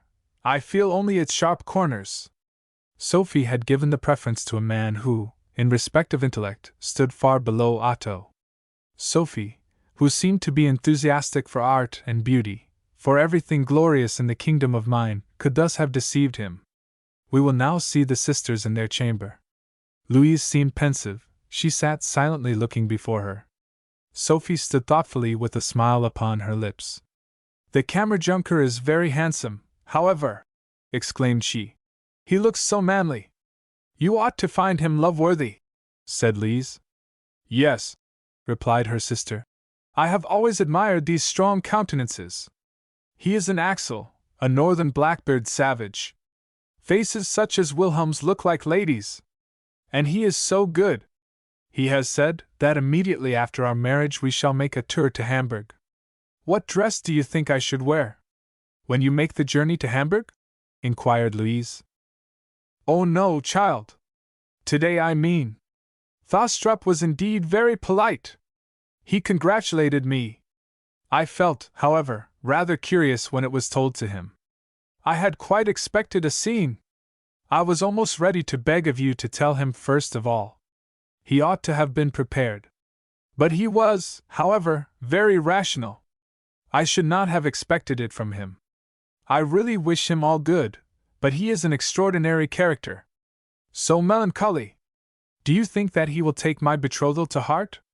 I noticed that when I was kissed he turned himself suddenly round to the window and played with the flowers. I wish that he would soon go.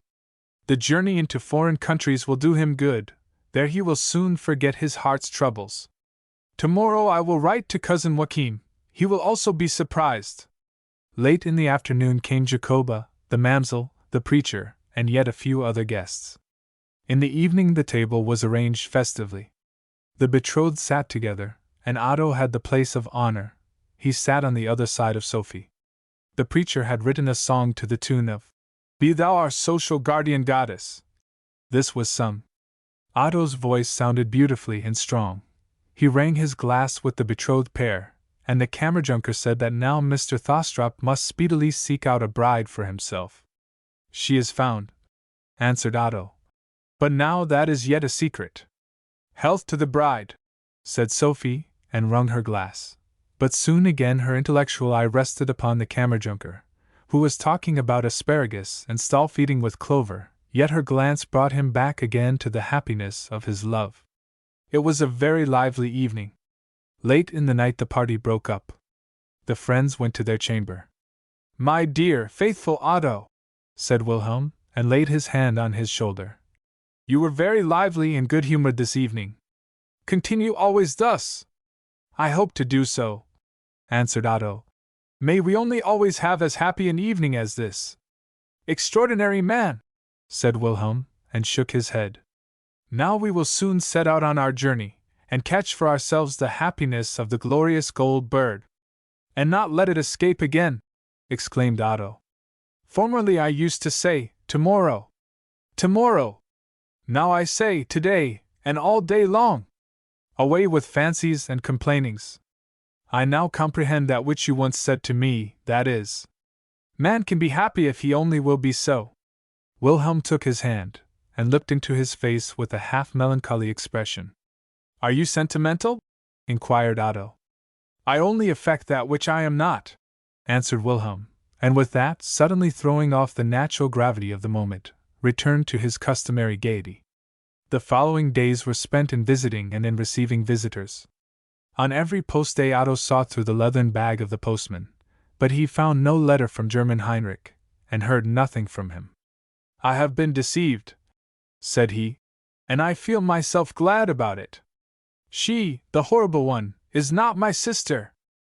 There was a necessity for him to go away, far from home, and yet he felt no longing after the mountains of Switzerland or the luxuriant beauty of the south. Nature will only weaken me. I will not seek after it. Man it is that I require, these egotistical, false beings, these lords of everything. How we flatter our weaknesses and admire our virtues! Whatever serves to advance our own wishes we find to be excellent. To those who love us, we give our love in return. At the bottom, whom do I love except myself? Wilhelm? My friendship for him is built upon the foundation, I cannot do without thee. Friendship is to me a necessity. Was I not once convinced that I adored Sophie, and that I never could bear it if she were lost to me? And yet there needed the conviction she loves thee not, and my strong feeling was dead. Sophie even seems to me less beautiful. I see faults where I formerly could only discover amiabilities. Now she is to me almost wholly a stranger. As I am, so are all. Who is there that feels right lovingly, right faithfully for me, without his own interest leading him to do so. Rosalie? My old, honest Rosalie? I grew up before her eyes like a plant which she loved. I am dear to her as it. When her canary bird one morning lay dead in its cage, she wept bitterly and long. She should never more hear it sing, she should never more look after its cage and its food. It was the loss of it which made her weep. She missed that which had been interesting to her. I also interested her. Interest is the name for that which the world calls love. Louise? He almost spoke the name aloud, and his thoughts dwelt, from a strong combination of circumstances, upon it. She appears to me true, and capable of making sacrifices. But is not she also very different from all the others?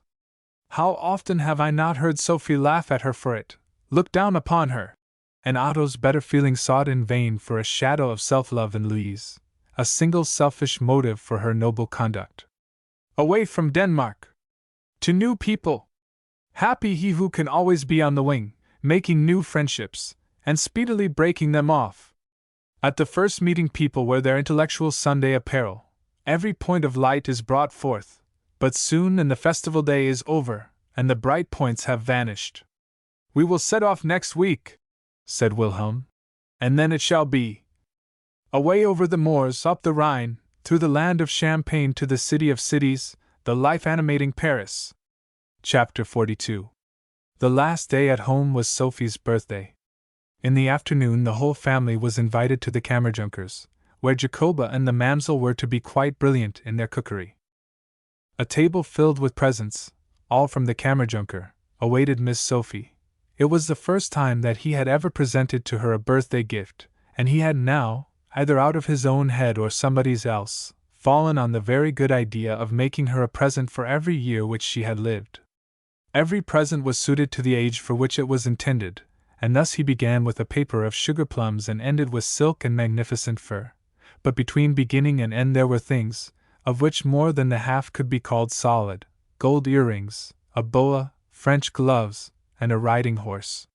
This last, of course, could not stand upon the table. It was a joy and a happiness. People walked about, and separated themselves by degrees into groups. The only one who was not there was Eva. She always preferred remaining at home, and yet, perhaps, today she might have allowed herself to have been overpersuaded, had she not found herself so extremely weak. Silently and alone she now sat at home in the great empty parlor. It was in the twilight. She had laid down her work, and her beautiful, thoughtful eyes looked straight before her. Thoughts which we may not unveil were agitating her breast. Suddenly the door opened, and Wilhelm stood before her. Whilst the others were walking he had stolen away. He knew that Eva was alone at home. Nobody would know that he visited her. Nobody would dream of their conversation. "You here?" exclaimed Eva, when she saw him. "I was compelled to come," answered he. "I have slipped away from the others. No one knows that I am here. I must speak with you, Eva. Tomorrow I set off, but I cannot leave home calmly and happily without knowing what this moment must decide." Eva rose, her cheeks crimsoned, she cast down her eyes. "Baron Wilhelm," stammered she, "it is not proper that I should remain here." She was about to leave the room. "Eva," said Wilhelm, and seized her hand. "You know that I love you. My feelings are honorable. Say yes, and it shall be holy to me as an oath. Then I shall begin my journey glad at heart, as one should do. Your assent shall stand in my breast, shall sound in my ear, whenever sin and temptation assail me. It will preserve me in an upright course, it will bring me back good and unspoiled. My wife must you be. You have soul, and with it nobility. Eva! In God's name, do not make a feeble, life-weary, disheartened being of me." "Oh heavens!" exclaimed she, and burst into tears. "I cannot and will not. You forget that I am only a poor girl, who am indebted for everything to your mother. My assent would displease her, and some time or other you would repent of it. I cannot, I do not love you," added she, in a tremulous voice. Wilhelm stood speechless. Eva suddenly rang the bell. "What are you doing?" exclaimed he. The servant entered. "Bring in lights," said she. But first of all you must assist me with these flowers down into the garden. It will do them good to stand in the dew. The servant did as she bade. She herself carried down one of the pots, and left the room. I do not love you, repeated Wilhelm to himself, and returned to the company which he had left, and where he found all gaiety and happiness. The supper table was spread in the garden. Lights burned in the open air with a steady flame. It was a summer evening beautiful as the October of the South. The reseda sent forth its fragrance, and when Sophie's health was drunk cannon were fired among the lofty fir trees, the pines of the north. The next morning those countenances were dejected which the evening before had been so gay. The carriage drew up to the door. The dear mother and sisters wept. They kissed Wilhelm, and extended their hands to Otto. Farewell, said Lise. Do not forget us. And her tearful glance rested upon Otto. Eva stood silent and pale. You will not forget me, whispered Otto, as he seized Lise's hand. I will forget your sister. The carriage rolled away. Wilhelm threw himself back into a corner. Otto looked back once more. They all stood at the door, and waved their white handkerchiefs. Chapter 43. We will not accompany the friends, but will remain behind in Funen, where we will make a bolder journey than they, namely, we will go back 21 years. We will allow the circumstances of Otto's birth again to come before us. It is a leap backward that we take from 1830 to 1810. We are in Odense, that old city, which takes its name from Odin. The common people there have still a legend about the origin of the name of the city. Upon Næsbyhovd's hill, author's note, not far from the city, by the Odense Channel, it is described in Waddell Simonson's City Ruins. There once stood a castle. Here lived King Odin and his wife. Odense city was not then in existence, but the first building of it was then begun. Author's note. The place is given as being that of the now so-called Cross Street. The court was undecided as to the name which should be given to the city. After long indecision it was at last agreed that the first word which either king or queen should speak the next morning should be the name given to it. In the early morning the queen awoke and looked out from her window over the wood. The first house in the city was erected to the roof, and the builders had hung up a great garland, glittering with tinsel, upon the roof tree. Odin, see! Exclaimed the queen, and thenceforward the city was called Odense, which name, since then, has been changed by daily speech to Odense. When people ask the children in Copenhagen whence they have come, they reply, out of the Peblingso. The little children of Odense, who know nothing about the Peblingso, say that they are fetched out of Rosenbeek, a little brook which has only been ennobled within the few last years, just as in Copenhagen is the case with Crystal Street, which formerly had an unpleasant name. This brook runs through Odense, and must, in former times, when united with the Odense River, have formed an island where the city at that time stood. Hence some people derive the name of Odense from Odin's Eye, or Odin's O, that is, Odin's Island. Be it then as it might, the brook flows now, and in 1810, when the so-called Willow Dam, by the West Gate, was not filled up, it stood, especially in spring, low and watery. It often overflowed its banks, and in so doing overflowed the little gardens which lay on either side.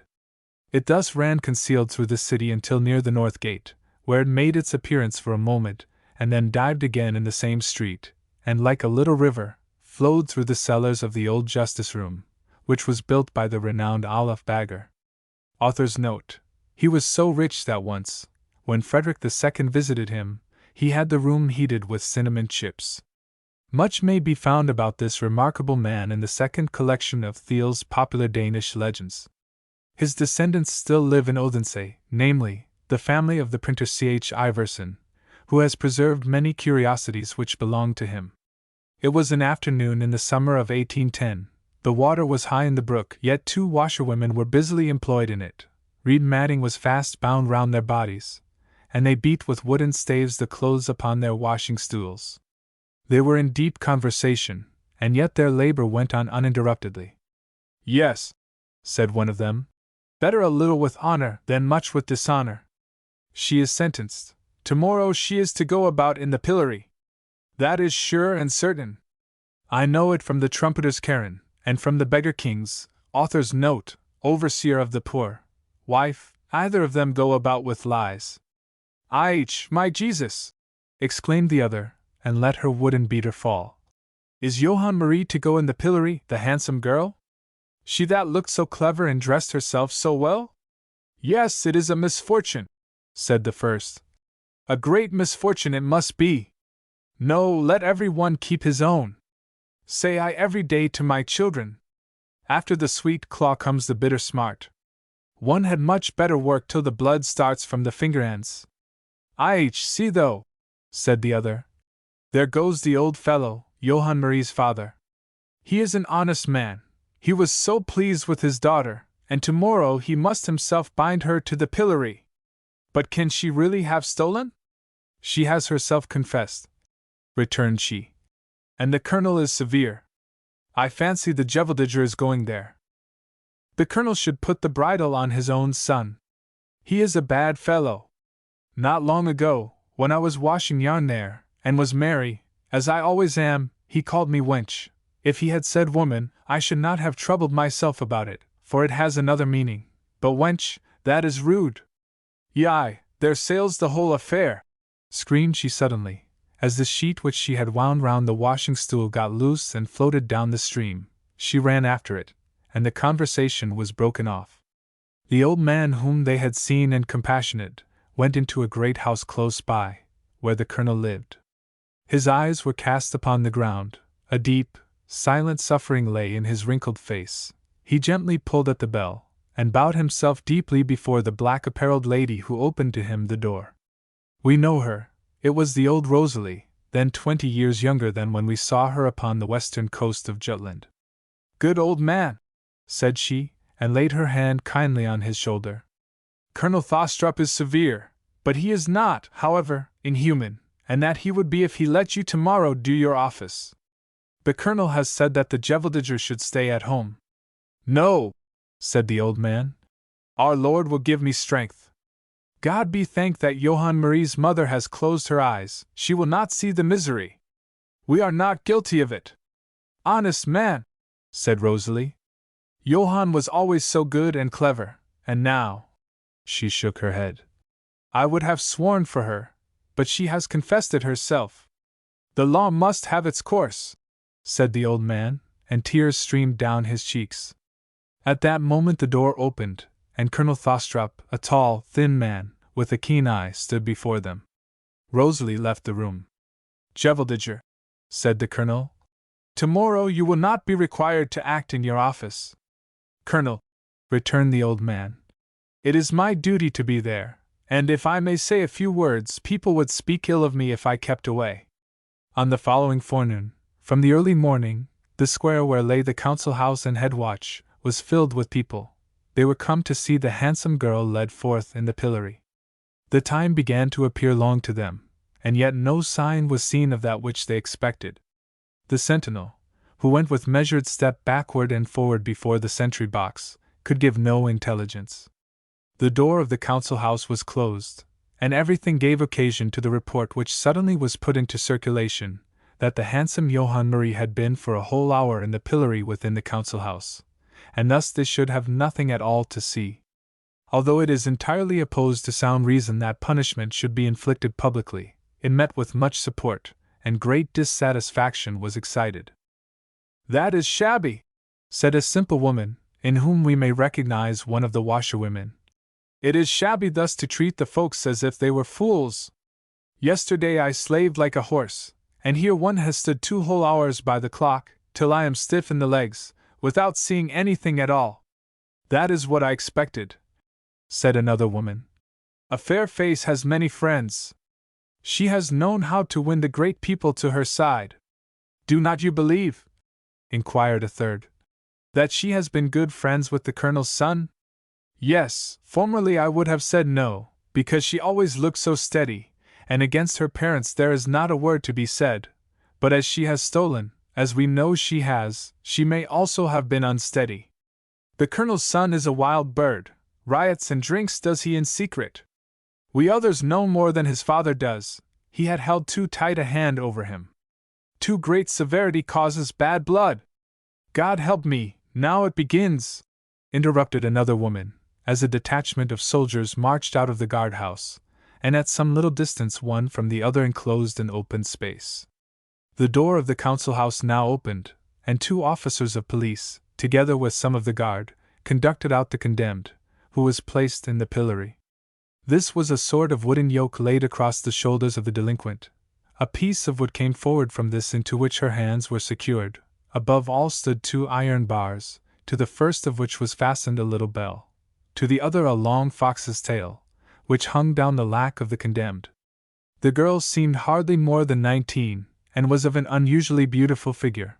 Her countenance was nobly and delicately formed, but pale as death, yet there was no expression either of suffering or shame. She seemed like the image of a penitent, who meekly accomplishes the imposed penance. Her aged father, the Jevldiger, followed her slowly. His eye was determined, no feature expressed that which went forward in his soul. He silently took his place beside one of the pillars before the guardhouse. A loud murmur arose among the crowd when they saw the beautiful girl and the poor old father, who must himself see his daughter's disgrace. A spotted dog sprang into the open space.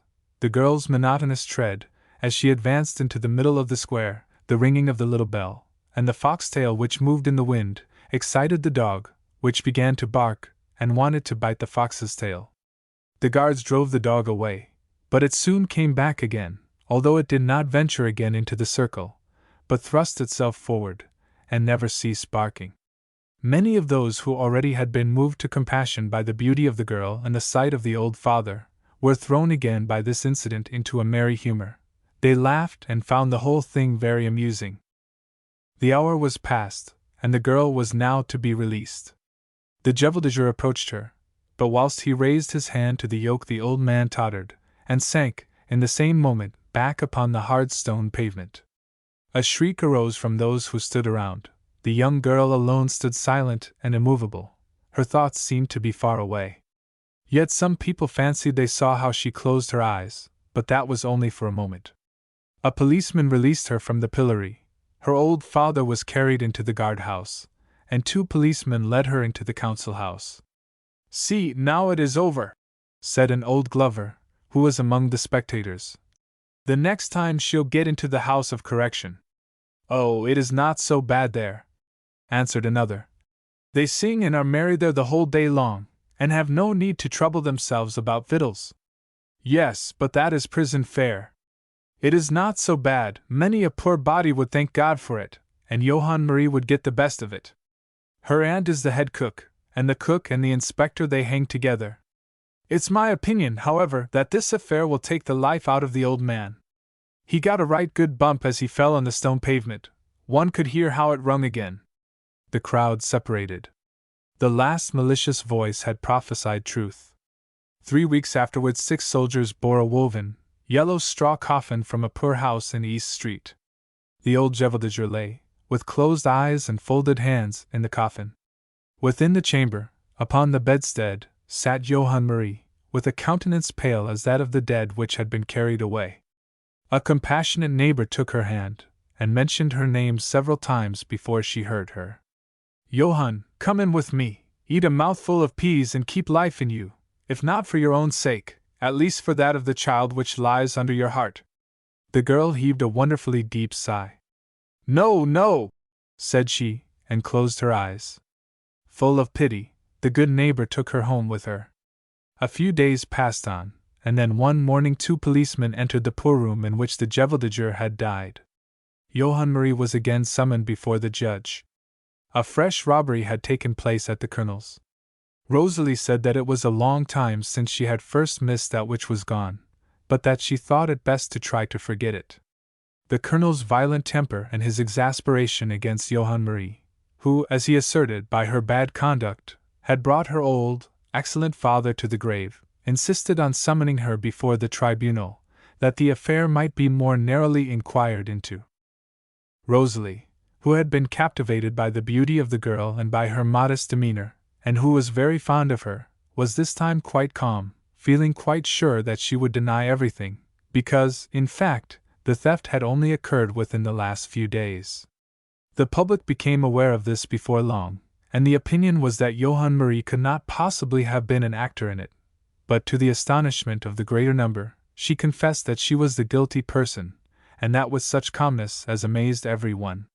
Her noble, beautifully formed countenance seemed bloodless. Her dark blue eyes beamed with a brilliancy which seemed like that of delirium. Her beauty, her calmness, and yet this obduracy in crime, produced an extraordinary impression upon the spectators.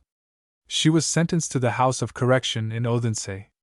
Despised and repulsed by the better class of her fellow beings, she went to her punishment. No one had dreamed that under so fair a form so corrupt a soul could have been found. She was set to the spinning wheel. Silent and introverted, she accomplished the tasks that were assigned her. In the coarse merriment of the other prisoners she took no part. "Don't let your heart sink within you, Johann Marie," said German Heinrich, who sat at the loom. "Sing with us till the iron bars rattle." "Johann, you brought your old father to the grave," said her relation, the head cook. "How could you have taken such bad courses?" Johann Marie was silent. The large, dark eyes looked straight before her, whilst she kept turning the wheel. 5 months went on, and then she became ill to death, and gave birth to twins, a boy and a girl, 2 beautiful and well-formed children, excepting that the girl was as small and delicate as if its life hung on a thread. The dying mother kissed the little ones and wept. It was the first time that the people within the prison had seen her weep. Her relation the cook sat alone with her upon the bed. "Withdraw not your hand from the innocent children," said Johann Marie. "If they live to grow up, tell them sometime that their mother was innocent. My eternal Savior knows that I have never stolen. Innocent am I, and innocent was I when I went out a spectacle of public derision, and now when I sit here. Jesus though!" "What do you say?" exclaimed the woman. "The truth," answered the dying one. "God be gracious to me, my children!" She sank back upon the couch, and was dead. Chapter 44. We now return to the hall in Funen, to the family which we left there. But autumn and winter are gone whilst we have been lingering on the past. Otto and Wilhelm have been 2 months away. It is the autumn of 1832. The marriage of the Kammerjunker and Sophie was deferred, according to her wish, until the 2nd of April, because this day is immortal in the annals of Denmark. In the house, where there now were only the mother, Louise, and Eva, all was quiet. Through the whole winter Eva had become weaker, yet she did not resemble the flowers which wither. There was no expression of illness about her. It was much more as if the spiritual nature overpowered the bodily. She resembled an astral lamp which, filled with light, seems almost resembled an ethereal existence. The dark blue eyes had an expression of soul and feeling which attracted even the simple domestics at the hall. The physician assured them that her chest was sound, and that her malady was to him a riddle.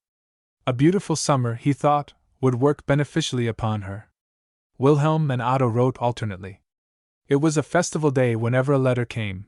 Then were maps and plans of the great cities fetched out, and Louise and Eva made the journey with them.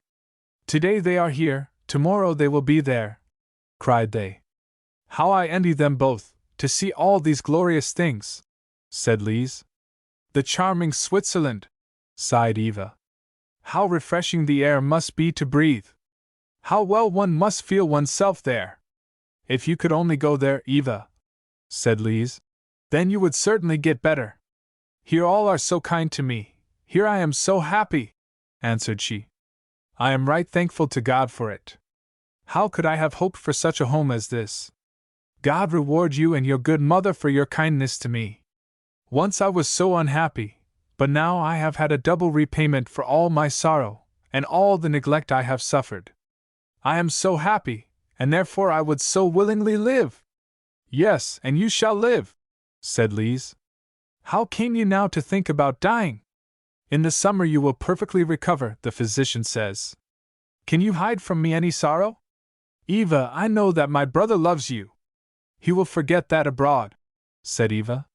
"He must forget it. Could I be ungrateful? But we are not suited for each other." She spoke of her childhood, of long past, sorrowful days. Louise laid her arm upon her shoulder.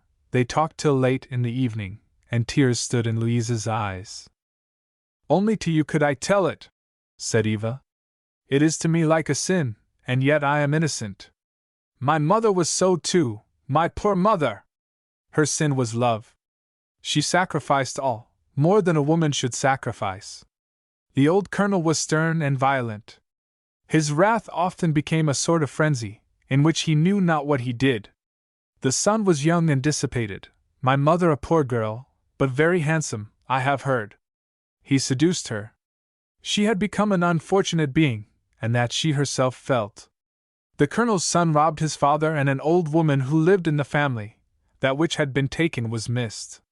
The father would have murdered the son, had he discovered the truth. The son, therefore, sought in his need help from my poor mother. He persuaded her to save him by taking the guilt on herself. The whole affair as regarded her was, he intended, only to come from the domestics. She thought that with her honor all was lost. She, indeed, had already given him the best of which she was possessed. In anguish of heart, and overpowered by his prayers, she said, "Yes, my father has been angry and undone already." Eva burst into tears. "Thou dear, good girl," said Louise, and kissed her forehead. "My poor mother," continued Eva, "was condemned to an undeserved punishment. I cannot mention it. For that reason I have never had a desire to go to Odense." The old lady in the colonel's family concealed, out of kindness, her loss, but by accident it was discovered. The colonel was greatly embittered. My mother was overwhelmed by shame and misfortune. The first error had plunged her into all this. She was taken to the house of correction in Odense. The colonel's son shortly afterward went away in a vessel. My unhappy mother was dispirited. Nobody knew that she had endured, out of despair and love, a disgrace which she had not deserved. It was not until she lay upon her deathbed, when I and my brother were born, that she told a relation that she was innocent. Like a criminal, in the early morning she was carried to the grave in a coffin of plaited straw. A great and a noble heart was carried unacknowledged to the dead. "You had a brother?" inquired Louise, and her heart beat violently. "Did he die? And where did you, poor children, remain?" "The cook in the house kept us with her. I was small and weak. My brother, on the contrary, was strong and full of life. He lived mostly among the prisoners. I sat in a little room with my doll. When we were in our 7th year, we were sent for to the old colonel. His son died abroad, but before his death he had written to the old man, confessing to him his crime, my mother's innocence, and that we were his children. I resembled my father greatly. The old gentleman, as soon as he saw me, was very angry, and said, 'I will not have her.' I remained with my foster mother. I never saw my brother after that time. The colonel left the city, and took him with him." "Oh God!" cried Louise. "You have still some papers on this subject? Do you not know your brother? It is impossible that it should be otherwise. You are Otto's sister." "Oh heavens!" exclaimed Eva. Her hands trembled, and she became as pale as a corpse. "You are fainting!" cried Louise, throwing her arm around her waist and kissing her eyes and her cheeks. "Eva! He is your brother! The dear, good Otto! Oh, he will be so happy with you! Yes, your eyes are like his! Eva, you beloved girl!" Louise related to her all that Otto had confided to her. She told her about German Heinrich, and how Otto had assisted Cicel away, and how they had met. Eva burst into tears. "My brother! O Father in heaven, that I may but live! Live and see him! Life is so beautiful! I must not die! Happiness will make you strong! There is no doubt but that he is your brother! We must tell it to Mamma! Oh heavens! How delighted she will be! And Otto will no longer suffer and be unhappy! He may be proud of you, and happy in you! Oh, come, come!" She led Eva out with her to her mother, who was already in bed. But how could Louise wait till next morning? "May the Lord bless thee, my good child," said the lady, and pressed a kiss upon her forehead. Eva related now how the colonel had given a considerable sum to her foster mother, but that was all she was to receive, he had said. Afterward, when the foster mother died, Eva had still 200 Rix-dollars, and on consideration of this the sister of the deceased had taken Eva to live with her. With her she came to Copenhagen and to Nybotter, and at that time she was 10 years old. There she had to nurse a little child, her brother she called it, and that was the little Jonas. As she grew older, people told her that she was handsome. It was now 4 years since she was followed one evening by 2 young men, one of whom we know, our moral Hans Peter. One morning her foster mother came to her with a proposal which drove her to despair. The merchant had seen her, and wished to purchase the beautiful flower. Upon this Eva left her home, and came to the excellent people at Roskilde, and from that day God had been very good to her. She sank down upon her knees before the elderly lady's bed. She was not among strangers, a mother and a sister wept with the happy one. "Oh, that I might live!" besought Eva in the depths of her heart. As a glorified one she stood before them. Her joy beamed through tears. The next morning she felt herself singularly unwell. Her feet trembled, her cheeks were like marble. She seated herself in the warm sunshine which came in through the window. Outside stood the trees with large, half-bursting buds. A few mild nights would make the wood green. But summer was already in Eva's heart. There was life's joy and gladness. Her large, thoughtful eyes raised themselves thankfully to heaven. "Let me not die yet, good God!" prayed she, and her lips moved to a low melody, soft as if breezes passed over the outstretched chords. She folded her hands. All became like flowers and gold before her eyes.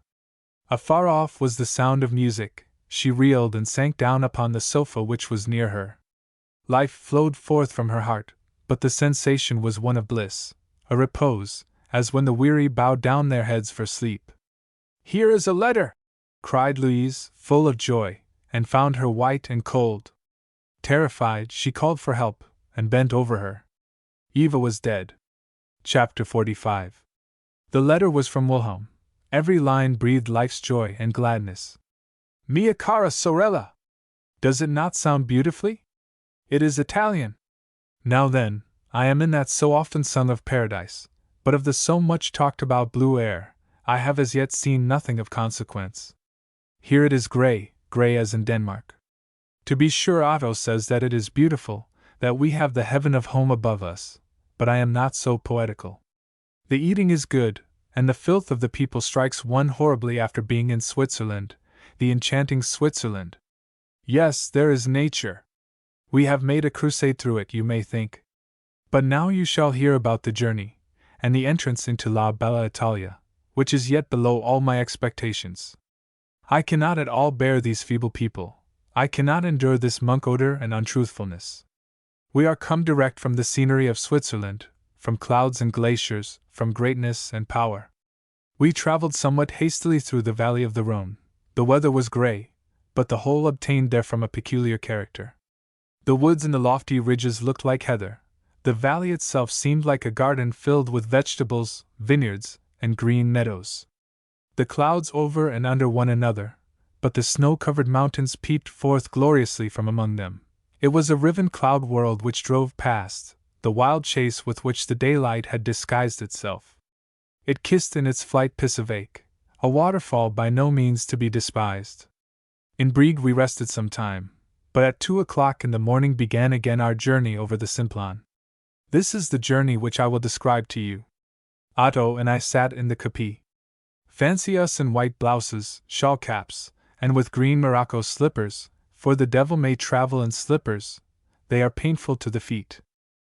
We both of us have mustaches. I have seduced Otto.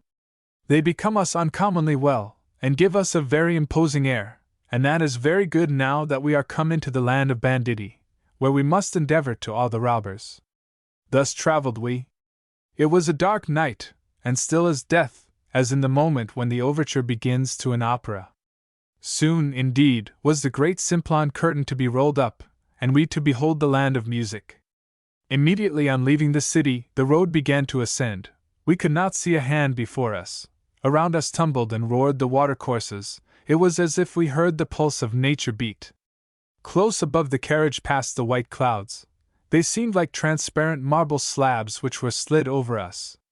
We had the grey dawn with us, whilst deep in the valley lay yet the darkness of night. In an hour's time it began to show itself there among the little wooden houses. It is a road hewn out of the rocks. The giant Napoleon carried it through the backbone of the earth. The eagle, Napoleon's bird, flew like a living armorial crest over the gigantic work of the master. There it was cold and gray, the clouds above us, the clouds below us, and in the middle space steep rocky walls. At regular distances houses, relais, are erected for the travelers. In one of these we drank our coffee. The passengers sat on benches and tables around the great fireplace, where the pine logs crackled. More than 1,000 names were written on the walls. I amused myself by writing Mama's, yours, Sophie's, and Eva's. Now they stand there, and people will fancy that you have been on the Simplon. In the lobby I scratched in that of Mamselle, and added without her work-box, Otto was thinking about you.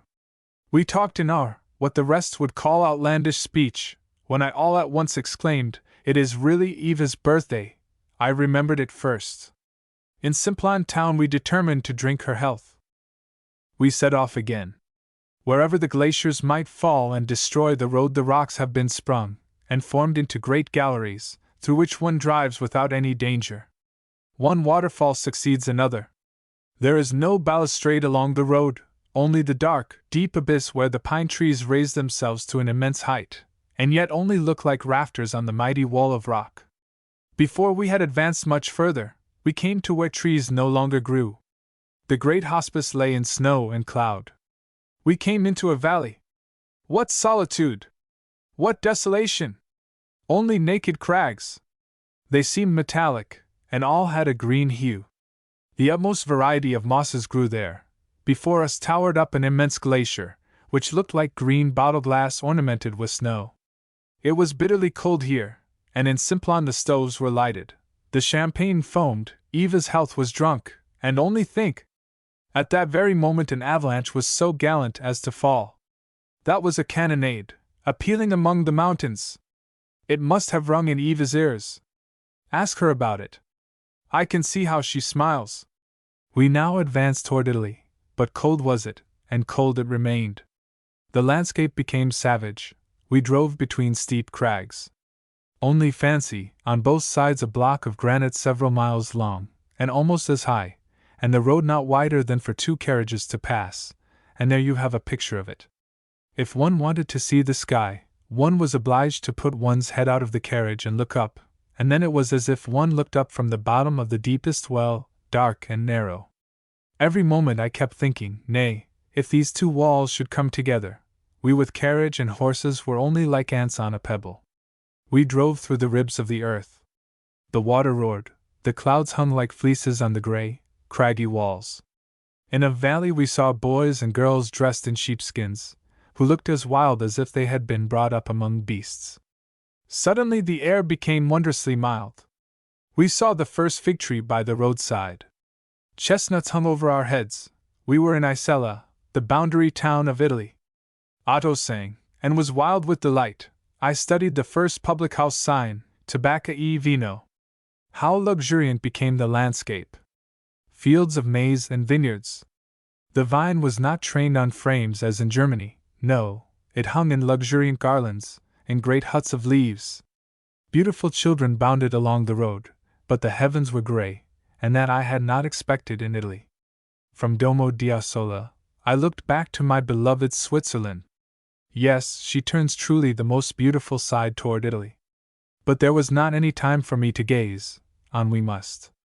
In the carriage there sat an old signorina.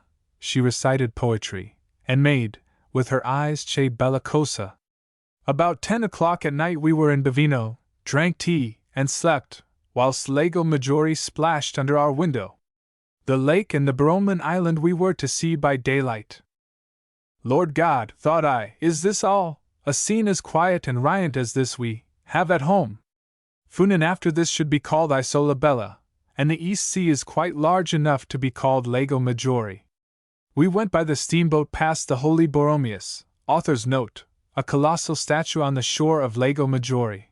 To Sesto de Caland, we had a priest on board, who was very much astonished at our having come from so far. I showed him a large traveling map which we had with us, where the Lago Maggiore was the most southern, and Hamburg the most northern point.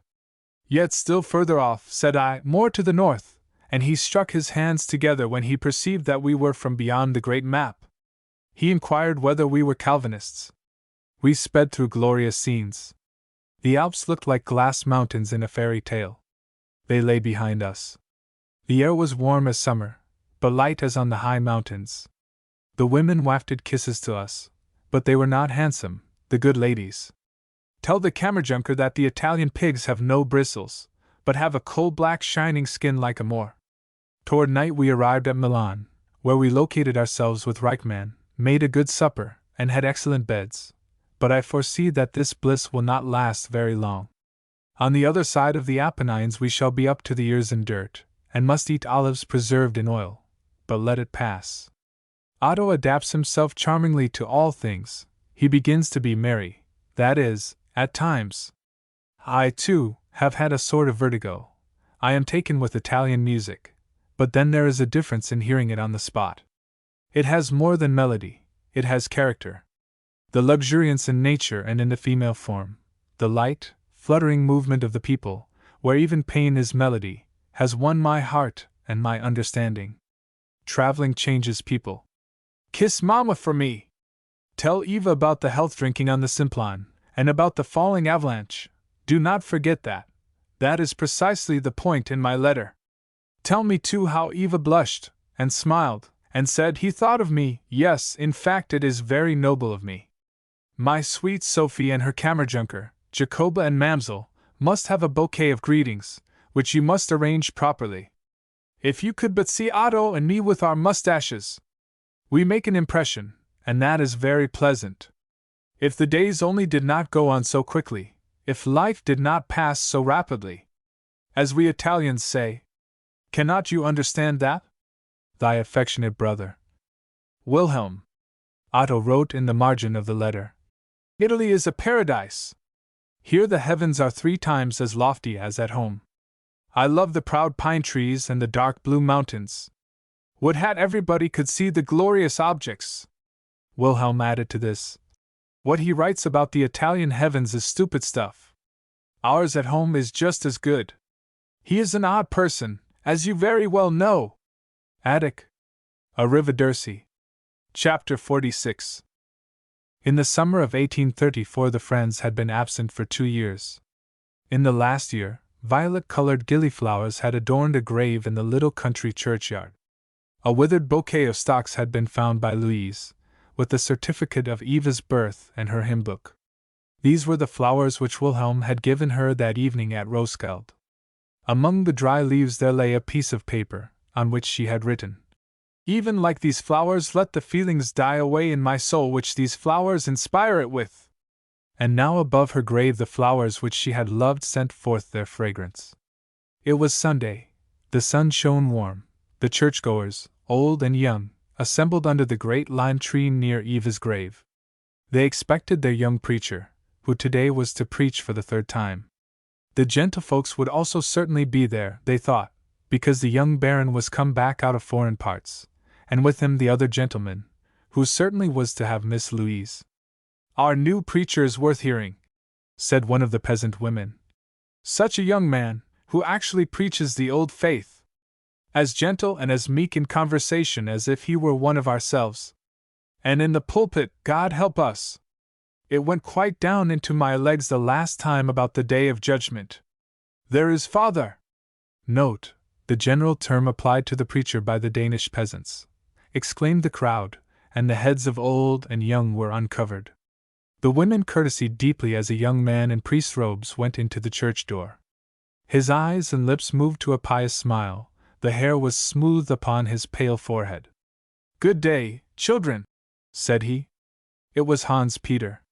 He had, indeed, had the best characters, and thus had received a good living, and now preached effectively about the devil and all his works.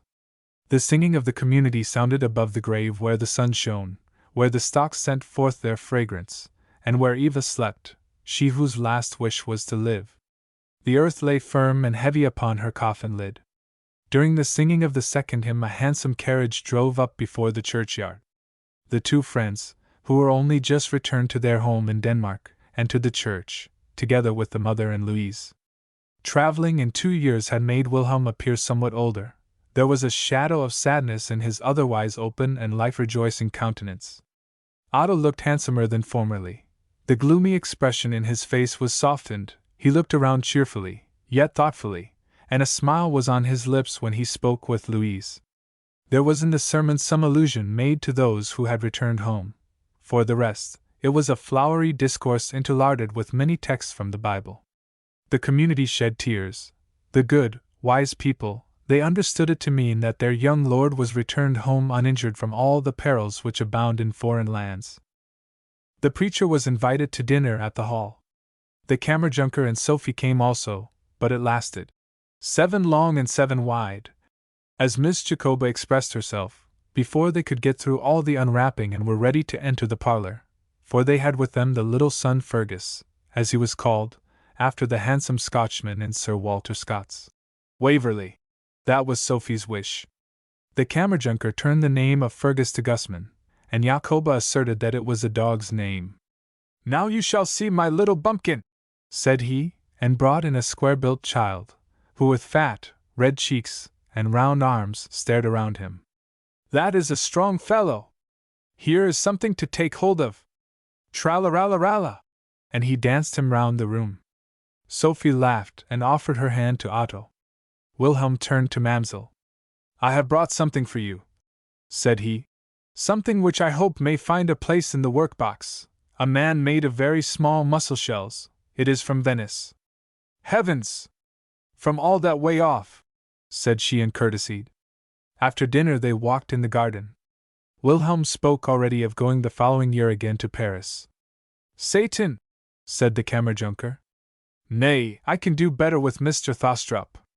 He is patriotic. He lays out his money in an estate. It is a good bargain which you have made, and in a while will be beautiful. There is hill and dale. There my old Rosalie shall live with me," said Otto. "There she will find her Switzerland. The cows shall have bells on their necks." "Lord God! Shall they also be made fools of?" exclaimed Jacoba. "That is just exactly as if it were Sophie." They went through the avenue where Otto 2 years before had wept, and had related all his troubles to Louise. He recollected it, and a gentle sigh passed his lips whilst his eyes rested on Louise. "Now, do you feel yourself happy at home?" asked she. "A lovelier summer's day than this you certainly have not abroad." "Every country has its own beauties," replied Otto. "Our Denmark is not a stepchild of nature. The people here are dearest to me, for I am best acquainted with them. They, and not nature, it is that makes a land charming. Denmark is a good land, and here also will I look for my happiness." He seized Louise's hand, she blushed, and was silent. Happy hours succeeded. This circle assembled every Sunday. On the 3rd, their delight was greater, was more festal than on any former occasion. Nature herself had the same expression. The evening was most beautiful. The full moon shone, magnificent dark blue clouds raised themselves like mountains on the other side the belt. Afar off sailed the ships, with every sail set to catch the breeze. Below the moon floated a coal-black cloud, which foretold a squall.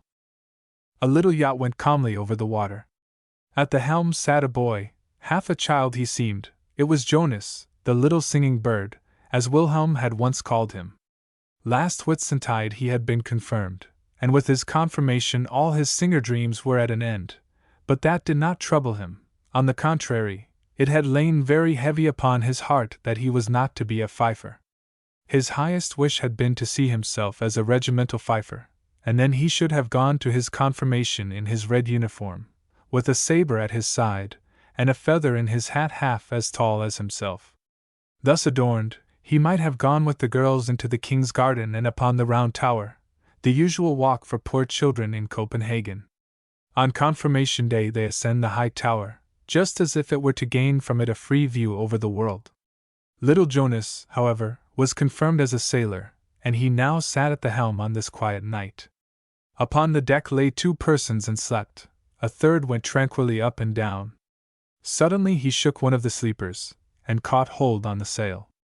A squall had arisen with such rapidity and strength, that the vessel in a moment was thrown on her side. Mast and sail were below the water. Little Jonas uttered a shriek. Not a vessel was within sight. The two sleepers had woke in time to cling to the mast. With great force they seized the ropes, but in vain. The sail hung like lead in the water. The ship did not right herself. "Joseph, Maria!" exclaimed one of them, a man with gray hairs and unpleasing features. "We sink! The water is in the hold!" All three clambered now toward the hinder part of the vessel, where a little boat floated after. One of them sprang into it. "My daughter!" cried the elder, and bent himself toward the narrow entrance into the cabin. "Sisel, save thy life!" And so saying, he sprang into the boat. "We must have my daughter out!" cried he. One of the ship's cabin windows was under water. He burst in the other window. "We are sinking!" cried he, and a horrible scream was heard within. The old man was German Heinrich, who was about to come with this vessel from Copenhagen to Jutland. Sisel was his daughter, and therefore he wished now to save her life a second time. The water rushed more and more into the ship. Heinrich thrust his arm through the cabin window, he grasped about in the water within. Suddenly he caught hold on a garment, he drew it toward him, but it was only the captain's coat, and not his daughter, as he had hoped. "The ship sinks!" shrieked the other, and grasped wildly on the rope which held the boat fast. In vain he attempted to divide it with his pocket knife. The ship whirled round with the boat and all. Air and water boiled within it, and, as if in a whirlpool, the whole sunk into the deep. The sea agitated itself into strong surges over the place, and then was again still. The moon shone tranquilly over the surface of the water as before. No wreck remained to tell any one of the struggle which there had been with death.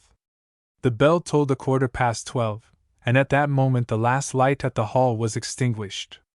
"I will go to Paris," said Wilhelm. "To my glorious Switzerland. Here at home one is heavy-hearted. The gillyflowers on the grave have an odor full of melancholy recollections. I must breathe the mountain air, I must mingle in the tumult of men, and it is quite the best in the world." Otto closed his eyes, he folded his hands. "Louise loves me," said he. "I am so happy that I fear some great misfortune may soon meet me, thus it used always to be.